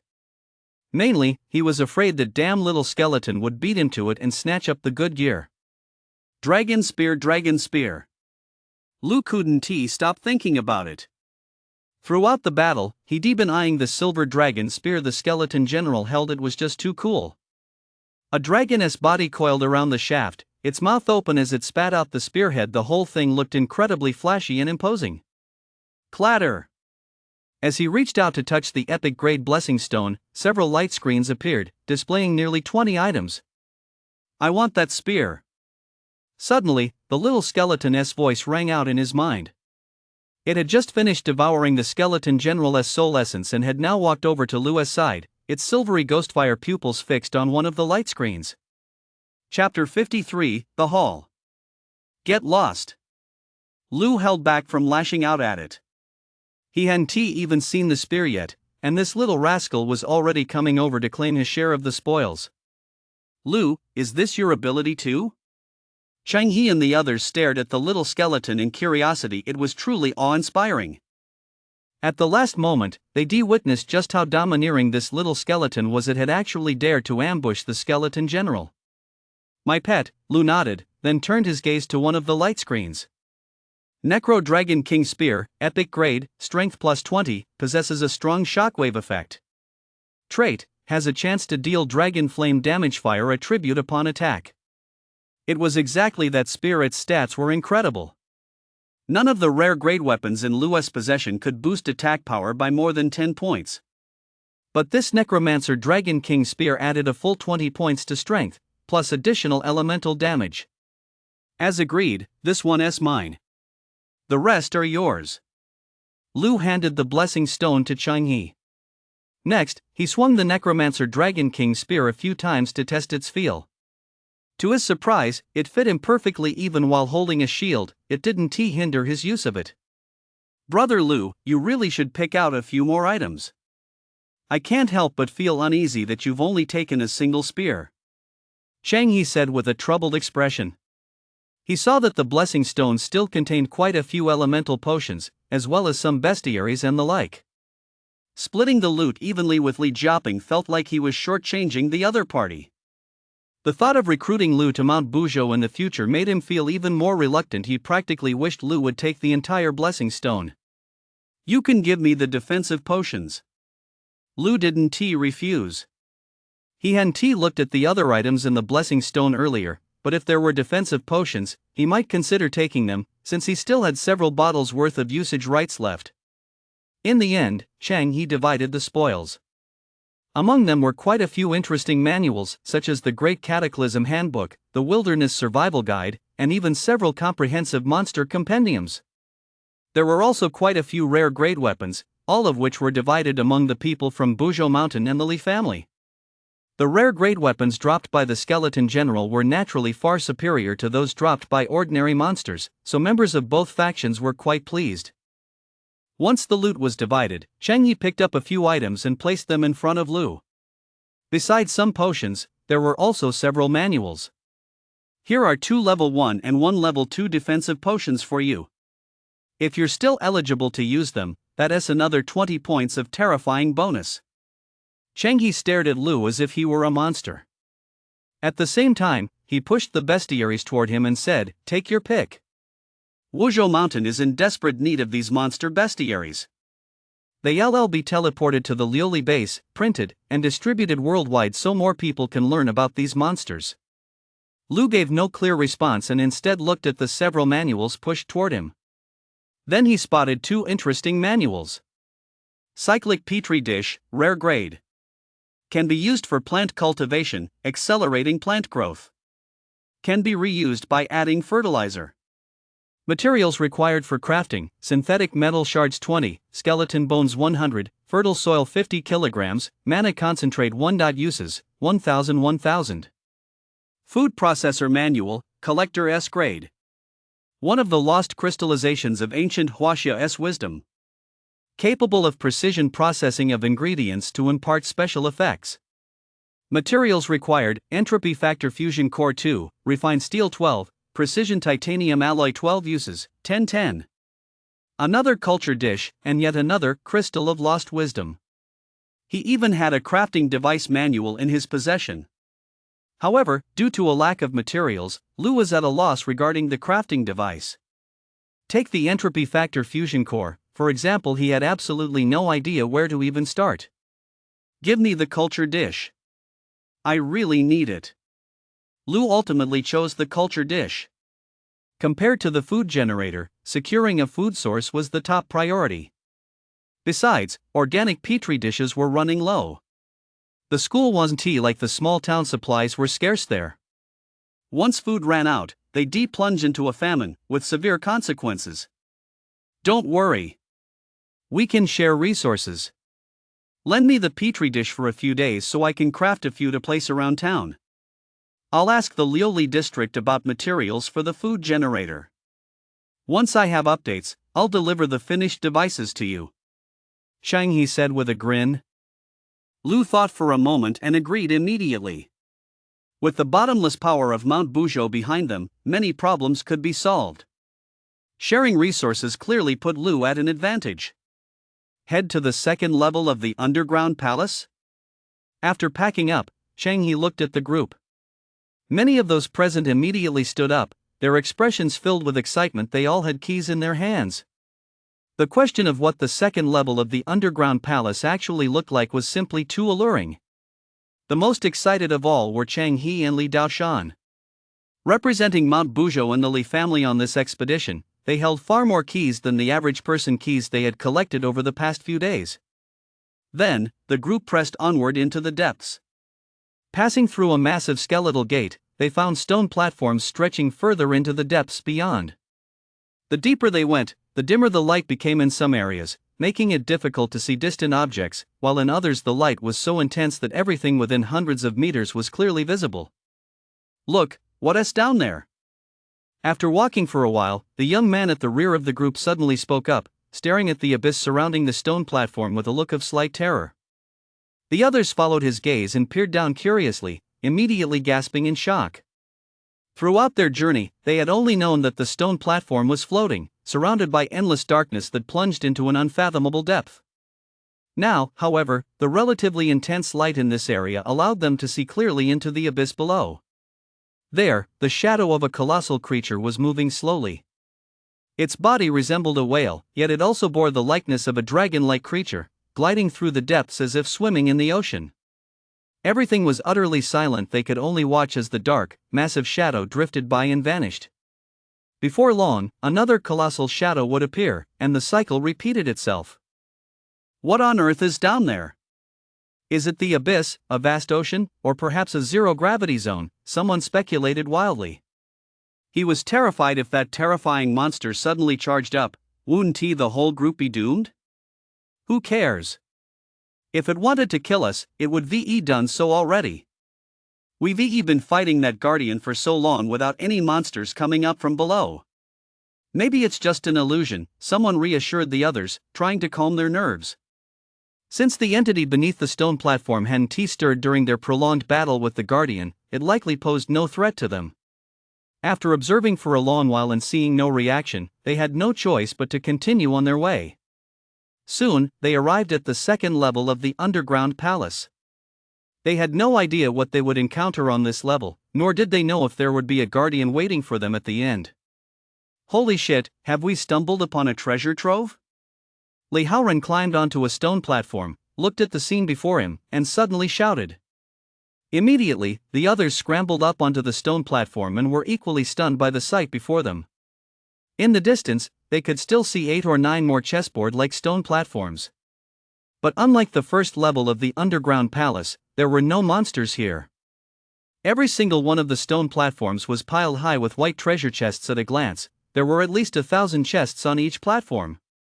Chapter 54, The Treasure Chest Bonanza on the third level of the underground palace. So the so-called underground palace keys are used to open these treasure chests, someone asked, their hand trembling slightly as they held the key. There were likely close to 10,000 treasure chests scattered across the entire area. Everything was so peaceful, no monsters, no danger. Immediately, everyone headed toward the chessboard-like stone platforms to open the chests. The process was simple, just pick any chest and use the corresponding dungeon key to open it. These chests were very similar to the ones found in the wild, except they required a key to open. Once opened, items would appear inside, and a light screen would display information about the treasures within. Lu took a closer look. These chests yielded a large number of items. They were rare grade chests, each yielding roughly 5-6 items, a very generous reward. Lu wasted no time in getting started. He had only 2 keys, so he finished opening them quickly. There was a pile of potions, some boosted defense, while others increased strength and spirit. As for weapons and armor, Lu didn't even glance at them. At this stage, the spirit energy set he was wearing was powerful enough, especially the newly acquired necromantic Dragon King spear, an epic grade weapon. Likely, only chests from the 3rd floor of the dungeon could yield equipment comparable to it. In addition, there was a 0 dungeon manual containing detailed and comprehensive dungeon guides, though it only covered the first 3 floors. What is this? In the corner of a treasure chest, a faint glow flickered, and a sky blue crystal appeared in Lua's field of vision. The crystal was about the size of a thumb, crystal clear on the outside, with wisps of misty gas swirling inside. It looked absolutely stunning. On the treasure chest's display, Lu could only see the crystal's name: Mana Crystals. So, Lu cast an observe spell on it. Mana Crystals, common grade special item. Through breathing art, you can consume mana crystals to increase attribute values. No usage restrictions. It was actually a special item. Although only common grade, this thing could actually boost attribute values. Moreover, unlike potions, there were no usage restrictions. If one mastered breathing art, it meant they could keep devouring these mana crystals indefinitely. How do I acquire breathing art? Lu ran his fingers over the mana crystals, feeling a bit troubled. He'd never even heard of this before, but it did seem similar to the necromantic devour ability of the little skeleton. He wondered if he could acquire it through chaotic mutation. Lu harbored a glimmer of hope, then quickly packed up all his loot and prepared to head to the 3rd level of the dungeon. Changhe, Li Daoshan, and the others were still rummaging through treasure chests, getting ready to open them. The 2 of them seemed to be quite superstitious. They insisted on finding a chest that looked auspicious to them, otherwise they'd rather not open it at all. This left quite a few people speechless. Lu walked over and explained his intentions to Changhe. He had glanced at the dungeon manual earlier. There were no guards blocking the path to the 3rd level, though there was a requirement for a minimum of 300 attribute points. Changhe and the others were nowhere near that threshold. Therefore, Lu decided to set out alone. After bidding farewell to Changhe and the others, Lu followed a separate path toward the final chessboard-like stone platform. The final chessboard patterned stone platform was still piled high with treasure chests, but a path led straight to a massive metal gate that must be the way to the 3rd level of the underground palace. Upon reaching the gate, Lu discovered the mechanism. The massive metal gate appeared to be a scanner. As he approached, a beam of light swept over him, enveloping his entire body. Meets requirements. Authorized entry. A faint electronic voice echoed from all around, signaling to Lu that he could enter. Without hesitation, Lu stepped through the gate and headed toward the 3rd level of the underground palace. Once again, he found himself on a series of descending stone platforms, surrounded by endless darkness. Glancing down, he could still make out the shadows of those colossal monsters. The 3rd level of the underground palace was identical to the 2nd. The chessboard-like stone platforms were piled high with treasure chests. The only difference was the 9th platform, where a massive figure stood silently, seemingly the guardian guarding the passage to the 4th level. Driven by a touch of curiosity, Lu approached it. He wanted to see the true form of this level's guardian. He soon reached close enough, and the imposing figure became increasingly clear, leaving Lu somewhat awestruck. It was a giant dog, its black fur so glossy it seemed to glow, its body a mass of muscle, appearing incredibly robust. Most notably, lightning kept flashing across the giant dog's back, giving it a rather formidable presence. This was only the 2nd time Lu had seen an attribute manifest as a tangible phenomenon. The first was the Black Wolf King on campus, whose tail was ablaze with flames. The giant dog seemed to sense Lu's presence, its gaze fixed beyond the stone platform, but it made no aggressive moves and did not charge out. Lu didn't dare linger too long. He headed toward a random stone platform, intending to open the chest and head back. Finding a chest that looked promising, Lu rubbed his hands together. The treasure chests on the 3rd level of the dungeon were far more generous than those on the 2nd level. There was a very high chance of obtaining epic grade items. Whoosh! A flash of light appeared, and 6 items came into view. Obtained, Defense Potion LV22. Obtained, Mana Crystals Common Grade 2. Obtained, Great Cataclysm Manual Ultimate Edition. Obtained, Windwalking Boots Rare Grade. Obtained, Class Stone Wandering Swordsman. Obtained, Airdrop Beacon. Thanks to his good fortune, it was a massive haul. Louis' eyes widened as he stared at the treasure chest overflowing with loot, his whole body trembling slightly. There were two items he'd never seen before, the Class Stone and the Airdrop Beacon. Class Stone Wandering Swordsman, strength-based.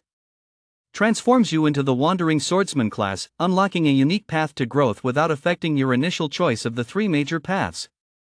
If you already have a class, this will replace your current one, and all benefits from your previous class will be lost. Wandering Swordsman possesses extremely fast melee agility and extremely high attack power. Unique abilities: Lotus Sword Dance, Wave Shadow Stab, and End of Heaven's Calamity. After reading the descriptions of the class stone and the class, Lou was still quite surprised, because there was no mention of the class being permanent. It could be directly replaced with other class stones. However, if he chose to replace it, his original class and all associated benefits would vanish. Lou weighed his options for a moment, then went ahead and used it. His chaotic mutation significantly boosted his defensive capabilities, but attack power had always been his weak point. The class stone would help make up for that. Buzz. Class Stone used. Acquired the Wandering Swordsman class. Strength increased by 68 points, Spirit increased by 20 points, Defense increased by 10 points. Acquired skills: Flower Slash, Mystic Wind Thrust. Skills can be upgraded. Upon reaching the maximum level, the ultimate special ability, End of Heaven's Calamity, will be activated. As the system notification appeared, Lou noticed changes in his stats panel. In addition to the increased stats and new skills, a class indicator had appeared on the panel. Lou looked at his strength stat, now at 148, and felt a surge of excitement. With his current strength, if he encountered the guardians of the first floor of the dungeon again, he should be able to take them down single-handedly. Next, Lou turned his gaze to the airdrop beacon, a look of confusion on his face. What is this? Chapter 55, An Invitation from Changhe. Airdrop beacon summons treasures from another realm, delivered via airdrop. The process lasts 30 minutes, during which monsters will attack. Recommended party size, 10. Attribute requirement, 180. Fixed drops, Arrow Tower Blueprint 1, Wall Blueprint 1. Other random drops: evolution potions, otherworldly gear, magic stones, mana crystals, abilities. In short, this was actually an airdrop summoner. The summoned airdrops came from the otherworld and contained all sorts of treasures. The two guaranteed blueprints made Lou's eyes light up. These were incredibly valuable to him. After all, the library had always been in a passive defensive state, lacking proper protective measures, and walls and arrow towers could effectively solve this problem. Carefully stowing away the beacon, Lou put on the windwalking boots, replacing the shoes from his original Spirit Energy 4 set. The windwalking boots provided agility and increased movement speed, which was very helpful for a tank like Lou. After sorting through the items in his spatial fragment, Lou realized he'd hit the jackpot on this trip. The most significant change, however, was within himself. The massive boost in stats, his new class, and the newly acquired abilities had propelled Lou's strength to a whole new level. It won't be long now. Once I head back and clear up the mess on campus, I can set off for the Lioli district. Lou gathered his thoughts. If he didn't hear from Changhe by then, he planned to set out immediately and search for his family in the Lioli district himself. Returning to the second level of the underground palace, he saw Changhe and the others directing a group of people as they carried items. Without the spatial fragments, they had opened numerous crates and could only rely on manual labor to move everything. Lou felt a bit smug inside. Compared to them, he was having it so much easier. Are you heading back to campus? From a distance, Changhe had spotted Lou long ago and was running toward him at full speed. His fair face was flushed with a healthy glow. Having been busy running around gathering supplies, he seemed in high spirits. How did you know? Lou gave him a surprised look, wondering if the guy actually had mind-reading abilities. Just a guess, Changhe said with a grin, then changed the subject. Why don't you wait a bit before you go? There's something I want to discuss with you. Watching Chang He rub his hands together, as if finding it hard to speak, Lu grew curious and asked, "What is it? Do you still remember that huge ginkgo tree?" Chang He asked again. Lu nodded. That ginkgo tree had appeared out of nowhere, popping up overnight. There had even been an earthquake that morning. The ginkgo tree was massive, located on the west side of the school. Earlier, he observed it from over here in Chinyu town. He could see it clearly and distinctly, and some of its branches even stretched this way, looking quite spectacular. Then you must have seen that some of its branches extend all the way to the vicinity of Chinyu town, Cheng Yi said mysteriously, casting a wary glance toward the Li family's direction. He continued, "A few days ago, our team members explored the area and discovered that one of those branches is covered with massive palace-like structures. Would you be interested in going to take a look?" Lu shot him a puzzled look, somewhat perplexed. After all, those structures likely conceal treasures, and factions usually won't reveal such information. Cheng Yi naturally sensed Lu's distrust. After all, they hadn't known each other long enough to share such intimate details. But his primary motive was to use this opportunity to foster a more favorable impression of Mount Buzhou in Lu's mind.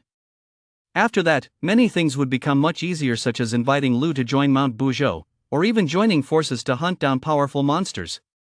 The main thing is, that area hasn't been opened yet.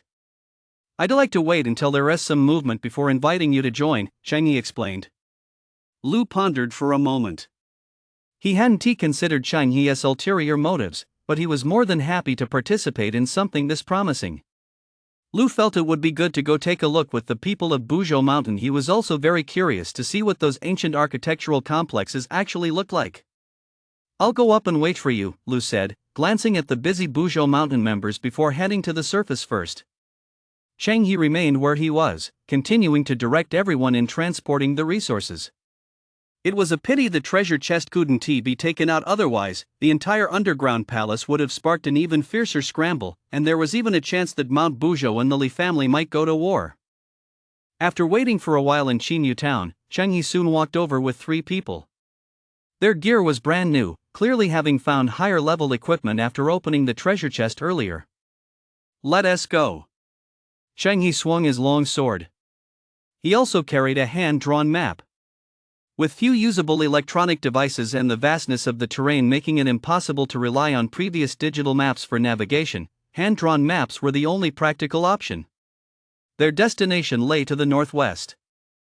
Traveling along a raging, rushing river, they would reach it in just 2 or 3 kilometers. To the northwest, one could see numerous fields and factories, though they were now all overrun by monsters. In some areas, monsters swarmed in dense clusters, representing a wide variety of species, and the different groups would often fight and battle among themselves.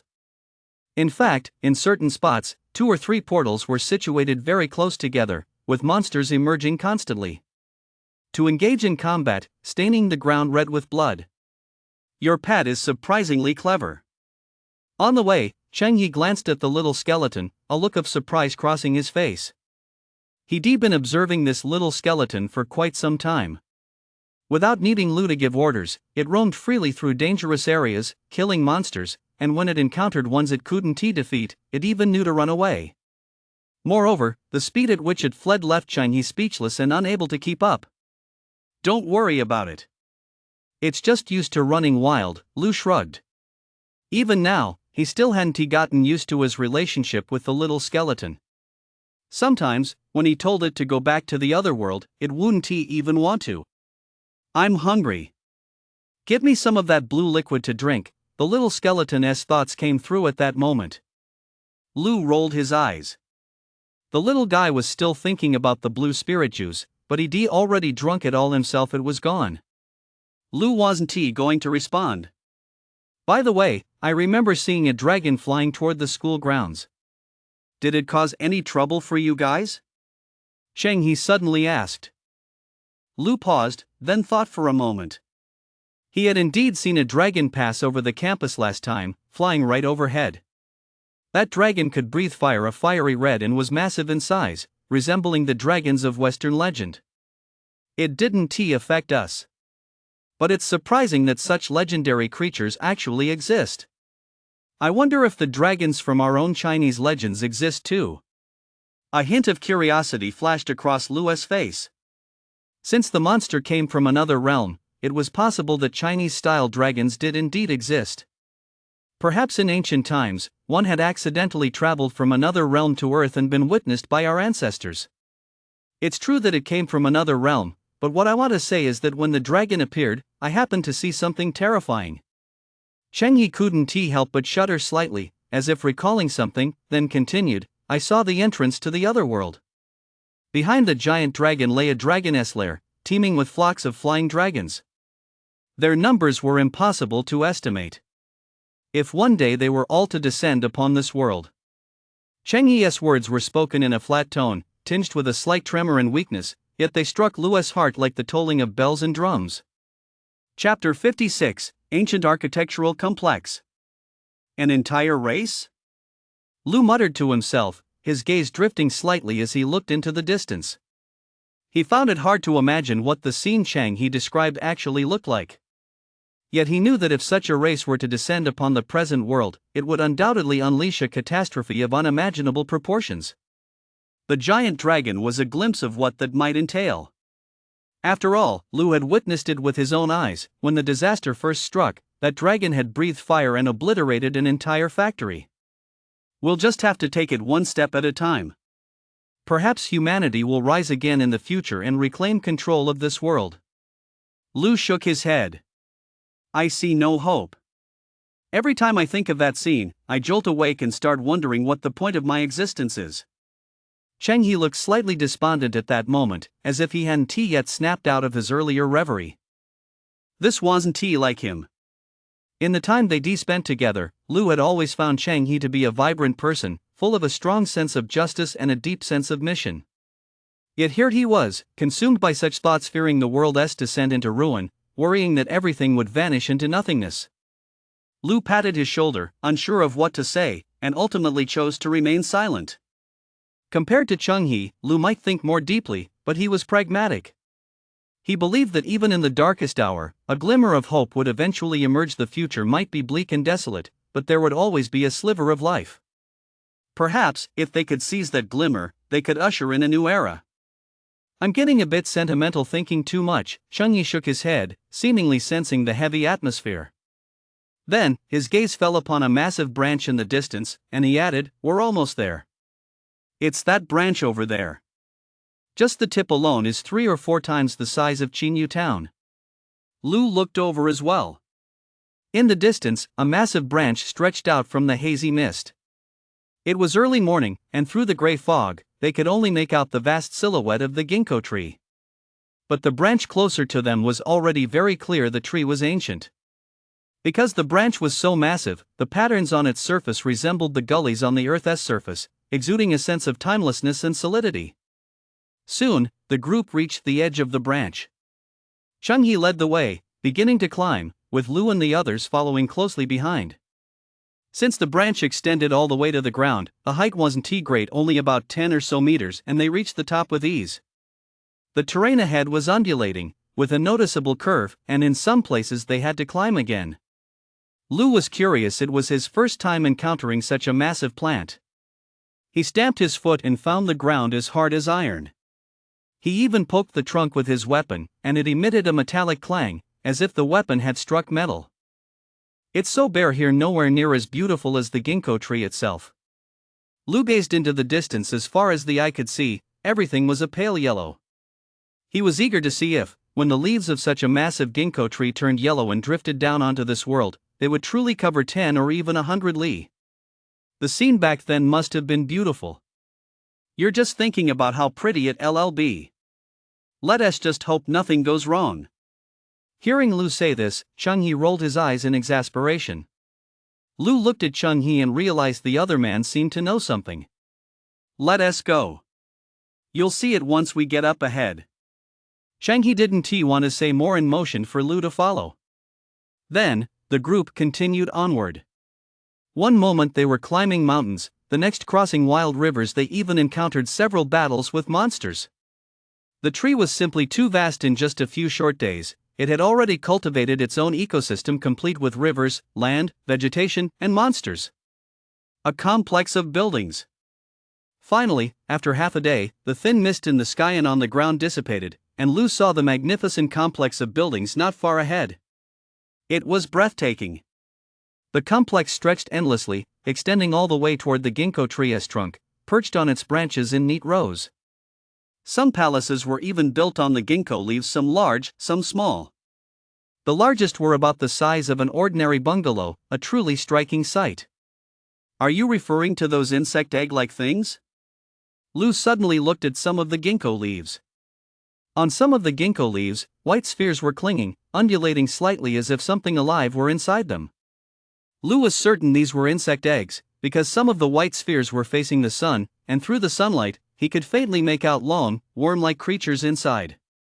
We dare not act rashly, for fear of triggering the anomaly prematurely.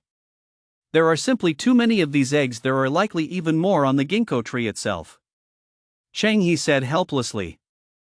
Earlier, they had considered taking preventive measures to stop the disaster before it happened, planning to nip these insects in the bud, but ultimately abandoned the idea. They dared not take the risk. If they were wrong, an area spanning tens or even hundreds of miles might face utter destruction. Let us go. We'll get closer to the buildings to take a look. Those insects aren't a threat for now, Chang He reminded them. The group walked toward the structures once more. Upon getting closer, Lou noticed that the buildings were very rustic. Moreover, Lou felt that their appearance was familiar, resembling the style of a specific historical period. However, upon closer inspection, Lou realized that the architectural style seemed to incorporate elements from every historical era. In fact, it might be more accurate to say that most historical buildings were derived from the one right in front of them. It's a shame. With the disaster upon us, many technical methods are unavailable, so we can't currently estimate which era these buildings are from, Chang He said with a hint of resignation as he watched Lou examine the ancient structures. Well, maybe they're from another world, Lou replied. If they truly were from another civilization, there would be no point in trying to pinpoint the exact era, since they could be from any time, no matter how ancient. Don't go any further. Stay at least 10 meters away from any structure, or it will be reduced to ashes, Chang He suddenly warned the group. Lou stopped in his tracks and didn't move forward. Oh, we might be able to get a few centimeters closer this time, but we'll need to test it, Chang He added, then explained to Lou, no living being can approach them. All the structures seem to be protected by some kind of taboo or magic. But this taboo is gradually weakening. Based on our current estimates, we'll likely be able to approach those structures in 3 or 4 months. Lou looked at the buildings with some interest, but unfortunately, all the doors were shut, so he couldn't see what was inside. Come on, I'll take you to see a few interesting buildings. Just take a look from a distance, and you'll understand why I absolutely had to invite you here. Chang He said, continuing to move along the perimeter without daring to approach the structures. The path beneath his feet wound back and forth. At times he would deliberately take a detour, and he would occasionally glance at the map, as if following a meticulously mapped route. Before long, Lou witnessed a breathtaking sight. Chapter 57, Ranking Settlements. Amidst a cluster of magnificent structures, a 9-story tower stood tall. Judging by its appearance, that 9-story tower was more accurately described as a 9-story amethyst tower. The tower's body was crystal clear, as if carved from a single piece of amethyst, and it shone brilliantly in the sunlight. Moreover, a faint purple glow radiated from all around the tower, giving it a dreamlike, ethereal quality. That is. Lou suddenly noticed a large open area in front of the tower, where numerous small stone pedestals, each about half a person's height, were arranged. On top of each pedestal floated various kinds of stones. Class stones. Once Lou's keen eyesight kicked in, he recognized the stones. They were identical to the Wandering Swordsman class stone he had obtained earlier. However, these stones were glowing, each with a unique shape and pattern, suggesting they were of a higher tier than his own class stone. Lou counted them carefully and found there were 99 stone pedestals in total, though the class stone on one of them was missing. Do you know what those stones are? Cheng Yi asked, noticing the gleam in Lou's eyes. Lou nodded and replied, these are all class stones. You can think of them as a form of inheritance. Using them grants you immense power. Lu's tone was grave, for he knew from personal experience, activating the wandering swordsman profession had instantly boosted his strength by 68 points and granted him 2 offensive abilities. If the taboo on this area were lifted, the 98 profession stones would undoubtedly forge an organization no one could stand against. Sigh, this is a bit troubling. If Mount Bujo wants to claim the top spot, we'll have to keep working hard. Upon hearing this, Changhe immediately sighed. The seal here would likely take another 3 or 4 months to lift, and by then, other factions would probably have discovered this place. Let us go, there are other similar places. Changhe continued. He walked alone at the front, leading Lu and the others forward. Soon after, Lu saw some more peculiar areas. An ancient palace built of blue bricks, half of it collapsed, revealing the scene within. Inside lay numerous weapons, gleaming with a radiant light. They looked far from ordinary, numbering at least 100. There was also a small pond, surrounded by various plants bearing crystal-clear fruits that were delicate, translucent, and incredibly tempting. Someone on Mount Bujo ate those fruits and saw their strength increase by over 10 points. Seeing the fruits, Changhe couldn't help but feel a pang of desire. At the time, they had just begun exploring the area when a fierce wind blew by. Some fruits happened to fall to the ground and rolled toward them, and a few lucky individuals picked them up and ate them on the spot. The result? A massive surge in attribute points. In the days that followed, whenever a gale struck, Changhe would send people out to see if there were any fruits to be found. They pressed onward. Lu saw a massive bronze bell as tall as a 3-story building, 18 golden statues guarding treasure chests, hundreds of skeletal figures sitting in meditation, with books arranged upon their skeletal frames. There was simply too much to take in. The closer they approached the ginkgo tree, the more visually stunning scenes they encountered. It was as if, in a distant era, an ancient civilization had taken root in this very ginkgo tree. Of course, it was also possible that this ginkgo tree originated from another realm and was not part of Earth's civilization. Let us turn back. Ahead lies a forbidden zone, there is no way to bypass it, Changhe said. Lu and the others halted, glancing at it from a distance. Now they could see the ginkgo tree's trunk with perfect clarity. At a glance, it resembled a sheer cliff face, stretching up into the clouds until it vanished from sight. Lu also noticed a hollowed-out cavity in the trunk, within which he could faintly make out a vast complex of buildings or some other structure. Having witnessed such a wondrous sight alongside Changhe, Lu felt deeply moved. There were simply too many marvels in this world that were visible yet beyond reach. The sun is about to set. On the way back, the group looked toward the west, where the sky was ablaze with crimson hues. Streaks of fiery clouds appeared, as if a massive fire were engulfing the entire horizon. Before sunset, Lu finally returned to Qinyu town. Instead of heading straight back to campus, he discussed the matter with Changhe and requested some radios. The radios were military grade and had been modified, offering a wide communication range. Here is the blueprint for the cyclic culture dish. As for the food dispenser blueprint, I'll contact you via radio once I find the resources. As they parted ways, Changhe sounded rather sentimental. It's not like we're parting forever, why all the fuss? Lu looked at him, slightly exasperated. Changhe shrugged and laughed, stay in touch. Sure, Lu waved. Then, Lu headed north toward Qinyu town. He planned to set out under cover of night, as there were no immediate threats along his route. Besides, compared to before, Lu now preferred hunting at night. His haul was often 30 to 40% higher than during the day. Lu planned to head toward an area with a high concentration of metal portals. With his current strength, plus the little skeleton, destroying those metal portals wouldn't be difficult. However, when Lu returned to that barren plain, he suddenly found it completely bare, with no trace of the metal portals remaining. Puzzled, Lu went to the location he remembered, only to discover that all the metal portals had been destroyed. The ground was littered with fragments of the metal portals. Was it the Li family? Lu recalled some earlier events. Li Hangyi of the Li family seemed to be frantically searching for mutated blessing stones. After Lin Moyang's death, the Li family had even extended their reach to the north of Qinyu town. Lu wondered if they had laid their hands on the remaining portals within the campus. At this thought, Lou felt a pang of worry, mainly because of past experiences. They had previously clashed with members of the Lee family. Let us head back first. Lou collected all the metal portal fragments from the ground into his spatial shards, then continued on his way toward the campus. Soon, he found himself back in the poison forest. Here, Lou spotted over a dozen corpses, presumably all members of the Lee family. Ignoring them, Lou pressed on. The rankings have been settled. Items will drop in 3 seconds. The leaderboard will be settled again in 30 days. Just as Lou was about to exit the poison forest, a system notification sounded. Lou paused for a moment before coming to his senses. 5 days had passed without him even noticing. Buzz.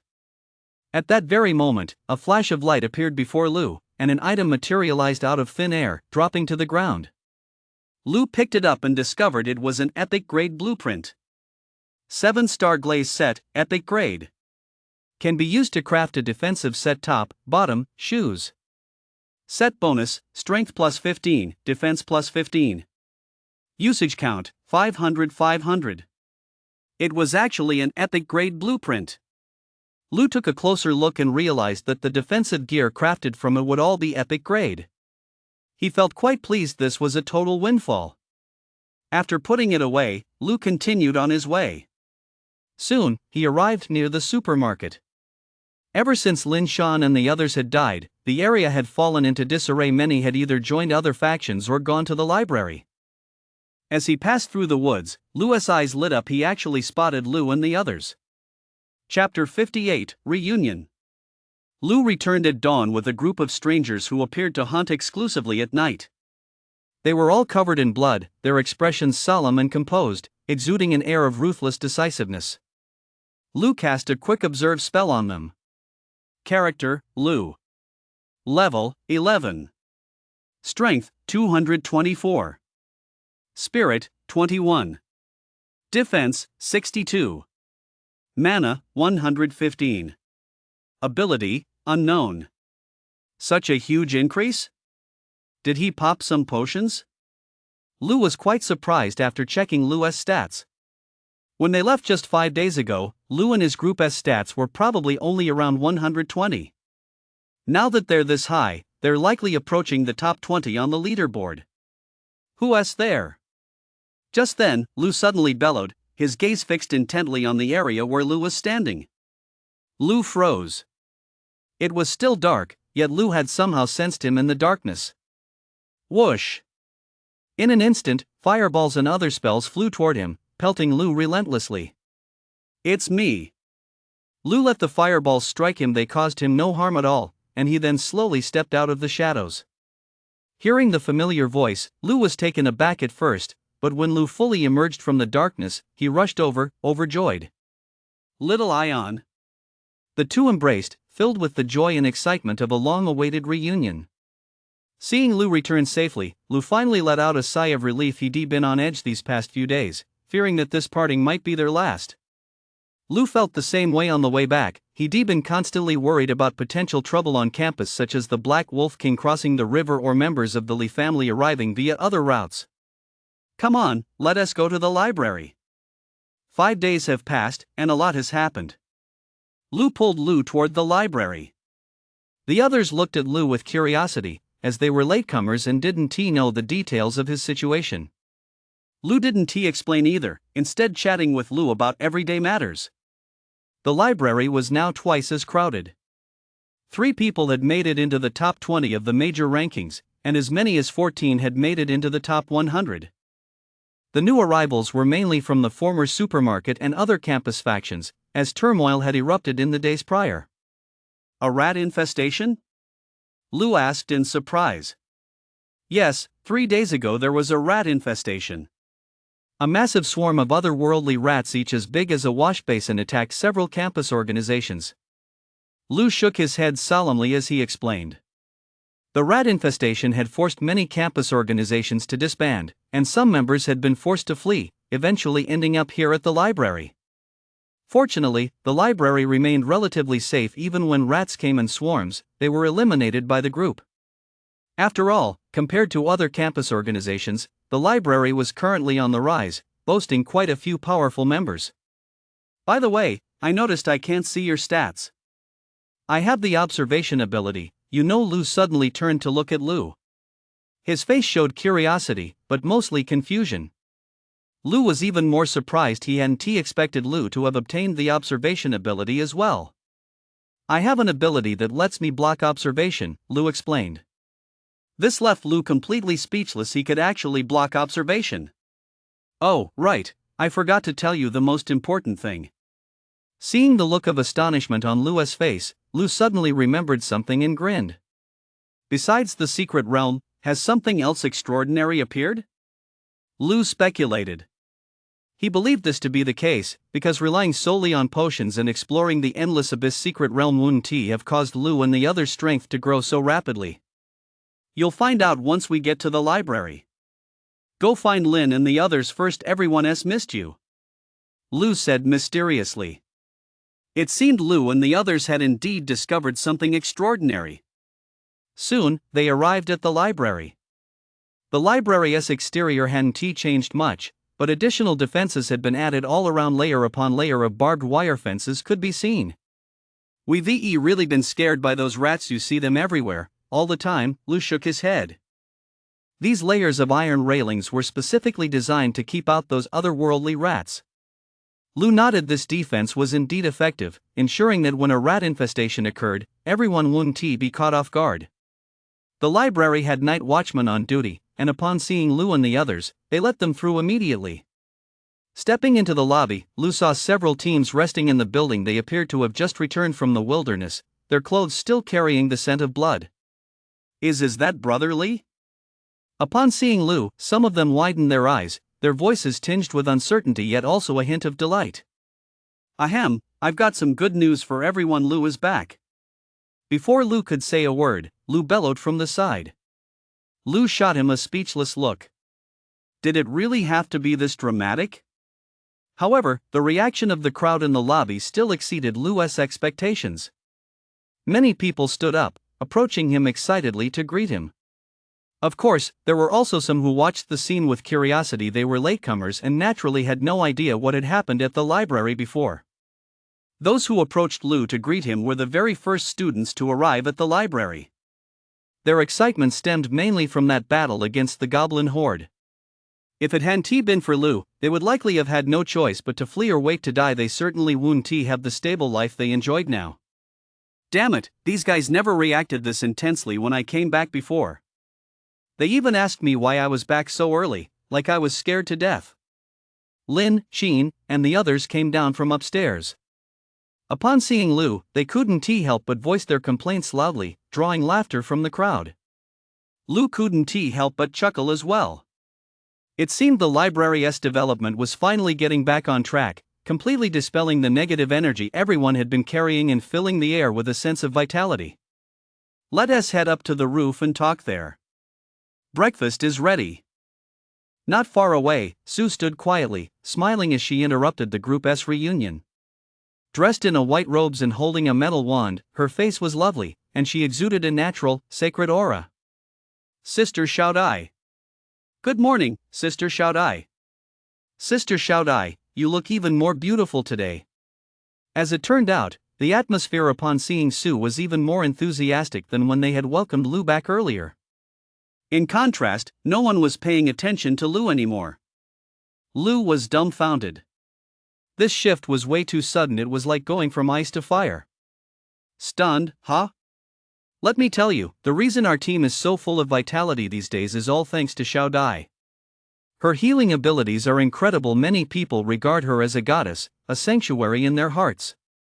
Lu clicked his tongue twice and gave Lu a nudge on the shoulder. She's the real star here. It's her destiny. Lu shrugged.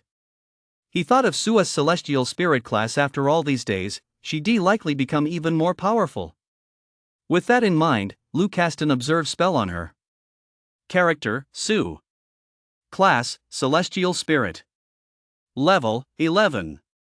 Strength, 18. Spirit, 268. Defense, 58. Mana, 1340.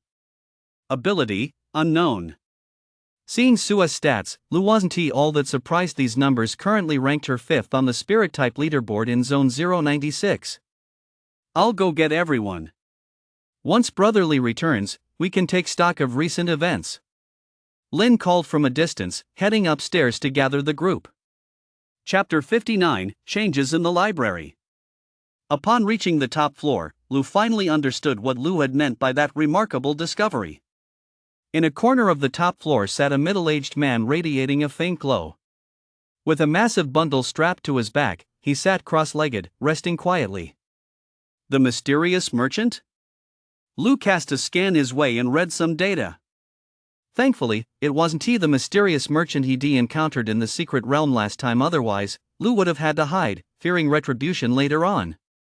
After all, he'd once stolen the man's items through a sleight of hand. It is the mysterious merchant.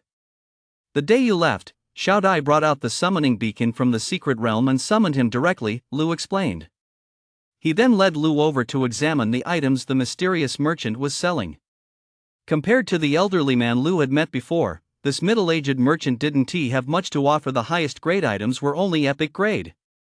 However, there was no shortage of attribute potions, weapons, equipment, and abilities, and many of the items Lu found extremely useful. For example, the observation ability. Lu mentioned that almost everyone in the library possessed this ability. There were also practical support abilities like weakness detection and energy surge, all rare and valuable finds. Lu immediately exchanged for weakness detection and energy surge. The former could identify a monster's weaknesses, while the latter passively and slowly restored mana. The materials required for the exchange were all from monsters he had previously hunted. Whoa, you have that much ironclad rabbit armor? And you actually have vines from a purple gold gourd monster?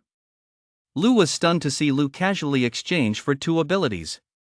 Energy surge and weakness detection. Only 3 or 4 people in the entire library currently possess them. I made quite a haul on this trip. I'll show you guys later. It's the perfect opportunity to spruce up the library a bit. Lu chuckled.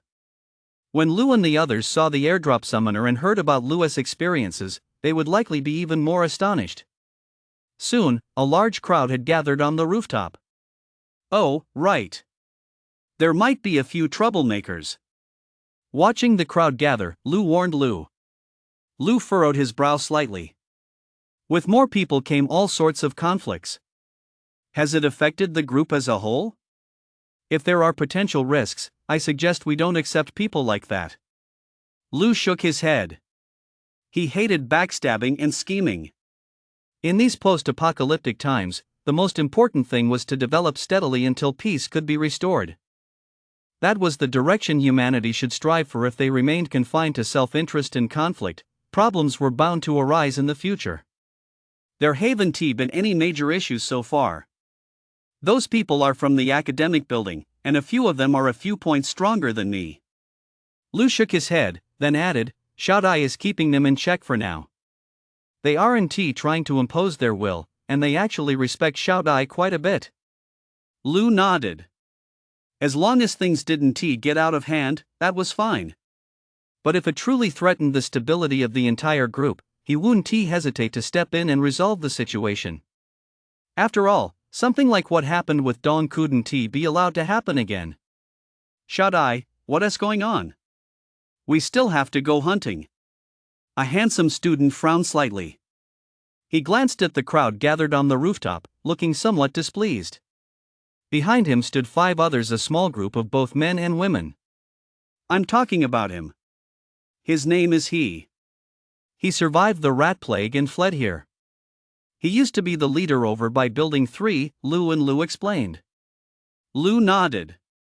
He cast a quick glance at the man and noted his strength stat was 232, indeed a few points higher than Lu's. Lu's back. Let me introduce everyone. We have some matters to discuss, like the newly opened secret realm and the discoveries in the northern mountains, Su explained from a distance, addressing He and the others. Upon hearing this, He's brow furrowed even deeper, but he remained silent. He had heard Su mention Lu frequently these past few days. The rumors were nothing short of legendary. It was said that back when everyone's stats were still under 100, Lu had single-handedly withstood the attacks of a giant goblin. Sister Xiaodai, do we really need to discuss what we found in the northern mountains? We discovered it ourselves. In a few days, when everyone's stats have improved, we can just assemble a team of top-tier members and go. A plain-looking classmate standing next to E spoke up. I recall we discussed the library's rules earlier. All discovered secret realms and special locations must be approved through consultation before we can explore them. If we rush in recklessly, can you guarantee that no one will get hurt? Sue shot the man a glance. Then, she continued in a stern tone, besides, I made it clear before you joined the library, the team and the greater good come first. By your logic, does that mean only the absolute elite get to enter every secret realm, while everyone else has to wait in line or not be allowed in at all? That is not what I meant, the plain-looking student replied, a hint of embarrassment crossing his face. You'd better not harbor such thoughts. Alright, let us go to the meeting first. Sue couldn't be bothered to explain further and led the way toward Lu and the others. Back where he stood, he scratched his right cheek and turned to look at the crowd, spotting an unfamiliar face gazing at him with a gentle expression. He led the group inside. Are you Lu, brotherly? He asked instinctively, extending his right hand in greeting. No need to be so formal. Just call me Lu. Lu stood up and walked over to shake hands with he and the others one by one. Immediately after, Lu and the others gestured for everyone to take a seat wherever they liked. The entire top floor was packed with people, each holding a portion of the food that had been handed out, while their eyes were fixed on Lu, who stood in the center. Seated next to Lu were Sue, Lin, and the others. They remained silent, seemingly waiting for Lu to speak. Just by looking at this scene, some of the people who had just arrived at the library could already guess what was going on. Everyone, please eat first. I'll share some good news with you all in a moment. Lu waved to the crowd. Having not seen each other for a few days, they were all a bit formal with one another, and the atmosphere was slightly subdued. Then, Lu leaned in to discuss something with Lin. He looked at the laptop Lin had brought, which recorded some of the events that had occurred over the past few days. January 4th, Lu had just left. That night, Xiaodai brought out a mysterious merchant-s summoning beacon from the secret realm. I have a feeling the entire team's strength is about to take a quantum leap. January 5th, a rat infestation broke out on campus. At first, things were calm, but when some people fled here, we realized how severe the infestation was. We began reinforcing our defenses and conducting nighttime hunts. January 6th, everyone discovered some mysterious dungeon keys, but no one dared to go because the distance was too great, and Lu had already left. After discussing it, we decided to wait until Lu returns. January 7th, exploring the northern mountains, we discovered a mysterious area with plenty of crystal ore. However, there is a powerful monster guarding the entrance, and the area feels somewhat eerie. We're not ready to make any moves just yet, we'll wait until Lu returns. January 8th. Chapter 60, Discussion. After reading through the information Lin had compiled, Lu felt a bit weighed down. Aside from the major events recorded daily, there were also many other matters, big and small. Take food, for example. The supply of organic culture dishes was nearly depleted, as the fruits produced by some plants were completely inedible, wasting the culture dishes for nothing. Water, on the other hand, was easier to solve. Many possessed water-based abilities, and experiments had shown that water created through these abilities was safe to drink. Apart from these, the most pressing concern was the threat posed by the Dark Wolf King. Over the past few days, Xiaodai had led a team to observe it up close. The Dark Wolf King's stats were exceptionally high. A dual-element monster? At the end of the notebook, Lu saw the Dark Wolf King's stats and frowned slightly. Monster, Dark Wolf King. Strength, unknown. Spirit, 68. Defense, 202. Ability, unknown. Since Su hadn't even managed to observe the Dark Wolf King's strength attribute, its strength must be at least 150-200 points higher than Xiaodai's spirit attribute. Based on estimates, this Dark Wolf King's strength attribute falls between 410 and 500. That's downright terrifying. Lu's current defense value, even with the bonus from the golden body skill, barely exceeds 400 points. Originally, as soon as Lu returned from Qingyu Town, his first priority was to eliminate this major threat. After all, living so close to the wolves had left him restless and unable to eat or sleep in peace. As it turned out, this dark wolf king was far more terrifying than he imagined, even stronger than the giant dog on the third level of the underground palace. Actually, it's not entirely hopeless. I'll go observe it in a few days and get the exact stats before deciding what to do, Lu said. Hearing this, the crowd around them was taken aback, wondering if Lu had become that strong already to even have plans for a monster with unknown stats. Just how high are your stats now? Su couldn't help but ask Lu at that moment. Because when she used her observe skill, it kept showing unknown for everything. Clearly, just 5 days ago, she could still see Lu's stats. However, she was certain that Lu was currently number 1 on the defense rankings for Area 098. But she still wanted to hear Lu admit it himself, otherwise, she'd feel uneasy. As Su asked her question, the crowd around them fell silent. They were all core members of the library and had used Observe on Lu long ago, but unfortunately, all they'd gotten were unknown results. You should be able to guess, Lu shook his head, not wanting to dwell on the matter. Attribute values were indeed important, but from certain perspectives, they didn't seem all that crucial. After all, as long as the attribute values didn't exceed the limit, the extent of one's abilities and skill in using them were the decisive factors. The Li family had previously determined that the so-called limit was set between 10 and 80, a range considered acceptable, ensuring that there wouldn't be a complete disparity in strength. As long as one's abilities were sufficient, it was possible to turn the tide of battle even with lower attributes. Of course, if the attribute gap exceeds 100 points, the consequences are terrifying. It can lead to situations like being unable to break through defenses or being instantly killed with a single strike. However, in such cases, one can still choose to exploit weaknesses. Even a dragon, if its scales are stripped away, could bleed to death. While Lu was thinking this through, he also shared this knowledge with everyone. These insights were well-founded, as Lu had experienced them firsthand. In other words, while the system grants us attributes, it also builds in a significant margin of error, as I mentioned earlier, with weaknesses and threshold values, Lu explained to the group. Everyone around him listened intently, many nodding in agreement, as they too had been through similar experiences. Brother Phone, he isn't really number 1 on the defense rankings, is he? In the distance, he and the others listened to Lu's speech, inwardly astonished they had never heard such explanations before. I don't know. I think it's unlikely, but I really can't see his attributes, he said, furrowing his brow deeply. He felt a strange sensation. Ever since Lu had returned, everyone in the library seemed much more at ease, and they all looked up to Lu with great respect. This wasn't his imagination, it was something he'd observed in the details. For instance, when Su, Lu, and others voiced their opinions or remarks, they would subconsciously glance at Lu, hoping to gain his approval. Many others, when making eye contact with Lu, would often hold their breath and focus intently, or sit up straight, as if not wanting Lu to see any signs of sloppiness. His influence was indeed immense.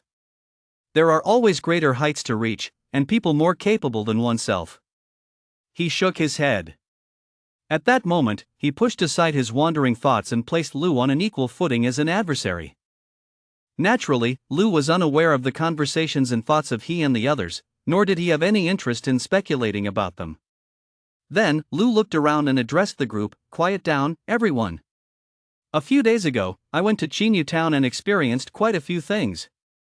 I'd like to share them with you now." Hearing Lu's words, everyone fell silent. Some of the newcomers were particularly astonished to hear that Lu had gone to Qingyu Town alone, for the territory had expanded, and many areas were now fraught with uncertainty. Qingyu Town was at least a dozen kilometers away, and Lu had actually gone there alone. Immediately afterward, Lu focused on the most critical matters. He focused the discussion on matters such as the underground palace keys, the airdrop beacon, the bestiary, and Mount Buzhou. Each revelation had a profound impact on the group, particularly the mention of Mount Buzhou, a military faction that offered many a glimmer of hope. As a military force, Mount Buzhou had already established an agreement with Lu, allowing for mutual support to some extent. This undoubtedly made the current library a safer place. Finally, Lin ran some numbers. The entire team currently possessed a total of 8 keys to the second level of the underground palace. This was already a substantial number. Lu immediately decided to organize regular expeditions to Qinyu Town to open treasure chests. After all, there were nearly 10,000 treasure chests on the second level of the underground palace, and it was far from certain whether there were even that many evolved individuals in the entire vicinity of Qinyu Town. Of course, whoever holds the dungeon key owns whatever is obtained from the open treasure chest. As for items beneficial to the group such as encyclopedias and equipment, it's clearly unrealistic to expect people to simply hand them over. Lu made this a priority and planned to discuss it thoroughly with Lin and the others later. Lu then shared news about the airdrop beacon, specifically regarding the arrow tower and wall manuals. These would be highly useful for the current library, effectively preventing rat infestations. After consulting with Su and the others, they decided to deploy it in the western wastes today. Lu and his group dared not summon it nearby, to avoid drawing the Dark Wolf King's attention. With all matters settled, everyone's goals became a bit clearer. Today, everyone should focus on hunting gourd monsters, skeleton monsters, elite iron armored rabbits, and golden gourd monsters. The materials from these creatures can be used to craft the 7-star glaze set. Let us aim to have 1 set per person in the coming days. Lu displayed the 7-star glaze set. After examining it, everyone was thrilled. It was actually an epic grade set. Some of the new members were suddenly awestruck by the set Lu had produced. An epic grade set, just like that? If they possessed such an item, they might not have been able to share it so easily, yet Lu had done just that. In an instant, the way many newcomers looked at Lu changed. Their gaze now held not only admiration but also recognition and trust. Alright, everyone, let us wrap it up, Lu said, waving his hand.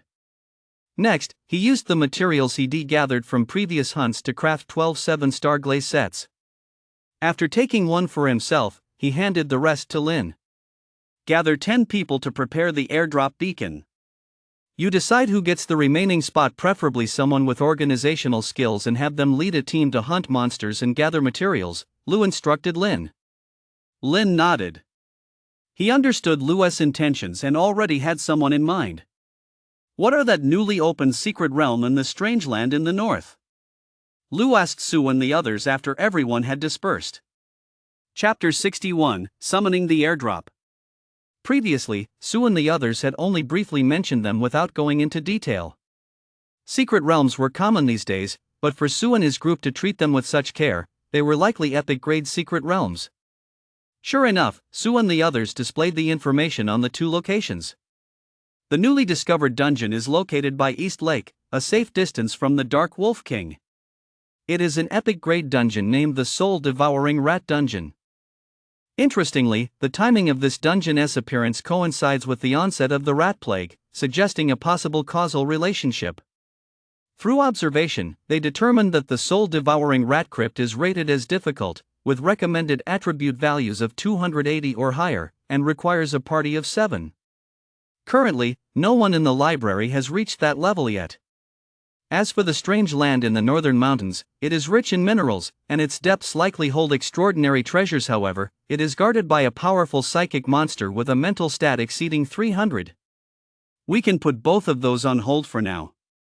It won't be too late to explore them once we've collected the 7-star glaze set, Lu said. Everyone nodded. There was indeed no rush to tackle these 2 locations. The mysterious merchant hadn't disappeared yet, and many were still working hard to obtain exchange items. By the way, Xiao Zi, you mentioned dungeon keys earlier. Suppose many people who go to Qinyu Town never come back, Lu asked, hesitating slightly. It's fine. That's entirely a matter of personal choice. Everyone has their own reasons, and besides, we don't have any real plans to build a faction or an organization just yet. Lu shook his head and continued, right now, we're all just fighting to survive and find a safe place to settle.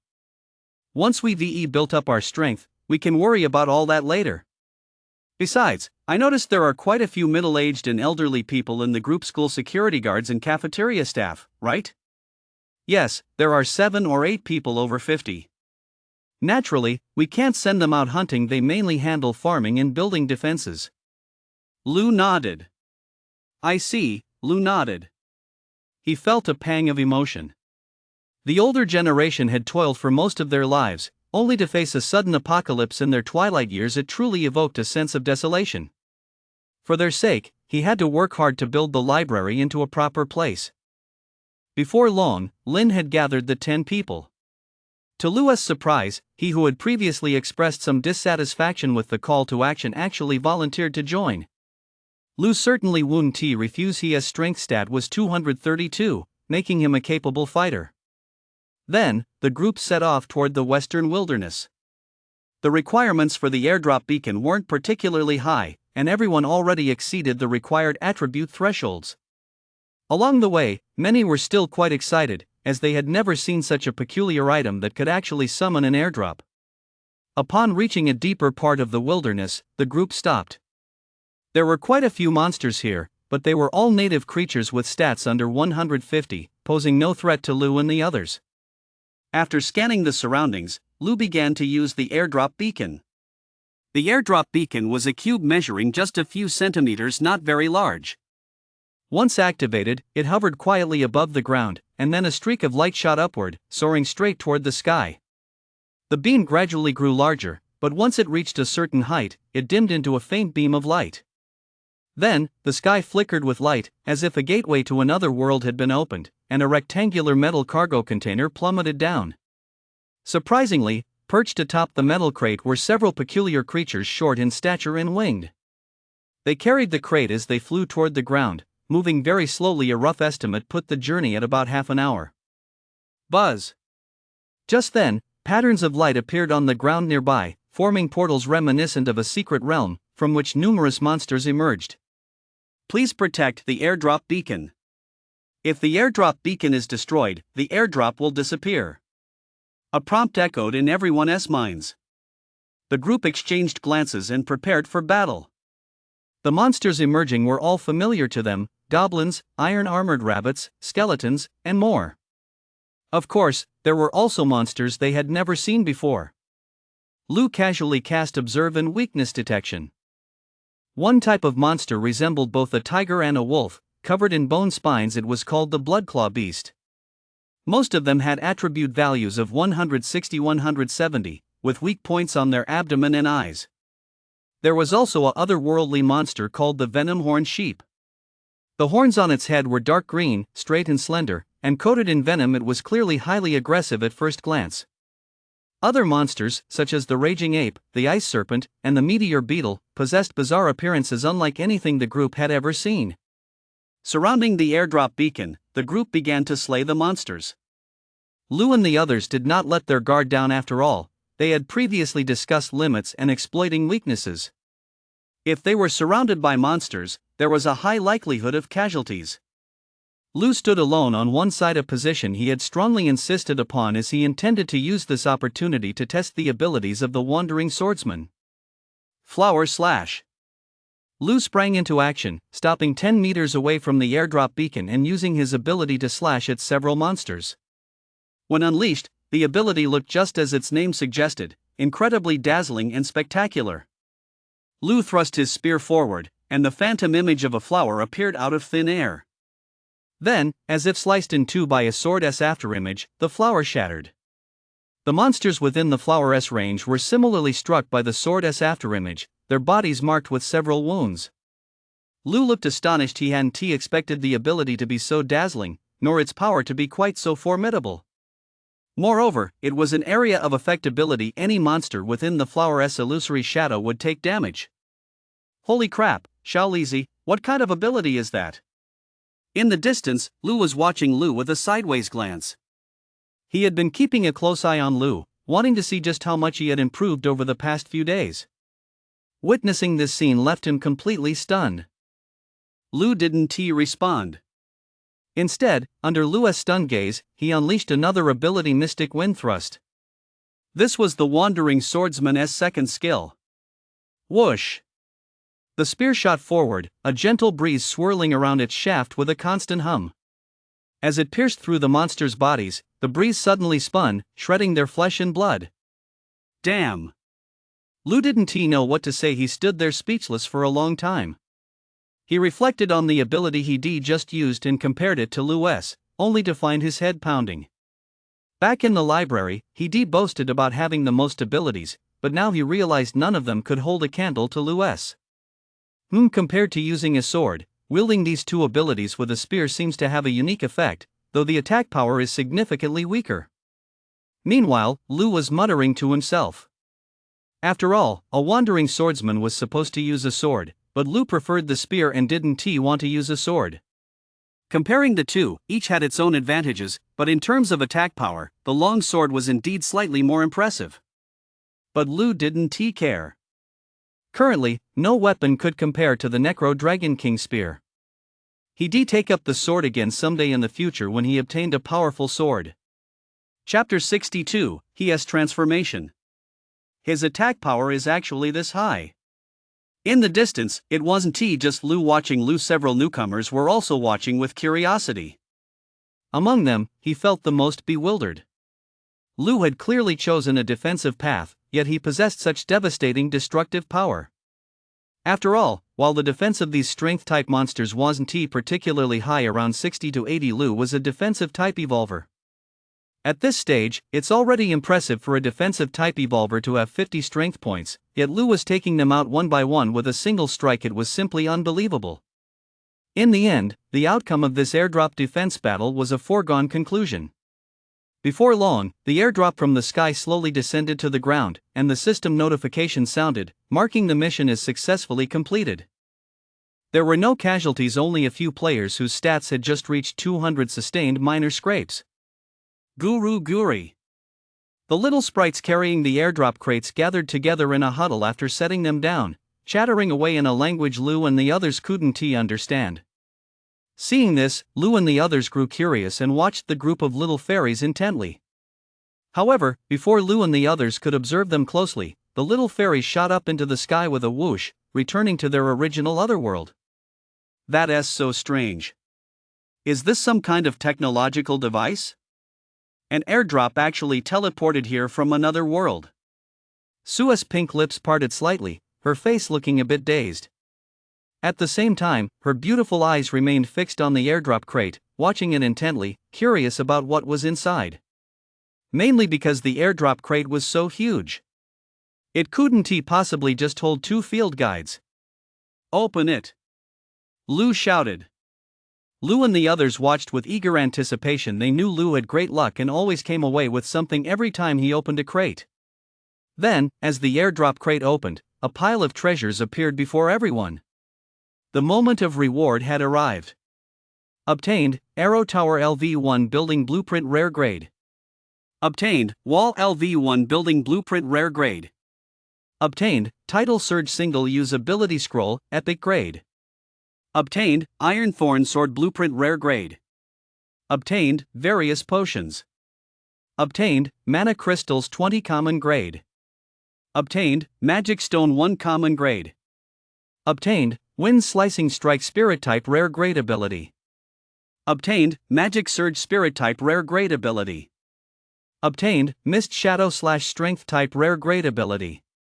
Acquired, Ghostly Shield Defense Type Rare Grade Ability. Acquired, Golden Bell Shield Defense Type Growth Type Common Grade Ability. Acquired, Various Materials. Before the airdrop crate appeared, the light screen displayed a variety of items, leaving Lu and the others utterly stunned. The rewards were incredibly generous, all rare grade items, and there was even a growth type ability. Lu picked out a few key items to examine. Magic Stone, Common Grade. Nourished with Essence Blood, it can give birth to a common grade monster. The monster born will enter into a contract with the host and become a partner. In short, this was a pet egg, though it was indeed just a stone. The fact that it could actually nurture a living being was quite surprising. Growth Type Common Grade Golden Bell Shield, Active Ability. Requires 300 defense points to learn. Ensure your heart is sincere when using it. Insincerity may cause the cast to fail. Upon successful activation, a golden bell's afterimage will surround you, granting a 100-point defense boost for 1 second to protect your body. Mana cost, 50 points. Cooldown, 3 hours. Lu stared at the description of the golden bell shield, somewhat speechless. There are actually abilities that can fail to activate? However, judging by the stat bonuses alone, this ability is truly game-breaking. If triggered in combat, it would likely decide the outcome of the battle outright, so the various restrictions made sense. Lou glanced at the contents of the airdrop box, then took out the Golden Bell Shield, along with 2 level 1 defense potions and 1 level 2 defense potion. He had only 2 uses left for the level 1 defense potions, and 6 for the level 2 ones. Move the rest to the library and add them to inventory. Once we finalize the exchange rules this afternoon, we'll open them up for everyone to trade. Lou glanced at the remaining items. These things were useless to him whether it was gear or abilities, he already had better options. That's all you're taking? Lin looked at Lou in surprise. Lou nodded and said, yeah, the rest is useless to me. Hearing this, not just Lin, but everyone present was at a loss for words. Lou's statement was truly rather domineering. So many rare grade items, and he just confiscated them all on a whim. I already have some preliminary ideas, but we still need to finalize the details. Have the goods transported to the library, and we'll discuss it there. Lin looked at the airdrop crates and spoke again. He had actually been planning the public inventory and exchange rules for quite some time, but unfortunately, they had never been finalized. With Lou's return, they could finally settle everything once and for all. With the inventory and exchange rules in place, it would certainly boost the sense of unity and belonging among the library's members. Immediately afterward, everyone began moving the goods. Lou didn't use his spatial shards for transport, as his inventory was already full. The shards from the metal teleportation gate, combined with all the monster materials, had taken up far too much space. Soon, the group had transported all their loot to the 8th floor of the library. This floor already contained some monster materials and other items that Lin and his team had stored there. They had effectively turned the entire 8th floor into a communal warehouse. After storing the goods on the 8th floor, one student pulled out a notebook to take notes. While the notes were being taken, the group discussed the exchange rules.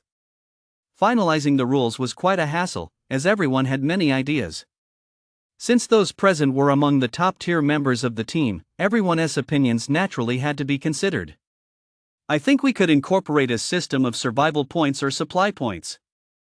Some people might not need items from the warehouse right away, so they could exchange their own materials for warehouse credit, which would be converted into points.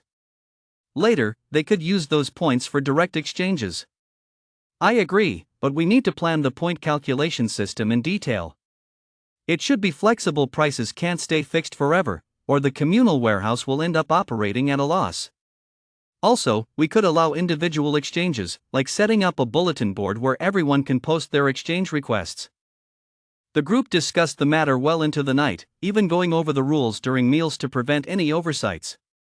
Lin was particularly meticulous for every rule proposed. He would thoroughly analyze the potential consequences. Is this appropriate? Could it affect team dynamics? And so on. 1,000-mile dike collapses because of an ant's hole. The groundwork must be solid from the start. This was the principle Lin had always upheld. For this, everyone held him in high regard. It wasn't until midnight that the rules were finally finalized, dozens of them, large and small.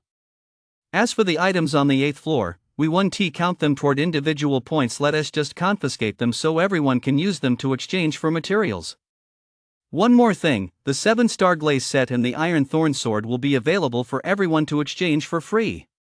It's best to hunt for the materials yourself, but you can also claim a set for free. I'll figure out a way to hunt for the required materials over the next few days. The early stages are a difficult period, and everyone's efforts and contributions aren't entirely balanced. However, once we have the 7-star glaze set and the Iron Thorn sword, I believe things will gradually get back on track. In the end, Lou established an additional rule aimed at helping those whose strength falls below the average.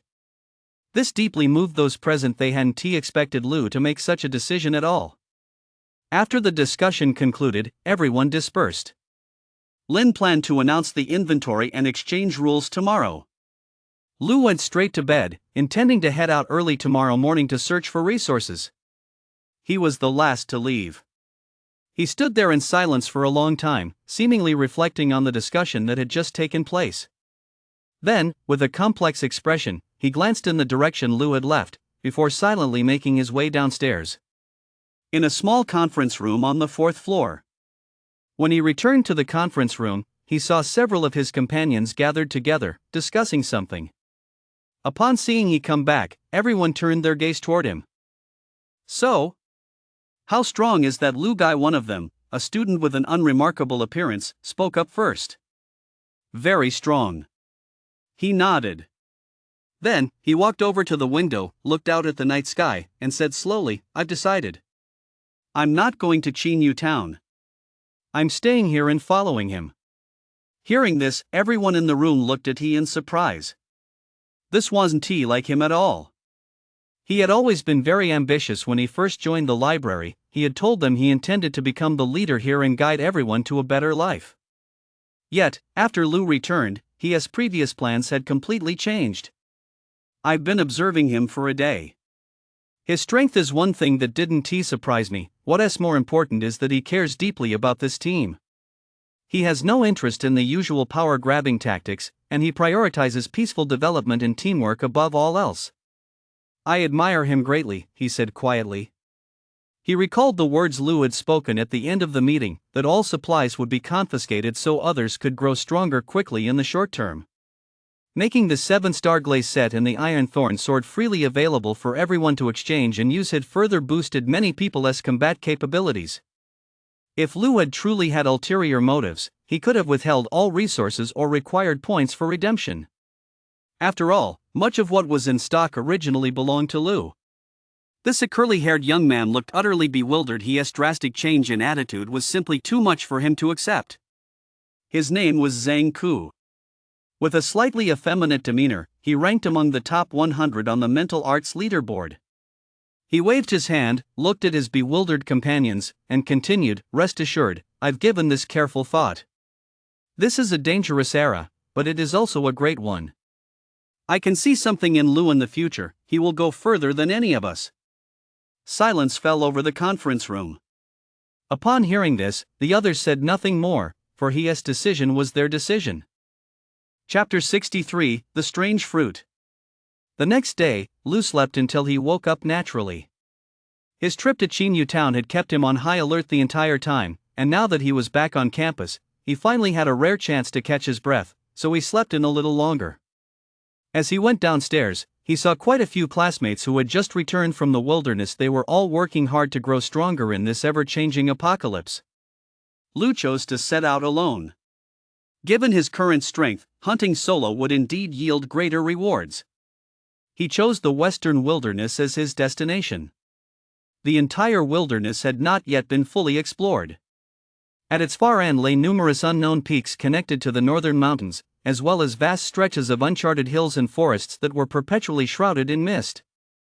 In short, it was uncharted territory, rarely visited by hunters. Before setting out, Lu took a moment to examine the Dark Wolf King and, as expected, viewed its stats. Monster, Elite Dark Wolf King. Strength, 499. Spirit, 68. Defense, 202. Ability, Unknown. Lu's current stats stood at 352 points, including the bonuses from his Spirit Power 4 set in his class. Since he could identify the Dark Wolf King's stats, Lu did a quick calculation. Even with the defense bonus from the Golden Body skill, he was still about 100 points behind this Wolf King. It would be too dangerous to challenge it. After recording the details and handing them to the librarian on duty, Lu set off directly for the western wilderness. As he ventured deeper, Lu spotted 2 metal portals. These must be new. He hadn't seen them during yesterday's airdrop summoning. Lu didn't rush to destroy them, as these 2 metal portals belonged to skeleton monsters and gourd monsters, respectively creatures that carried materials essential for crafting the 7-star glaze set in arrow towers. He continued deeper into the wilderness. A kilometer later, Lu stopped to survey his surroundings. This was a barren wasteland with sparse vegetation, a desolate, bare expanse where the occasional bird call echoed, lending the scene a bleak atmosphere. There was no sign of human presence whatsoever, and the silence was tinged with a faint sense of danger. After scanning the area, Lu's eyes lit up. Thanks to the effect of his keen vision attribute, he spotted a region that stood in stark contrast to the barren wasteland. 100 meters away lay a small lake, no more than a few dozen meters across, nothing particularly remarkable in itself. However, the area surrounding the lake was overgrown with countless fruit-bearing plants. Viewed from afar, the fruits were a kaleidoscope of colors, a truly peculiar sight. Lu approached slowly. As he drew nearer, he realized this place was far from ordinary. Several colossal beasts lay crouched in the distance, seemingly waiting for something. Using his observation skill, Lu saw that the beast stats hovered around 300, far lower than his own defense, boosted by the golden body skill.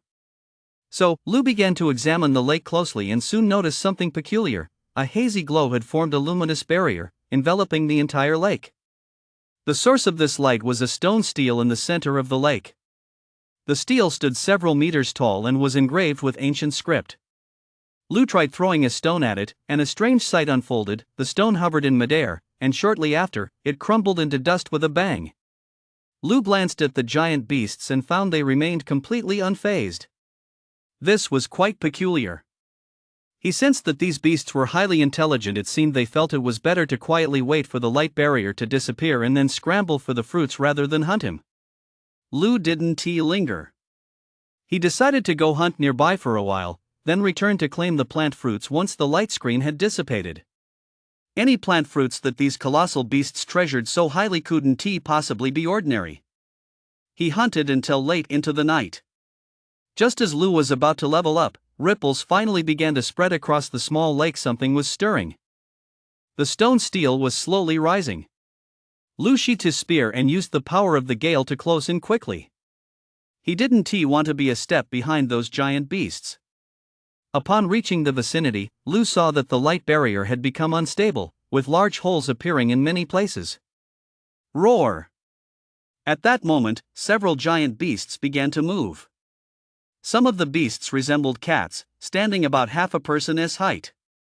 Their fur was as sharp as steel needles. When they attacked, the hairs would shoot out, turning their enemies into hedgehogs. One beast that tried to fight it for the fruit was killed on the spot. There was also an ape, holding a sword in its hand and clad in armor. It looked just like a human. In fact, Lu even suspected it had an evolution system. There was also a giant crocodile with metallic sheen skin. When it lashed its tail, it slammed into the ground, sending shockwaves through the air. The moment the behemoths charged out, they all rushed toward the rupturing light barrier except for that giant crocodile, which lunged straight at Lu. It had set its sights on the plant fruit in front of Lu, and the light barrier protecting him was rapidly crumbling. Roar! The giant crocodile roared, crawling swiftly across the ground. The moment it leaped into the air, it lashed out at Lu with its tail. With the golden body skill enhancing him, Lu was naturally unfazed by this strength-based monster, as his defensive stats had already far surpassed those of the giant crocodile. The battle erupted instantly. Lu fought fiercely, raising his shield and brandishing his spear, unleashing a barrage of abilities to counter the attack. As expected, the giant crocodile ultimately fell to Lu's spear. Seizing the opportunity, Lu thrust his spear into its mouth, piercing right through its body. After slaying the giant crocodile, Lu had no time to tend to its corpse. He sprinted over to the plant fruits and examined them. Phantom Spirit Fruit permanently increases spirit by 1 point upon consumption. Danyang Fruit permanently increases strength by 1 point upon consumption. Jingyang Fruit permanently increases defense by 1 point upon consumption. Dukkha Fruit permanently reduces strength by 3 points upon consumption. The fruit's attributes flashed before his eyes, and Lu's eyes widened. These fruits were extraordinary. They could actually boost attribute values. Of course, there were also fruits that would cause attribute loss.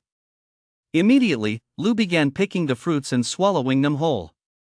Whether they boosted strength, spirit, or other attributes, Lu devoured them all, because once picked, the fruits slowly withered, as if their essence were evaporating. Lu plucked a poison-fruit and set it on the ground. In less than a minute, only the seed remained. The feast began. In less than 3 minutes, Lu had wolfed down 7 or 8 fruits of the same variety, each as big as an apple, instantly making his belly round and full.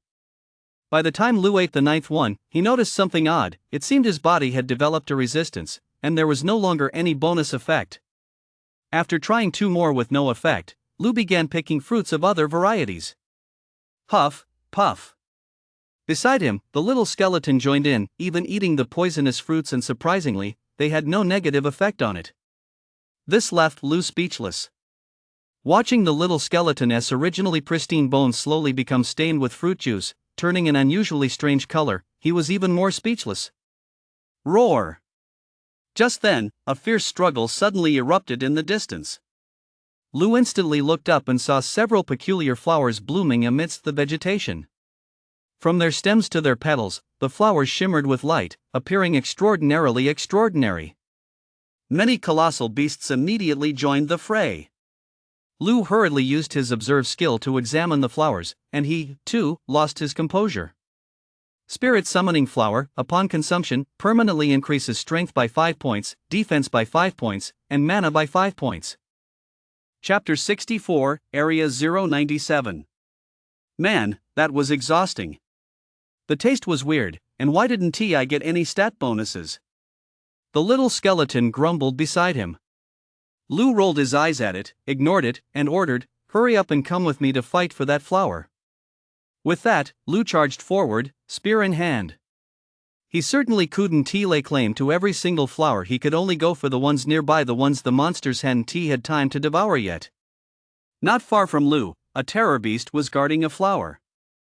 It was humanoid, with fleshy wings extending from its arms, and its entire body was pitch black. The monster's head was quite irregular in shape, with some areas sunken in and others sprouting metallic spikes, giving it a truly terrifying appearance. Furthermore, on both sides of its arms, curved blade-like weapons protruded from its flesh, gleaming with sharp edges. Lu didn't care about its appearance as long as its stats were vastly inferior to his own. He charged in without hesitation. This terror beast was a psychic-type monster. Even before Lu had closed in, it screamed and swung its arms, then a ball of purple flame spewed from its mouth. The purple flame was coated in disgusting slime. As it dripped down from mid-air, it corroded the ground, leaving behind small pits. Lu hated this kind of monster because it was all too easy for them to damage his armor and equipment. Boom! Seizing the opportunity, he shattered the purple flame mid-air and rushed toward the monster, preparing to slay it in close combat. The monster possessed some intelligence. Knowing it couldn't let Lu get close, it maneuvered around him, continuously spewing purple flames to disrupt Lu. But Lu possessed the clear vision ability, and in Chinyu Town, he had also acquired a passive ability called sharpness. So he wasn't afraid of ranged attacks. At least the speed of these purple flames was far from exceeding Lu's limits. Before long, the battle was over. With the little skeleton's assistance, defeating this monster was relatively easy. Lu made his way to the flower as he hoped and touched it with his hand. He didn't know how to consume it, but he had to pick it first to take a look. However, the moment Lu touched the flower, it burst into a brilliant glow. The light, mixed with pollen, wrapped around Lu's wrist, seeped into his skin, and vanished. Ding! Your skin has improved. Passive defense triggered. Chaotic mutation activated, pretty LV1. Ding! Passive defense triggered. Chaotic mutation activated, defense +1. Lu. Looking at the newly added pretty attribute, Lu touched his face and indeed felt his skin seemed a bit smoother. But what the hell is this? Activating this attribute is one thing, but shouldn't it have been handsome instead of pretty? Lu began to question the meaning of life. However, when he saw the skeleton beside him twitching uncontrollably, he was even more speechless. Some of the pollen from the flower had been absorbed by this thing. In the end, the flower withered. Lu checked his increased stats and found that each attribute had only gone up by 3 points. Is this any way to steal food from your master? Lu poked it on the head. But the little skeleton hadn't snapped out of it yet. It was twitching violently, as if it had been poisoned. Ignoring it, Lu looked up at his surroundings. Almost all the flowers had already been claimed and devoured. As for the plant fruits, most had been gnawed on by the giant beasts, while a small portion had been trampled underfoot, which made Lu feel a bit regretful. Lu also noticed that the fruits in the outer areas were slowly withering. Quite a few were already reduced to nothing but pits. What a waste! Lu considered sending the skeleton to notify Sue and the others, but judging by the rate of withering, all the fruits would be gone before long. Lu proceeded to gather the remaining fruits. There were still a few of certain attributes he hadn't had enough of, and after the recent battle, his stomach had mostly digested the food. The monsters around him didn't come to bother Lu. They seemed to sense he wanted someone to mess with, having witnessed his strength to some extent earlier. It had to be said, these monsters were quite intelligent, absolutely not comparable to ordinary otherworldly monsters like goblins. They were very good at reading the situation. Especially that ape. Lu had kept his eyes on it throughout the battle. Besides wielding weapons, Lu had also seen it unleashing special abilities. This was terrifying. It seemed some monsters were also capable of activating the evolution tree. Rumble. Just then, the stone steel in the lake began to shake and sink. Meanwhile, the light barrier surrounding the area slowly returned to its original state. Whoosh! In an instant, the monsters around the lake began to flee at full speed. They were very familiar with this area and knew it was about to be sealed off again. Lu didn't dare linger, fearing unexpected dangers, so he grabbed the little skeleton and ran off into the distance. Before long, the lake returned to normal.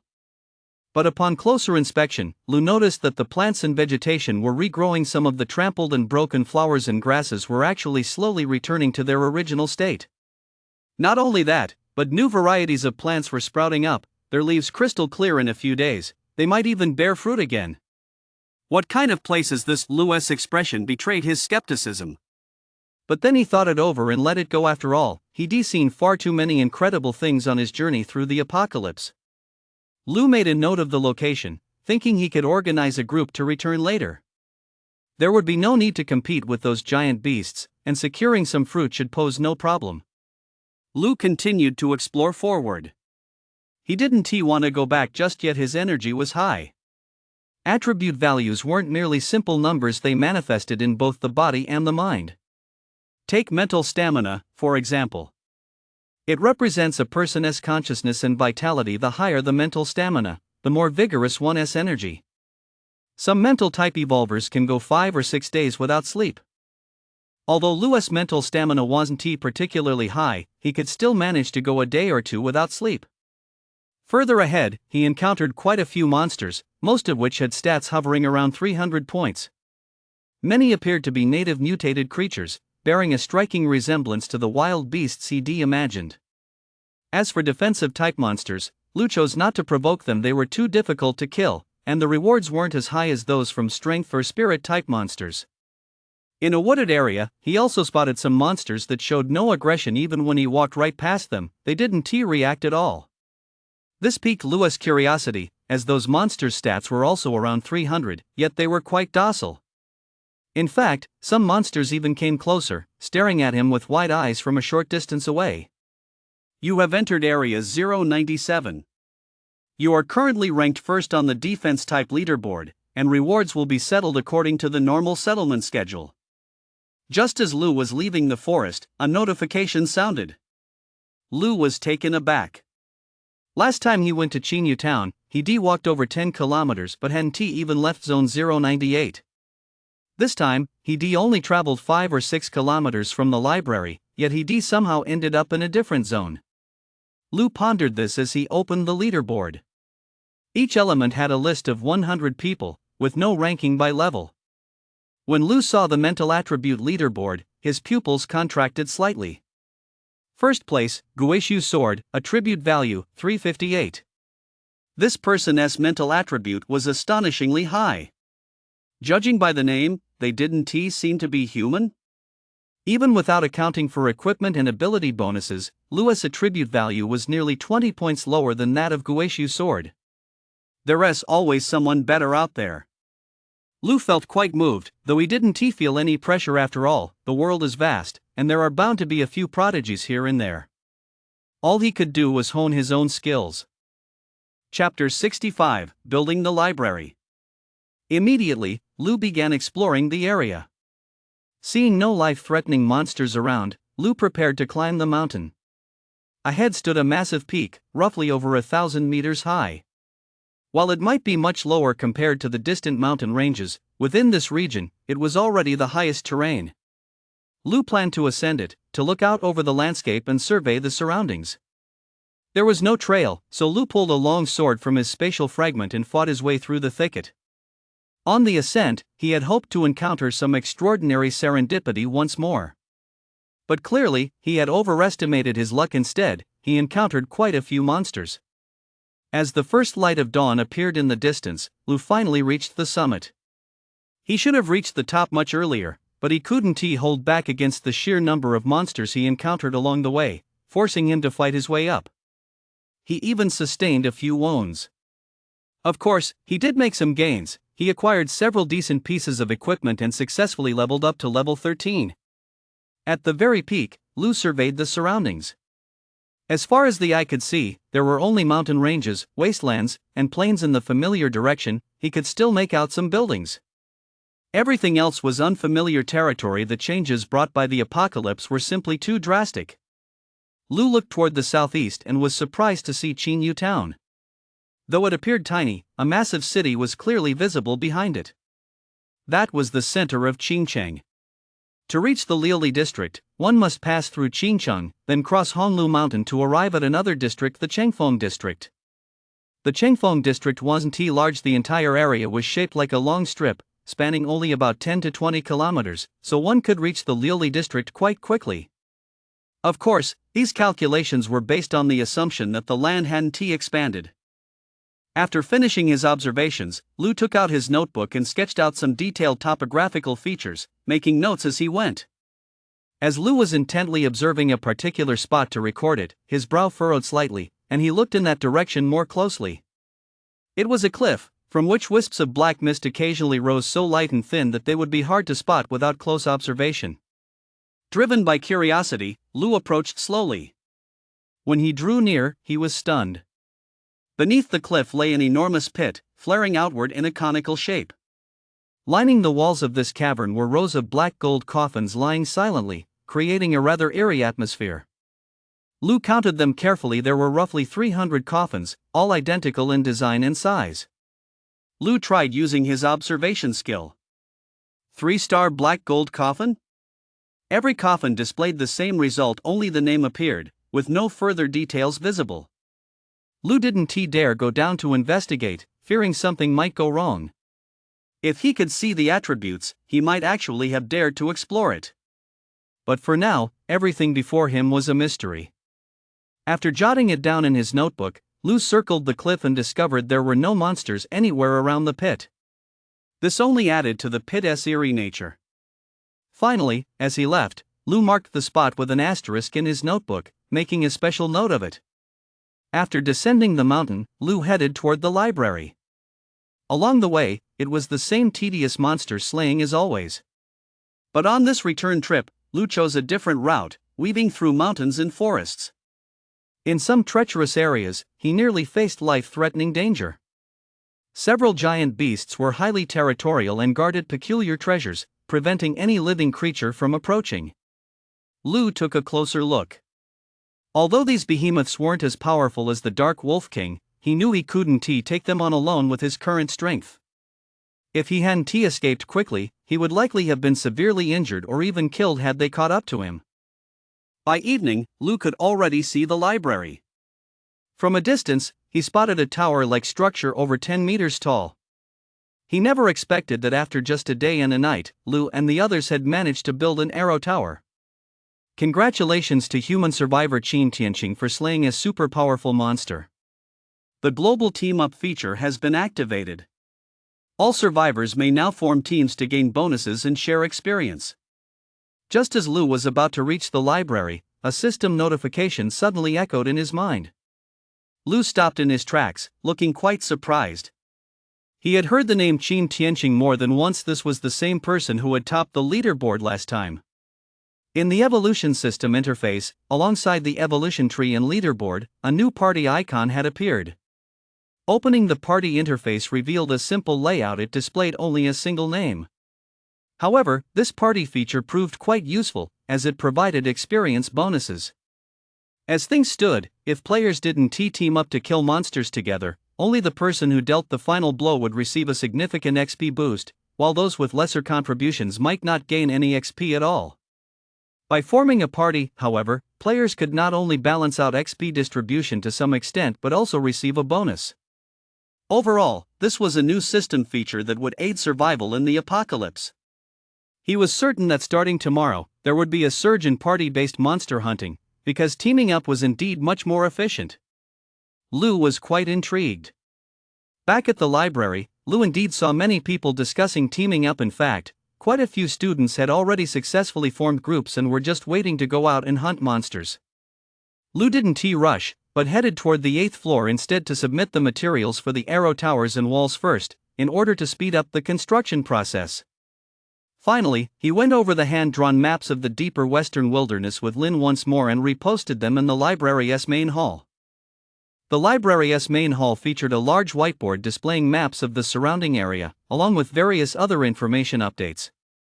According to Lynn's vision, this whiteboard would eventually serve even more functions, such as posting party recruitment notices, trade announcements, and quest information. After verifying the maps, Lou finally returned to the control room to rest. The days that followed were busy. Sometimes Lou would go out alone to explore the surroundings, and other times he would team up with Sue and others to hunt monsters for materials. The arrow towers had been expanded to 4, with the ones on the east and north sides deployed first. This was mainly out of fear that the Dark Wolf King might target this area, as well as the concern that powerful monsters might emerge from the northern mountains. Lou and the others also studied the arrow towers closely and discovered that their attack power varied depending on the material of the arrows. Ordinary wooden arrows had a power rating of around 250, while iron arrows and higher grade ones could reach up to 310 points. Arrows did not require crafting, one simply needed to prepare the materials and store them in the arrow towers at regular intervals. The internal structure of the towers was meticulously designed and fully integrated, capable of automatically converting materials into arrows and transporting them to the tower's summit. During an attack, someone simply needs to be stationed at the top of the tower to assist with aiming and firing.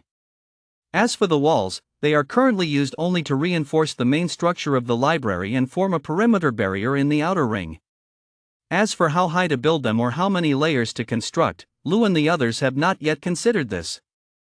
First, the materials are too difficult to find, requiring various mineral resources, and the walls come equipped with defensive spikes, which also require iron. Every iron table and chair on campus has been completely stripped away. Between building arrow towers and crafting daily armor, there simply aren't enough resources left to spare for the walls.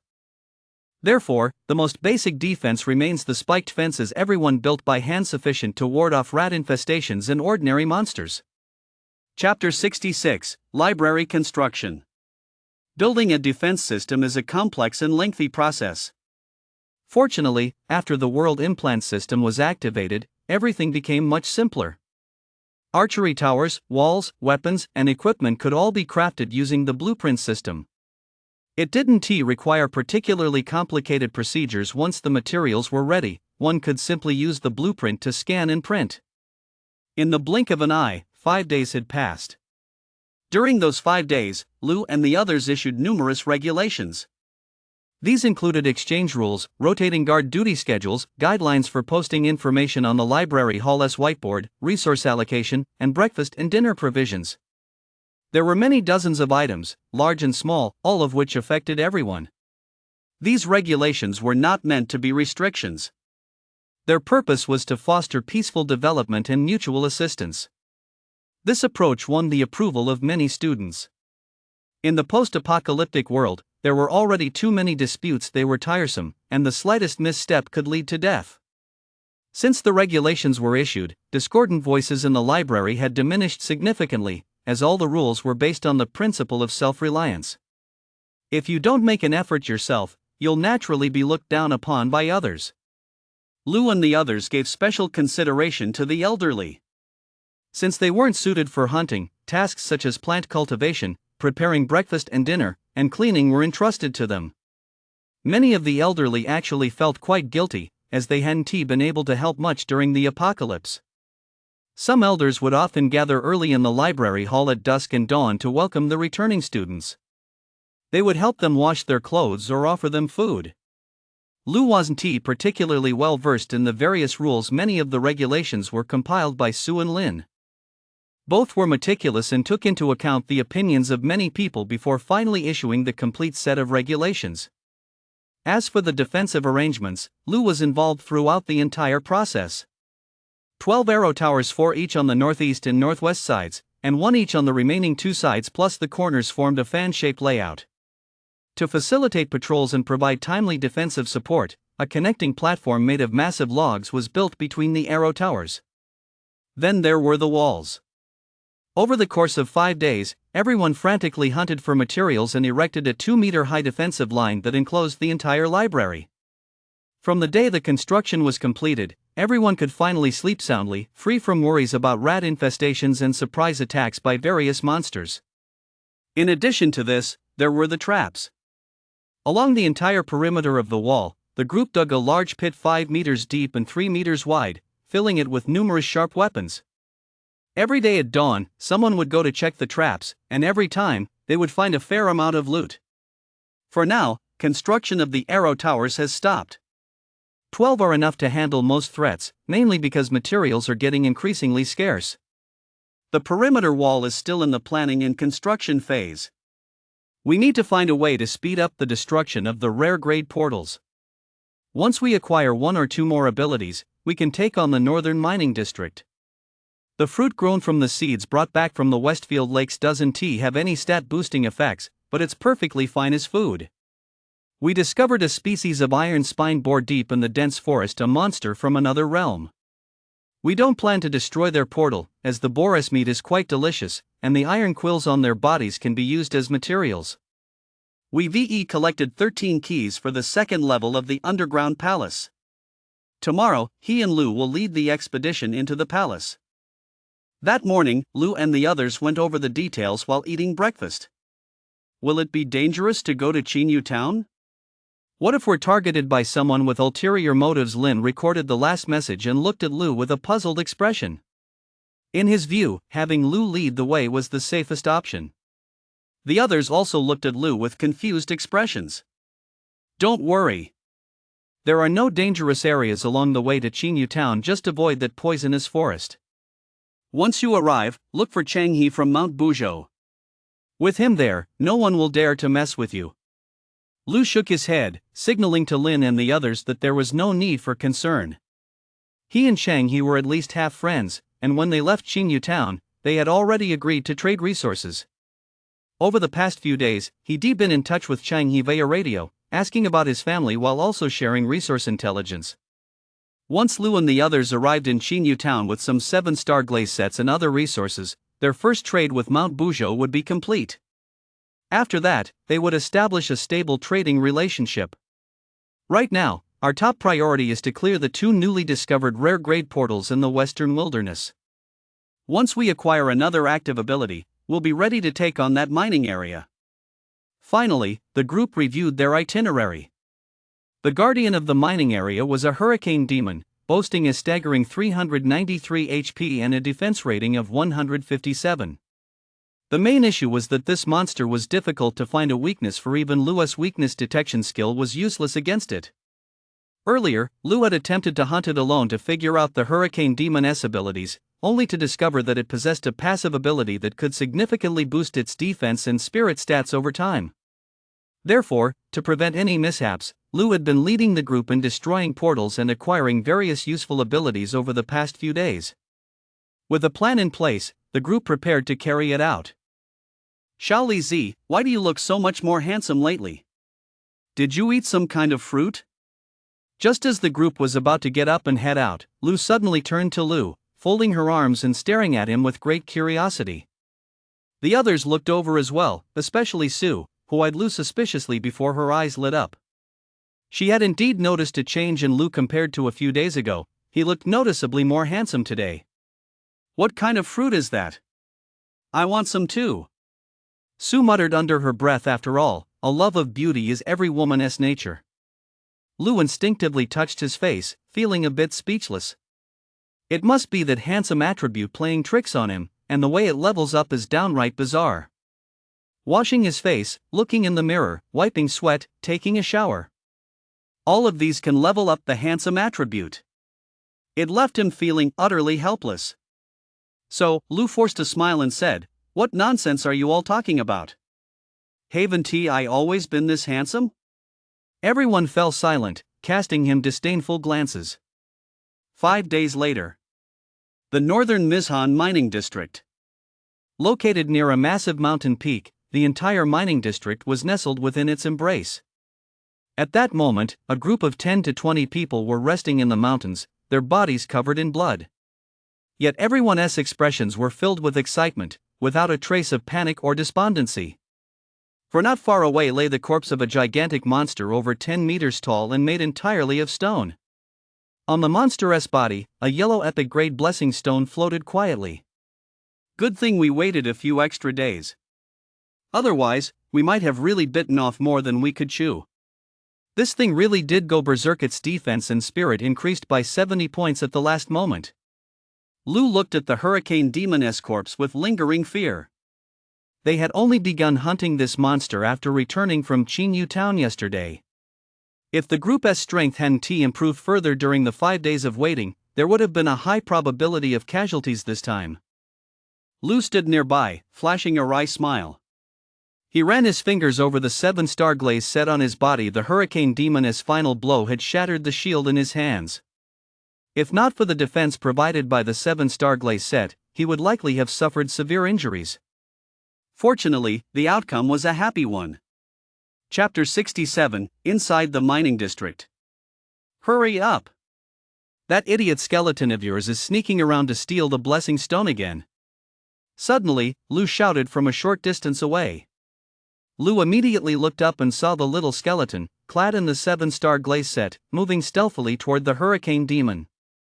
Lou's eyes widened instantly. Without a word, he took a quick step forward and snatched the blessing stone first. "Wow, you little skeleton has no class trying to sneak the blessing stone again."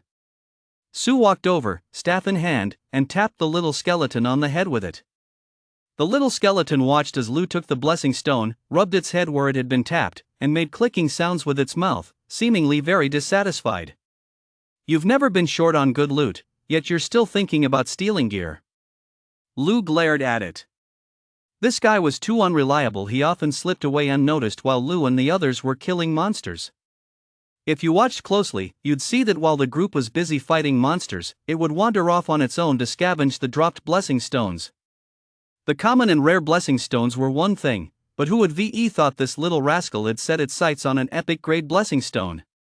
"Let us see what's inside." Lin rubbed his hands together excitedly. Lou activated the blessing stone and examined the better items. Obtained, Spring Breeze Glass Sword Epic Grade 1. Obtained, Power of the Hurricane Epic Grade Active Ability 1. Obtained, Hurricane Mage Class Stone 1. Everyone. When everyone saw the class stone, they all swallowed hard. A few days earlier, they had all listened to Lou share information about classes, so they had a thorough understanding of class stones. They never expected that this hurricane monster would actually drop a class stone. Let us confiscate all 3 items. Set the exchange points for the weapon and ability higher, and make the class stone exchangeable only with contribution points. Set it at 15 contribution points. Lou handed all 3 items to Lin and asked him to handle the distribution. Contribution points differ from exchange points. Only those who have made significant contributions to the entire library can earn them. Moreover, the calculation of contribution points isn't decided by any single person. It's determined by a show of hands from the entire library staff. As things stand, the only 2 people in the mental arts department with a realistic chance of exchanging for a class stone are Lin and Sue. Sue already had a class option, while Lin had 8 contribution points, just 7 points short of the required amount. No one present raised any objections. After all, many of the rules and regulations had been announced long ago. As for the remaining items, potions and some equipment manuals, all rare grade, they were simply distributed. The participating students who didn't receive any items were, according to the rules, awarded additional exchange points and an extra 1 contribution point. Should we go into this mining area now? Lou and the others looked at the entrance to the mining area. Their expressions were excited. It was as if they had spotted a priceless treasure, their eyes sparkling with anticipation. Lu had keen eyesight and could already make out the scene inside some of the mine shafts. Numerous crystal-like stones were embedded in the mountain walls, and some of the rocks were glowing. The group exchanged glances and then headed into the mine shafts. They had defeated that monster specifically for this mining area. Just as expected, all kinds of minerals. We need these materials to craft weapons, armor, and buildings. No sooner had they entered the mine than some of them couldn't help but shout out. They had all been observing and were already putting their findings to use. Lu also scanned the surroundings. There were common ores like gold, silver, copper, and iron, as well as some rare and uncommon minerals, and even exotic ores from other realms. For example, lustrous gold, stormstone, and thunderstone, among others. The entire mining area could no longer be viewed through the lens of ordinary, mundane perspectives. It contained all manner of mineral deposits, and some even featured ores with conflicting properties that were nonetheless tightly bound together. Surely the entire mountain isn't made of these minerals? Lin and the others stared at the mine shaft, their scalps tingling with unease. No one replied, as none of them knew exactly how vast the mining area truly was. Speaking of which, professional tasks should be left to professionals. I recall there are a few students from the Department of Mineral Research and Engineering in the library, Shin said, rubbing his chin. He had paid attention during the earlier registration process, so he was well informed on the matter. Lu nodded. This was perfect. With experts on hand, they'd at least have some basic knowledge and wouldn't get buried while mining. Then, the group headed deeper into the mine. In Lu and the others' view, these ores weren't likely what the hurricane demon was guarding. There were surely other treasures further inside. The deeper they went, the more rare minerals they encountered. Wait, let us get out of this area. Just as Lu was about to step into a patch of darkness, he suddenly called out to everyone, ordering them to retreat. The group looked at Lu, puzzled. Lu didn't offer much explanation. He simply led everyone back. What's wrong? After they stopped, Lin and the others looked at Lu suspiciously. There's abnormal radiation over there. I can sense it with my passive ability. Staying there too long could cause problems. Lu said, his brow furrowed. The area they had just passed through was surrounded by pitch black ore, many of which they couldn't even name, and it emitted intense radiation. I felt it too. While walking through that area just now, I felt physically unwell the whole time. Sue remarked from the side. Her face was slightly pale, so she raised her staff and immediately cast a spell to nourish everyone's bodies and dispel the negative effects. What should we do? Lin sighed helplessly, as if he'd spotted a treasure trove but was forced to leave empty-handed. I'll go in first and take a look, Lu said after a moment's thought. Earlier, he had activated chaotic mutation, which granted him radiation resistance. That was why he urged everyone to retreat quickly. This meant Lu could enter the area slowly without fear of radiation. In fact, the higher the radiation levels, the stronger his resistance would become. Are you sure you'll be okay? Sue asked with concern. As a psychic-type evolver, her mental perception was keen, and her class, unlike the others, allowed her to clearly sense life energy and abnormal environmental factors. Earlier in that area, she had felt as if she were sinking into darkness. If Lu hadn't warned them to evacuate, she wouldn't have even reacted in time. I'll be fine. My passive ability allows me to sense and defend against radiation. Lu nodded. Then, without looking back, he walked deeper inside. The others didn't move. They trusted Lu implicitly, so they waited quietly where they were. As for Lin and the others, they decided to head back first to gather their classmates from the library to study this mine shaft, and then devise a proper excavation plan. Lu moved forward slowly, his passive ability, radiation resistance, continuously leveling up, soon breaking through to level 19. The radiation in this area was indeed extremely high. After advancing several hundred meters, Lu stopped in his tracks, furrowing his brow slightly. He instinctively touched his nose and found it sticky. He was actually bleeding from his nose. Although he didn't feel any physical discomfort, Lu still backed up several dozen meters and used a few bottles of healing potions. Ding! Radiation resistance has leveled up. You have obtained radiation resistance LV20. Before long, his radiation resistance leveled up again. Chapter 68, 108 Pet Eggs. Lou waited in place until his radiation resistance stopped leveling up completely before setting off again. After walking several hundred meters, Lou finally arrived at a different area. He had reached the end of the mine shaft, where a natural cavern had formed. In the air, clusters of light the size of fruit pits drifted by from time to time, dancing like elves, while many others clung to the cave walls. The entire cavern was illuminated, and every corner was clearly visible. Are these all eggs? Lou looked around the cavern and noticed numerous oval-shaped stones. A light flickered within them as if breathing, and red patterns covered the entire surface of some stones. Lou immediately used his observe skill. Hurricane Demon Stone, primarily incubated. After a drop of blood is applied for bonding, a pet contract can be signed directly. Upon seeing the detailed description, Lou was instantly stunned. These were actually pet eggs. There were at least 100 Hurricane Demon pet eggs in the entire cave, meaning he could provide one for every member of the library. Lou's mind was already filled with fantasies of the library members going on hunts, each accompanied by a Hurricane Demon. That scene would surely be breathtaking. Now there was just one problem: how to transport these pet eggs out. Lou was afraid that touching them might cause the eggs to hatch prematurely, in which case they'd have to be killed as monsters, which would be a real shame. So, Lou tried to store them in a spatial fragment. Nothing happened. Lou had no choice but to take another risk, picking up one and heading toward the exit. The journey was quiet. The pet egg didn't crack or hatch prematurely. When Lou returned to the radiation-free zone, he saw Sue and the others waiting there. They looked on in astonishment as Lou emerged, holding a round stone in his arms. A magic stone? A partially hatched magic stone? Sue was the first to react, her small mouth agape in astonishment. She didn't need to use observe to identify it. She recognized it immediately because she had read the description of magic stones in the Great Cataclysm Manual. So-called magic stones can be understood simply as pet eggs, divided into those that have not yet incubated a life form and those that have. The two types differ drastically in shape. The magic stone that had appeared in the last airdrop crate was an unincubated one fist-sized, requiring a long time with its owner before the nature of the life form inside could be determined. The one in Lou's hands, however, had already undergone initial incubation and fully taken shape. It belonged to the lineage of the Hurricane Demon.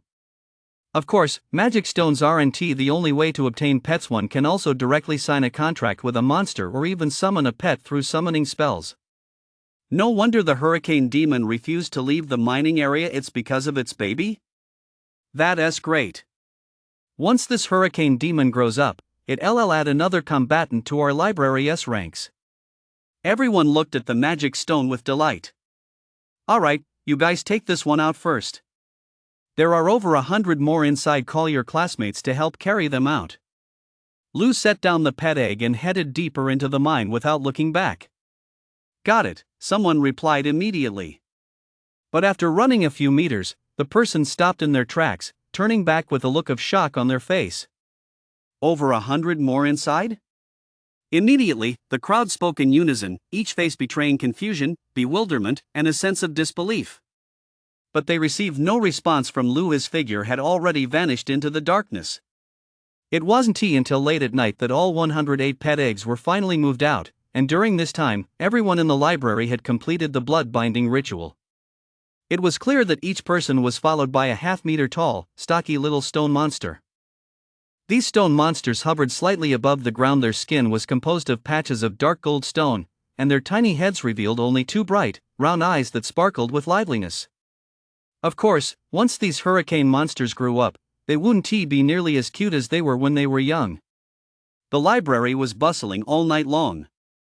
Everyone was playing with their newly acquired pets, though some, unable to wait, had already headed out into the wilderness to hunt, hoping to level up their hurricane demons quickly. Today, quite a few people had witnessed hurricane demons in their human forms and their terrifying destructive power.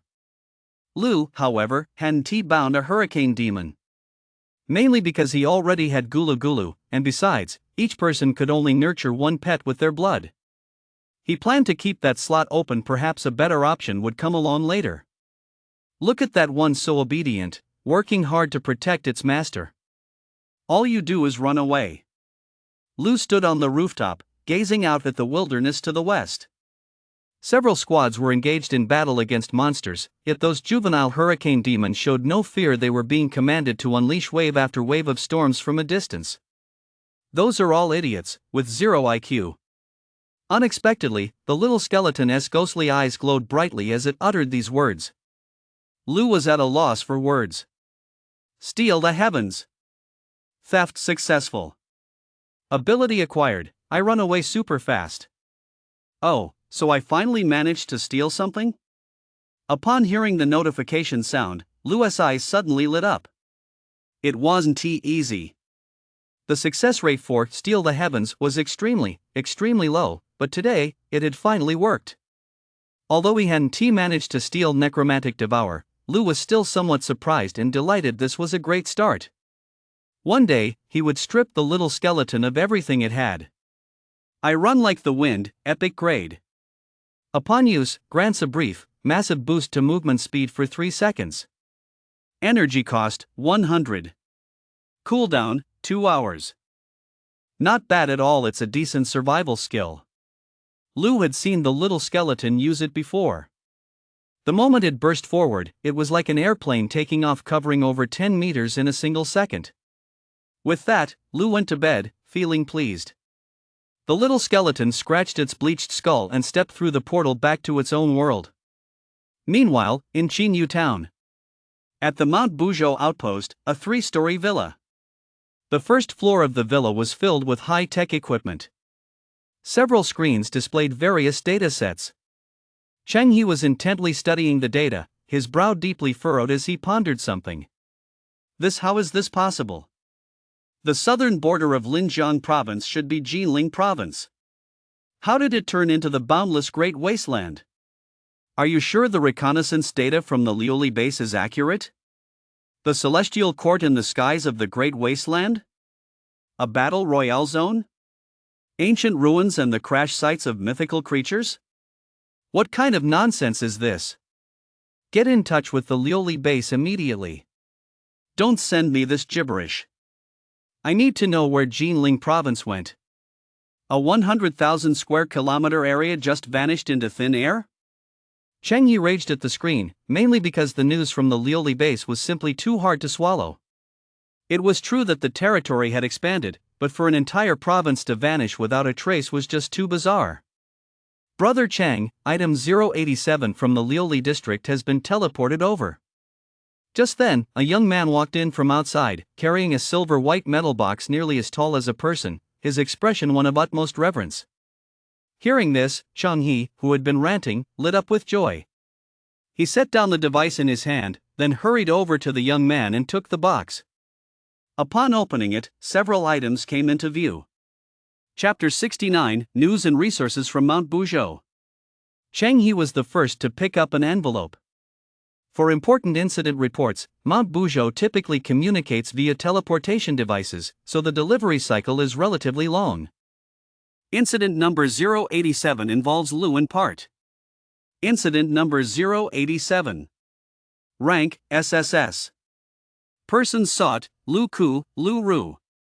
Residential address, Unit 201, Building 3, Tianqin Residential Complex, 188, Century Avenue, Liuli District. Outcome, classified. No details may be disclosed. Due to your clearance level, you are authorized to access certain classified documents. The interpretation of document number 09 is as follows. The above is to be kept strictly confidential. Any violation of the organization's secret order number 109 will result in immediate execution. The entropy factor fusion core is classified as a confidential blueprint and is not currently available to the public, though it may be traded. Considering that all branches require this core for energy supply, you are hereby issued 6 original cores for branch 098, Qinyu branch. Additionally, in 2 months, the Liuli base will organize a vanguard expedition into the Great Wasteland. The Qinyu branch must prepare accordingly and provide 1-2 highly capable personnel for support at that time. Also, there were 8 letters in total, densely packed with details on various matters. Cheng Yi furrowed his brow deeply. The letters contained far too much information, and he would need considerable time to process it all. However, the matter regarding Lu could be handled promptly. You take a team, bring 2 core members, and deliver a message to the library at Qingcheng University, Cheng Yi instructed the young man. Early in the morning, Li Jiasuo arrived at the library. The moment he spotted the library from afar, Li Jiasuo was overcome with awe. 18 arrow towers, each over 10 meters tall, stood majestic and imposing. Sunlight glinted off them, casting a cold, sharp glow. In addition, a thick wall no less formidable than the defensive barriers of Qinyu town, perhaps even more so, encircled the library, its iron spikes forming a formidable perimeter. Li Jiasuo's first impression of the library could be summed up in one phrase: impregnable. It was hard to imagine that, within the Qingcheng campus, a group of students had transformed an ordinary library into what it was now. However, when Li Jiasu saw the students coming and going, he was even more dumbfounded. Those students were all equipped with exceptionally exquisite gear, uniform sets of armor that stood out vividly, exuding a formidable presence. At a glance, it was clear this gear was epic grade. Li Jiasuo could actually accept that. But when he saw that every student was followed by a petite, dainty monster, he lost his composure. They were actually pets. And everyone had one. In the entire Mount Buzhou, only 8 people owned pets, yet here at the school, it seemed everyone had one. Bro Chang, why don't you come to the library yourself?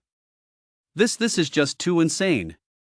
Li Jiasu stared blankly at the scene before sending a message to Cheng He via radio. It wasn't too long before Cheng He replied. What is going on?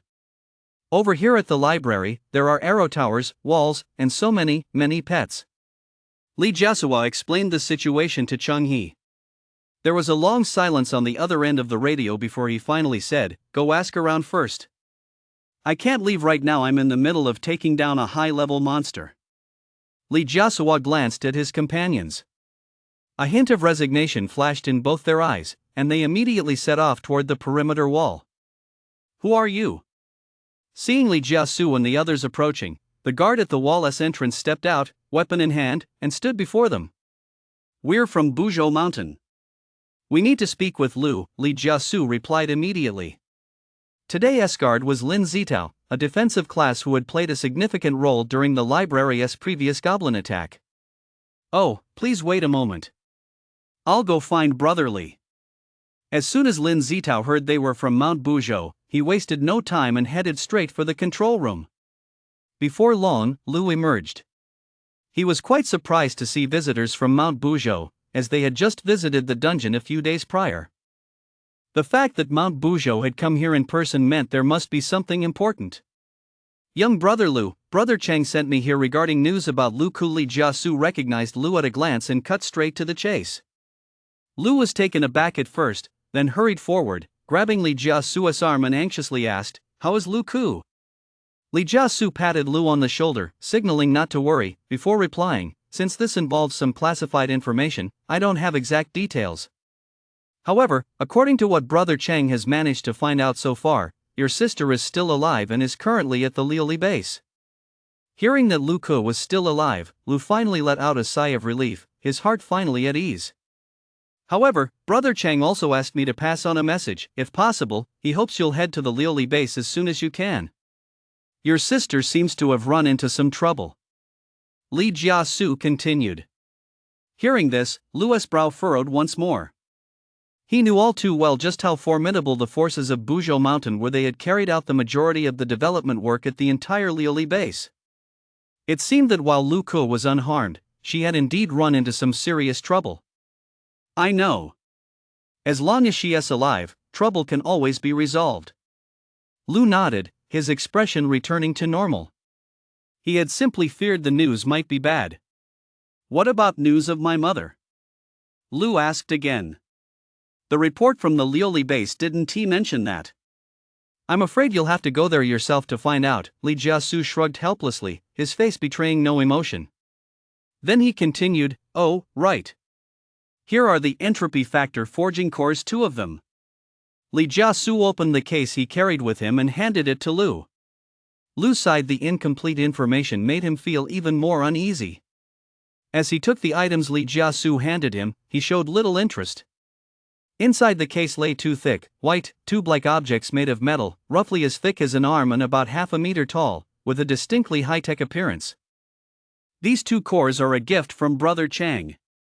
Since they come from the Lioli base, the formula can't be disclosed. Even if our branch wanted them, we'd have to wait for an allocation or purchase them ourselves. Oh, right. These can be used directly as a power source. Here is an operating manual for connecting to various devices in the current world, as well as installation and operation instructions for hyper-tech equipment. Li Jiasu produced 2 stacks of books from thin air, as if by magic. They were all quite thick, nearly half a person's height. Clearly, Li Jiasu also possessed spatial items. However, compared to that, Lu was more concerned with the entropy factor fusion cores and these manuals. The library had long since entered a powerless era. The gasoline and other fuels they de-scavenged earlier had long since run out. Without these supplies, keeping track of various matters in a notebook would likely become a problem in the future. Now, everything could be resolved. In fact, even the compendium in Lu's hands could be put to use the creation device. By the way, I see you all have pets? Having conveyed the information, Li Jiasu rubbed his hands together and looked at Lu with some excitement. How do we exchange resources for this core? Lu had his own plans in mind as he looked at Li Jiasu. Chapter 70, The Birth of the Creation Device. Lu invited Li Jiasu and the others upstairs for a detailed discussion. When they reached the rooftop, Li Jiasu was quite surprised. He saw the vast rooftop, where hundreds of cyclic culture dishes were arranged in neat order, each containing various plants, their fruits glistening with crystal clarity. Some students and elders were picking the fruits, juicing them, and then carrying the juice away. On the other side, he saw others busy drying some jerky. Here in the library, there was actually a food supply system that ran like an assembly line. Is that the mysterious merchant? Just as Li Jiasu glanced toward a corner, his gaze was drawn to a strangely dressed oddball. Lu nodded calmly. Damn, your facilities here are even better than ours on Buzhou Mountain. Li Jiasu ran his fingers through his hair uneasily, his eyes wide with astonishment. It's nothing special, really, Lin added from the side, beaming. Though he said that, he was overjoyed inside. After all, the reason they put so much effort into building the library was precisely to ensure survival while also earning the recognition of countless people. Now that even people from Buzhou Mountain were surprised, one could only imagine just how impressive the library's construction was. Next, the group headed to the dining area, where they discussed various trade deals while eating. 1 energy core for just 1 pet egg? Isn't that a bit too little? It's actually plenty. We only got these pet eggs by sheer luck. If we lose even one, our base will lose a portion of its combat strength in the future. No way. The materials needed to craft energy cores are very specific. We really can't make a deal for less than 5 pet eggs. Fine. Let us discuss other options first. We can sell arrow towers and epic grade sets. Do you have any resources to trade? We at Mount Buzhou aren't short on epic grade sets. Arrow towers are quite interesting. Are you in need of epic grade weapons? The two groups engaged in a heated exchange, neither willing to back down, arguing fiercely. The main issue was that resources were scarce and the apocalypse. Behind every single resource lay mountains of corpses and rivers of blood, all fought for at the risk of one's life. Therefore, when it came to trading, everyone was cautious and calculating, unwilling to suffer even the slightest loss. It wasn't until noon that they finally agreed on the terms of the trade. The most crucial energy core was ultimately priced at 3 pet eggs. Of course, if pet eggs weren't used for exchange, there were other, more detailed exchange rules, and prices would fluctuate. After all, each stage had its own essential materials, so prices naturally couldn't remain fixed forever. During the negotiations, Li Jiasu gritted his teeth and made several radio calls before finally settling on this price. Originally, Bu Zhoushan had been asking for 5 pet eggs. By evening, Bu Zhoushan's people were preparing to head back. On his way back, Li Jiasu prioritized spending a significant amount of resources to exchange for a single pet egg, intending to take it back first to see how it developed. If its abilities proved lacking, he might choose to haggle for a better deal again. Lu was completely at ease with this, as he knew full well the power of the Hurricane Demon. As long as it leveled up safely to level 10, the Hurricane Demon would master 2 rare grade active abilities and 1 epic grade ability. It was incredibly powerful. Xiao Aion, what are you waiting for? I've been eyeing that creation device for ages. Lu had just returned from the wilderness, his gaze fixed intently on the energy core. He was tall and burly, reeking of blood, yet instead of washing up right away, he was eagerly anticipating the creation device's unveiling. Lu didn't hesitate and headed straight for the 9th floor. The creation device required a great many materials, over 20 types in all, large and small. Among them were several metal items that had to be obtained from the fragments of the teleportation gate. Soon, a massive pile of materials was stacked in the 9th floor hall. Everyone moved the tables and chairs aside, clearing a large open space to accommodate the creation device. After carefully counting the materials and confirming they were all present, Lu took out the creation device manual and activated it over the pile of materials on the ground. Whoosh! A sci-fi-like glow flickered to life. The materials on the ground began to warp and twist, slowly assembling themselves into a brand new object. Before long, a rectangular structure over 3 meters tall and 6 or 7 meters long and wide appeared before everyone. Its upper half was transparent, revealing various precision instruments inside. Beside the creation device stood a massive light screen for operation. Lu glanced at the screen and noticed 4 functional modules: weapon forging, alchemy, object crafting, and formula development.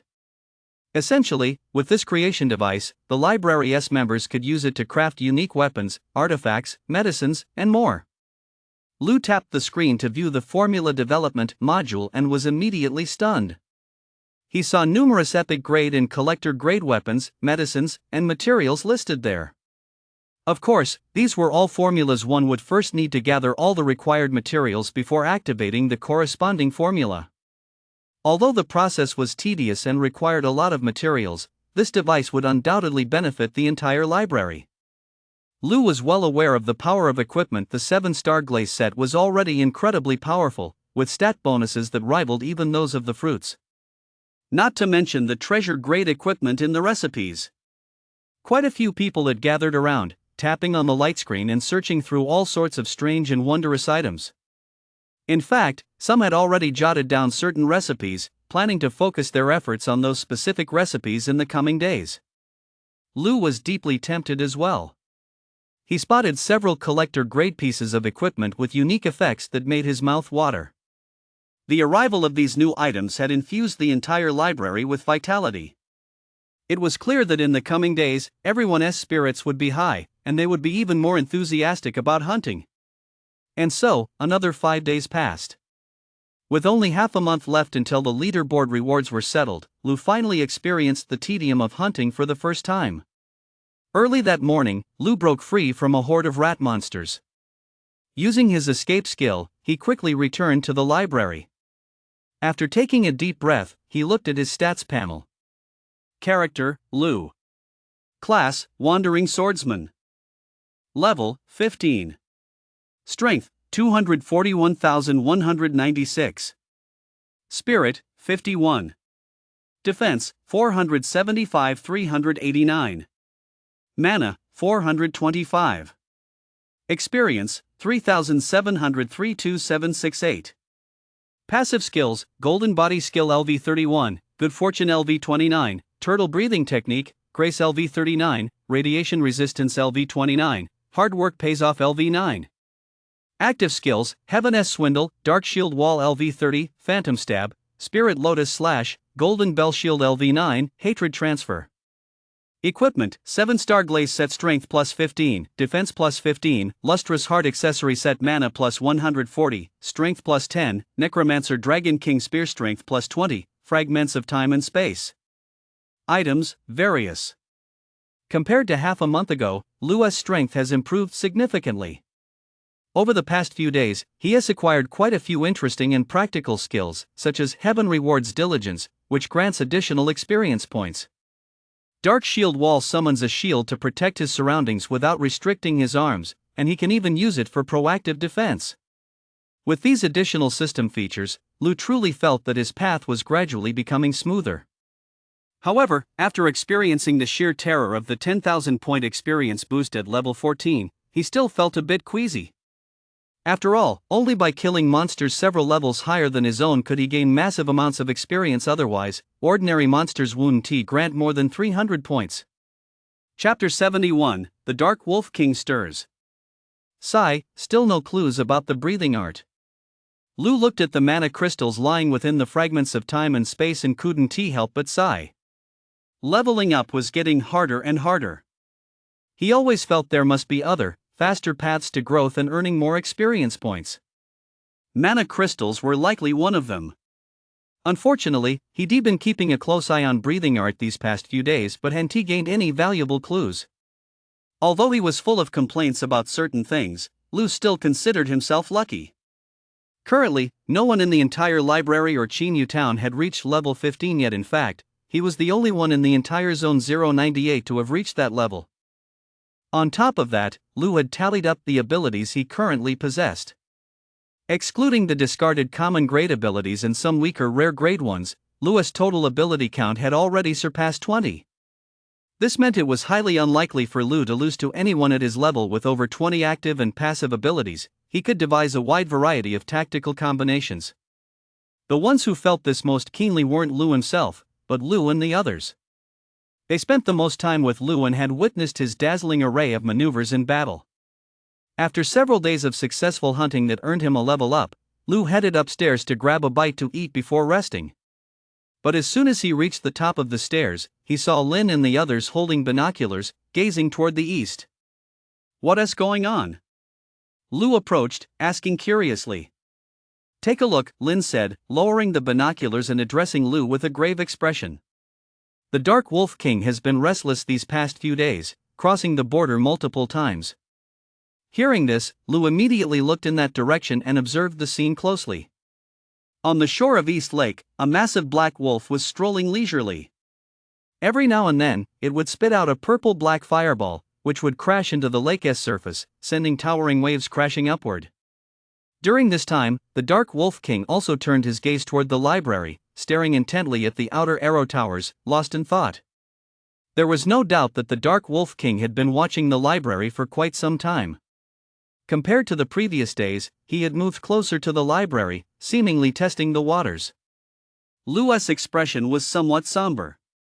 The plan to hunt the Dark Wolf King was still in the works, and Lu had always believed that patience would lead to success. However, the current developments had taken him by surprise. This Wolf King was deliberately provoking them and clearly had significant designs on the library. At present, even with all his defensive bonuses factored in, Lu's stats still fell slightly short of the Dark Wolf King's. When facing a boss-level monster like this, even the slightest difference in stats could have serious consequences. For instance, the slightest lapse in defense could allow the Dark Wolf King to find an opening and take out some of his teammates first. That was a terrifying prospect, and Lu didn't want to take that gamble. "Get your defenses and countermeasures ready. We're entering combat readiness mode." Lu pondered for a moment, then addressed the group. The so-called combat readiness phase meant having dedicated personnel monitor the Dark Wolf King at all times. If the Dark Wolf King were to cross the third security perimeter, an alert would be issued to the entire group. This alert would involve mental-type evolvers using their active abilities to unleash attacks into the air, signaling everyone to fall back. Over the next few days, the atmosphere grew increasingly tense. The Dark Wolf King frequently crossed the boundaries. In fact, on several nights, he had come within a few hundred meters of the library, his crimson eyes fixed intently on the rooftop. Although he hadn't yet approached the third security perimeter, it still left many students on edge. "Damn it, this damn dog is so annoying. I really want to kill him." Early that morning, someone on the rooftop watched the Dark Wolf King appear again, filled with hatred. Every time it showed up, it made their hearts race. This time, the Dark Wolf King was still just showing off or testing the waters. It didn't get too close, advancing only a few meters further than last time before turning back. Many students watched helplessly, clenching their fists, desperate to go down and beat it to death right then and there. It was pure torture. The Wolf King seemed almost intelligent, as if it were trying to slowly break their will. I get it. This Wolf King is using the same old trick. It was just like that with the cafeteria last time. It kept getting closer over 2 or 3 days, and once it realized the cafeteria posed no threat, it bared its vicious fangs. One student's body trembled slightly, as if he just remembered something. He had once lived in the cafeteria, which was later attacked by the Wolf King. Only he and a few classmates had managed to escape. The scene before them was strikingly similar to that time. What a bastard! I knew that evil thing didn't have good intentions. It's deliberately trying to break our will. My God, it's way too smart. How can such a terrifying monster exist? Some were discussing it, struggling to accept the reality. Based on what that student just said, the Dark Wolf King would likely strike very soon. But there are only 3 or 4 people in the library with over 300 attribute points. How are we supposed to fight this? The Wolf King has 499 attribute points. Some students were already thinking ahead, worrying about how to face the battle. What's there to be afraid of? We got brotherly. We faced far more dangerous situations than this. Why be afraid of a Wolf King? Besides, we got arrow towers and walls. What's there to fear? Someone shouted. That person was quite fired up. He'd been here since the library's early days, having survived goblin raids and countless battles both big and small, so he wasn't particularly afraid of the Dark Wolf King. Many others' expressions shifted. Earlier, they'd been so preoccupied with fearing the Wolf King that they'd completely forgotten the library was no longer what it used to be. Not only were there walls, but there were also arrow towers. And, most importantly, they had the #1 spot on the defense rankings, a position that countless players aspired to. In contrast to the commotion upstairs, the 9th floor was much quieter. Lou had just returned from the wilderness. Over the past few days, he had accelerated his hunting efforts, venturing out specifically for materials with the goal of using the creation device to craft an epic grade set. The Spirit Power 3 set. This was an upgraded version of the Spirit Power 4 set, offering higher attribute bonuses than the 7-star Glaze set, and featuring dual attribute bonuses increasing both defense and strength by 15 points each. The Spirit Power 3 set is lightweight and thin, crafted from a special alloy. It feels like ordinary clothing while offering astonishing defense. After putting on the Spirit Power 3 set, Lou felt much lighter on his feet. Compared to the 7-star Glaze set, he could now perform many agile combat maneuvers again. After organizing his gear, Lou headed to the rooftop. Tonight was his watch. As night fell, Lou felt something was off. East Lake was unusually quiet tonight. The Wolf King was nowhere to be found, not a trace of it across the vast expanse of the lake. This was highly unusual. Lou had to proceed with caution. He even went up to the arrow tower and conducted a thorough search of the surrounding area, but found nothing. Boom! Just then, something unexpected happened. Several kilometers southeast of the library, a towering column of fire shot into the sky, and the blinding light from the explosion was overwhelming. That's the academic building where Huang Ling and the others are. Someone jumped to their feet immediately, and upon seeing the distant flames, their face drained of color. Lou furrowed his brow, scanning East Lake, but the Dark Wolf King was still nowhere to be seen. A sense of foreboding instantly washed over Lou. Quick, get ready for battle. Lin, come with me to check on Huang Ling and the others. Lou stood up and ran downstairs. Behind him, Lin and the others followed suit. Some students who had been resting on the rooftops also began organizing their forces at that very moment. A major battle seemed to be on the verge of breaking out. Chapter 72, When the lips are gone, the teeth feel the cold. Weaving through the jungle, they soon came upon several red buildings, the School of Information Engineering, consisting of 4 academic buildings. At that moment, flames were erupting from the roof of one of the buildings, with large sections of the structure crumbling and chunks of masonry falling intermittently. Amidst the chaos, waves of agonized screams echoed through the air. Damn it, it really is the Wolf King. Why did it suddenly attack Huang Ling's group? Lu's eyes widened in fury as he clenched his fists. Across the campus, there were still 4 or 5 groups of varying sizes that had not yet joined the library, each with their own ambitions. Huang Ling's group was one of them. There were 23 of them in total, all students from the Department of Information Engineering, including 2 or 3 skilled fighters with attribute scores around 280. Yet now they were under attack, completely helpless to fight back, as the entire building shook violently. At that moment, some students were screaming from the rooftop, but their voices soon fell silent, their fate likely grim. No! Just then, a voice rang out from the rooftop. Immediately afterward, a figure plummeted downward, still flailing its arms in the air in a desperate, defiant struggle. But it was all in vain. Lu and the others, who had just arrived, couldn't bear to watch. From a 9-story building, even a defense-type evolver jumping down would either die or be left completely crippled. Thud. Blood spattered everywhere, and dust filled the air. Worse still, behind them, several more figures plummeted from the rooftop, their screams piercing the air. Thud. Thud. The sounds of their falls struck the hearts of some students like heavy hammers. Damn it! Someone roared in fury, eyes bloodshot as they glared intently at the rooftop. Damn monsters, others spat with hatred. Boom! Just then, a deafening roar echoed, and 3 blood-soaked figures burst out from the first floor of the school building. Splatter!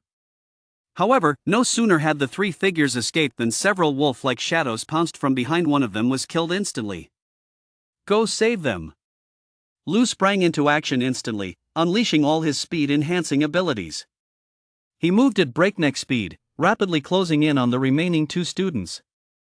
At the same time, Lu targeted one of the wolves and thrust the Dragon King's spear straight forward. Thud! The first wolf to charge was impaled right through the skull. Crack! However, another wolf-like figure still lunged out of the darkness and bit through one of their necks. Damn it! Lu's face was twisted with rage. These wolf-like figures weren't the Wolf King's ability, they were real dark wolf beasts, likely all underlings of the Wolf King. They thrived in darkness just now, more than one had vanished into the shadows. Thud! Lu swiftly swung his spear back, killing the dark wolf beast. Lu, don't worry about me, you run. The last surviving classmate was none other than Huang Ling. His expression was one of agony. Blood stained his face, and his body was covered in wounds, making him look quite terrifying. Don't talk, let us go. Hoisting Huang Ling onto his back, Lu prepared to evacuate the area. He dared not linger here, the surrounding darkness was teeming with wolf beasts. Boom! At the same moment, Lu swung the Dragon King spear, and flames suddenly erupted from the spearhead, erupting in all directions. Instantly, the wolf beasts that had been hiding in the darkness revealed their ferocious forms, baring their teeth as they stared at the surging flames. Taking Huang Ling with him, he sprinted toward the main force approaching from the front. Boom! Within the crowd, various abilities erupted at that moment: fire wave, surging tides, and frost mist frenetically bombarding the dark wolf beasts in pursuit. By now, most of the library's members had arrived here, at least 40 people, including more than 20 psychic-type evolvers. In an instant, the first few wolf beasts to charge were all killed. The remaining 2 halted in the distance, growling restlessly. You shouldn't have come to save me. They're too strong, Huang Ling said, spitting out blood, his voice trembling. At that moment, a milky white glow enveloped Huang Ling's entire body. It was Su casting a healing spell. Put. However, the outcome Su had envisioned did not materialize. The bleeding from Huang Ling's body stopped only for an instant before his wounds burst open again. I'm dying, Lu. Run. Go to the library. Don't avenge us, just protect yourself. Huang Ling lay in Lu's arms, speaking weakly. Heal. Lu clenched his fists and growled, unable to bear the sight. It's all my fault. I should have taken them to the library sooner. It's my fault, it's my fault. 21 classmates, 21 lives. Blood flowed across the floor. Huang Ling was still blaming himself. He seemed to feel his own life slipping away. His gaze grew unfocused, yet it still held a faint glimmer of light. Summoning his last ounce of strength, he looked at Lu and spoke, enunciating each word clearly. I believe in you.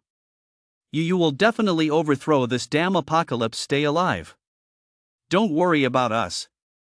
By the end, his voice had grown so faint it was barely audible. Lu felt a lump in his throat and fell silent. Just a few days ago, he learned there was another faction in this school building. He considered recruiting them, but Huang Ling had been full of ambition back then, determined to forge his own glory amidst the apocalypse, and had hesitated. Now, upon meeting again today, this place had already been targeted by the Dark Wolf King. His internal organs are damaged, even Holy Spirit magic is useless. Su felt a pang of disappointment. Healing magic was not omnipotent. Organ failure was the deadliest of all. Even if a healing spell could repair the damage, the victim would still bleed to death. Damn it! These monsters, damn monsters! Kill them! Kill them all! On the other side, someone roared, having overheard some of Huang Ling's words. In the midst of the apocalypse, human lives were as worthless as grass. Perhaps one should have learned to view life and death with detachment long ago. But as one life after another vanished before their eyes, and the monsters devoured the corpses of their own kind, no one could truly remain indifferent to life and death. All they felt was rage and hatred. We are all but ants when the lips are gone, the teeth feel the cold. Lu quietly laid Huang Ling's body to rest, picked up the Dragon King spear, and turned his gaze toward the classroom building. He had no intention of retreating. If he didn't fight today, he would fight another day. If he didn't die today, he would die another day. Why not take advantage of his classmates' high morale today and bring this long-awaited battle to a swift conclusion? Roar! Just then, a black figure appeared atop the building. The Dark Wolf King had finally revealed itself. Its entire body was covered in thick, glossy black fur, and its massive fangs were still stained with crimson blood. Crack! As it swished its tail, the purple-black flames emitted a piercing crackling sound. Strength has increased by 10 points. Beside him, Su suddenly furrowed his brow. When he had observed this Wolf King a few days ago, its strength was still at 499, stuck at a plateau. He hadn't expected it to have reached 510 strength by tonight. Lu's expression grew grave. But he had anticipated this. 15 days had passed without the Wolf King making any progress. That would have been the strange part. A 30-point difference in attribute values was still within Lu's acceptable range. Chapter 73, The Battle of the Wolf King. Boom! The Wolf King on the rooftop opened its mouth and spat out flames. A purple-black fireball, as large as a wash basin, coalesced in its mouth and roared toward the group. Seeing this, Lu immediately charged forward. Whoosh! 4 black streaks of light suddenly appeared, swirling around Lu. They circled him before coalescing into 4 palm-sized mini shields, forming a protective barrier around him. Thus, relying on the defensive power of the dark shield wall, Lu charged forward alone and boldly stood in front of the fireball. Boom! A violent explosion erupted, engulfing a small area. Some people nearby were instantly knocked to the ground by the shockwave. Fortunately, Lu had blocked it, otherwise, there might very well have been casualties. Whoosh! Next, the Dragon King spear emerged from the fiery zone, slicing through the flames and instantly extinguishing the aftermath of the explosion. Lu was completely unscathed. Though unharmed, Lu's expression remained grave as he looked at the Wolf King. This Wolf King was clearly a strength-type monster, yet it possessed mental abilities, and the purplish-black flames it spat out could even cause explosions. Thud! Thud! At that moment, the Wolf King leaped down from the rooftop. Using the protruding building structure for leverage mid-air, it quickly landed on the ground. Viewed from a distance, the Wolf King's form was graceful and agile, and its crimson pupils radiated an overwhelming ferocity. Roar! The Wolf King roared, as if summoning something. Before long, figures began to emerge from the dense forest in the distance, all smaller dark wolf beasts, the Wolf King's minions. There were at least 100 of them. Seeing this, many students gripped their weapons tightly, their palms drenched in sweat. Numerically, they were already outnumbered, which felt very ominous. Don't be afraid. Team 9, line up in order and follow our original plan. Assault team, stay close to Lu. At that moment, Lin's voice rang out from the forest behind them. He led everyone in the library capable of fighting and rushed over at top speed. In the blink of an eye, 9 teams were formed, most consisting of 5 members. The squad Lu was in, known as the assault team, was larger, consisting of 7 people. It included experts like he, Lu, and Su, as well as 3 students with very average attribute values. Lu had specifically assembled this team, prioritizing not only combat strength but also the synergy between their abilities. Some had activated abilities that were very powerful, but their attribute growth wasn't particularly high. However, these individuals were highly valuable to the assault team and often produced surprising results in battle. Attack! Don't be afraid, we got sister, shout I, and we got Lu. Lin shouted, preparing to strike first and eliminate some of the dark wolf beasts from a distance before they could close in. Just then, Lu unleashed his inspiration ability, its range covering the entire factory grounds. Suddenly, a spark of determination flashed in some members' eyes. They looked defiantly at the wolf beasts, all traces of fear vanishing from their hearts. Lotus Power. After casting Inspire, Lu activated Lotus Power once more, targeting the entire raid group. Immediately afterward, Lu charged forward. He intended to engage the Dark Wolf King head on. He couldn't let it find an opportunity to disrupt the rest of the team. Roar! Seeing Lu charge toward him, the Wolf King let out a few intelligent howls toward the sky, seemingly to rally the wolves behind him, or perhaps to express contempt for Lu. Boom! In the next instant, the Wolf King charged at Lu. Its speed was so great that a faint afterimage could be seen trailing behind it. The Wolf King swung its claws, viciously lunging for Lu's head. Thud! The black shield surrounding Lu burst into light in an instant, and a faint, ethereal light barrier suddenly appeared beneath the Wolf King's claws. It grazed past the Wolf King, didn't manage to pierce the shield. But Lu still felt a significant jolt and barely managed to take a step back to steady himself. If this had been an ordinary person, the Wolf King would likely have sliced open their skull by now. It must be said that the dark shield wall was incredibly powerful, providing all-around protection. The energy radiating from the 4 small light shields nearly covered his entire body. Spirit Lotus Slash. Seizing the opportunity, Lu activated the Wandering Warrior's ability, an advanced version of Flower Slash. As a rare grade ability, its power rivaled that of an epic grade skill. In an instant, a pink flower took shape in the void, then burst open. Accompanied by a tearing sound, it erupted right beside the Wolf King. Roar! Boom! The Wolf King swiped its claws, shattering the formed Spirit Lotus Slash. While its fur was slightly ruffled, it sustained no actual damage. Next, it opened its mouth and spat out flames. The flames surged ferociously toward Lu. Ice Blue Barrier. Seeing the danger, someone in the distance activated their ability, unleashing a stream of ice crystals that instantly spread toward Lu's feet, then a wall of ice slowly rose before him. Boom!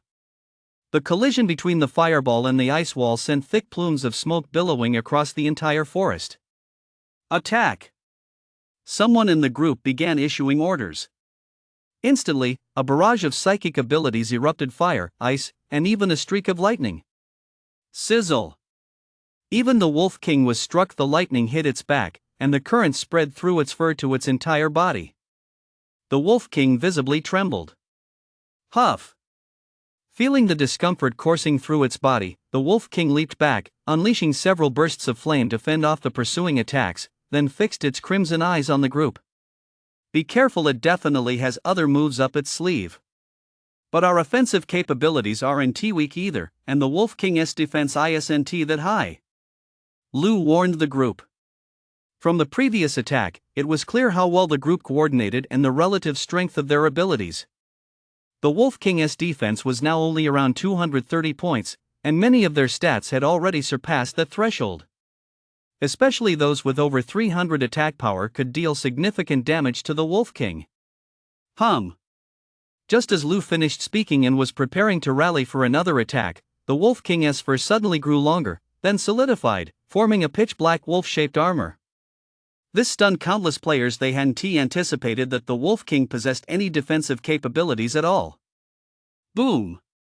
Someone cast a frost orb, attempting to strike while the Wolf King was still solidifying its armor. The result? The frost orb struck the Wolf King's armor, but the resulting frost couldn't inflict a single scratch. It instantly melted into a puddle of water. A look of contempt flashed in the Wolf King's eyes as it glared at Lu and the others, then prepared to deliver the killing blow. With its armor now in place, the Wolf King grew even more brazen. In an instant, it closed in on the group, raising its claws to furiously attack Lu while simultaneously breathing fire at the psychic-type evolvers. It must be said, this Wolf King was incredibly clever. Boom! Boom! The group's attacks were all blocked by the Wolf King's armor, failing to inflict any significant damage. This left many at a loss. The Wolf King's armor seemed to have no time limit, as if it could persist indefinitely. Wuji Blood Blade. Just then, a figure appeared at the Wolf King's side, raising a blood-red longsword in his hand. It was he had found his opening. Instantly, he swung his sword at the Wolf King's hind leg. Chapter 74, The Avatar of the Demon God. Splatter! A stream of blood-red fluid spurted out. Looking at the Wolf King, a 3-inch long gash had appeared on his hind leg, the part not covered by armor cutting deep enough to expose the bone. After landing the blow, he did not linger in battle. He retreated at top speed and returned to Lu's side. Roar! The Wolf King roared. Unable to strike he with his claws, he lashed out with his tail. However, Lu blocked every single attack. With his attack thwarted, the Wolf King was furious. Baring its fangs, it glared at Lu with deep, crimson eyes. It had never imagined it would be injured and so severely, at that, to the point where its movements were impaired. Immediately, the Wolf King leaped back, spitting out a viscous liquid that covered the wound. Soon, the injury began to heal rapidly. This is just too freaky. It can even heal itself. He felt utterly disheartened. He finally found an opening and dealt significant damage with his most powerful strike, only for it to spit out a mouthful of fluid and have the wound heal instantly. Be careful. This Dark Wolf King is strange. It has plenty of tactics we can't fathom. Lu frowned deeply as well. While warning the others, he was also thinking about how to win this battle. It had to be said that compared to the skeleton generals in the underground palace, this Dark Wolf King gave off an even greater sense of oppression, mainly because its tactics were endless. He couldn't predict whether the Dark Wolf King would unleash other abilities in the next moment of the battle. Boom! The fierce battle erupted once more. Lu and his group engaged the Wolf King in a fierce battle. The Wolf King was formidable. Facing the combined assault of Lu and his team, he held his own. On several occasions, he even forced Lu back and launched surprise attacks on several psychic-type evolvers. If it weren't for Lu's quick reflexes and his use of hatred transfer, there would likely have been casualties. The main issue was that the Wolf King unleashed a different ability every few moments. Lu had counted carefully by now. The Wolf King had used no fewer than 12 different abilities. Lu felt that the Wolf King must be hiding some secret. In other areas, the fighting was just as intense. There were many wolf beasts charging at the defensive lines of the other 8 teams. Those wolf beasts were ferocious, their eyes devoid of intelligence and filled with murderous intent. Their sole purpose was to kill. As the battle reached its fever pitch, tragedy finally struck. It happened to the 8th squad, led by Qin. Several dark wolf beasts had been lurking in the shadows, waiting for their chance. They sacrificed some of their own to lull Qin and his team into a false sense of security, then launched a successful ambush. Team 8, led by Qin, was positioned on the outskirts, and the others were unable to provide immediate backup. As a result, 2 members were knocked flying by the dark wolf beasts, their fates unknown. Another was torn open across the chest right there on the spot. Witnessing this, Qin and the others glared with fury, their hearts and souls trembling. This sparked even greater fury among the group. The wolf beasts were truly despicable, they would even sacrifice their own kind to launch a sneak attack. Form a circle. On the other side, Lin sensed trouble brewing. The sneak attack was only the beginning. Who knew what other tricks the wolf beasts might pull next? Without delay, he adjusted everyone's positions to ensure they could provide immediate support. The battlefield began to shift. Roar! On the other side, Lu finally seized his chance, using deflection and golden bell to forcefully pin down the Wolf King. The others followed closely behind, surrounding it in a tight circle, leaving it with no room to retreat. Trapped, the Wolf King growled menacingly at Lu while unleashing wave after wave of pitch-black energy that swept out in all directions. The group couldn't block these black energy waves, but they weren't offensive, they merely weakened the team's strength and drained their mana. Essentially, it was a negative buff. However, at this point, the group was no longer particularly afraid of the Dark Wolf King, because the ambush had begun. This was Lu's standard tactic. As soon as an opportunity arose, he would use abilities like Taunt and Silence to draw the monster's attention. So, as long as the group coordinated their efforts and launched a coordinated assault, they were certain to trap the Wolf King in a desperate situation. Splatter! Soon, bloodstains appeared on the Wolf King's limbs. He and Lu seized every opportunity to land finishing blows, dealing significant damage. Several mental attacks also struck the Wolf King's head, causing it to roar in fury, yet it was powerless to stop them. The Wolf King tried to fight back and eliminate he and the others, but Lu was right on top of it. Every time it moved, Lu blocked it perfectly. In fact, on several occasions, Lu risked injury to pull the Wolf King away, preventing it from finding an opening to hunt down the others. Roar! The wounds on the Wolf King's body multiplied, and cracks began to appear in its armor, threatening to split open. In that moment, it roared, its gaze fixed coldly on Lu, its eyes taking on a human-like glint, as if seething with rage. This human before him made him sense danger. Though clearly just an ant-like human, he was forcing him into retreat step by step. Boom! In the next instant, a blood-red glow erupted from the Wolf King's body. Its fur thickened, turning a deep crimson. The Wolf King's eyes were changing as well, brimming with savagery. The armor on its body was torn apart in an instant, revealing the dark red fur beneath. That fur was as sharp as steel needles, seemingly even stiffer than the armor itself. Watch out, it's gone berserk. His heart skipped a beat, and his eyes narrowed.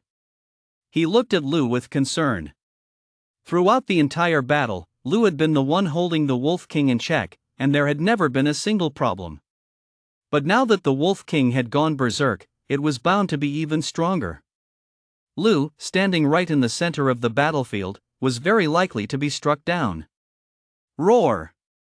Sure enough, the Wolf King, having completed its berserk transformation in an instant, locked onto Lu and launched its attack.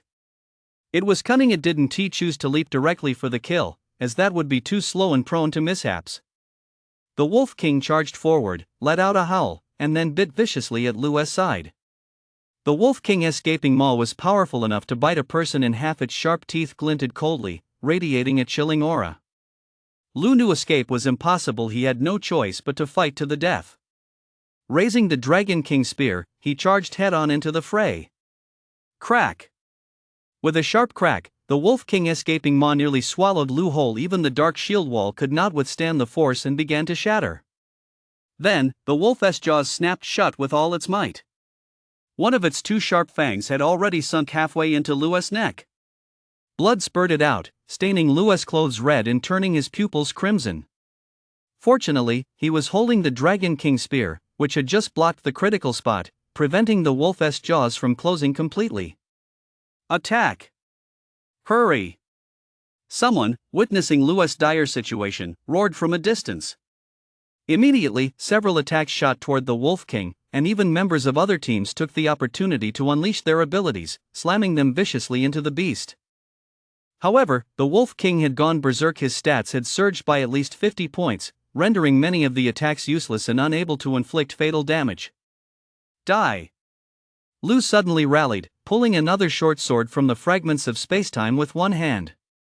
Risking further injury, he thrust the blade viciously toward the Wolf King's pupil. Splatter! The short sword pierced directly into its pupil. Though only the tip had penetrated, blood gushed out. Awoke! The Wolf King roared in rage, letting out an agonized howl.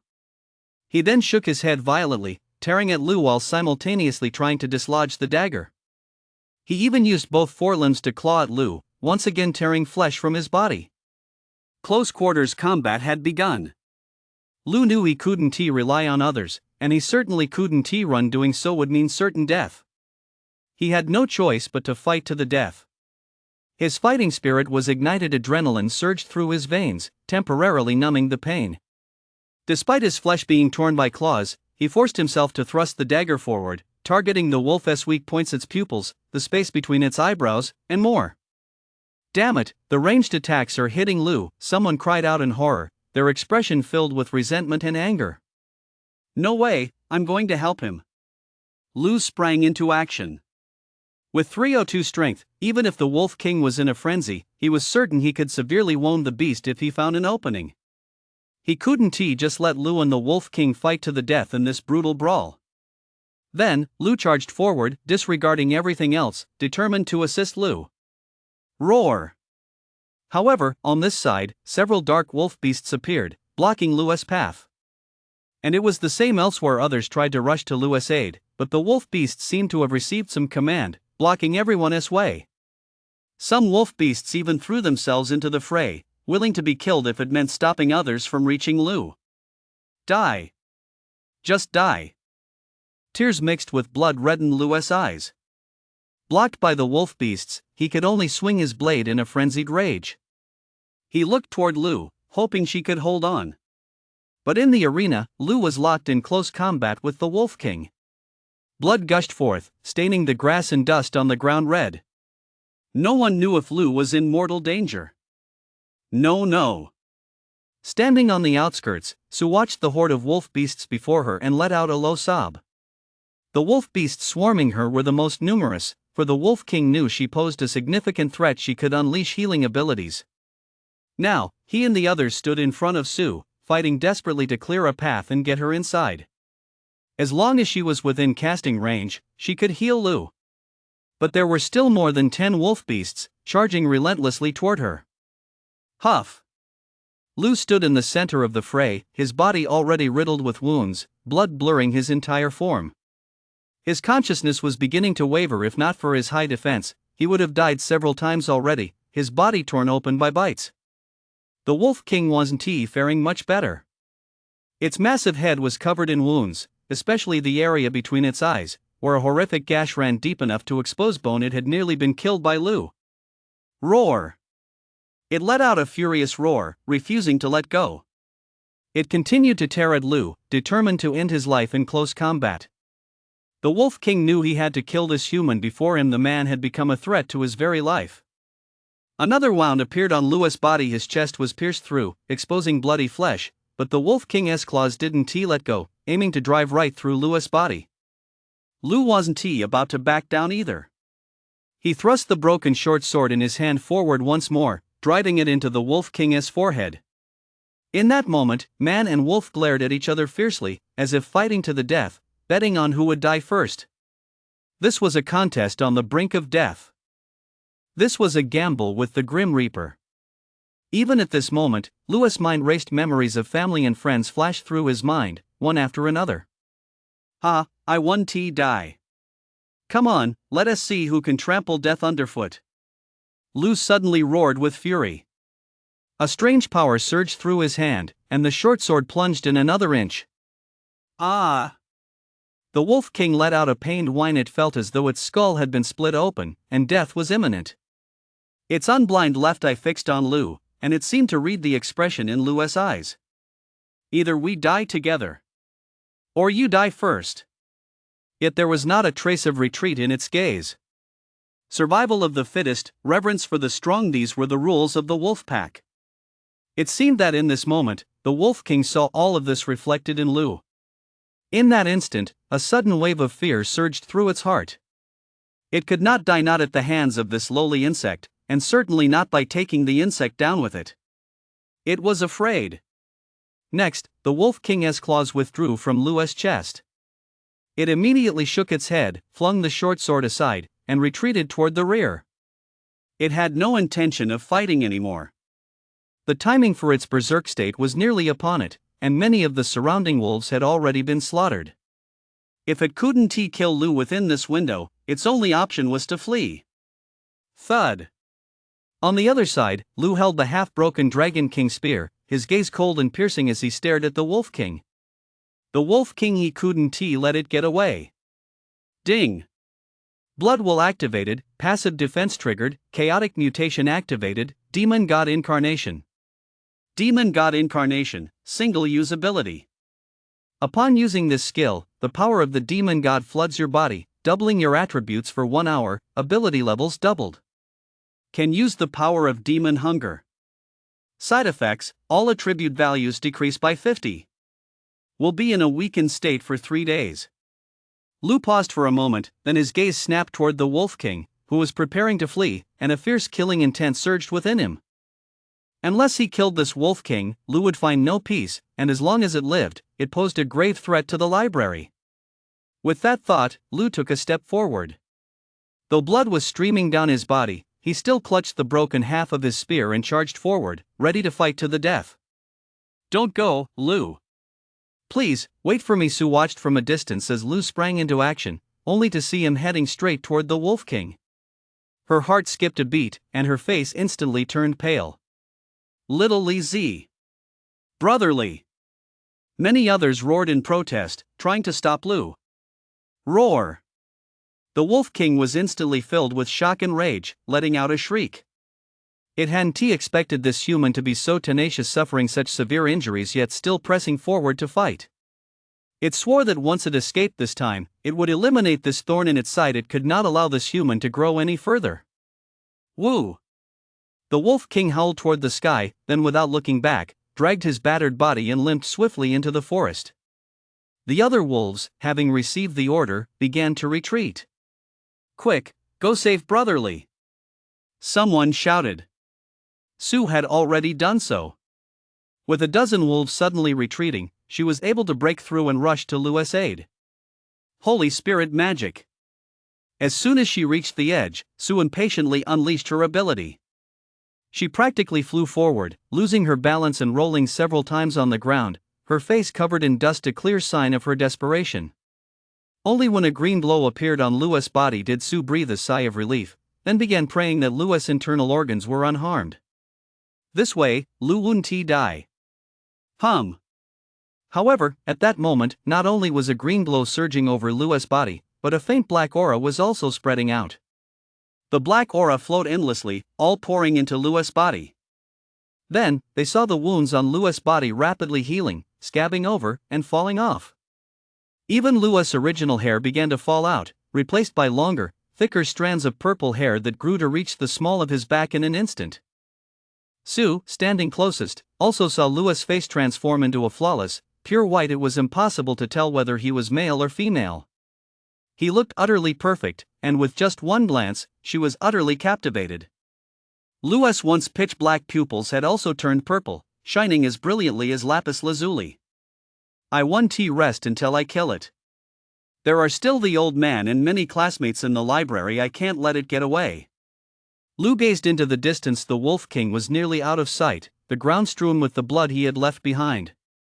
If he missed this chance, he would lose a precious opportunity to kill the Wolf King, and the Wolf King would surely return to seek revenge. Therefore, Lu was not going to hesitate any longer. Boom! In the next instant, Lu sprinted forward, his long hair trailing a purple streak through the air. He moved as if completely unharmed, extremely fast, agile, and bursting with explosive power. Brotherly! Someone shouted. Though they had witnessed Lu's transformation, they were deeply worried, fearing he might never return. Charge! What are you afraid of? Let us raid that pack of wolf cubs' den. Even if I die, I'll stand shoulder to shoulder with Brotherly, raising my spear to fight even if it means facing death head-on. Someone roared. These men stood nearby, having just heard Lu's words. Their hearts were stirred, and their bodies trembled slightly. A massive chase had begun. Deep within the dense forest, Lu's gaze flashed like lightning. Now, he was the hunter, set on taking down the Wolf King. Following the trail of blood on the ground, Lu soon spotted the fleeing wolf pack. The Wolf King, leading the pack, had fur matted with congealed blood. He staggered as he ran, seemingly gravely wounded. As if sensing something amiss, the Wolf King glanced over his shoulder, then let out a terrified, low howl.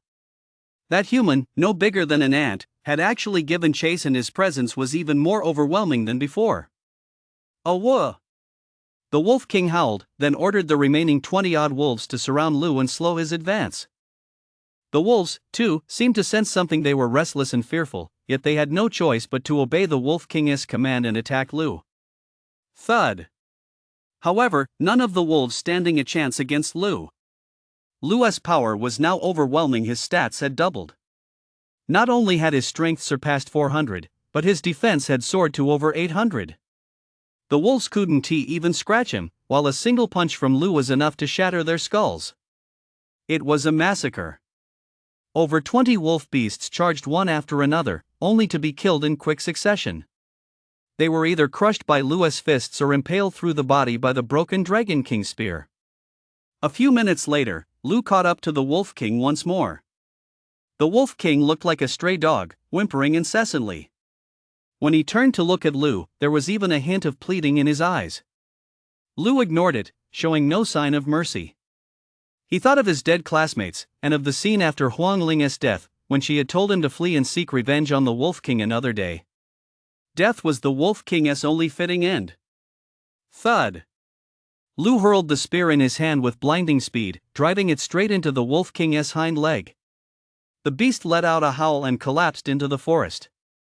Lu closed the distance instantly and unleashed a punch. Thud! A gaping hole appeared in the massive wolf's head, blood gushing out as a piercing scream echoed through the air. Thud! Thud! Still not satisfied, Lu struck again, reducing the entire wolf's head to a blurry mess. Plus 2,500 EXP. Only when the notification sounded in his mind did Lu release his fist. Staring at the mangled remains of the Wolf King, Lu slumped down beside it. A blessing stone appeared on the Wolf King's body, glowing with a brilliant blue light. Lu didn't bother to pick it up.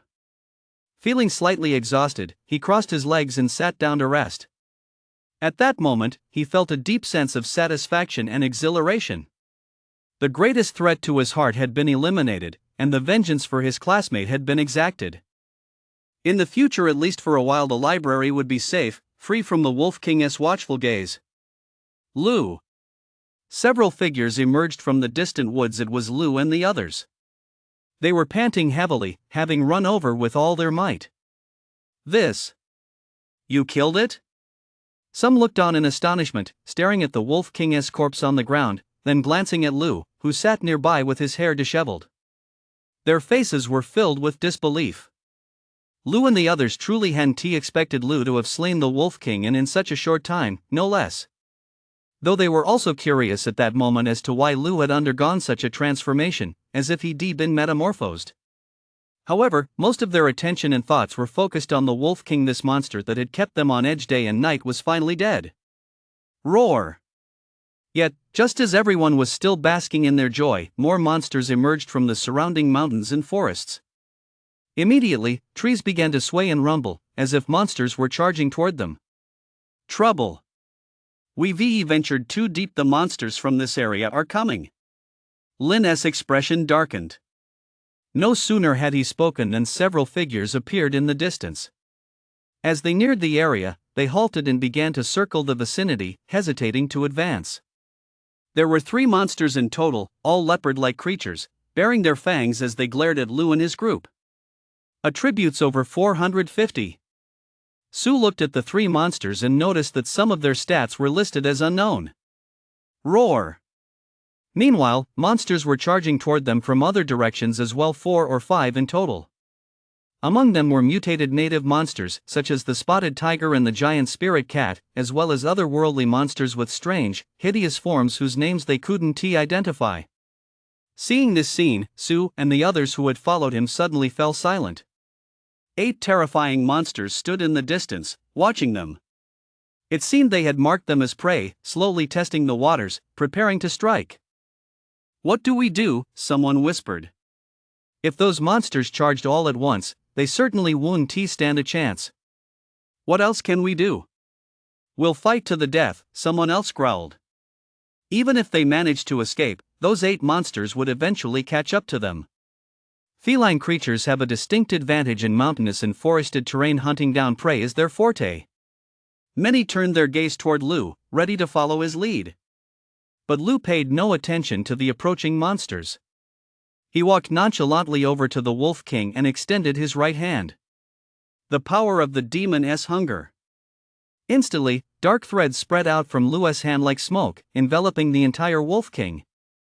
A blue glow began to emanate from the Wolf King's corpse. Visibly, its bones began to rot, eventually turning to dust. Strength +2, defense +4, spirit +3. The system notification sounded. "I see," Lu muttered to himself, surprised by just how terrifying this power of devouring was. If he killed enough monsters within an hour, would that mean he could regain the attribute points lost due to the aftereffects? Unfortunately, having spent the entire time chasing the Wolf King, there were only 30 minutes left before the time limit expired. "Gather the team and retreat first. Leave a few people to back me up." Lu tossed the Wolf King's blessing stone to Lin. Without waiting for a response from Lin and the others, he charged straight toward those 8 monsters.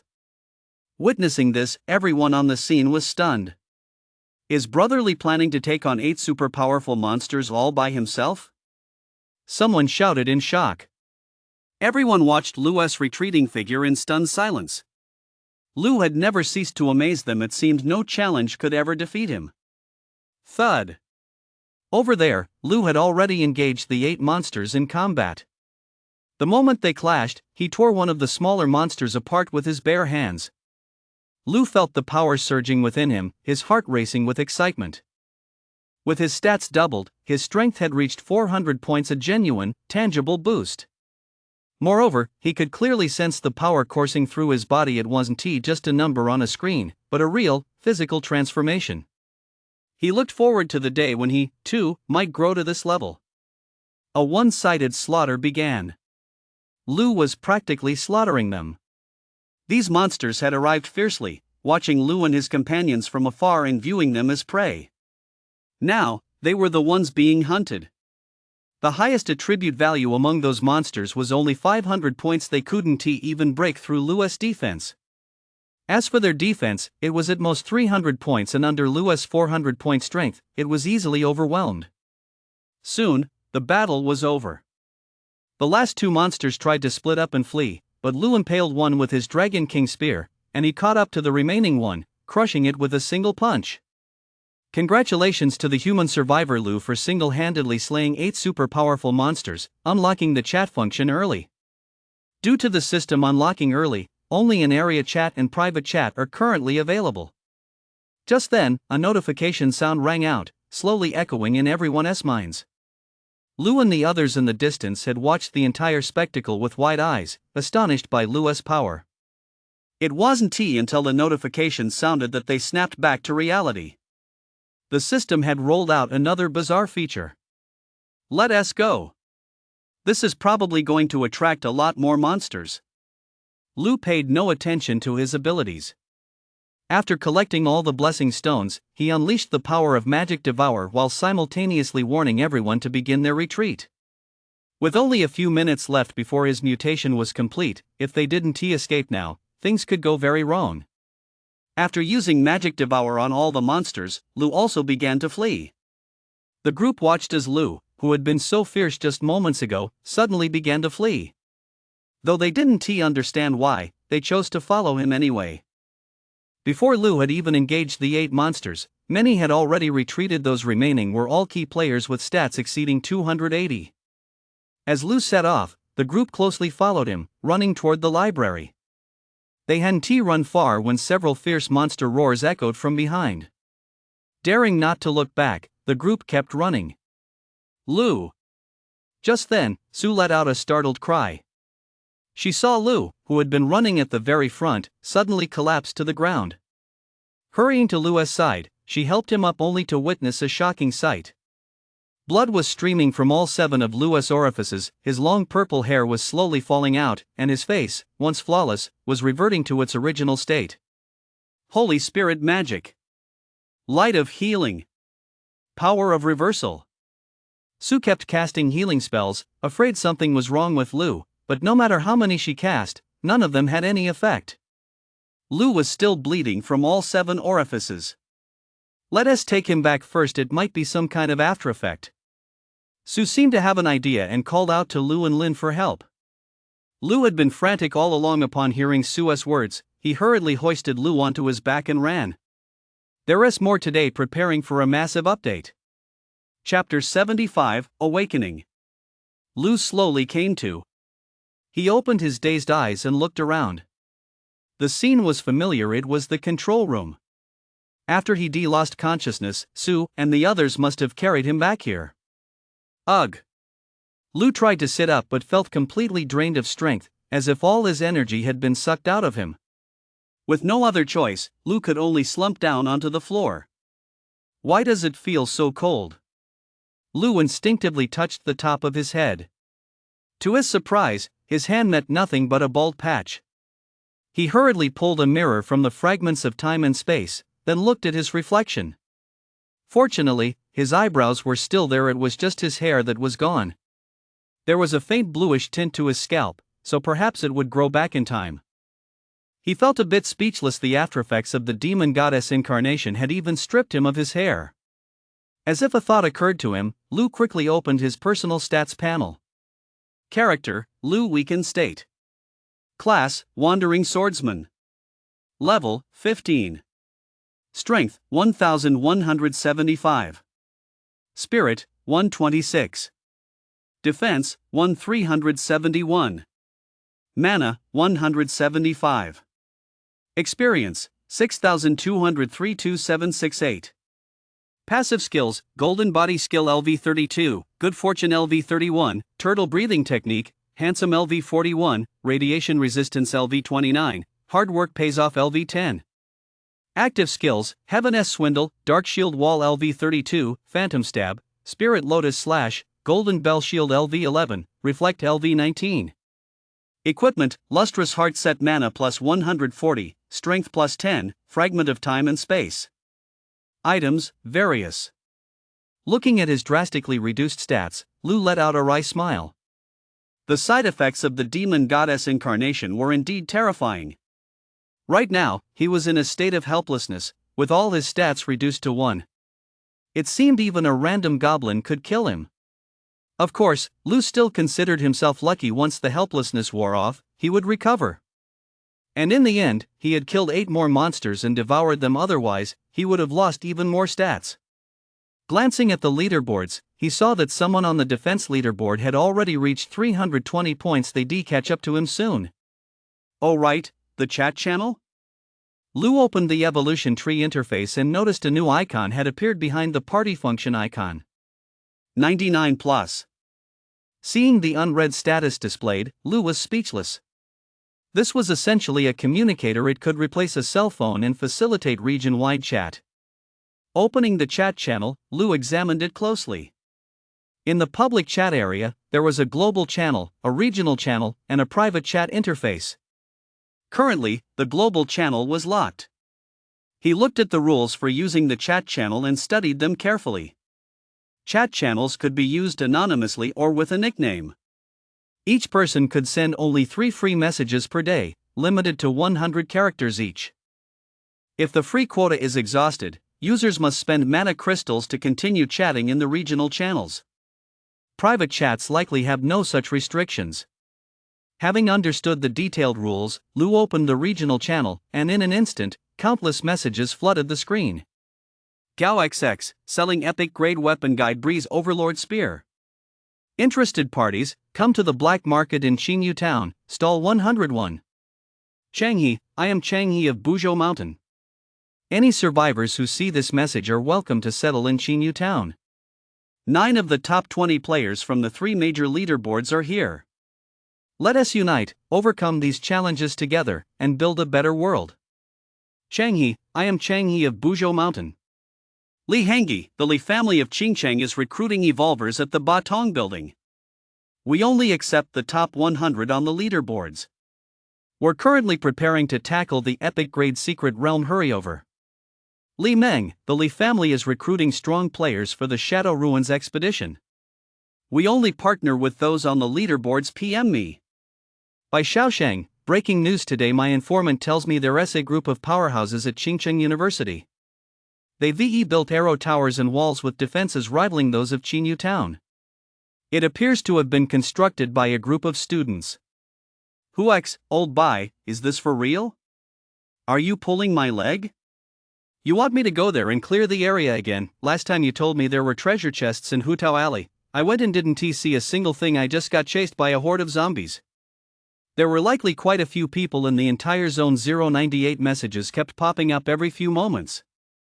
Most of these messages involved exchanging intel or buying and selling items, though there were also factions recruiting people to explore secret realms, ruins, dungeons, and the like. Lu read them with great interest. He even came across this particular message. Wang area, seeking a sun-heavy reward. Number 6 Wisdom Avenue, Qingcheng. Reward, 10 bottles of LV1 potions stat potions. And someone had already replied below. Yufeng at Wang area, I'm on my way. Lu felt like someone was either deliberately pranking him or just bored out of their minds. He wondered if the person posting such a message in the chat channel even had enough IQ to have survived this long. Closing the chat panel, Lu rubbed his smooth, bald head. It felt strange and a bit chilly. He thought he'd have to find a way to grow his hair back quickly. I wonder if ginger would work. Lu, are you awake? Just then, the door to the control room swung open, and a few people walked in. It was Sue and the others. How long have I been asleep? Lu asked, confused. 2 days and 2 nights, Lin shrugged, looking utterly helpless. When they carried Lu back, he was bleeding from all 7 orifices. Some of them were nearly scared to death, but fortunately, Lu was still breathing at the time, and eventually, his condition stabilized. Lu calculated the time his weakened state might be lifted by tomorrow. By the way, what exactly happened back then? A lot of people saw you mutate. Your hair grew long, your pupils turned purple. Lin pressed Lu for details. Lu remembered it vividly himself. After recalling the events, he offered a simple explanation, attributing everything to his wandering swordsman class. At that critical moment, he had activated a certain skill, one that could only be used once. That was why he had transformed. In the end, he chose to hunt down the Wolf King and eliminate the threat once and for all. Thankfully, it all turned out well. We were absolutely terrified back then. If something had happened to you, what would we have done? Sue looked at Lu with a hint of reproach. In her eyes, Lu was the heart and soul of the entire library, the backbone, and there could be no room for error. Don't worry. I've got this under control. Besides, I've got you guys, Lu said with a smile. Actually, thinking back on it now, he felt a chill of fear. At the time, he'd been completely driven by sheer instinct, determined to kill the Wolf King, and hadn't given much thought to the aftereffects of the mutation. If he'd chased too far, and the time for his demon god transformation had arrived, he would likely have become a lamb led to the slaughter. Fortunately, Lu, Sue, and the others were incredibly reliable. They were all there at the time and successfully brought him back to the library. Now that we've taken care of the Wolf King, that major threat, shouldn't we go celebrate? Someone suggested. By celebrate, they meant gathering on the rooftop, feasting on a bountiful spread, chatting about the unknown future, and imagining the moment they'd become true powerhouses. It was a tradition, but one that everyone cherished deeply. Only in that kind of setting could everyone let down their guard, forget about the apocalypse, and raise a glass to good times. Maybe tomorrow. I can't move right now, I'm too weak, Lu said with a wry smile. No one objected, everyone agreed. By the way, Shaoli, you look really cool with a shaved head. You're like a pretty boy version of Tang Sanzang. Tonight, I'll catch a few female demons for you, go tame them. Lu suddenly leaned in, grinning as he stared at Lu. Lu was speechless. What on earth was he talking about? I noticed too. Lu, have you been eating something lately? You look so different. Lin also looked at Lu thoughtfully. Quite a few others turned to look as well. They were eager to know the secret to his newfound good looks. Lu felt uneasy under their stares.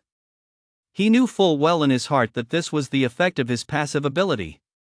His good looks ability was only at level 41, and he'd already undergone such a massive transformation. If he were to reach max level, what would he end up looking like? Ahem, that Westfield Lake, the one with the stone tablet. You guys go there often to pick fruit, right? Maybe one of those fruits has this ability. Lu shifted the blame entirely onto that lake. Lu and his friends had named it Westfield Lake. The fruits growing around the lake never repeated from day to day. There were always some strange and unusual ones appearing. Some people's eyes lit up with understanding, while others were visibly excited, ready to set out immediately and keep watch there that night. Wah, I want to go too. Let us go tonight. Outside the door, a few girls had overheard part of the conversation and were discussing it among themselves. Becoming more handsome or beautiful held an irresistible allure for them. By the way, Lu, about those 9 Collector S grade blessing stones you got from slaying those super powerful monsters, do you want to open them now?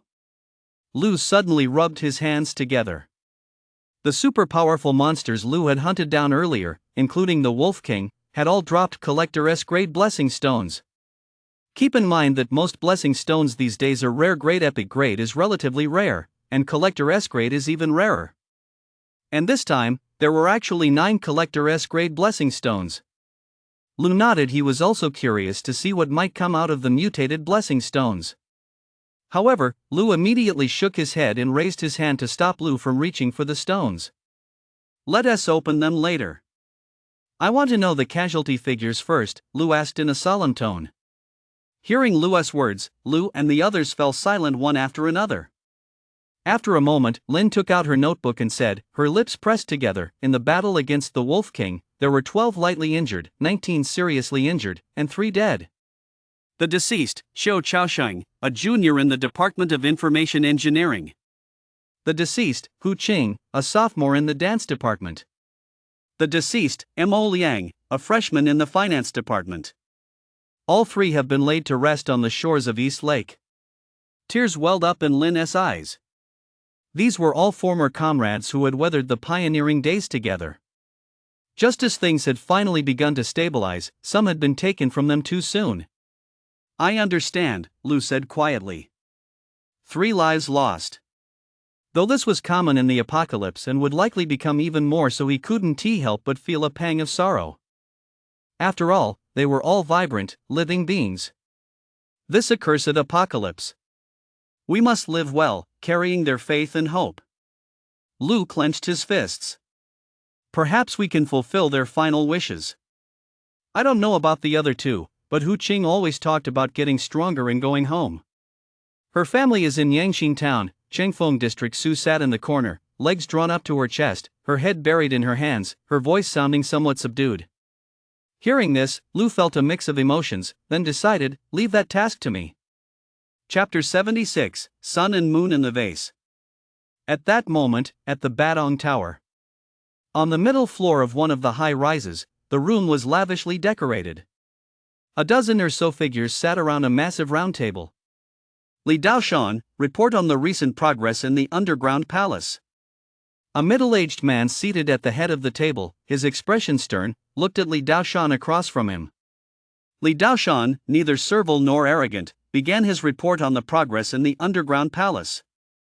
Currently, we've managed to break through to the 3rd level of the underground palace with great difficulty. The monsters on the 4th level are too terrifying, so we're not planning to take action there for now. No evolver has yet dropped the key to the 4th level of the underground palace, so. Also, the refresh rate of the underground palace has increased. Li Daoshan reported earnestly, covering dozens of matters, large and small, almost all of which were related to the underground palace. Finally, his report concluded. The middle-aged man seated at the head of the table frowned and nodded, then pressed further. Has the incident from a few days ago been confirmed? We can't confirm it yet. They 1T let us into the Qingcheng University library, and those students are only dealing with Buzhou Mountain. We haven't seen Lu come out yet, Li Daoshan replied. After speaking, he continued with a serious expression, Master, I don't think it's necessary to verify whether Lu actually killed those 8 super powerful monsters. It might be better to build a good relationship with him directly. I've worked with that guy before and know his character well. Li Daoshan, shut up. You know exactly what kind of person Lu is.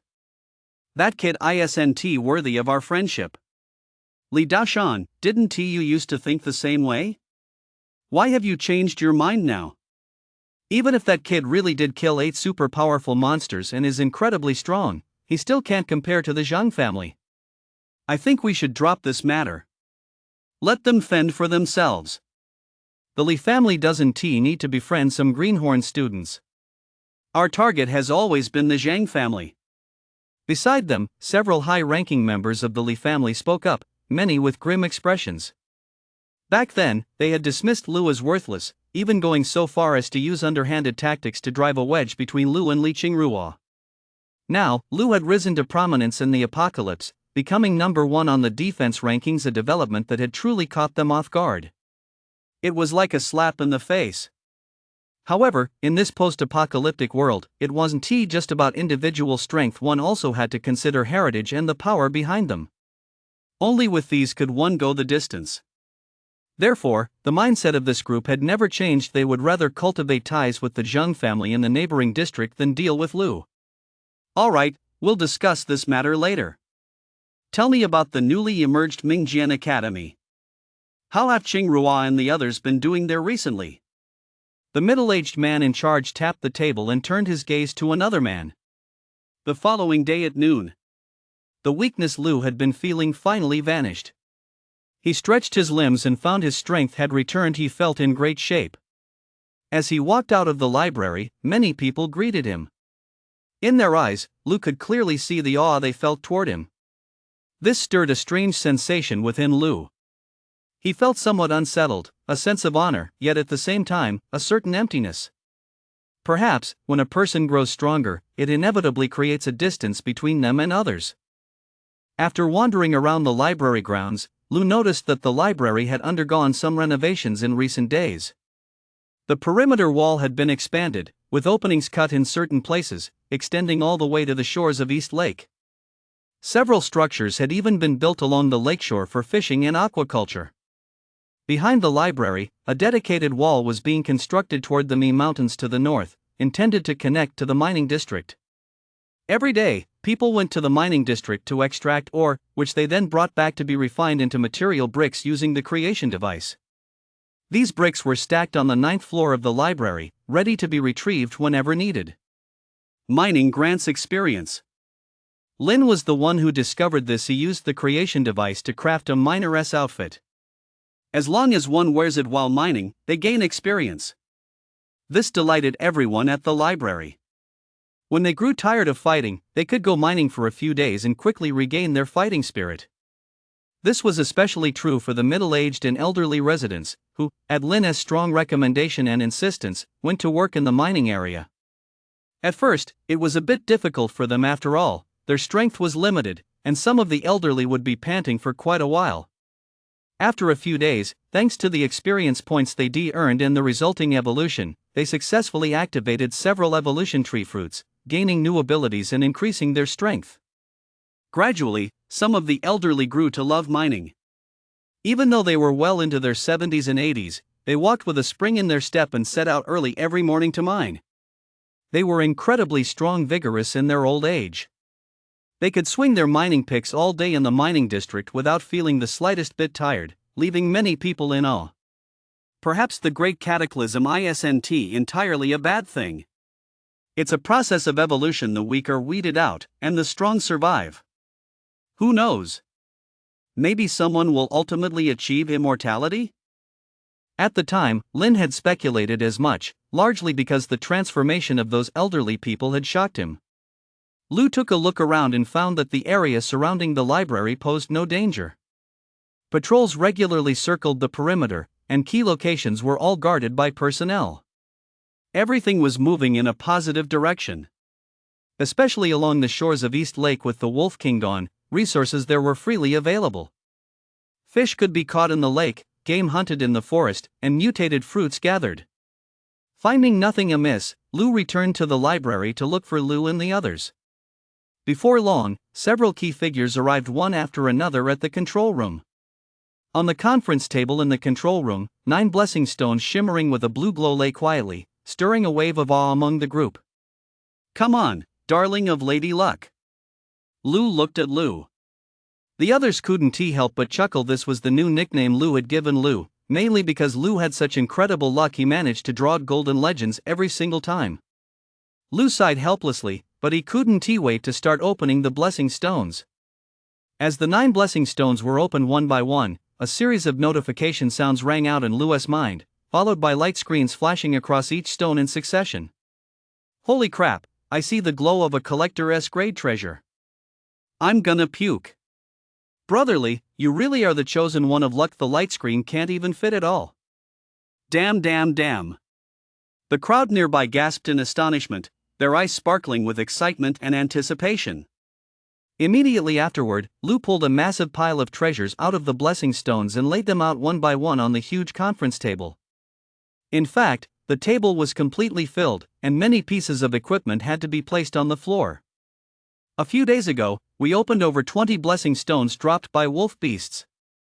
It seems we only got a little more than this, and none of them were epic grade, just rare grade. If I'd known, I would save them all and let Lu open them with us. Someone exclaimed, then turned to examine the gear closely. However, none of them reached out to touch them in their eyes. These items still belonged to Lu. Lu also looked at the loot with delight, preparing to go through it all first, since most of the gear he was wearing had been destroyed in battle. Before long, Lu found a suitable set and weapon, his face beaming with joy. Phantom Spirit Set, Collector-esque grade. Crafted from a composite of 10 rare metals. Defense plus 30, Strength plus 30, Spirit plus 30. Special ability, Metamorphosis. Sun and Moon in a Vase, Collector-esque grade.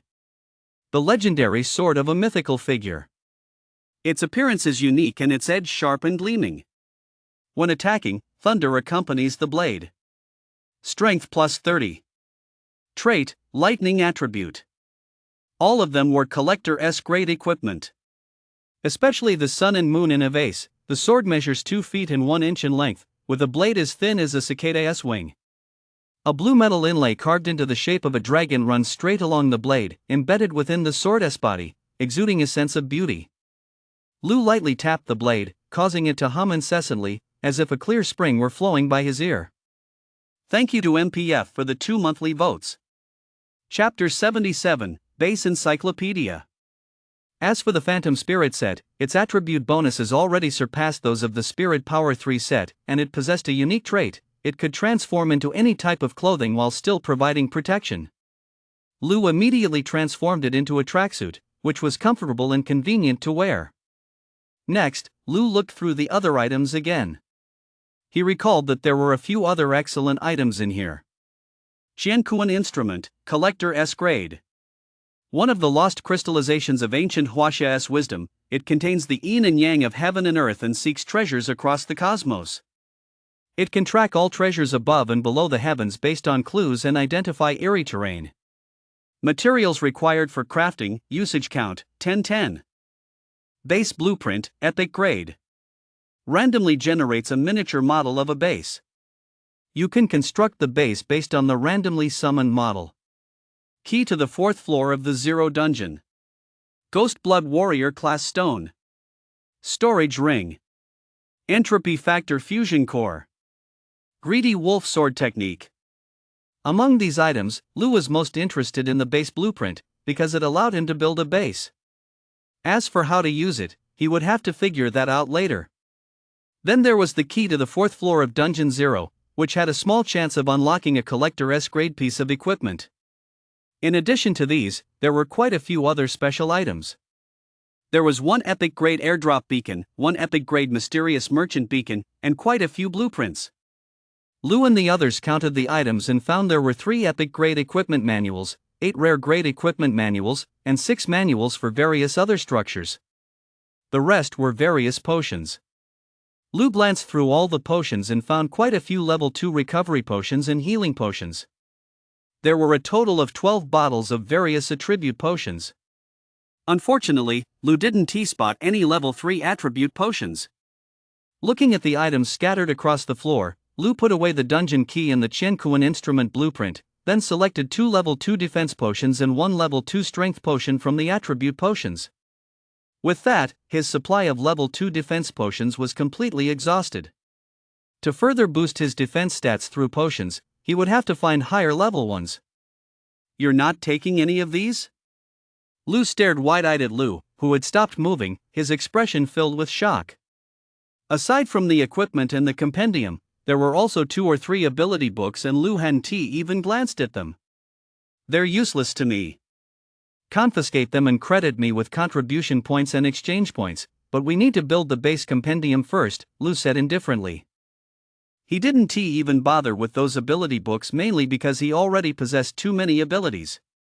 Lu's current focus was on weeding out the useless ones and retaining only the best. Lu no longer intended to use or learn skills that lacked significant power or were duplicates of abilities he already possessed. Hearing Lu say this, the others had no choice but to comply, carrying out his orders immediately. As for the airdrop beacon and the mysterious merchantess beacon, they could be used right away, and summoning could take place that very night. Especially regarding the mysterious merchant, the middle-aged man on the rooftop had vanished, making it the perfect time to arrange for a new merchant to take his place. Lin quickly made the necessary arrangements.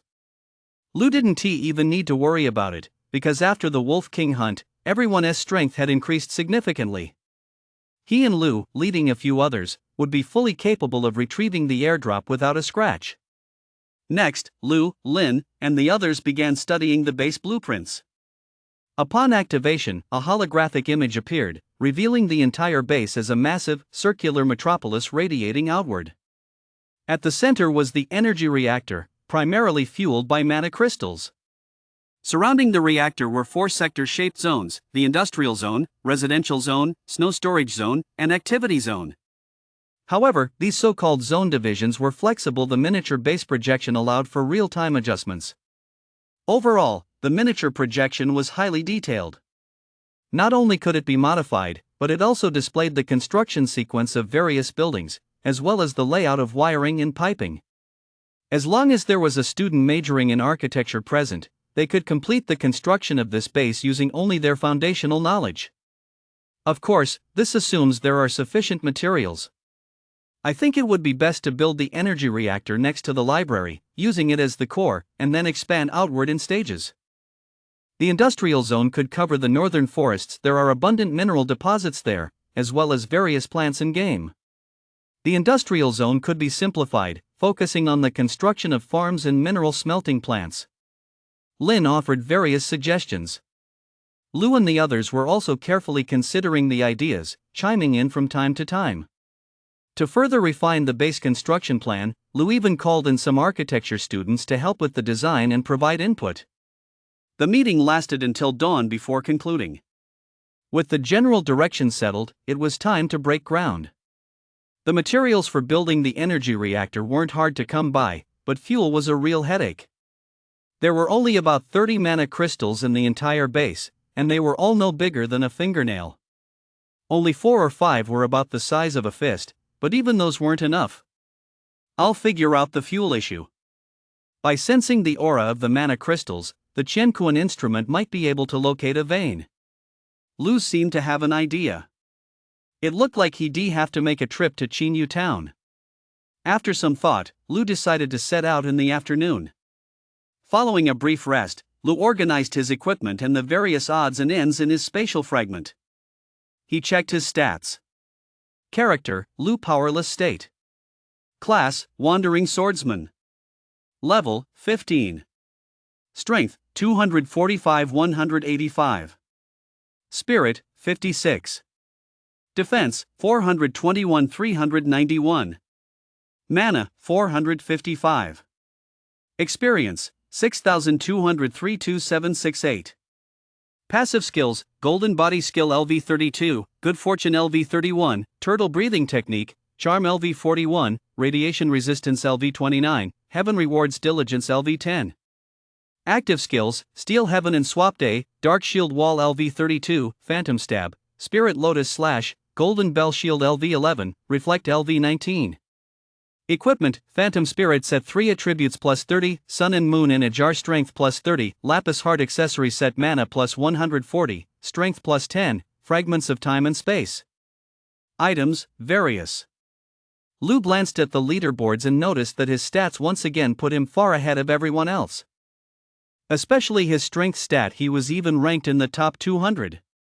Across all major leaderboards except for the defense board, the top 10 players currently had stats ranging between 350 and 370.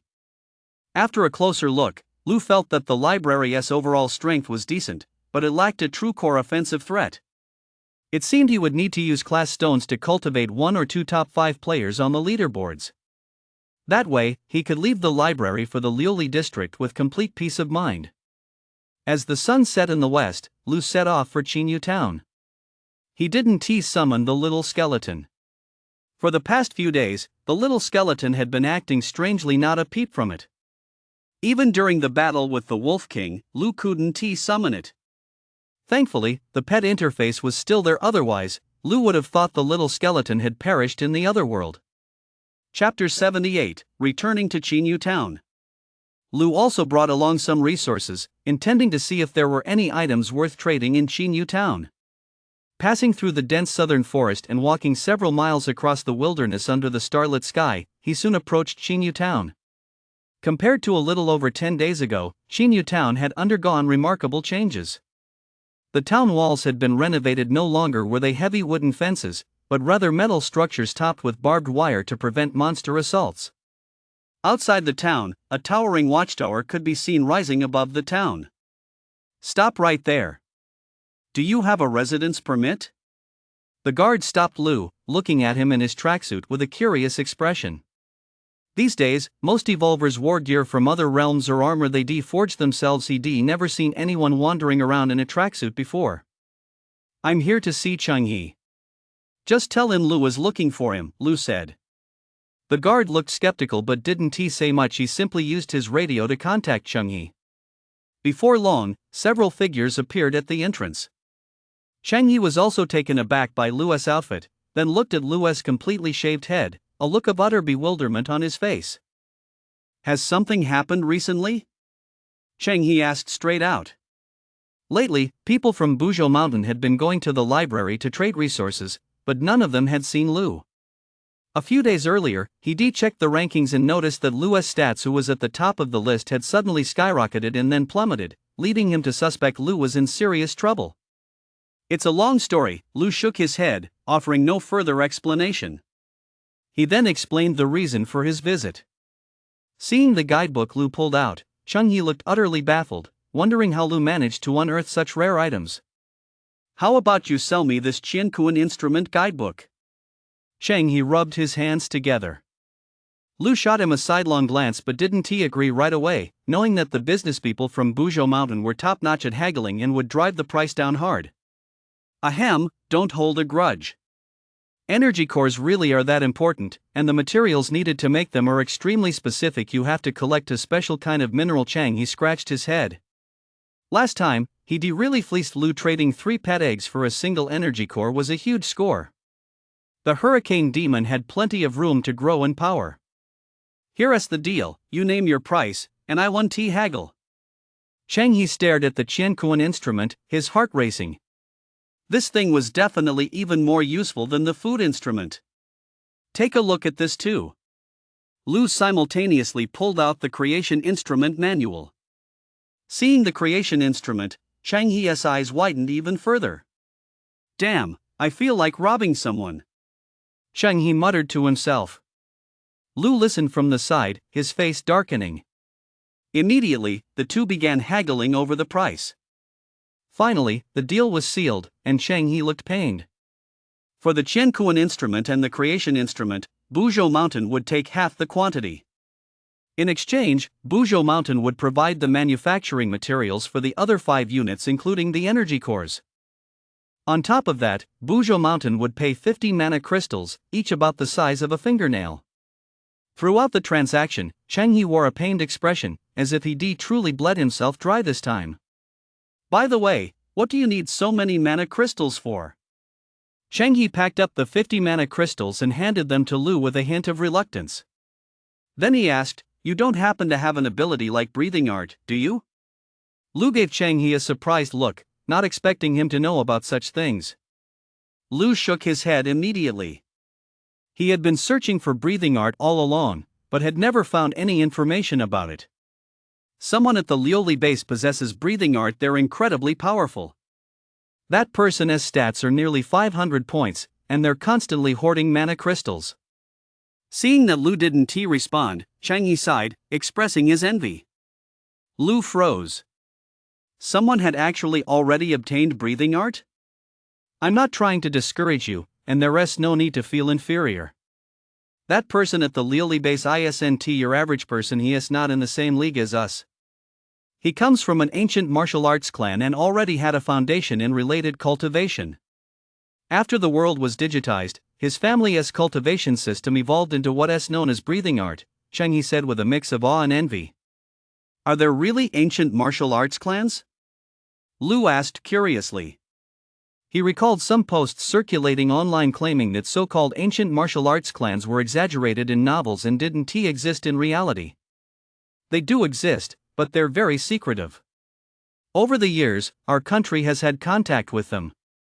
Some high-ranking officials have extended their lifespans and live much longer than ordinary people. There's a connection there. Chang He revealed a bit of the secret. Before the apocalypse, this would have been sensational news, but now that the world had ended, discussing it openly wouldn't cause much of a stir. Any other inside scoop? Lu looked at Chang He. Chang He was at a loss for words. So, in your eyes, I'm just a total gossip, huh? If you want to master the breathing art, the best way is still to explore various ancient ruins, Chang He added. Since he already said so much, he felt the need to unburden himself of some secrets, so he continued, note that when I say ancient ruins, I'm not referring to artifacts from other realms, but ones native to this world. You mean civilizations left behind from the ancient era? Thousands of years have passed. Even with the world recovering now, we might not be able to find them. Lu instinctively looked toward the ginkgo tree. That massive ginkgo tree was the place Lu felt most likely to contain breathing art. After all, the last time he'd gone exploring there with Chang He and the others, they'd seen quite a few magnificent ancient ruins. Wrong. On the contrary, they're easier to find. Places that don't fit into the original world, like the Great Wasteland, the Wild Marshes, and the No Man's Land, these all belong to the native New World, and there's a very good chance of finding well-preserved ruins there. Chang He said. But then, he sighed. After all, they had explored Mount Buzhou in exactly this way, yet found nothing around Qingyu town, only an abundance of artifacts from other realms. Hearing Chang He's words, Lu felt a surge of excitement. He had been on the wrong track from the very beginning in his search for the breathing art, having focused solely on obtaining it through chaotic mutation or by slaying monsters. But he could have been searching for ruins all along. Lu thought of the mountain range north of the library that was the newly revived world, and there might very well be ruins there. Alright, I've got other things to attend to. You'll probably have to stay in town for a few days. I need to request quite a few materials for crafting the Qin instrument and the creation instrument from the Lioli base. In the end, Chang He bid Lu farewell. He had a lot on his plate. Several large portals, all rare grade, had recently appeared in the surrounding area, and he urgently needed to clear them to protect the town's safety. Lu, of course, had other matters to attend to as well. Taking the key to the 4th floor of Dungeon 0, Lu headed toward the dungeon. The area around the dungeon was still crowded. It had just respawned yesterday, so there were still plenty of monsters inside. Some evolvers chose to train here to avoid taking unnecessary risks. Upon reaching the 3rd floor, Lu saw that the guardians here had already been defeated. Some members of the Buzhou Mountain and Li clan were sitting on the ground, resting. Chapter 79, Supply Duplication Vouchers, Yin-Yang Diagrams.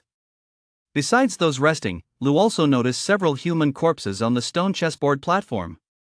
Brother Lu. Lu. A few members of Mount Buzhou recognized Lu and greeted him. Lu smiled and nodded, waving back. He was quite surprised, As the Guardian's stats should have been around 400, he hadn't expected it to be defeated so quickly. After exchanging greetings, Lu headed toward the entrance to the 4th floor. The people left behind watched Lu, looking somewhat bewildered. He doesn't have the key to the 4th floor of the dungeon, does he? No way. The key to the 4th floor of the dungeon can only be dropped by monsters with an attribute value of 450 or higher that has been theorized. No wonder he's number 1 on the defense rankings. He's really strong. The group from Buzhou Mountain murmured among themselves, watching Lu's receding figure with envy. They had defeated the guardian of this floor solely for the guardian's chest. As for the key to the 4th floor of the dungeon, they didn't have it either. The members of the Li family also stared at Lu's disappearing back with puzzled expressions. Upon reaching the 4th floor, Lu noticed that this level was different from the ones above. There were still 9 chessboard-like stone platforms here, but on the first 8 platforms, the number of treasure chests was very small, and they were arranged in an orderly fashion. On the 9th platform, Lu saw no monsters. It seemed likely that, just like on the 2nd floor, one had to pass a strength test here to proceed to the next level. Lu looked directly at the treasure chests and counted them carefully, finding that the number of chests on each stone platform was consistent, 100 on each. Lu walked to the first stone platform, picked a chest at random, and opened it. Obtained, Unwavering Flutter 1 Epic Grade. Obtained, Storage Chest Guide 1 Rare Grade. Obtained, Supply Duplication Voucher 1 Collector S Grade. Obtained, Yin Yang Compendium 1 Collector S Grade. Acquired, Defense Potion LV31. A total of 5 items, all extraordinary treasures. Lu's eyes widened in astonishment, and he immediately checked their detailed descriptions. Epic Grade Unfathomable Flutter, active ability, requires 180 strength points to learn. A persistent skill. Once activated, monsters within a certain range continuously take vibration damage. Mana cost, 5 points. Second cooldown, 3 hours. Supply Duplication Voucher, Collector S Grade. Upon use, randomly duplicates the original item 199. Requires 10 strength points to use. Yin Yang Atlas, Collector S Grade. According to the Atlas S records, it can help uncover some intriguing secrets. After using the defense potion, Lu learned Unfettered Flutter. Combined with his own defense, this ability proved to be a decent way to take down enemies. However, the mana consumption is a bit high. As for its damage output, Lu needs to carefully assess it. If it isn't powerful enough, it's better not to use it at all. As for the Supply Duplication Voucher, it's likely the best item among these, since it allows you to select an item to duplicate. Lu plans to take it back to duplicate mana crystals. The final item, the Yin Yang Atlas, was essentially a treasure map. Lu unfolded it and saw clear directions. Kinjiashan isn't that the mountains south of Qinchun? Lu glanced at the markings on the atlas, feeling a stir of interest. He wasn't sure if it was just good luck, but since he was heading to the Liuli district anyway, he'd pass right by that place and could swing by to take a look. After packing up his things, Lu returned to town. He began wandering the black market, intending to purchase items that would aid the library's development, preferably various construction resources. Having brought along a fair amount of potions, equipment, manuals, and materials on this trip, exchanging them for construction materials wouldn't be a problem. 3 days passed in a row. News finally arrived from Mount Buzhou. The Qiankuan instrument and the creation instrument had been completed, and 3 food instruments had also been prepared for Lu. The food instruments were part of a previous agreement and were not included in this transaction. Lu was still somewhat surprised when he saw the Qiankuan instrument, as it was only the size of a palm. Its energy core was also a scaled-down version, resembling a mirror that could be held in one's hand. After packing everything up, Lu felt quite satisfied. These items would undoubtedly take the library's development to the next level. That very night, carrying these items, Lu set out immediately. The journey was uneventful. None of the monsters he encountered could breach his defenses. Along the way, Lu sipped recovery potions while channeling energy surge, then moved forward steadily using the unfettered wave. He didn't even bother to look at the monsters that approached within seconds. They were dead. Eventually, growing bored, Lu opened the chat channel. You phone at Wang area, are you still there? I've got a few buddies. God tier Wang Haoren, the guy above is a fucking genius. By Xiaoshang, breaking news. There is suspicion that a master from another realm or an ancient sage has emerged. On Mount Langya, at the border between Zone 98 and Zone 97, someone spotted an immortal flying on a sword. Huex, old bai, are you fucking trying to trick me into going on another expedition again? Lu Baishan, old who really got screwed over. It's not by Xiaoshang's fault, it's because you're always late. Xian Luchuan, a massive river suddenly appeared in the sky above Jiangzhong Mountain. Endless water poured down, flooding the entire mountain. Is anyone nearby? It's terrifying, all the nearby monsters were drowned, and tons of blessing stones are floating in the river.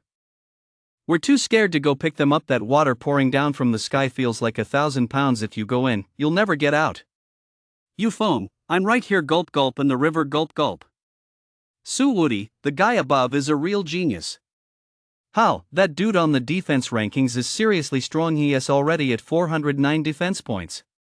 Who can even stand a chance against him? The regional chat channel was as lively as ever. Major events were often shared there, especially by Xiaoshang, who seemed to know a lot and posted valuable updates daily. Someone flying on a sword? After reading through the chat logs, Lu was intrigued by Xiaoshang's description. This was too strange. He was finding it harder and harder to make sense of this post-apocalyptic world. It seemed as though many things were mutating and awakening. Besides monsters from other realms and local beasts, even the legendary immortals had appeared. No way.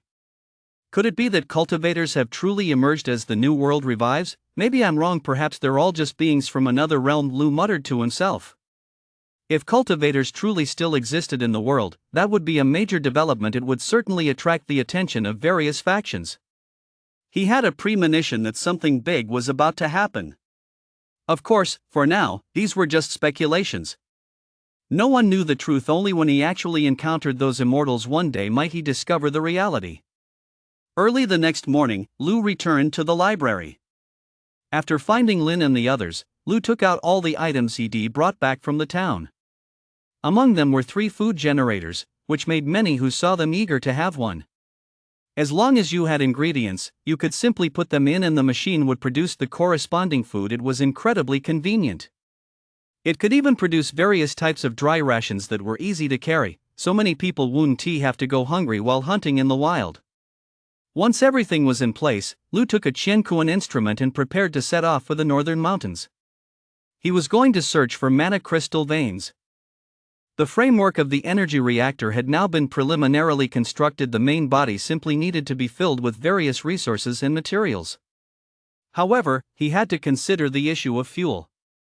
The energy reactor could only use mana crystals, and only by finding mana crystal veins could the energy consumption problem be completely resolved.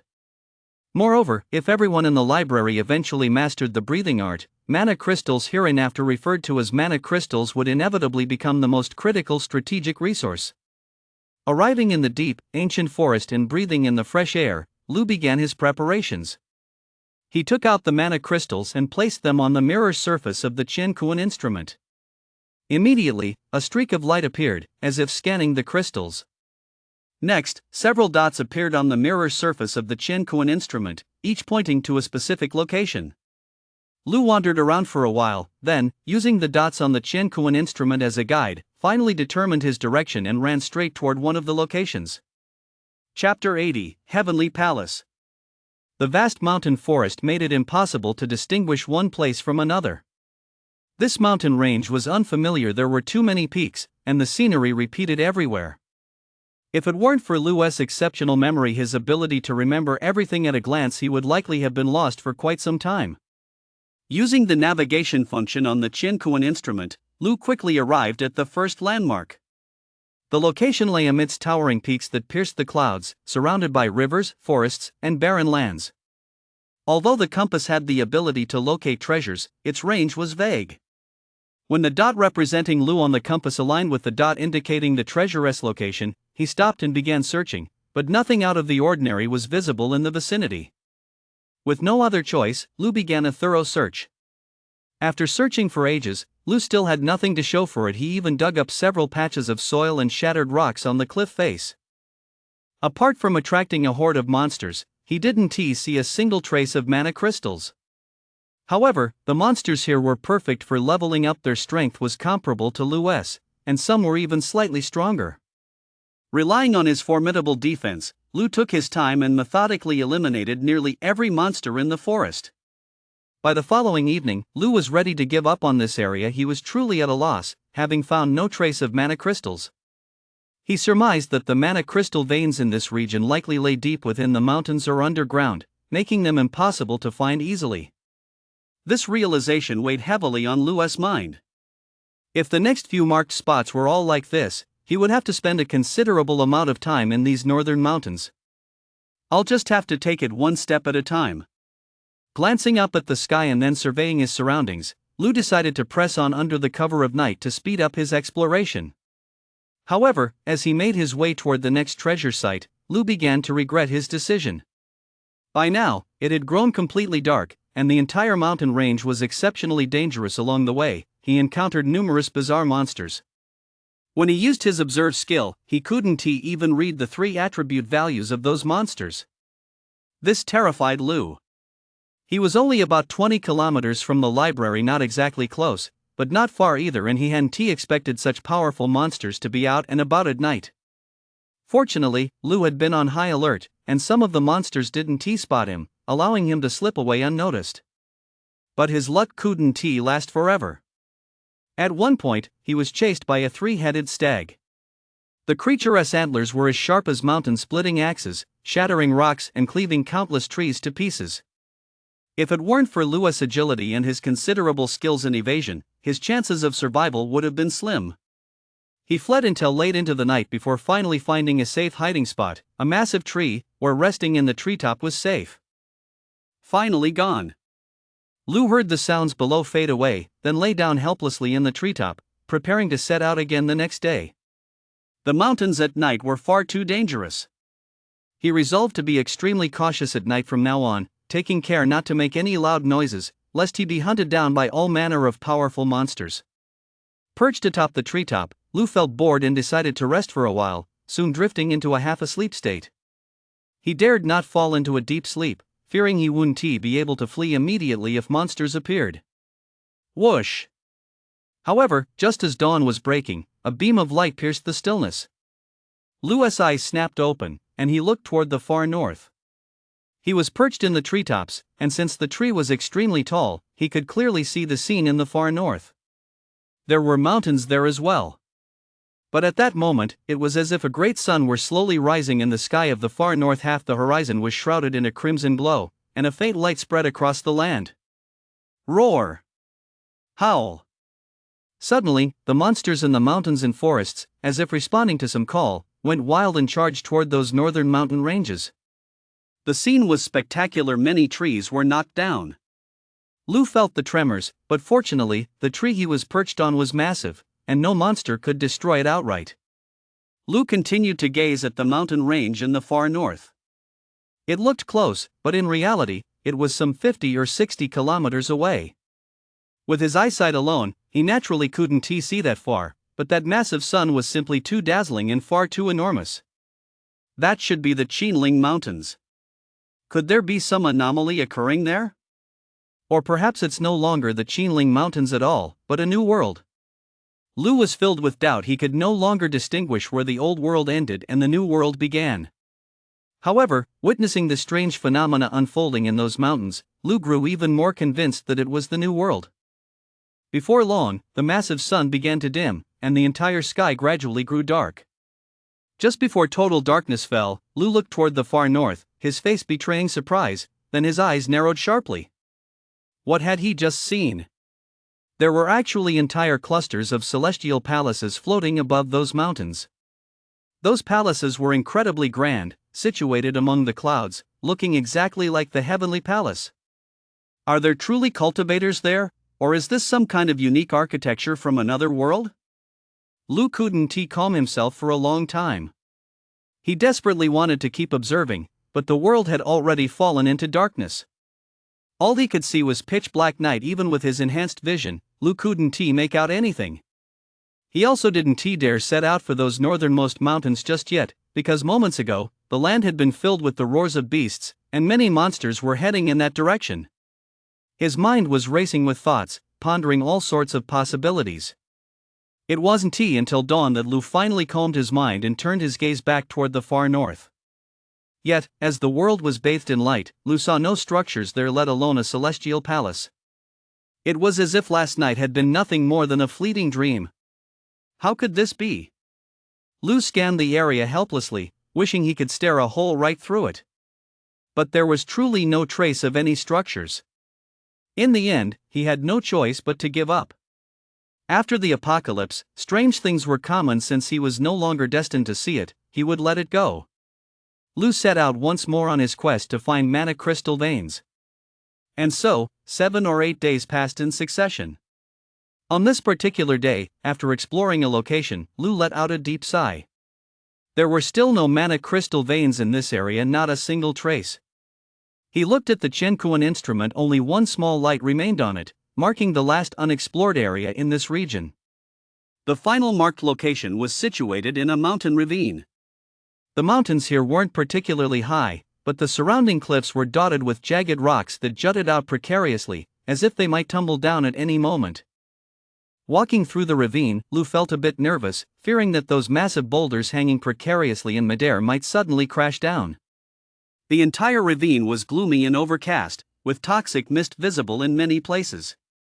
In some eerie spots, poisonous creatures appeared and attacked Lu. Lu wasn't afraid. He slew every poisonous creature that came his way. His strength had improved significantly over the past few days. His defense had now reached 450 points. If he factored in the bonuses from his equipment and the golden body skill, his defense could reach 532 points. On the overall rankings for Zone 98, Lu had already pulled ahead of everyone else by nearly 100 points. Naturally, Lu wasn't too afraid of this mist-shrouded ravine, especially since he possessed poison resistance. Chapter 81, Preparing to Set Out. This time, Lu was very lucky. After walking through the ravine for a while, he discovered a cave that appeared to be naturally formed. It was pitch black inside, and he couldn't see a thing. Caves like this are usually natural formations and very likely lead directly to some underground location. After entering and winding through several twists and turns, Lu finally arrived at an open area. This must be inside a mountain. Everything was bathed in a luminous glow, and the cave walls were covered with green crystals. Seeing those crystals on the walls, Lu breathed a sigh of relief. It looked like the base's fuel problem was temporarily solved. The entire cave was vast, and the crystals were plentiful. He wondered if there were more hidden within the mountain. However, the ones right in front of him should be enough to last for a while. He was confident that as they continued to develop, the base would find even better mana crystal veins. Before leaving, Lu dug out a large number of mana crystals from the walls, filling his spatial fragment to capacity. Back in the mountain ravine, Lu planned to find an opportunity to clear away the loose rocks hanging precariously overhead, to prevent them from crashing down on the library staff if they ever came this way. After finishing the cleanup, Lu set off on the return journey. It was over 30 li from here to the library. How to ensure the library staff could reach this place safely and then transport the mana crystals back securely was something that required careful consideration and planning. Lu decided to sketch a rough map to map out a relatively safe route. That night, Lu climbed a giant tree once more. He slept until the wee hours of the morning, when he awoke naturally and stared unblinkingly at the far north mountains. As expected, the wondrous scene reappeared. Compared to the previous days, Lu observed more closely. Even before the light began to fade, he noticed some structures slowly materializing. Is that a portal? As darkness fell once more, Lu spotted another, distinct structure enormous. Even from dozens of kilometers away, he could make out its vague outline. That portal reached straight into the sky, resembling the legendary Southern Heavenly Gate? Lu had many theories, but they were all just fleeting fantasies. The next day, Lu returned to the library. Lin and the others weren't surprised to see Lu back, as they'd been in touch via the chat system over the past few days and were aware of each other's whereabouts. Lu took a look at the energy reactor. It had already been assembled and featured a massive control room capable of monitoring all its data. At the same time, cables had been laid along the library walls, modified power lines and water pipes, among others, to provide electricity and water. Upon entering the control room, Lu saw several massive circular devices. By placing mana crystals into these devices, the fuel supply for the entire energy reactor could be ensured. The energy from the mana crystals would be automatically channeled into the energy towers of the reactor. He emptied all the mana crystals from the spatial fragment, and crystals of various sizes and shapes tumbled onto the floor. Lu picked up a few and dropped them directly into the circular devices. Immediately, a glowing blue energy surged through the conduits toward the energy towers within the reactor. Beside him, Lin was adjusting some instruments and operating the controls. "I'll start by testing a 1% energy supply to see if it can power the library and provide water. After all, these mana crystals R&T gasoline, maybe 1% of the energy will be enough to power everything," Lin muttered to himself as he made adjustments. As for the power supply, there was no need to explain. The cables had been created directly from the encyclopedia. As for the water supply, Lin and the others had tapped into an underground river, channeling it through pipes to the surface, then filtering it through a purification system that connected to every floor. Buzz. We VE got power. We VE got hot water, we can take a shower. Woohoo! Just then, sounds drifted in from outside. Lu had keen hearing and picked up the shouts of people. Stepping out of the control room, Lu saw light emanating from some of the library's floors. The glow was a warm yellow, looking incredibly cozy from a distance. It was a rare and precious sight. Lin and the others came out as well, standing nearby and gazing up at the 10-story library, their hearts swelling with emotion. This was the result of their efforts over the past 10 days. Although there was still much to do, everything was now on track, and the future looked even brighter. That night, the group raised their glasses in celebration. Though they called it wine, it was actually a variety of soft drinks, though there was some alcohol as well, not much, all scavenged from the supermarket. "In a few days, I plan to leave." At the end of the gathering, Lu said to Lin and the others. The moment Lu finished speaking, the group fell silent. Lu swirled the glass in his hand, saying nothing. Sheen ran a hand through his hair, his emotions too complex to put into words.